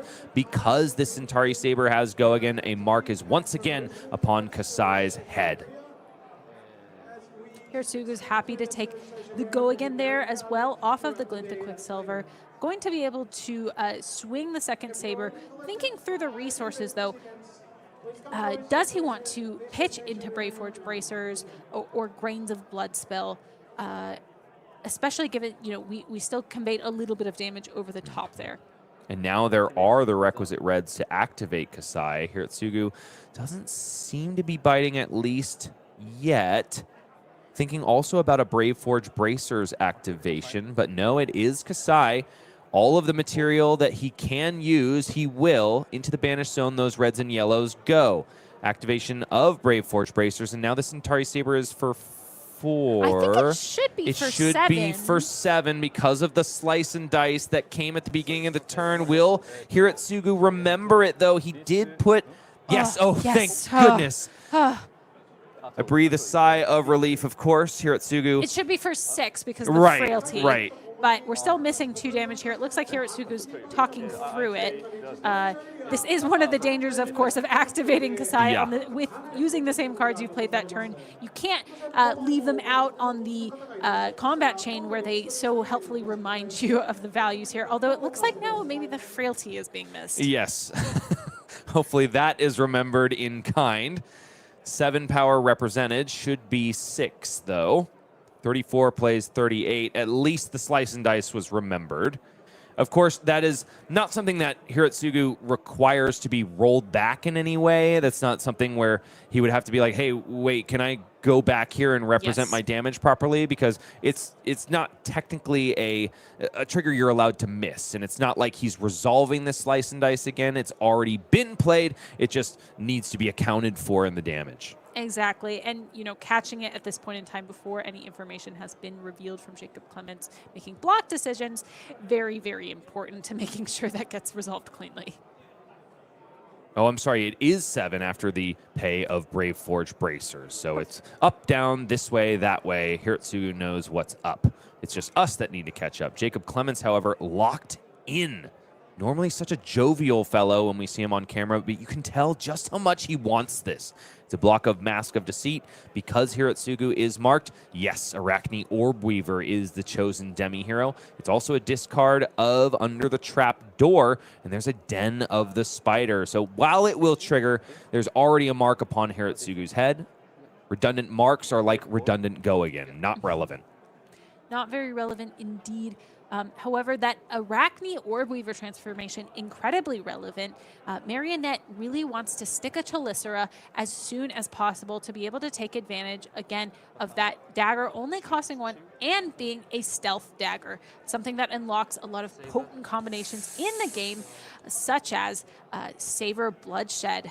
And it is out on the combat chain now. There's also a Codex of Frailty to deal with. Jacob Clements likely going to fetch up that Kiss of Death once again, I'd have to imagine. He wants to take full advantage of that knife buff that is attached to Savor Bloodshed. Now, Hirotsugu has the opportunity here to cash in the Helm of Astral Sanctuary to, if he wants to, block out this Kiss of Death completely and then use that prevention effect to prevent Jacob Clements from, yes, dealing 1 damage at attack reaction speed, but also, more importantly, drawing a card off of the connection of that dagger into a Martyro. Hirotsugu does have a lot of agency in this position to be able to do, as you described, blocking out the 10, using Dynamos, plus 3 cards, being able to use Astral Sanctuary to threaten the Flick Knives activation that could represent a draw off of that Savor Bloodshed being triggered. And we do see Hirotsugu thumbing the cards to throw in front, potentially holding on to that red slice and dice and tucking it in arsenal for a future turn. It's a pretty clean block, ultimately. And I don't mind at all taking a quick moment of respite, just parking a card in arsenal and saying go next, especially when you've already got a frailty token on your side of the board and your weapon attacks will be hampered. Jacob instead going again. Arakni Orb Weaver, of course, provides a free swing of the Graphene Chelicera. All of a sudden, Hirotsugu must commit something else in order to stop the draw effect of Jacob Clements. It can just be a piece of armor, though. Nevertheless, Hirotsugu thumbs that red slice and dice. In this position, though, I do wonder, is it worth just letting Jacob get the draw? I mean, yes, this does have go again, but Jacob could draw any number of, attack reactions that simply don't do anything here. And there's already the Ponder out on the board, so the card drawn here could be completely dead. So it might not be worth giving up an entire card that could be worth 4 on offense just to stop potentially what is only 1 damage. Well, how do you feel about it if that is technically 2 damage and now 3 from the Tarantula Toxin drawn off of it? That Helm of Astral Sanctuary in this case likely would have technically been worth 3 + 2, 5 damage. Incredible. Jacob having the T-Toxin on that Graphene Chelicera, another really important piece of why you want Graphene out as soon as possible, because of course both modes of Tarantula Toxin are active on Graphene. Now Kassai has hemorrhaged on that last turn cycle, and not for want of trying on the blocks. All but 1 card were committed. Red Slice and Dice will be parked in the arsenal after the connection of Centauri Saber for a measly 1 because of that frailty token. Am very thankful to find... Wait, has Jacob found sleeves for his equipment? No, they're still unsleeved. Gosh, he's such a mad lad. Hunter's Clave coming in for 1 go again. Met by that all you got. A very nice response, but only if Jacob doesn't have the dagger pump. It will be a flick of the Graphene Chelicera because there's a redundant source in the hand, or Weaver Spinneret ready to refund that dagger immediately. Jacob just cashing in as much value as possible, but there's the to the point. No, it's not for full value because Hirotsugu is not marked, but it does push it over that threshold of 2 for that all you got. No card will be drawn when the combat chain closes. A little bit unfortunate for Hirotsugu. You know, still just a block 3 yellow. Not too bad. The floor is pretty good for Kassai, but unfortunate that Jacob was able to find that counterplay. Unfortunate for Hirotsugu, of course. Fortunate for Jacob himself. You know, I think Hirotsugu has to be thinking through the rest of this turn. It is incredibly hard to predict what Marionette is going to do next. That's part of the immense difficulty of this matchup. We do have a defensive tool in the form of Fate Foreseen. We also have 2 reds in the hand, and that red Slice and Dice parked in Arsenal. Oh, and here we see Astral used to prevent the 1 that was coming over the top, yes, thanks to the point. So no mark gained for Jacob Clements. Or Weaver Spinneret deployed. Graphene Chelicera placed exactly back where Jacob wants it, in the left hand. Now crashing in for a whopping 4. Hirotsugu, yes, finding a good opportunity for that helm, but I am still thinking about that last turn cycle, Mercy. That last turn cycle, yeah, and the Astral, you know, it's really exciting to see it used in that way. You expect to see it stop a flick, but it's also just incredibly useful in a situation where it can stop an attack reaction like that and steal away so much value. But is no longer sip-sipping. Jacob Clements doesn't have to consider the Helm of Astral Sanctuary anymore. Hirotsugu not blocking particularly efficiently on that last chain, but it was the best value he could get out of that completely red locked hand. It's back over to Jacob, who starts this turn off with a Graphene Chelicera against an unmarked opponent, and he meets a Blunton. What will the discarded card be, though, for the Englishman? It is Lair of the Spider in the hand. Frailty Trap as well. And is that an Inertia Trap as well? It is. It's 3 of a kind, but not the way you like to try it up. It is 3 flavors of traps. You know, Jacob perhaps not incredibly disappointed to see Blunton come out here because what the heck are you going to do with all these traps other than maybe, you know, we've already got 2 floating to swing the clave, so pitching them isn't even much of an option. You know, the hand is blunt anyway, as the producer says. Man, I have seen 4 items drawn up at a moment where it was the absolute worst thing that could happen, and now I have seen 3 traps of different flavors drawn up by Jacob Clements. I feel like that is all the traps left in the deck, honestly. He's already played a Lair of the Spider. He's already played a Den of the Spider. It's incredible, and we see him, you know, pitching that Lair of the Spider to swing the dagger because, of course, he did employ that Saint to the Redback, costing 1 because Hirotsugu is not marked. Perhaps a blessing in this instance, given that it allows Jacob the opportunity to further filter the hand a little bit and put those traps back in the deck so that if he ever does transform into the 6th form of Arakni, Jacob will be able to still pull a trap out. Slice and Dice played out by Hirotsugu, who has finally bought a little bit of space. Did still donate a lot of cards to the cause. Jacob having a look at the deck, though, passing it off to a judge, perhaps worried about a marked sleeve situation. Oh, No, there was a card pitched backwards at the bottom of the deck. Just has to have it fixed as quickly as possible. Of course, that's something that looks a little more suspect when the cards come back around in second cycle. Jacob has been in this situation before. High stakes are the way that this gentleman likes to play, and so he wants to cross his T's and dot his I's. over on here at Sugu's side, we do have the Slice and Dice and the Kassai activation coming in. This is going to, threaten to create a gold, which can be used by Kassai a little bit more proactively than we've seen it in some previous matchups. We're not going to see Hirotsugu sitting on that gold waiting around for Raisin Army. Instead, we're much more likely to see him popping it to keep the train rolling and gain some card advantage to fight back against Jacob's immense offense. Inertia Trap meets Blood Follows Blade and Centauri Saber. Yes, there's an Inertia token there, but luckily Hirotsugu wasn't saving anything for the arsenal. Centauri Saber, the second, crashes in for 5. Jacob Clemens still at a very healthy 35 and gives 2 cards to the cause. 2 in the hand left over for Jacob. Happy to play a mid-range game plan, at least for now.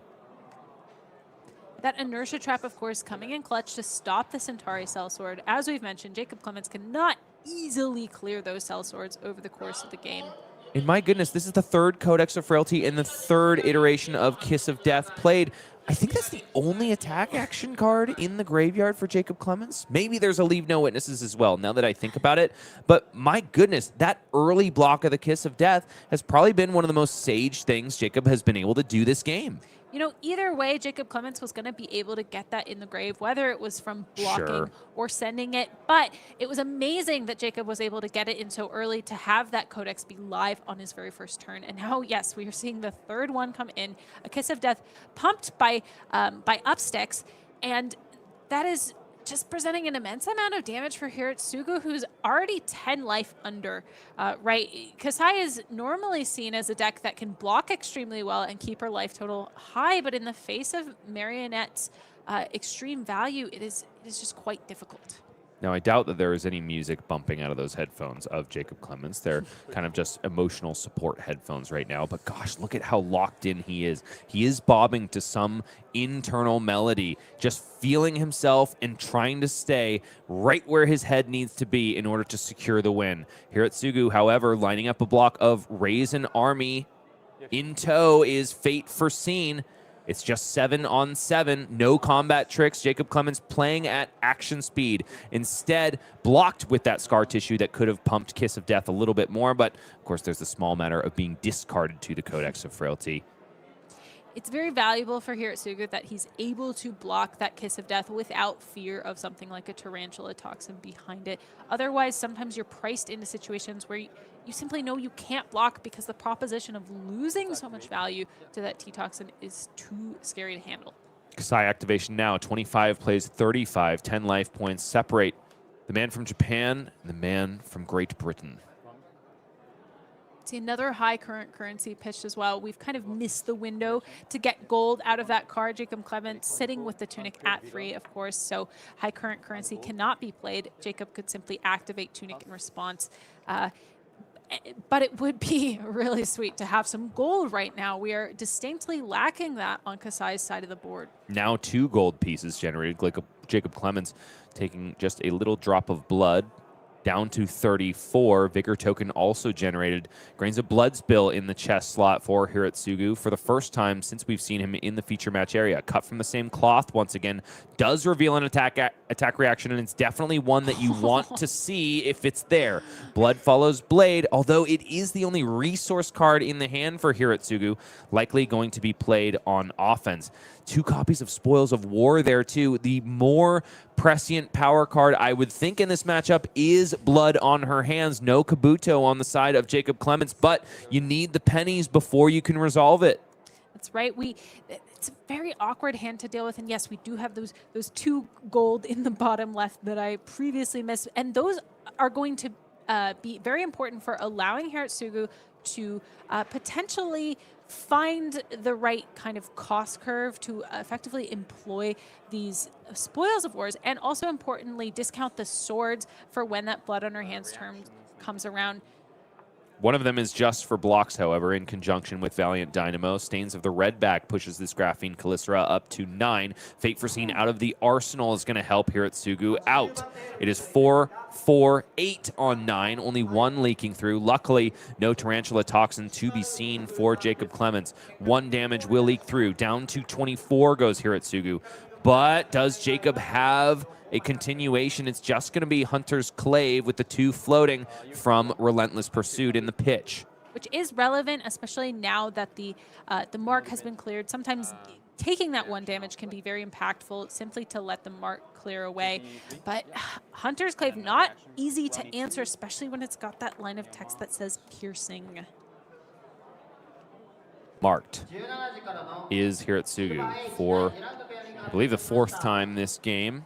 Graphene Calycera regenerated by the 2nd Orb Weaver Spinneret from Jacob Clements. So it's still more hurt to be put on Kassai. 5 go again now. 1 card remains in the hand still. It's quite a lot of damage that Hirotsugu is facing down. Still 10 life under.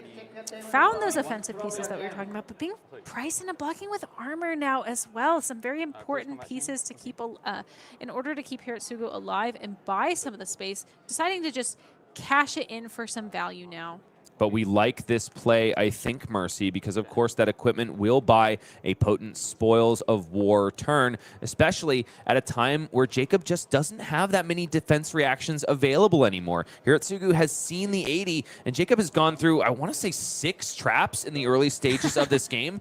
There's only 1 remaining in the deck, if I had to guess, and it's at the bottom of it. Lair of the Spider was, of course, pitched 2 turn cycles ago. Yeah, and we don't see Trapdoor being the transformation that Jacob's rolled into here either. So it's going to remain at the bottom of the deck for now, meaning Hirotsugu's combat tricks are ever so potent.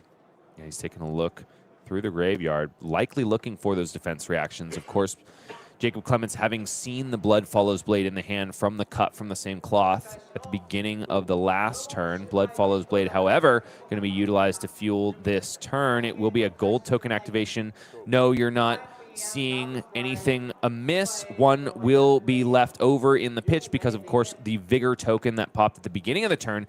So now it's not just free swords, it's also go again on the first, and 2 copper pieces every time 1 connects, thanks to Spoils of War. Jacob Clements does have to be a little bit careful here. Marionette, if they have enough of a lead, can decide to ignore the copper generation and say, I just don't think that you're going to find the blood on her hands fast enough to combat the amount of damage I'm putting out. But it completely depends on what's in Clement's hand right now. It's a snap no blocks before Hirotsugu can even represent the damage that he's doing. Jacob loves this hand. It's another cut from the same cloth, a shred, a relentless pursuit, but more importantly, 2 copper tokens generated for Hirotsugu as 4 damage finds home. The follow-up will likely, yes, be another Centauri Saber. This one juiced up by Unsheathed, providing another source of go again.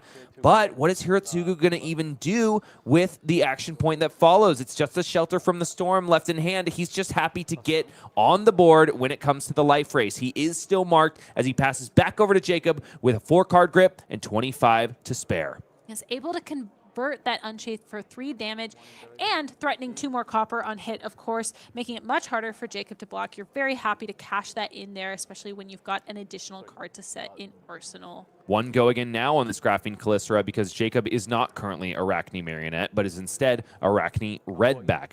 Go again might be available in multiple sources for Jacob on this turn, and you might be wondering why there's redundant blues, but first we got to talk about this Blunton. One of them, the Shred, will go into the graveyard to pay for the sins of that Warrior Block card. Cut from the same cloth will reveal an attack reaction in Provoke, but it's already a redundant mark. The more important bit is, of course, the +4 clause to the next dagger attack this turn. Jacob also resolves a Codex of Inertia, a reciprocal effect, but only if the arsenal is not occupied. Jacob does put the top card of the deck into the arsenal, generates an inertia token for his opponent and a ponder token for himself. It's not a given that he'll be able to utilize that card in arsenal. Depends on what it is.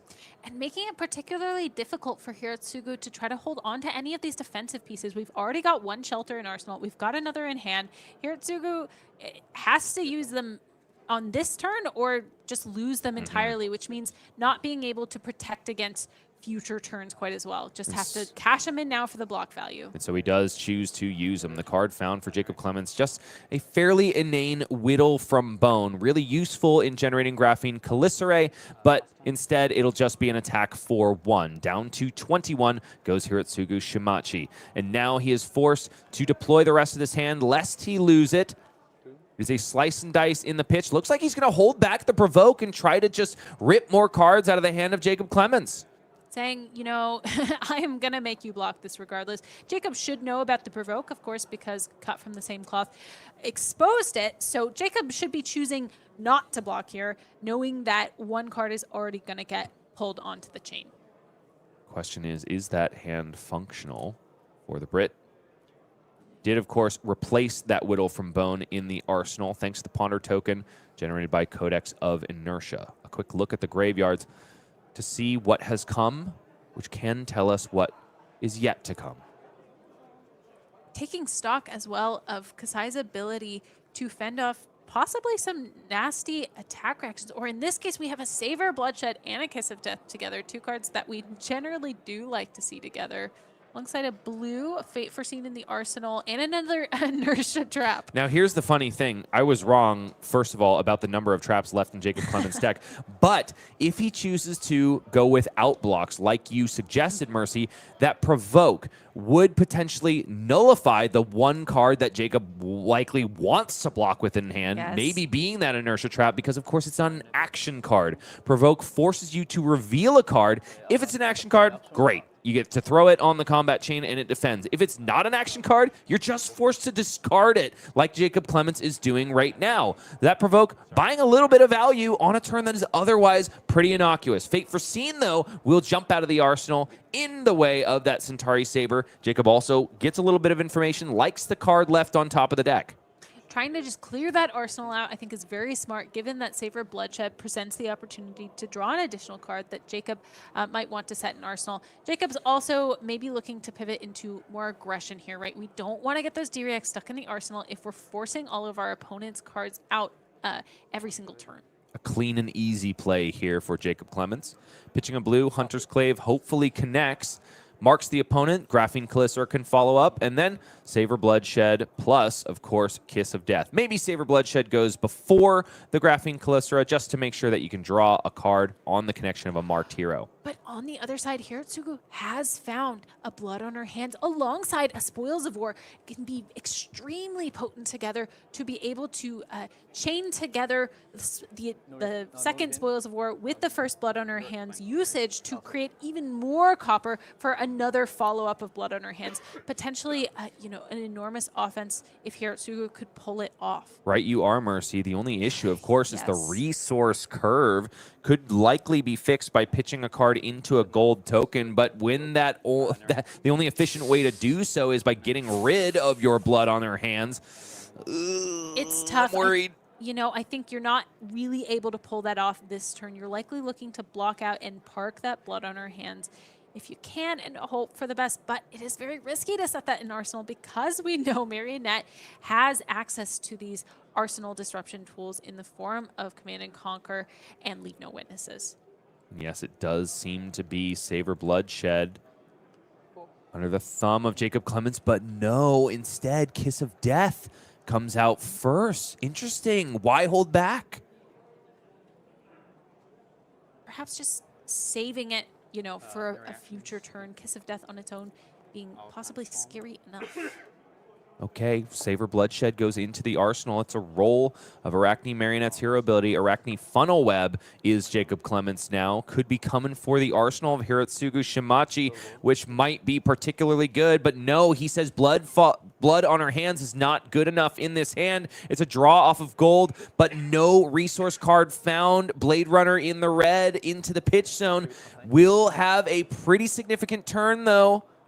Kassai activation as well follows this Centauri Saber, which is now threatening 3 coins on hit, 1 of them gold, 2 of them copper. I don't mind this play at all here. I think trying to get a little bit more copper and gold as well, and hopefully just draw back around to another Blood on Her Hands copy. Otherwise, there's just no real efficient way to convert this hand since Jacob Clements didn't provide the opportunity to block too much. It's also yes. It's also very possible that Hirotsugu saw the transformed Chaos Demi-Hero and says, oh, you're definitely coming for my arsenal. There ain't no way I'm putting a Blood on Her Hands in it.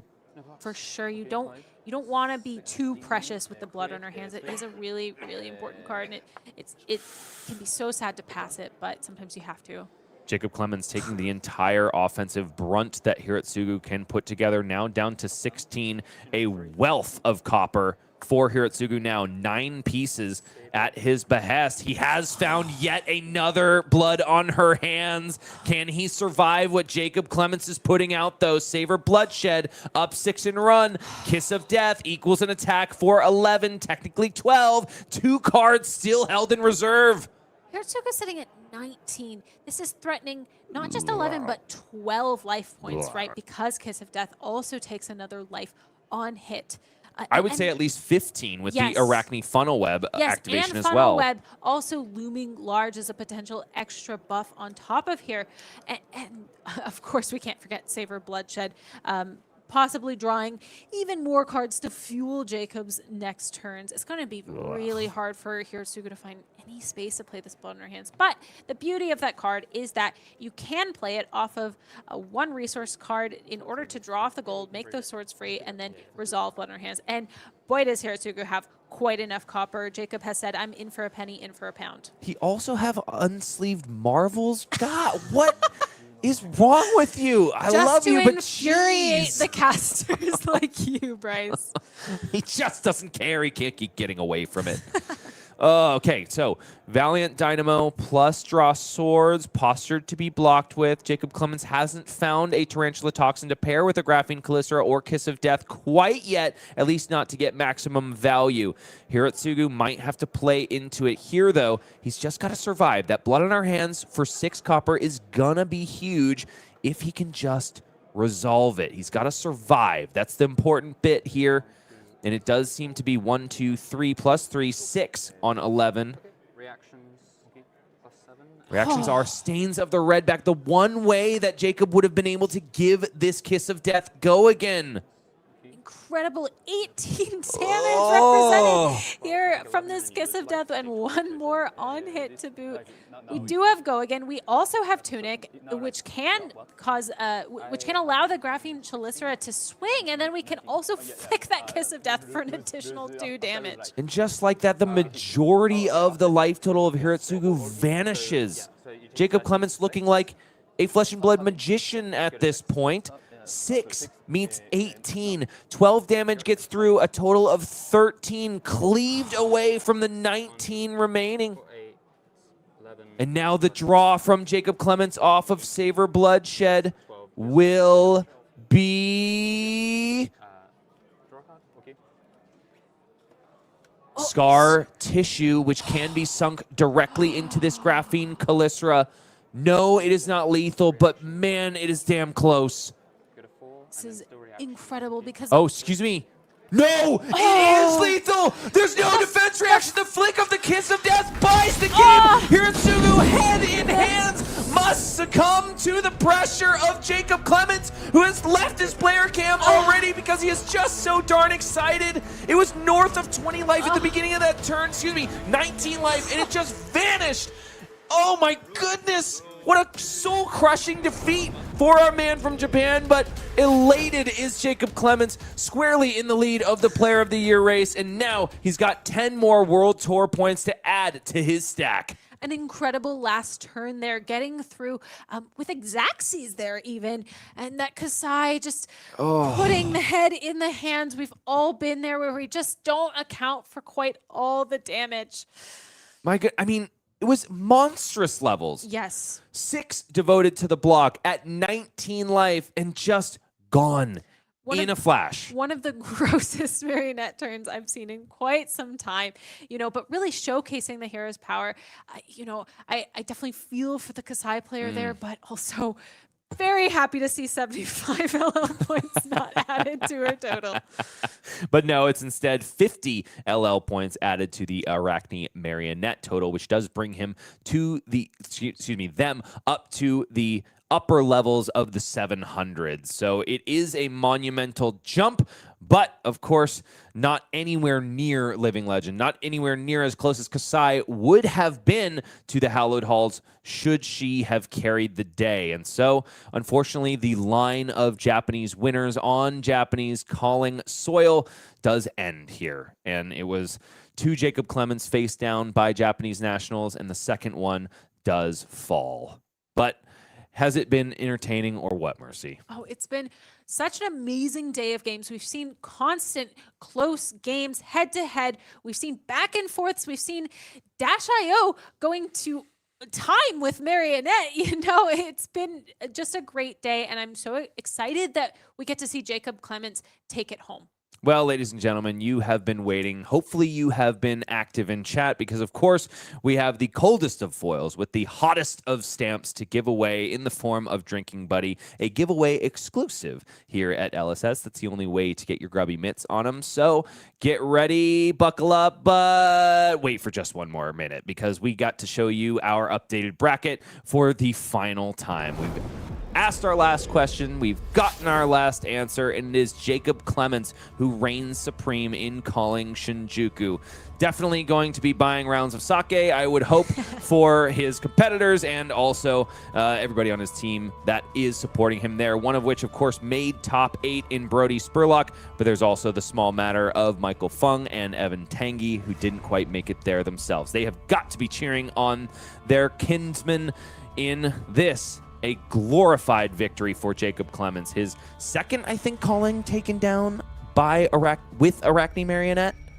I'll trust you on that one. And of course, can't be understated the enormous sacrifice that Hirotsugu has contributed for Kassai fans everywhere, and an incredible showing as well for this relatively unknown player up until this point. And you know, that does mean that Hirotsugu does get to keep playing Kassai as well, so maybe he's a little bit happy about that. Okay, we've got to talk about early bird weekends one more time. Because, of course, there's free bronze vouchers for anybody who signs up just a little bit early. Go ahead and get that free prize, that free goodie, when you purchase some goodies from any of these following events going on all throughout 2026. There's so many we could barely fit them on the graphic, and you can expect the early bird weekends to continue after the tail end of August, when Shenzhen, Wakefield, and Portland will all be providing extra bronze vouchers for anybody who signs up. It is also included in the Usurp the Shadow Throne World Premiere happening in Seoul, September 11th through the 13th. The sale starts next weekend, so set your stunners to buy when it comes to next Saturday. And now, of course, there's just a couple more things left to do. Stay active in chat because we will, of course, be pulling that giveaway. But first, we have to talk to the winner of Calling Shinjuku. Jacob Clements will join us for an interview before hoisting the trophy and, of course, the the Marvel Full Art Quick Dodge Flexors, which he now has, I'm guessing, in pairs. The rich get richer, Mercy, but you're going to see, from what I've been talking about, Jacob Clements is deserving more than most. He's a player with integrity, and I'm also happy to see him hoist the crown in Japan, in Brazil, wherever the heck he does it. We're going to have that, but no more flesh and blood after this. Yeah. Sure. Sounds good.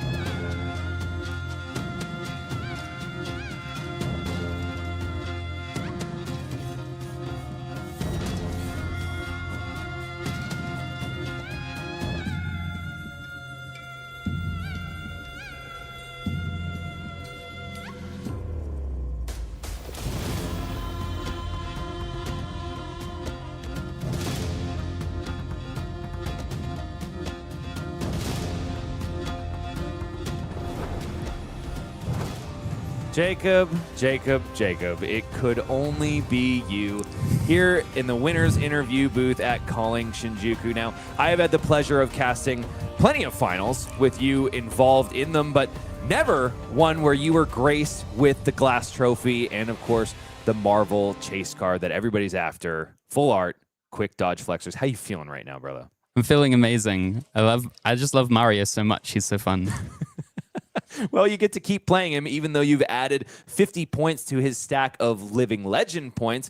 And I think if you have your way, he's going to be ascending sooner rather than later. Yeah, I mean, I've contributed a lot of Living Legend points to him recently, but this will just move me into my new Slippy phase. All of this is just... Right. You know, another assassin that we want to talk about, Jacob, we're very curious about what happened in that semifinals match against Arakni Huntsman. Can you give us a gist of how it went? It was so nice. He asked me to raise a reflex, and then I just chained a bunch of hands in a row so he could never keep an attack to get the razor reflex played. And he had a turn where he's blocked down to Codex Frailty. He's just like Codex for tokens pass. And I had a D-React in Arsenal the whole time, which I couldn't play either. But his Eradicator banished all my codexes, so I was like, don't even need the Arsenal. And we're chipping back and forth, interesting close game. He had Under the Trapdoors and Frailty Traps, which is a really good innovation for Mario, or really annoying to play against. But get to the end of the game, I have all these mark blues, so I'm able to transform even as he's taking damage to get unmarked. I roll trapdoor, not trapdoor, tarantula for the extra damage, and go for lethal. He's finally drawn his fiddler's greens, blocks with them, so he's about to gain 1 million, and I'm attack react, blue shred, flick, Exacxies.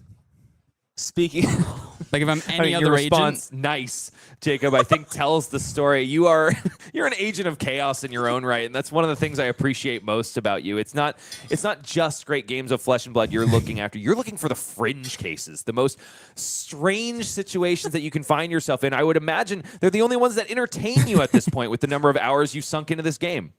I just love the iterations and how deep all the heroes and matchups and everything is. I'm constantly making mistakes or learning new things about Flesh and Blood, which is what makes it such a rewarding time sink.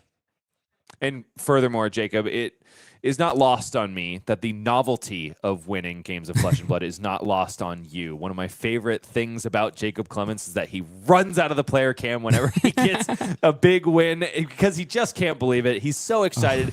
Which is a complete contrast to the way we saw you posturing for the entirety of that game. It was head and hands. It was locked in completely. There was a melody in your muscles, in your bones. You were jiving. You were feeling yourself, but you were remaining with your brain in the game. Now, talk about the release when you finally draw up the scar tissue, you get the flick on that kiss of death. Scar tissue comes over the top, off the top rope. Exacxies once again, just like your semifinal, and it's all over. Yeah, it's with Mario. You never know when the game's going to end because you always have to be afraid that they're going to have another D-react. And you're ready to play more Flesh and Blood if they have the D-react. And in my semis, it's if he has the D-react with suddenly in a really hard game of Flesh and Blood where he's at a bunch of life and I'm low on deck and he'd hunted my T-Toxes shortly before, and this game as well, the rising tension where he's I can't really contest the gold and copper he's making, so all game I'm just thinking pray to God that I kill him before he finds one of these blood in her hands or raise an army to completely take over the game. Fantastic stuff, absolutely. And you're the man to pilot not just Arakni Marionette, but pretty much any deck you deign to bring to an event. Now, you recently got hit pretty hard, and it's from a little equipment piece called Boots of Omnis Ward. Honestly, in the case of our finals match, any of the Astral Sanctuary pieces of equipment, but you don't seem to care too much. No, I mean, it's been funny. I've played against all different Astral Sanctuary or Boots of Omnis Ward equipment this week and last week at my Nats. But I don't know that, it just doesn't feel like it's enough. I've got these Mark Blues in my deck now for the turn 0. I mean, this is not that he used it this way, but a lot of the players use it to prevent turn 0, which is really powerful initially. For slowing us down, but now that we have these I played against Shoma and he prevented turn 0 and I just draw a lair and I'm just yeah, good for you.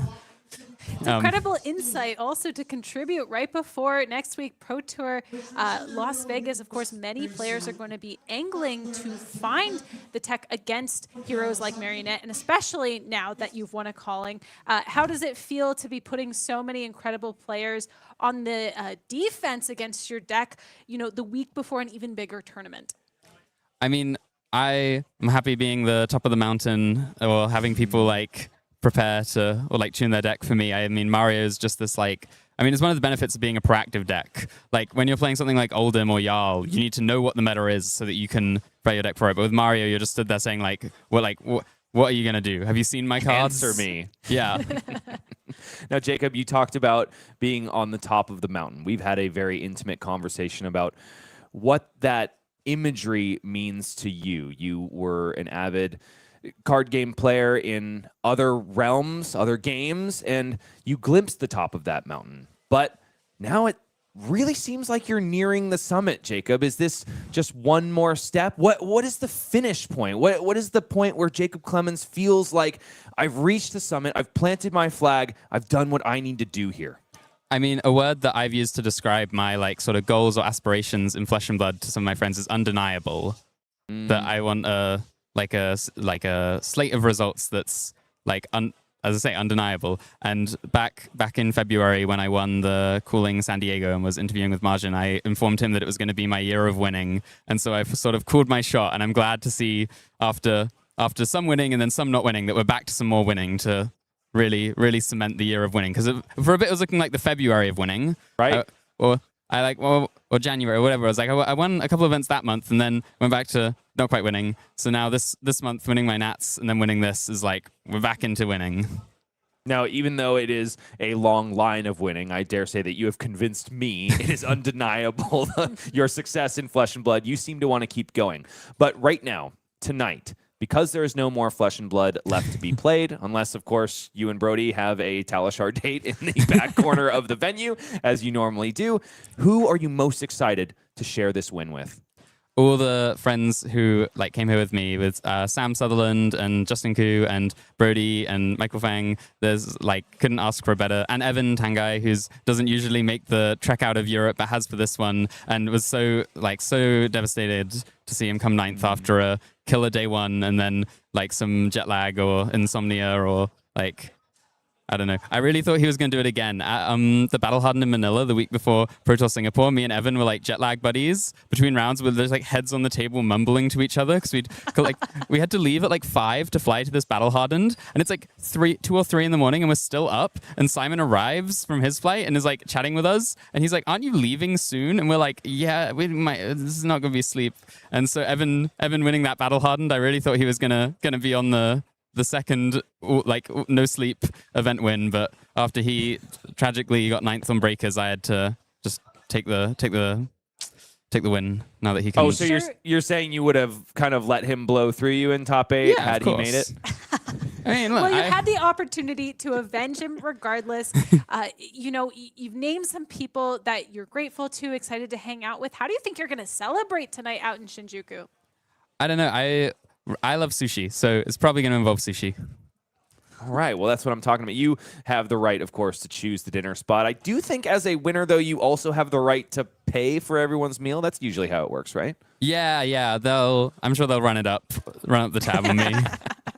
Well, that's good. You are amongst a very winning crowd, so I would imagine that it's going to come back to you very soon. Jacob Clemens, we are incredibly proud to have you in the winner interview booth. Can we take a look at what you've won there? I know there's a glass trophy and, of course, a gorgeous card that I love to feast my eyes on no matter how many times I see it. Flexes. I mean, this side is good, but I mean, to really appreciate the full art, no text. Yes. And you have seen the opposite side of that card multiple times at this point. How many do you have in your collection now, Jacob? I've won 3 coolings while this has been the prize card, so it's a... What are you going to do with this third one that you've won? Well, 3 is the maximum you can register in a CC deck, so, I just have... Either way I see it, I have my playset now. So in certain respects, you are at the top of the mountain. It's undeniable that you've got full art Marvel Quick Dodge Flexers. Yep. That's what I would say. And then for the other reward or spoil, some would say, although really he was playing the deck with the spoils. We have the beautiful trophy Cooling Shinjuku Champion 2026. Are you going to put it with the rest of them, Jacob? Yeah, I have a little bookshelf type thing that's become a trophy shelf. Well, I dare say you might need a bigger bookshelf before this year is concluded. You were also very squarely in the lead for Player of the Year race. I know there was a bit of a chip on your shoulder after you narrowly missed that laurel last year to Brodie Spurlock. How are you feeling about that race this year? I mean, there's the tier 4s can still shake it up so much, and I welcome anyone who wants to come win the Pro Tour to have a little dance with me in the last section of Player of the Year. But it's feeling pretty happy. For a lot of Player of the Year last year, I was still in school and I was doing this and that, and I don't know, just wasn't quite in reach. But this year, I'm happy to have given it my all and be where I am. Well, Jacob, thank you so much for sharing this victory lap with us. It's always a pleasure to see you win, even if you're going into other people's countries and taking their crowns. You're the person to do it graciously.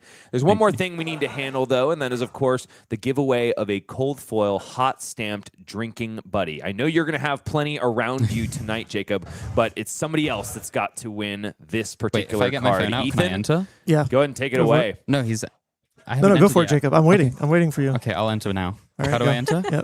Bryce, vamp. Bryce, vamp. Sir, we don't have time for We need this. 15 You seconds, got to be Bryce, vamp. active in chat, buddy. Okay. The Marvel quick dodge isn't enough. You've also got to win the You drinking gotta, buddy. as Mike once told me, you got to look for your maximum value. If you there's a chess No, saying, if it's you have an a, EV if you discussion. find a We good almost line, got through the if interview you get a without good line, one. you got to find a better Well, line. Folks right. who are in chat, don't forget you can participate. Try to win that drinking buddy. And once again, congratulations to I Jacob pick? on yet another feather just in click the this cap. button. For the love of Ooh. goodness, somebody take it away Yeah, from Jacob Jacob's got Clemens. it. I'm tired of seeing him win now. If he takes home this drinking buddy, then I quit. I think Announce the gonna winner, hold Jacob. us hostage Okay, do we here have the winner? Is Yeah, it? that's him. Oh, that's him. Okay, This it was. contest. Wait, All can, right. I, can I re-roll Listen it? up, No. Jacob No, Clemens, no. to announce No, the okay, winner of a cold foil hot stamped drinking buddy promo. Long Tunnel TV. Details in Long chat. Tunnel TV, you are the winner of this giveaway. Claim your drinking buddy. Stay active in chat. Let us know that you're there, and we'll provide all the details to get that beautiful card over to you. was a button to Congratulations re-roll. to you, Long Tunnel TV. And thank goodness it wasn't Should've Jacob just kept Clemens to take re-rolling. that one home, too. I messed up by asking for permission. I should have just started clicking re-roll until it was me. All right, we can sign off. That was the better line for sure, Jacob. Hopefully Yeah. you can Next you time. can find it Next calling again win, I'll know what next to do. time. All right, well, Bye. I think we've done all we need to do. Calling Shinjuku is wrapped up. Say what's up and goodbye to Ethan Vynnset, Jacob Clemens, Mercy Bickell, Bryce Platz, and everybody at the good team at Legend Story Studios. We thank you so much for enjoying the action all weekend long, and we're going to be back before long. Check out Pro Tour Las Vegas coming up to a stream near you. Good night. Perfect. Good night. All right. Done.